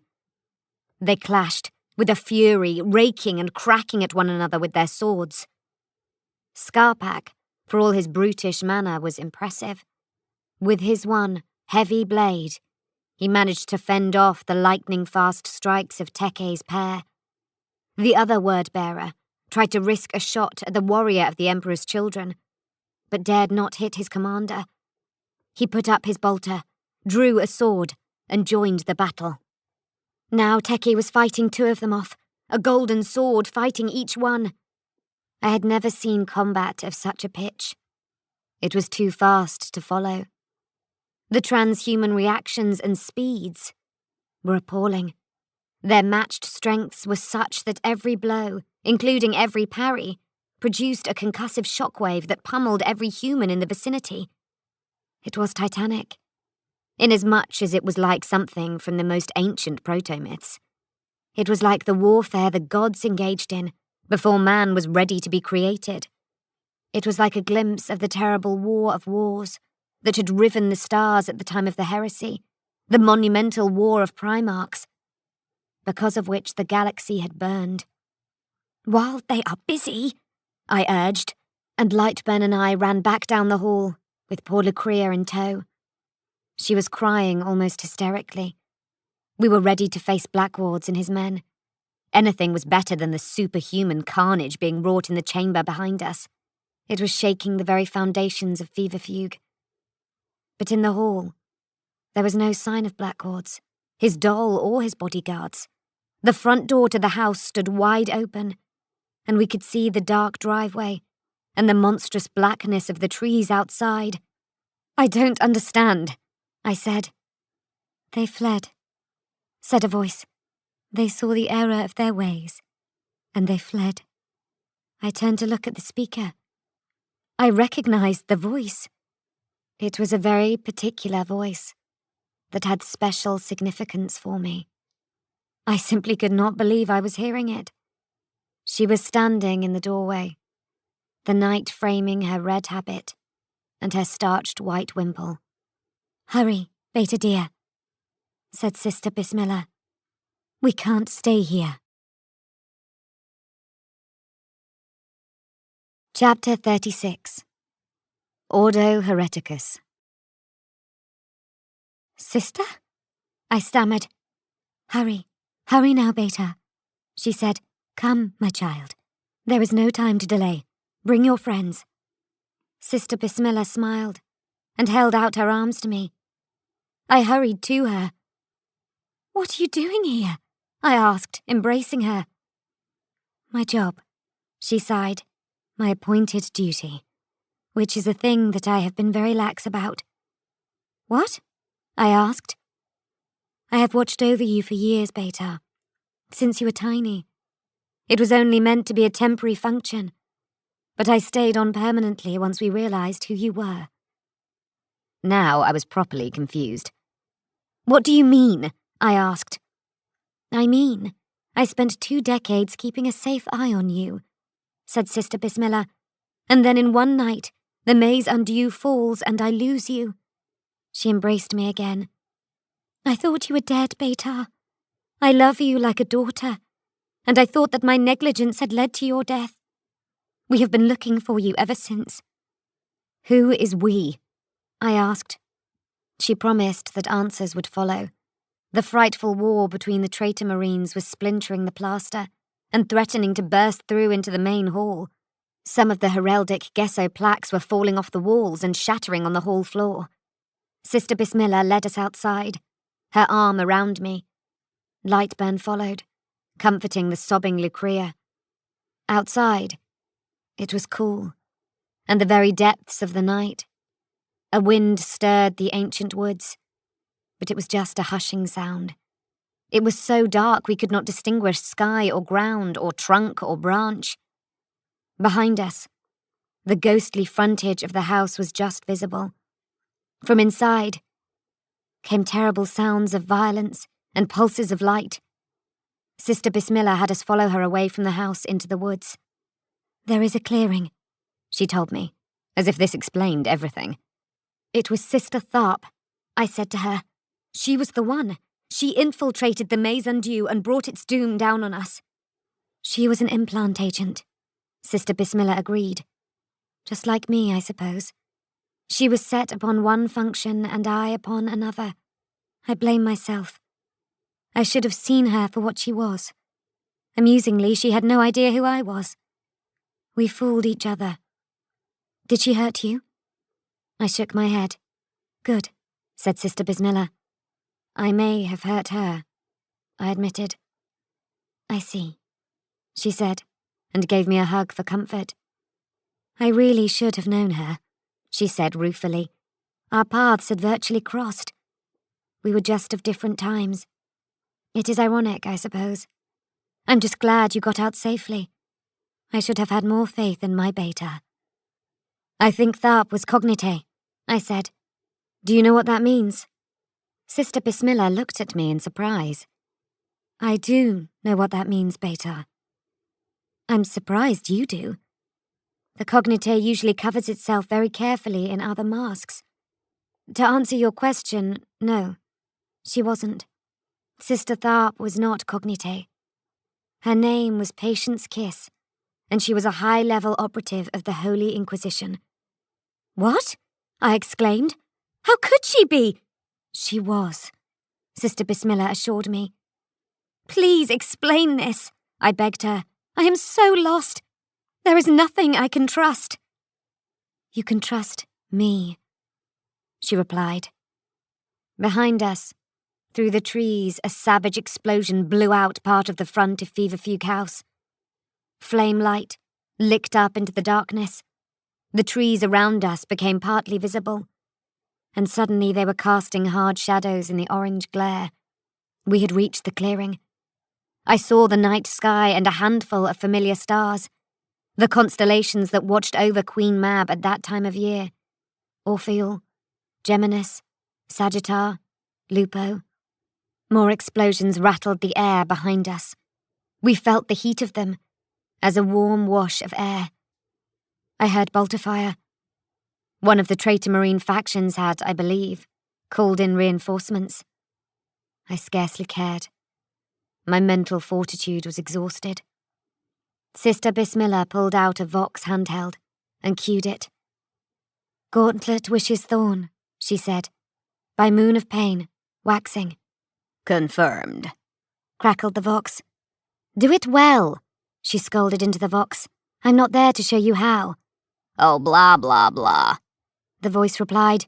"Have some faith." She glanced at me. "It's usually my job," she said. "At least it used to be. But I knew I had to be the one who came in for you. I was the only one you'd trust." "I do trust you," I said. "I just don't know who you are." "I hear engines," Lightburn hissed. So did I.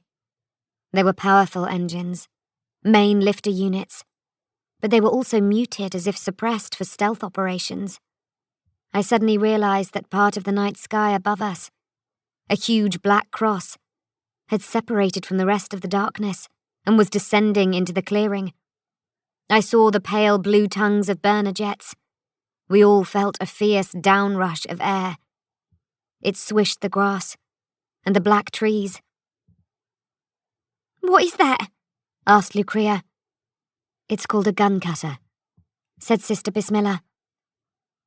The massive flyer settled into the clearing on its landing claws. We felt the thump of its weight underfoot. I heard fallen twigs and branches crack as the claws crushed them. Even though it was dark, I could sense from the silhouette that the craft was heavily armed and armoured. I saw a faint green luminosity coming from the small cockpit windows above the beak nose. A drop hatch opened under the nose, letting greenish light spill out into the clearing. "Come," said Sister Bismillah. We ducked our heads down into the murmuring downwash and ran for the ramp. We boarded a half-lit, Spartan cargo cabin. As soon as we were in, the ramp closed, and we felt the sway as the craft lifted off. Its engine nose rose. There was a little swing to all motion as it swept up and away from the woodland site. Cables, chains, and other suspended instruments along the cargo bay wall sashayed slightly as the nose turned. "Follow me," said Sister Bismillah, and led us up the short, sloped companionway into the craft's main passenger space. A man I knew all too well was waiting for us. He was seated behind one of the built-in tables. The bulk of his frame barely fitted. "You made it," he said to Sister Bismillah. "It was right that I did it," she said. He nodded. "Take over from Nail, please," he said. "I get so unsettled when he flies." Sister Bismillah nodded. She took off her starched wimple and her red gloves. I realized I had never seen her hands or her hair before. She was much more elegant than I had assumed. She seemed younger, too. Her hands seemed to be covered in some kind of intricate circuitry. She smiled at me, and then hugged me again. "My name is Medea Betancourt," she said, "and I am very glad to be able to greet you properly, and honestly at long last, after all these years. Welcome, Elizabeth." She broke the embrace and went forwards to what I presumed was the cockpit. I looked at the man. He was regarding me with no expression. The last time I had seen him, we had been in the stone porch of the basilica. "I'll recollect shooting you," Lightburn said. The man nodded. "You did. Not very effectively, it seems." Lightburn shrugged. "You did what you had to do," the man said. "I bear no grudge. You were protecting her." He looked at me. "Many people seem hell-bent on protecting me," I said.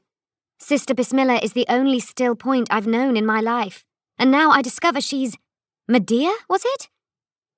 "Medea Betancourt," said the man. "My pilot, my oldest friend. An inquisitorial agent of very long standing. She gave up the last 2 decades of her life to watch over you, girl." "Who are you?" I asked. He reached into his heavy coat. wearily pulled out a leather wallet and opened it to show me the ornate rosette within. I am Inquisitor Gregor Eisenhorn, he said.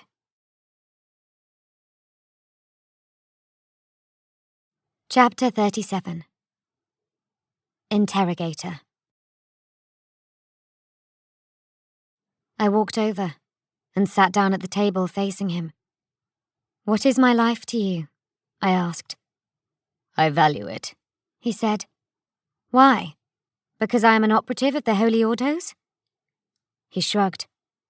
You represent a direct connection to someone I once cared for, he said. It is a connection I never expected to discover. My team came to Sancor years ago, attempting to infiltrate what we believed to be a heretical coven. Medea was taking point in the field and discovered you. We altered our plans so we could watch you. "Why?" To protect you, he said. "As an asset to the Inquisition?" Yes, he said. And as a key to open a vast and treacherous conspiracy. But also as the living legacy of a lost soul. "Who was that, Inquisitor?" He paused before replying. Her name was Elizabeth Beckwin, he said. I lost her many years ago. She was, in effect, your mother. You were manufactured from her genetic material. "A clone?" I asked. He shrugged again. You are her daughter, technically, because you are not identical to her. Not genetically identical. However, you are quite remarkably similar to her. "Your face shows no emotion, sir," I said. I had been trying hard to read it. That's right, he said. It doesn't anymore. "But the timbre and pitch of your voice," I said. "And some of your micro-subtle body language does. I see sadness. Regret. What was she to you, this woman?" A friend, he said. "More than that?" Perhaps. She was also a blank, a carrier of the Pariah gene. That is why her genetic material was used in your manufacture. As an untouchable, she served the Inquisition at my side as an outstanding operative. "What happened to her?" Just a variation on what happens to us all eventually. A man came into the cabin space, from the direction of the cockpit. Lightburn and Lucrea had taken seats nervously on a wall bench and regarded him cautiously. I see we've got her at last, he said. I believe you've met Harlan Nail, said Eisenhorn. Yeah, we've met, Nail said, glaring at me somewhat. I met her, saved her life. She left me in the lurch to deal with certain death. "If you had identified yourself as a servant of the Inquisition," I began. I looked at Eisenhorn. "Or if you had—" Nail glanced at Eisenhorn. "Do we do that still?" he asked. "When it's useful," Eisenhorn replied. "I'll bear that in mind," said Nail. "Sister Bismillah," I said, "told me that another agent of the Inquisition, a Sister Tharp, led the attack on the Maison Dieu. Her real name, I believe, was Patience. Why would that be the case? Why would the Inquisition raid an Inquisition facility?" The man Nail looked unhappy and reluctant to answer. "Lines of demarcation are difficult to draw clearly sometimes," said Eisenhorn. "There are many factions on either side. Patient Kiss was following the orders of a man who believed that the Maison Dieu was a compromised facility." "Do you believe that?" I asked. "Yes," he said, "but not to the same degree, and my approach to dealing with it would have been rather different. For more than 20 years we have been following this case. In prosecution, it requires infinite patience, and not the kind of patience this man used. You need to see the long game, to appreciate how only the most careful long-term strategy can result in a truly worthwhile achievement. The Maison Dieu was simply a door that led to something far greater, a vast conspiracy. Attacking that door simply ensured it would be closed." "Are the cognitae behind the door?" I asked. Eisenhorn and Nail exchanged glances. There was an amused look on Nail's face. They are, said Eisenhorn. You surprise me. I notice things. Clearly, said Nail. Had the Cognite compromised the Maison Dieu? No, said Nail. They built the damn place. I thought about that. It came as no surprise. We were always told we were in training to serve the Inquisition, I said. Of course you were, said Nail. It's easier to explain to ambitious young minds. I knew, though. I said. I suspected. A man came. This was a year and some ago. They said he was Cognite, come to kill us, but he had a rosette. His name on that was Voriat, an interrogator. Did they kill him? Asked Nail. Yes, I saw it done. Nail looked at Eisenhorn. That was when Talon started his investigation on Sancor. Voriat was one of his team. That's where this mess started to gain traction. Who is Talon? I asked. My rival, said Eisenhorn. His approach to this is rather different, as I said. He has come to it lately, and with much more urgency. He is not prepared to wait and see what might develop. His people took down the Maison Dieu. He seeks to locate and stop the Grails. Because they are weapons of the king? I asked. Yes. He said. He nodded. Good. And what do you want? I asked. No, wait, I can guess. You don't want the Grails. You want the king. Nail snorted. I do, said Eisenhorn. That's the point. There's no point hunting for the small fish. It simply allows the big one to swim away. I want the king in yellow. I want Orpheus. For a while, you know, I said. I thought you were Orpheus. That made Nail burst out laughing. Why would you think that? Asked Eisenhorn. I saw what you did to the word-bearer, I said. You're not normal. Stop it, Nail protested, flapping a hand. I'll wet myself. What do you want from me? I asked Eisenhorn. I want to make sure you're safe, he said. Because of the bond you feel towards my mother. Some duty, some debt. Yes, he said. What else? Asked Lightburn. We all looked at him. Well, there's always something else, he said. I want you to help me, Eisenhorn said to me. I want to recruit you. You are the key to the puzzle. My rival has vast resources at his disposal, many agents and operatives. My options are rather more modest. I have just 5 operatives.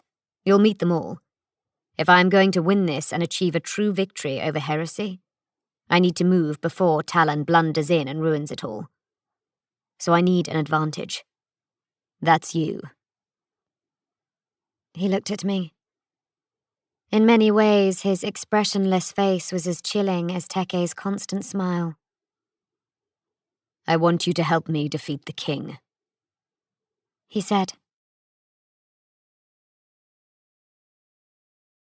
Chapter 38. Bifrost.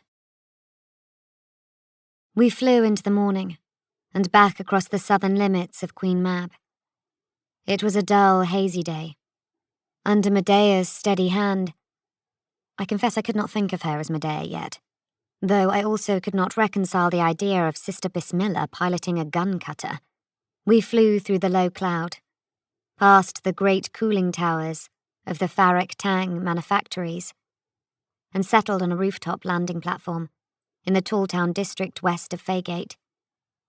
These were old and weather-beaten buildings, all of dressed grey stone and wrought iron, most of great height and architectural complexity. Talltown had once been one of the finer and more respectable parts of the city, but chemical outfall from the manufactory plants had stained it and spoiled its looks. It was a dignified area, haggard but noble, like a proud old man whose life had been lived full. The jumble of rooftops, zinc gutters, ridgelines, aerial masts, cables, tin chimneys, and tar paper slopes formed a second landscape, far above the ground. The landing platform served a particular building called Bifrost that Eisenhorn seemed to own or lease. We went in through a scruffy roof dock, and I found the place old but clean enough. It lacked character. The walls were whitewashed and the floors tiled. There was some old furniture. It felt rented. It felt borrowed from previous users. Medea showed us to rooms where we could rest. I was ready to sleep, though I was boiling over with questions. I knew that rest would make the asking of those questions, and the import of the answers I received, more effective. Lightburn stopped me as I was going to my room. "What happens now?" he asked quietly, watching to make sure we were not being overheard. "I do not trust these people any more than any others." "I trust Medea," I said. "I think that may be a mistake." He frowned. "As far as I can tell, she's done nothing but lie to you for 20 years. "It was her function," I said. "And mine was to fetch you back to your Sabi. That's my burden. I've been trying to do that from the very start, and I've been thwarted too often. As far as I'm concerned, that's what I must do. The people you come from, surely they're the ones you should trust most." I considered this. The cursed made a certain facile sense, but I felt he simply did not understand the complexity of things. My world had become a place of interlocking identities, of falsehoods, of lies slipped inside truths, and of truths locked inside lies. Agendas overlapped, and I did not yet know which I should share and which I should oppose. Sister Bismillah, Medea, had indeed lied to me for 20 years or more, but I felt she had done so for good reason, and from a genuine sense of care. Mam Mordaunt and the Maison Dieu had cared for me for almost as long, and I felt a habituated loyalty to them. But perhaps that was the more false. They had been raising me for a purpose, like a cash crop. Their apparent care and investment had been selfish. Had they intended to make one of their grails out of me, I wondered? Would I have served the king and become one of the 8? Would a blind white spider have been encouraged to weave its web nest in my gullet? Would I have liked that? Would I have fought it? I believe I would have. I had always thought of myself as a true imperial servant and a staunch warrior of the Inquisition. If I had been made by the cognitae, they had not conditioned me to think so. The idea that I was heretic, polluted cognitae, was revolting to me. If they had confronted me with that truth, I would have rejected it. I think I would have. I slept on this thought. When I awoke, it was late afternoon. I hadn't dreamed. Exhaustion had simply carried me through the hours like a dark river through lightless woods. Medea had left out fresh clothes for me. I showered in a small, leaky cubicle and put on a blue body glove, boots and a worn leather coat. Into the pockets I placed the bent silver pin and the little blue commonplace book that I had taken back from Renner. I went down several flights of stairs and found Eisenhorn in a day room, reading data slates, while Medea sat by a window drinking caffeine and poring over street maps. I fetched myself some caffeine from the pot on the stove and sat down facing Eisenhorn. Here, in the daylight flooding the high room and the calm away from strife, I could see that he was a noble man and powerful. I could also see that a long life, perhaps overlong, had treated him cruelly. He was worn and broken, tired and long-suffering, held together by augmetics and calipers. I wondered if he had chosen Talltown as a lair because its character matched his own. "You want to catch the king?" I asked. "Yes," he said. "Why?" I asked. He looked at Medea, who had stopped her work to listen, and she smiled. "That's a good question," she said. "It's the question no one asks," said Eisenhorn. "Because?" I asked. "Because the king in yellow is a creature of myth," he replied. "He is folklore. A version of him has existed for centuries, perhaps even longer. The point is, the question can't be answered in any satisfactory way because we don't know enough about him. We don't know who he is, or what he is. We don't know his purpose or ambition at all, except that it concerns the immaterium. So? I asked. I'll reduce it to simple terms, Eisenhorn said. Whatever he's doing, whatever his intent, I know he is not doing it with the authority or approval of the Imperium.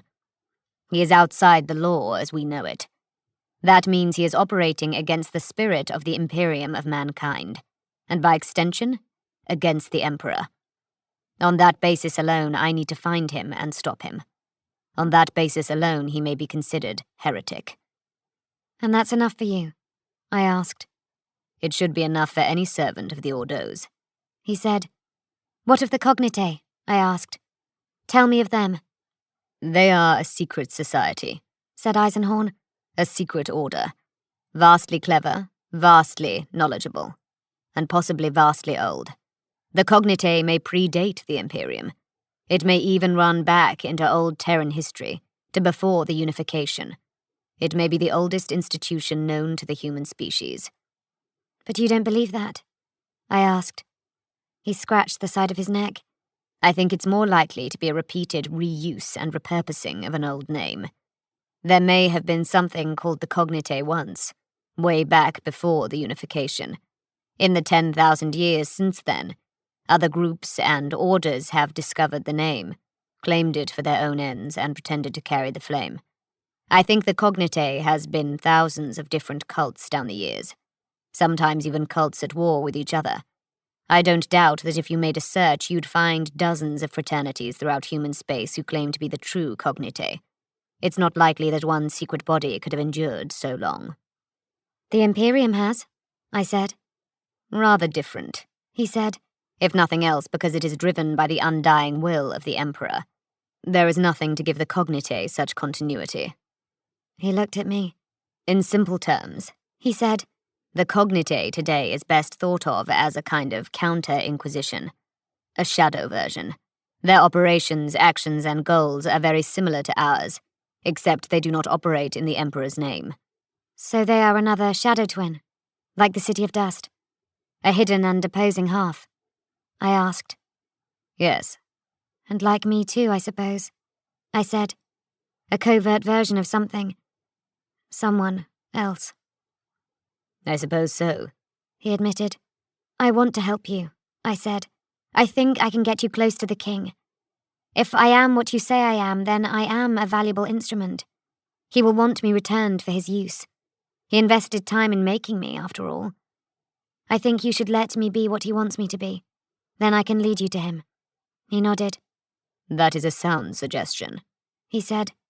A dangerous one, warned Medea. I loved her for the concern she could not help but show. Yes, but sound, countered Eisenhorn. As a long-term plan, that is valid, and we... I stopped him. I appreciate what you were saying last night, about patience and long-term strategy. But we have an opportunity that we must seize before it vanishes. It may already be too late. Medea got up and came over to listen. Eisenhorn signalled for me to go on. I know we must not rush things, I said. And I know you prize the long game. But I have a chance to reconnect to the Cognitae of the Maison Dieu and be returned to the fold. Another week, another few days even, and that chance will go. I need to move quickly to keep the door open. I don't like it, said Medea. Neither do I, said Eisenhorn. But let's hear her out. It was agreed. At the end of the day, Eisenhorn would allow the Cursed to escort me to the rendezvous. Can we not force the location out of him? Asked Nail, who struck me as a man who always thought it best to force whatever was needed out of things. No, I said. Think of it as a function, Mr. Nail. The Cognitae sent Lightburn to recover me. They will expect to see him if I come back to them. He has become part of my role. But can we trust him? Asked Nail. I trust him, I said. He has taken this duty upon himself out of some sense of penitence, and he has never failed to come back for me. He is quite dogged, and he has faced much that would have caused a lesser man to desert his duty. Nail shrugged. He exhibits a fortitude and a devotion that I find impressive, said Eisenhorn. That, it seemed, was enough for Nail and Medea. Do you know what he did to become cursed? This light burn? Asked Nail. He has never told me, I replied. He has never told anyone, I think.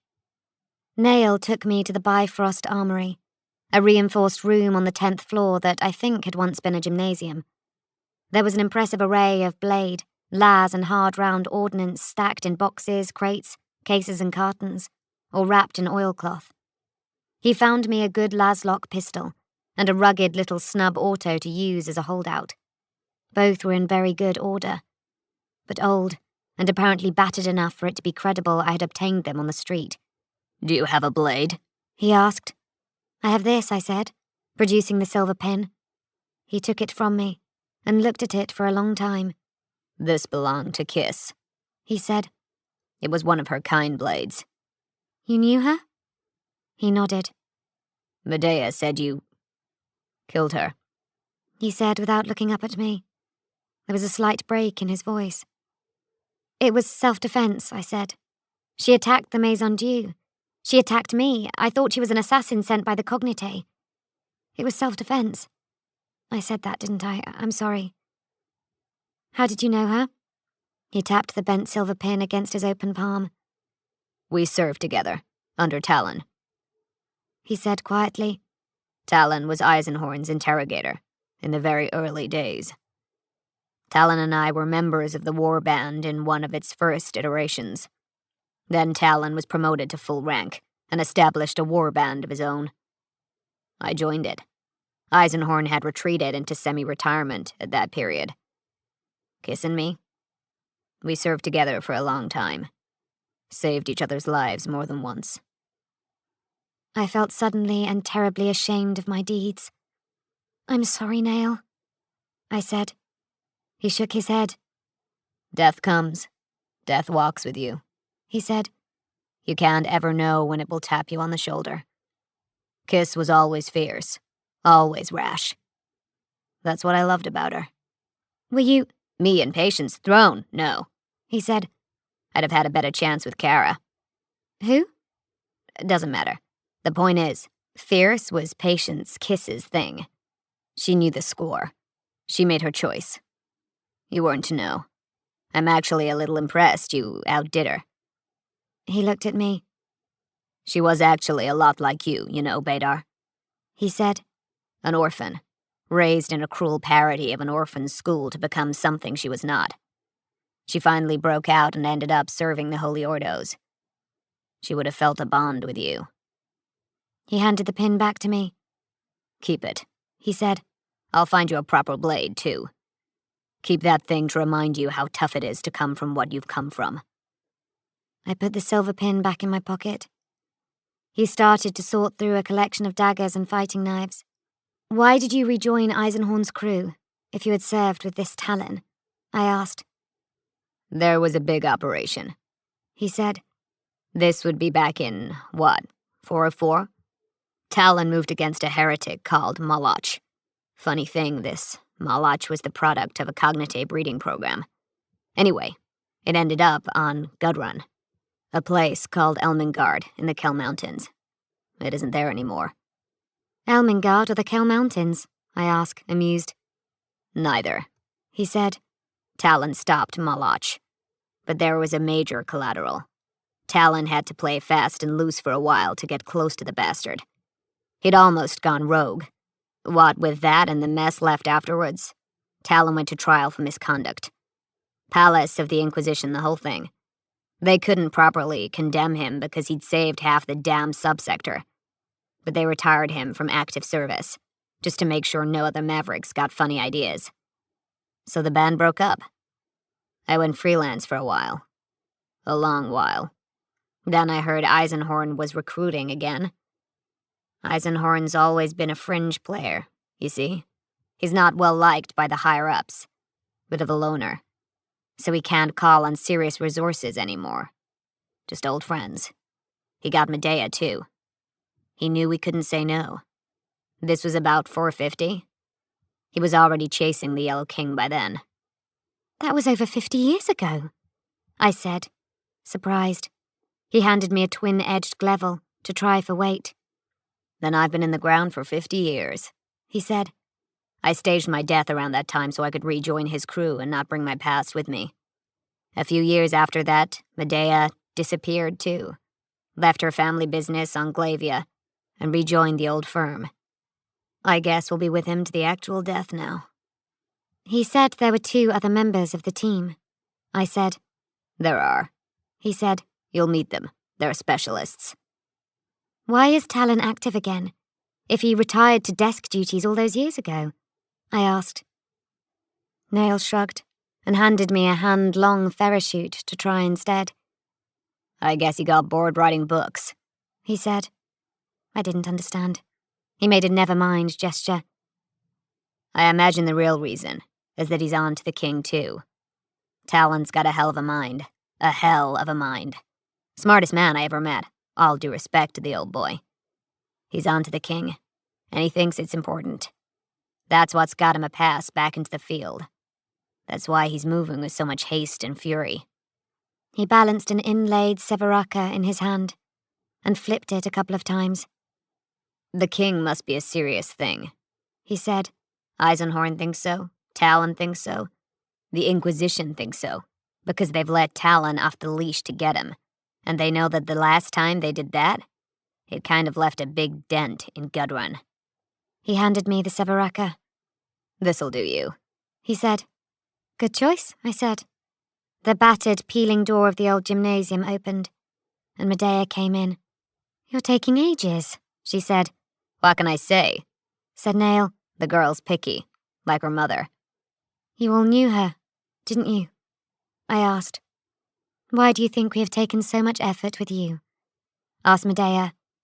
We knew her, loved her, mourned her, said Nail. What happened to her? I asked. She got hurt, said Nail. Brain dead. It was bad. We put her in stasis in the hope that one day... And? The stasis tube holding her was kept aboard a ship, said Medea. The ship went missing. Lost, during a routine jump. About 460. 461, said Nail. I guess someone must have found it after all, said Medea. Do you have any pics of her? I asked. Not anymore, said Medea. It was a long time ago. The boss might have some, Nail said. I wouldn't ask him, said Medea to me. In time, he'll show you if he feels he can. It's a sensitive issue. Why? I asked. He loved her, said Nail. As much as he can love anyone. Losing her would have broken his heart, if he'd ever had one. If you want to know what she looked like, said Medea with a smile, go look in a mirror. It was getting late in the day. We said an unsentimental goodbye. I had memorized contact codes. Carrying an actual Vox seemed counter to the spirit of my role. It would raise questions. My specialists will shadow you, said Eisenhorn. I nodded. I still haven't met them, I said. Probably better for your cover if you haven't, said Eisenhorn. We will wait for you to break silence, he added. But try not to make us fret, said Medea. She hugged me. Look after Lucrea while I'm gone, I said. She nodded. Lightburn and I left by one of the upper hatches and made off across the jumbled landscape of the tall town roofs as the sun began to set. Chapter 39. The Burdener's Tale. Will you tell me where we're going? I asked Lightburn. If I haven't so far, I'll hardly do it now, will I? He replied. You take your burden very seriously, Kirst, I said. Lightburn nodded. I cannot shove away my burden of sins. If I take things on that I do not do precisely as they have been asked for. That's just sloppy. The lady, she told me not to tell anyone her place, but to bring you to her. My burden won't ease if I can't do things correct. We were heading east, towards Faygate. It was a close evening, but there was a threat of rain. The sky was still stained from the fire at the Basilica. We left the rooftops level by level, following slopes and wall tops, pipes and embankments, and by the time the huge grey shape of Faygate loomed ahead of us, we were at street level, cutting through the alleys and subhabs of an area called the Sallies. It was not busy. We were walking comfortably, but on our guard for knife gangs and street chances. "What was your sin, Renner?" I asked. He did not reply. "Will you not tell me?" "I worked the temple," he said quietly. "The basilica, like you guessed. I was a temple guard, a warden. I was a dutiful man. I served at the blessing of the golden throne." He fell silent. I did not press him. We walked on through the dingy lanes and habcourts. I waited for him to resume. "One night this person came to the temple," he said.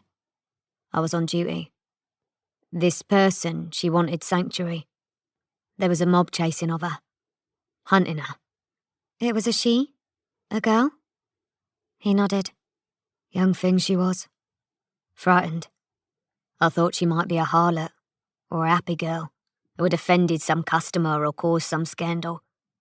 I thought the mob was pompous-minded arses, chasing her down to beat her and thrash her.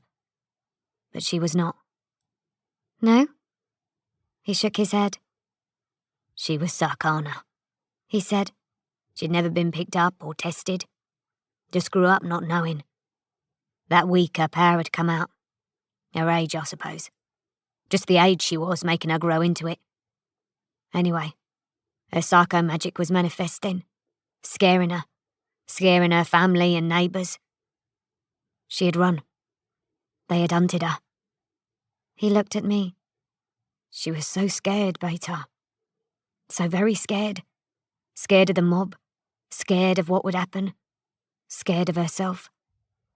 She only wanted someone to help her. So I gave her sanctuary. I let her into the crypts and gave her sanctuary there."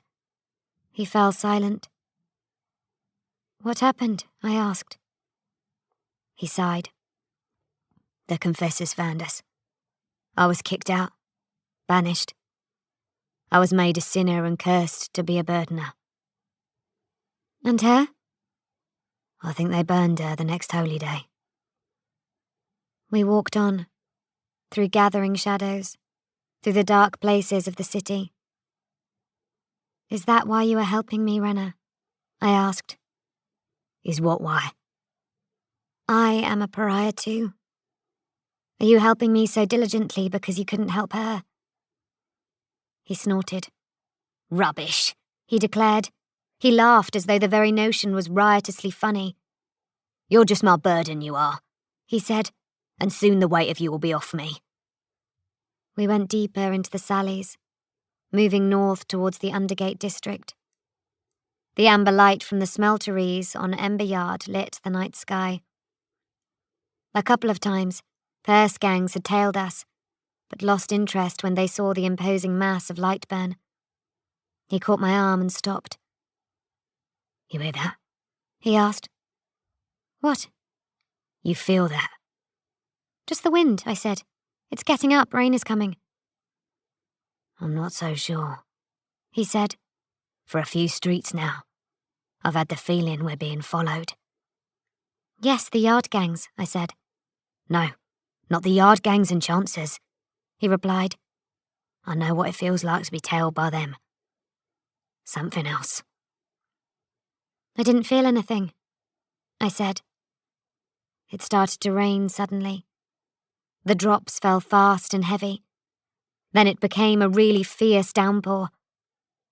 The water frothing in the gutters was black with street muck. Thunder rolled. We ran for shelter in the mouldering arch of an old building. We stood, peering out into the curtain of rain. "I hope this lets up, or we'll be soaked," he said. I nodded. I wondered how much further we had to go. "Holy throne," he murmured, very quietly. "Beta, look."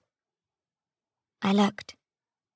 A handful of tiny bright objects were floating down the rainwater brook that had formed in the street gutter beyond the arch, bouncing and swirling on their way to the culvert. They were pink rose petals. "Oh no," I said, We turned to run. A gleaming smile hung in the rain behind us. Chapter 40. Yusebi. Teke, the smiling one, stepped out of the darkness, so we could see him. The rain streamed off his pink and black armor. His 2 gold ribbons fluttered from his hip. I have been looking for you, he said. He held up Shardrake's sighting glass like a lorgnette. It had a crack in it where I had dropped it.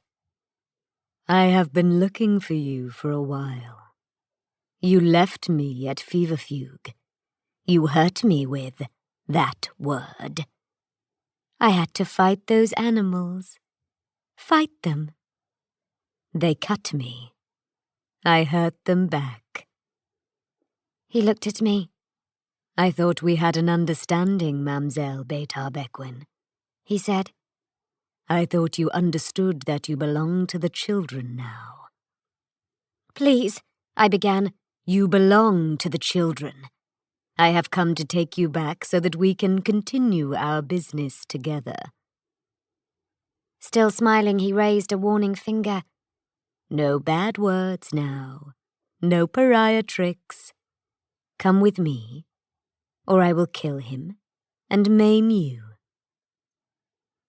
I truly wished I had the word, but since I had said it to him in the ancient house, it had fled from my memory again and could not be recovered. He took a step towards us. He reached out his hand to me. Where the rain ran off his gleaming armor, it looked like blood. Lightburn snatched out his revolver and aimed it at Teke. "Runner, don't!" I cried. "He will kill you!" If I don't, I'd better just kill myself, Renner snarled back. Would you do that? asked Teke. Could you? Save me the effort. Then Teke vanished. Something smashed into him from the side and ripped him out of our line of sight. It was as though he had been ploughed down by a runaway tram. Lightburn and I flinched at the impact and ran to look. Deathrow the Warblind had the monster on the ground, his hands around Teke's throat. Deathrow was almost as big as the warrior of the Emperor's children. He was systematically bashing the traitor Marine's head against the pavement of the filthy slum alley. Rain hosed down over them both. I heard the buzz of his optic visor. Teke rallied and smashed the Warblind off him with a formidable punch. The impact of powered fist on plate armor made a sound like a safe door slamming. Deathrow left the ground and smashed into the wall behind him, cracking ancient, soot-frail bricks. Teke was up, rushing the Warblind. His ribbons were swords. His smile became a killing rictus. The cattle dog bounded out of the side street and stormed into him, seizing his left wrist in its massive jaws. The warrior of the Emperor's children howled out in dismay. It was not a cry of pain. He simply seemed revolted at the thought of being touched by a vermin dog. He lashed out and sent the animal flying across the yard. But the dog had bought Deathrow time. The Killgang chief had drawn his oil-dark broadsword. He came at Teke, and they clashed. The huge oiled blade met and blocked both of the darting golden longswords. Sparks flew. I heard both warriors grunt with effort as they traded potentially lethal strokes and thrusts. Teke had the clear advantage. The Killgang chief was supernaturally strong. I knew this well enough. But he was not in the same class as the traitor Astartes. Teke would kill him. He would outstroke and outfight him. His swordsmanship was far greater. The smiling one landed a terrible, scouring blow that seemed to rip part of Deathrow's visor and faceplating away. Deathrow's head snapped to the side. I saw fluids spurt into the rain. Cables tore out and fizzled. Deathrow staggered backwards, leaking blood, the side of his head mangled. Teke closed for the kill. But he paused. He had seen something. Something had stopped him in his tracks. I realized he had glimpsed Deathrow's face, behind the ruptured visor. "How?" he began. The distraction was momentary, but the smiling one had dropped his guard. Deathrow plunged his sword into the gap. The oiled black blade went through the traitor marine's belly and shredded out through the back plating of his armor. Blood spattered onto the wet pavement behind him, black as pitch. Sean's servos shorted out. Teke screamed. This time it truly was pain. It was pain and outrage and horror. Teke tore himself off the blade, impaling him, and lurched back across the yard. Black blood was gushing from his wound and mingling with the rain. His face was ashen. He was still smiling. He turned, and the night took him. It was as if the blackness and the rain had conspired to become a curtain to allow his exit. Teke left no trace behind but a few pink rose petals, floating on the gurgling pools around the drain. Deathrow sank to his knees, breathing hard. He kept his back to us. He raised his hands to his face and tried to push his damaged visor back together. I took a step towards him. The cattle dog trotted up and stood between us. It glared at me, but not unkindly. "Deathrow?" I said. The dog growled. "Beta." "Can I help? You are hurt. Let me." The dog growled again. A negative. "You saved us. You saved me again." The dog remained silent. "I am pleased to make your acquaintance this day," I said. I looked at Lightburn. He gestured urgently at me to follow and get away. I stopped and looked back at Deathrow. "You're one of his, aren't you?" I said. "You're one of Eisenhorn's specialists. He sent you to shadow me." There was no answer. "Didn't he?" "Yes," said Deathrow. "Who are you?" I asked. He rose to his feet and turned to look at me. I saw that the visor was smashed and hanging off, and part of the scarred and ridged tissue of his face was torn away. But it was a mask. There was another face beneath it, a face that Teke's blow had partially exposed. I could not see it clearly, but even in the gloom I could tell that it was handsome and noble. "Who are you?" I asked. He looked at me for a moment. "I am Alfarius," he said. He turned, and he and his dog were quickly lost in the downpour. It continued to rain, but we carried on walking. We cared about only one kind of shelter. I began to regret the very essence of my life. I felt I should walk down to the marshlands where allegedly I had come from, and lie down upon the wet grave that I had been told belonged to my mother, and die there. Just lie there, and let the elements claim me so I could stop being the center of this madness. I had become a grail. I had become the thing all these various lethal parties were questing for. In all the Grail myths, I wondered if anyone had ever given a second thought to how the Grail felt about it all. The Oblivion appealed, but it was based on a lie too. The fact of me coming from the marshlands and the shipyards south of Toilgate was just a useful story that had been concocted to make my life make sense. It was just a role. My mother, if I could believe Eisenhorn's retainers, had been lost on a ship in the warp. Only my name seemed genuine. Bequin. Just a word. A single word was all I had been left with. We walked for an hour more and did not speak. The rain plastered our clothes to our skins.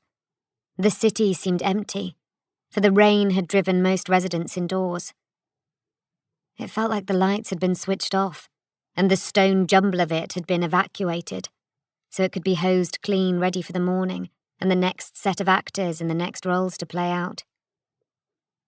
Lightburn led me across Luna Street, the great boulevard running through Pariah district and up towards Colgate. He had taken me the long way round. The trees behind the black railings in Pariah Park whispered in the heavy rain. "Here we are," he said. We crossed the thoroughfare, past shuttered commercial properties and a tavern that was lit within. Across a cobbled yard lay a large, old building. It had been built in the classic Orpheonic style, with columns and a portico. Its windows were blind. It had long been disused. Dirt caked it and chains held its doors shut. It was a dead place. It was a blind box that contained unknown contents. "Here?" I asked. He nodded, and we approached the doors, moving up the worn steps and under the portico. Rain dripped from the stone frieze. It smelled of damp and the garbage nests of vagrants. Lightburn went to the doors and pulled away the rusted chains that trapped the handles. He shoulder-shoved one of the doors open, a bit at a time, until there was enough room to climb through. It had been a hospital once, a teaching hospital for the College Medicae. It had been closed for perhaps 60 years. We passed through a gloomy hallway and into a large tiled chamber, littered with old, mouldering textbooks and scattered pages of patient records. On two of the huge walls hung thousands of group picts, each one a graduating class of young Medicae students. The picts had become so stained one could no longer make out the faces. There were 3 banks of rotting chairs. I wasn't sure if they had been a waiting area or were arranged for an audience to sit in while degrees were bestowed. Lightburn walked along one wall, counting off the stone urns that stood there. He got to the 4th, reached in, and pulled out a small tracker unit. "This is how I tell her we're here," he said, and activated it. A green light on the little unit began to flash excitedly. "How long?" I asked. "You know as much as I do now," he said. We waited. It was uncomfortably dark and damp. I heard the rain pattering on the roof and heard the louder, clearer drops of water falling inside the place, through cracks onto tiled floors. I wondered how many lives had been saved by this building over the centuries. How many Medicae had it trained and produced? How many lives had they gone out into the Imperium to change and save? I wondered if, although in its dotage, the building might yet save my life. I wondered what I would say to Mam Mordaunt when she arrived. I wondered who else of the Maze Undue had survived that terrible night. I realized I was excited at the thought of seeing them again. They were a life I understood. I wondered if this was a simple familiarity, the promise of a security that I had relied upon for so long.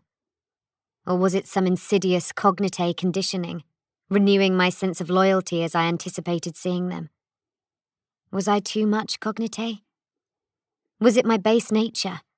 For all my declarations, was it likely that I would not renounce it when the time came? I certainly had bargaining chips that would make me valuable to the cognite. I was an asset. I could tell them about at least 2 inquisitorial operations, and some details of their composition and intent, and could tell them about Blackwards, about the ecclesiarchy and their unwise pact with the traitor marines, about Elais Quatorze, the erstwhile Glor, the extimate nature of her house on the borderlands, and the malicious intent of the Emperor's children. During my flight, my Hajara, during my improvised escape back through previous functions and past roles, I had learned a great deal that I could use as leverage for my own security. I began to pace. Lightburn watched me. He was nervous too. I went to the door at the far end of the chamber and opened it. He followed me. On the other side was a spectacular room. It was the teaching hospital, Teatro Anatomica, a steep chamber of 6 concentric circular viewing platforms with ornate gnarlwood balustrades that looked down on the operating station on the ground floor. Down there, where we stood, Dissections and other demonstrations would be made for the edification of the students packing the galleries above. Water dripped from the roof. Bodies had been taken apart here in the name of science and for the furtherance of human knowledge. I was reminded that for all the lives the teaching hospital might have saved, it had been necessary to use lives up. People had died here too, and their anatomies had been consumed by science. Only from death may life continue. Only out of sacrifice can the future arise. Sometimes one must donate things that are very precious, for the greater good. After all the roles that I had been bred and trained to play, I could not help but notice how ironically appropriate it was that this reunion should take place in an empty theatre. "She's here," said Lightburn from just behind me. I looked up and saw her coming down the wooden staircase from the galleries above us. I think I was expecting to hear the swish of expensive spider silk. "Renna, that's not her," I said.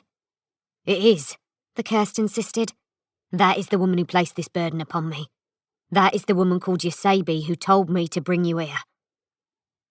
It was not Yosabi Mordaunt. I drew my laslock and armed it. Lightburn looked at the weapon in confused dismay. Either he had tricked me or he had been tricked. And from his look of surprise, I expected the latter. The woman reached the ground floor and faced us. "Don't come any closer," I warned and aimed the laslock. Or what? Asked Patience Kiss. Will you kill me again? Chapter 41, which concerns the 41st millennium. She was beautiful as I remembered her from that night in the attics of the Maison Dieu, when I had known her only by the name Tharp and the title Sister. She was tall, and her athletic form was sheathed in a fitted body glove of brown leather. Framed by the hard angles of her cheekbones, her green eyes burned with the fury of death row's targeting optics. Her jet-black hair, black as old night, was held in a tight bun by a single silver pin. Put away your weapon, Beta Bequin, she said. It's time to talk. "Is this not the woman?" Lightburn asked. "No," I snapped. "I did not trick you, I swear," he cried, most put out. "I know," I said. Lightburn drew his revolver and took a step towards the woman. "Why have you played me this way? You have used me!" he cried. Enough, said Kiss. Both of you put aside your guns. I am not joking, Beta. It is not an offer I usually extend to people who have tried to kill me. "How did you live?" I asked. He caught me. "He? Who?" I asked. My master. "How could he catch you? No man could stop a fall from so high." He did it with his mind, said Kiss. You have no idea of the powers that are moving around you, have you? No idea. No idea of the league you suddenly find yourself in. For the last time, put away the guns. Her mention of mind power jogged me out of my shock. Still aiming, I reached for my cuff. I could block her. I could blank her and her Psychana master and... The cuff would not turn. Frantic, I fired instead. The shot went wild. The laslock pistol flew up out of my hand and somersaulted into one of the higher galleries. Lightburn's gun also made a premature exit from his grip. It went away through the air, spinning, the chamber cracking open and the bullets popping out one by one to orbit the floating gun, like a clutch of moons around a parent planet.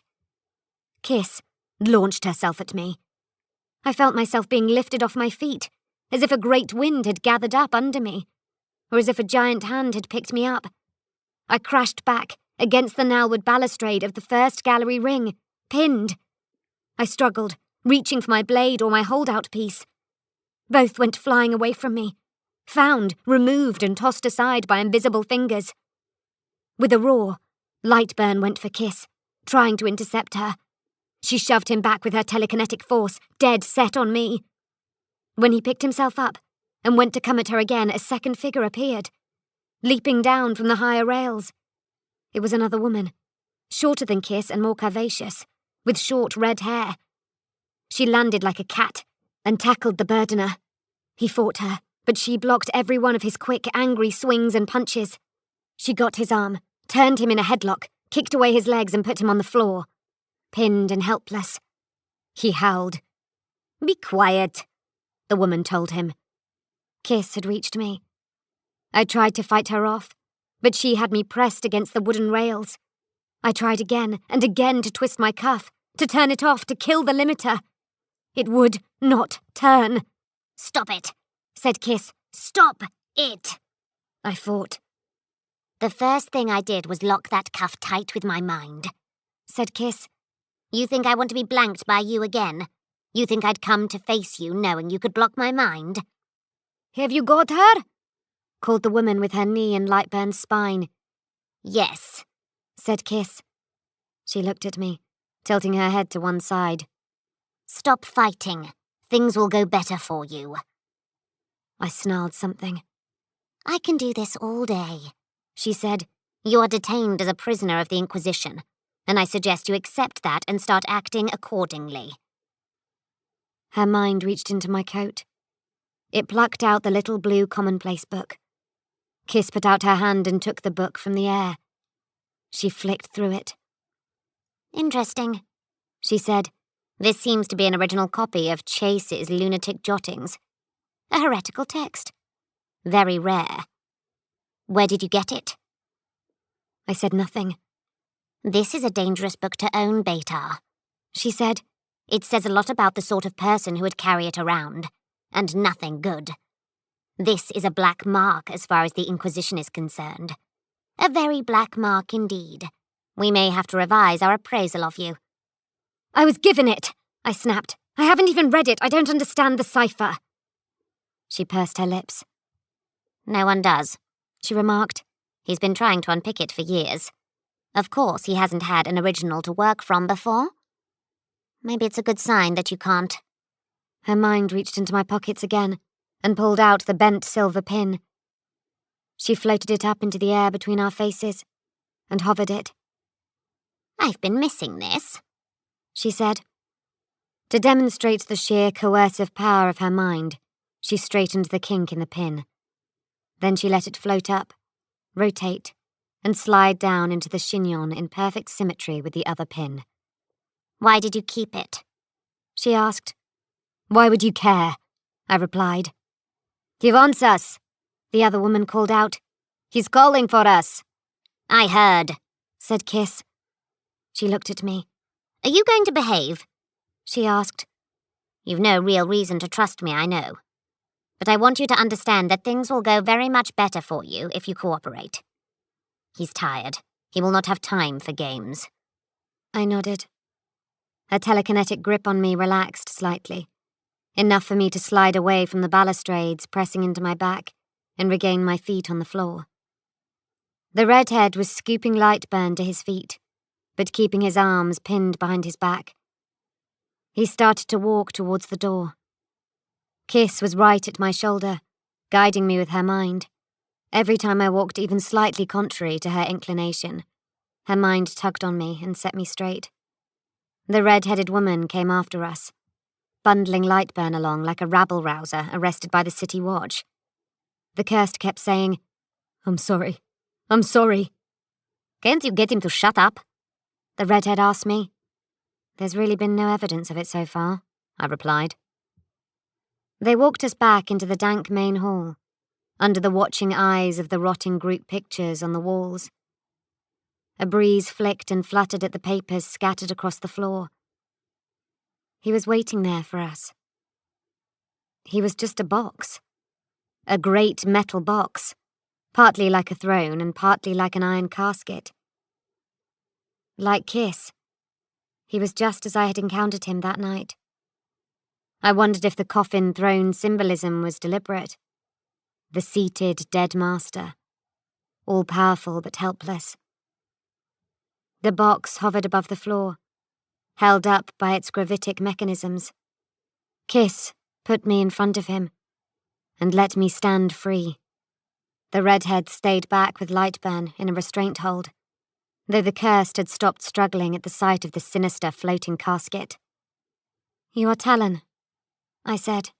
"You know me, then," replied the box. It was speaking out of a mechanical vox ponder built into its casing. The voice was not entirely human. "Yes," I said. "I know you as Beta Bequin," the box said. "Is that your name?" "Yes." "Elizabeth Bequin." "Yes." "You are an orphan raised in the Cognite-run facility of the Maze Undue," the box said. "You never knew your mother." "No, I did not." "You are very like her," he said. "She really is," said the redhead from behind us. "Let that man go, Kara," said the box. "I don't think he'll trouble us." "You won't trouble us, will you, Renna Lightburn?" "No, sir," said Lightburn. The redhead let his arms go. He straightened up and brushed his sleeves. "That's good," the box said. It hovered a little closer to me. "You called me Talon," the box said. "It is one of my names. The best of all is this. I am Gideon Ravenor. I am an Inquisitor of the Holy Ordos. Do you need to see my credentials to believe that?" "No," I said. "You have led a complicated life, Beta," the box said. "Very little of what has been in it so far is what it seems. You have been acting all this time, rehearsing for roles. Now it is time for the performance." "I don't know what you mean," I said. "It means that the Cognite built you for a purpose, but you have much greater potential." I took a breath. "Are you asking me for my service?" I asked. "Are you? Everyone seems to want something from me. Everyone. I seem to have so many uses. Will you have me infiltrate the Cognite too?" "What do you mean, too?" asked the box. "I have been asked to do that already. I already serve the Inquisition, Gideon Ravenor." There was, for a moment, no sound except the steady drip of water through the cracks in the ceiling. "You mean Eisenhorn?" said the box. "Yes," I said. "We were sure he had contacted you," said the box. "and presumably offered you a place in his retinue. He would find you useful. You are here on his business?" "On his authority," I replied. "The authority of the Inquisition, which I have spent my life believing I was serving. I suggest you talk to him. I know you are rivals somehow. I do not pretend to understand your history. But you want the same thing." "Which is?" asked the box. "The Cognite," I said. "And behind that, the King in Yellow. You both want the King." "Has he told you why he hunts for the king?" the box asked. "No," I said. "Would you like to know why I hunt for the king?" it asked. "Yes. Tell me." "Words and names are powerful things," the box said. "They give us control. They allow us to name, describe, and subjugate the universe around us. The great written books of knowledge, the true grimoires and the codices, govern the very operation of this cosmos. There are books whose purpose is to end all life, and books made to create it. Words are power." "For a word was the very first thing," I said. "Yes," the box agreed. "Just so. The Cognite have made a particular quest, in my experience, of pursuing total power through words." "So words are their grail?" I said. "Yes. The words they seek are special. A special language. Constructive words. Destructive words." "Enuncia," I said. "I'm impressed, yes," said the box. "Enuncia has long been one of their chief interests. They wish to gain the power to direct the whole of reality by the use of words alone." "They're not the only ones," I remarked. Really? asked Kiss. What else do you know? I looked at the coffin throne. "Finish what you were saying," I said. "It is my belief," The box said, "that the so-called King in Yellow is in pursuit of one word in particular. A word of vast power. If knowledge of a word conveys mastery of a thing or object or person, then this is the most potent of all. It will change everything we know." "Just one word?" "I believe that the king has spent many decades extending his reach into and control over extimate space. He is gaining access by diverse and indirect means to the immaterium. There are various places within the inconstancy of the warp where the word might be found." "Such as?" I asked. "Such as," said the box, "a place called the Planet of the Sorcerers. A place called Echolalia. A place called Sicarus. A place called Grammatica. Other demon worlds besides. Also, a place known as the Black Library." "And what is this one word he is searching for so furiously?" I asked. The box paused before replying. "The one true name of the God Emperor," it said. I heard Lightburn utter an outraged groan. He made the sign of the Aquila across his breast. "For a man to know the name of the Emperor gives him power over the Emperor," said the box. "the power of life and death. And that power, by extension, means power over the immaterium, and over all of mankind." "So you want me to help you get to him?" I asked. "You want me to help you stop him?" "Yes," said the box. "But in a very specific way," said Kiss. "You have already made the connection. You simply have to exploit it. Just you being who you are makes you the perfect tool." "I can't believe we're doing this," I heard the redhead murmur. I looked at her. "It's the only way, but it seems so cruel." She said, "Kara is quite correct on both counts," said the box. "I am very sad it has come to this." He moved closer towards me. I could hear the soft hum on his lifter plates. I could hear the tiny sound of his coffin's life support. "The most exhaustive predictive searches and auguries have been unequivocal," the box said. "The threat lies within the Inquisition, within the Ordos. It is among us and embedded in us. We must find it and cut it out. You say that a rivalry exists between me and Eisenhorn. It is more than that. Far more. He was once my master and my friend."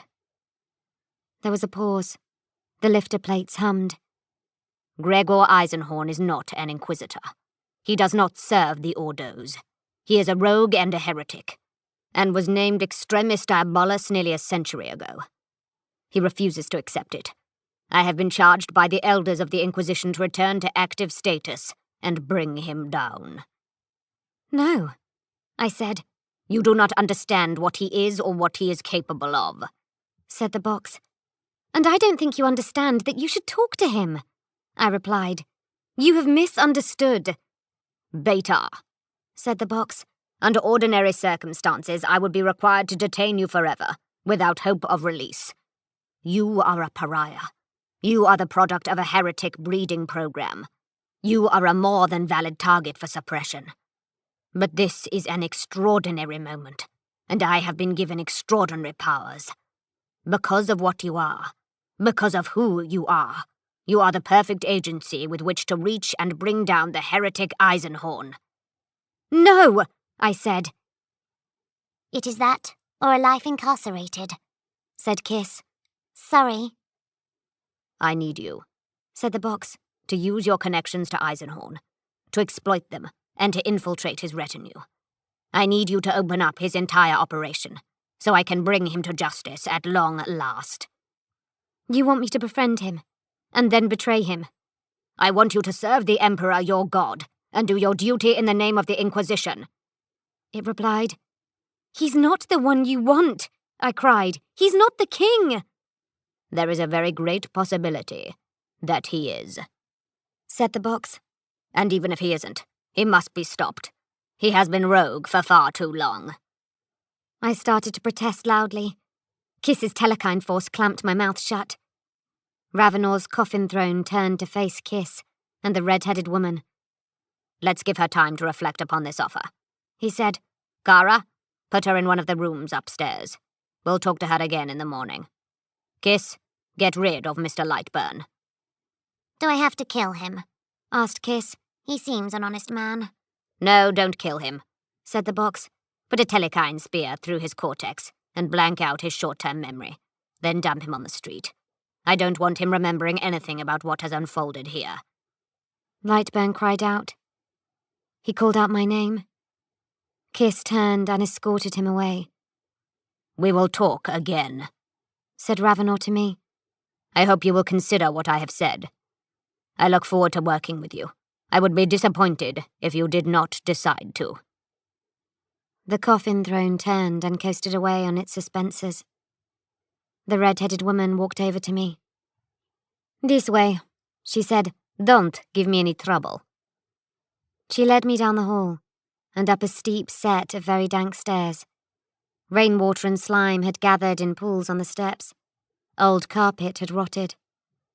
We'll find you better accommodation tomorrow, she said, as if apologizing. This will have to do for tonight. He doesn't tend to think much about physical comforts. I did not reply. I want you to think very seriously about this when you're alone, she said. Please, Betar. You can help us. You can help the Imperium. You are being asked to make some very serious decisions about your future, and I don't want you to make a mistake. Eisenhorn is dangerous. Very dangerous. He was my friend, and I cannot side with him. Because of him, your poor mother died. We had reached an upper landing. A long, miserable corridor stretched away from us. It was one of the old ward wings of the hospital, a line of individual rooms like cells. This level of the building was no less dirty, dark and rain-seeped than the floor below. I looked at her. My name is Kara Swall, she said. I wish to the throne we had met under better circumstances. I would have liked to know you properly.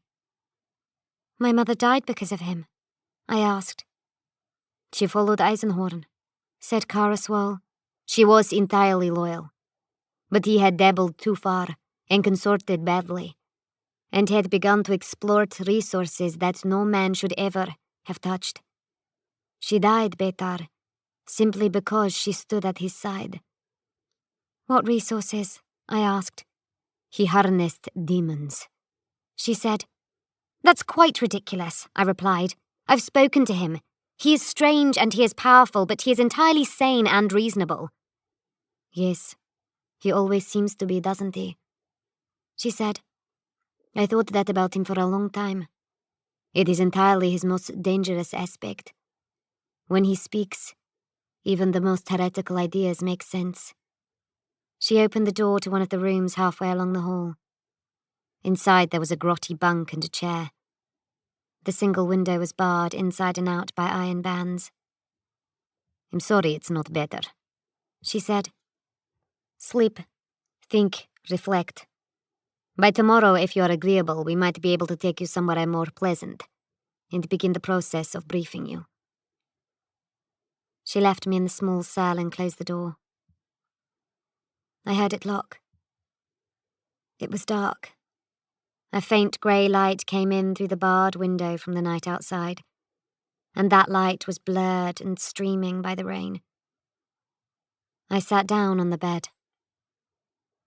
I had no idea what I would do. I had no notion who or what to trust. Just when I thought I was getting my bearings, the world inverted again. I think I began to cry. I certainly sat thinking for a very long time. I doubted that the night would end. Crying is good, said a voice. I looked up. Certain brain chemicals in tears relieve pain, the voice said. So crying is good. That's why you cry. I was not alone.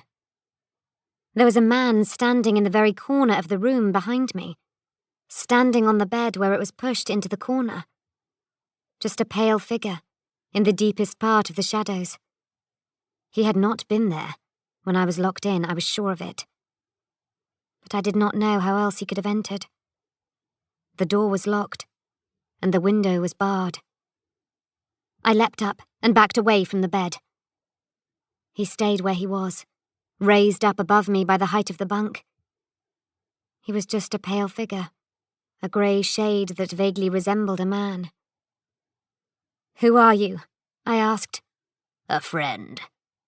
"What sort of friend?" "A friend sent by a friend to help a friend," he said.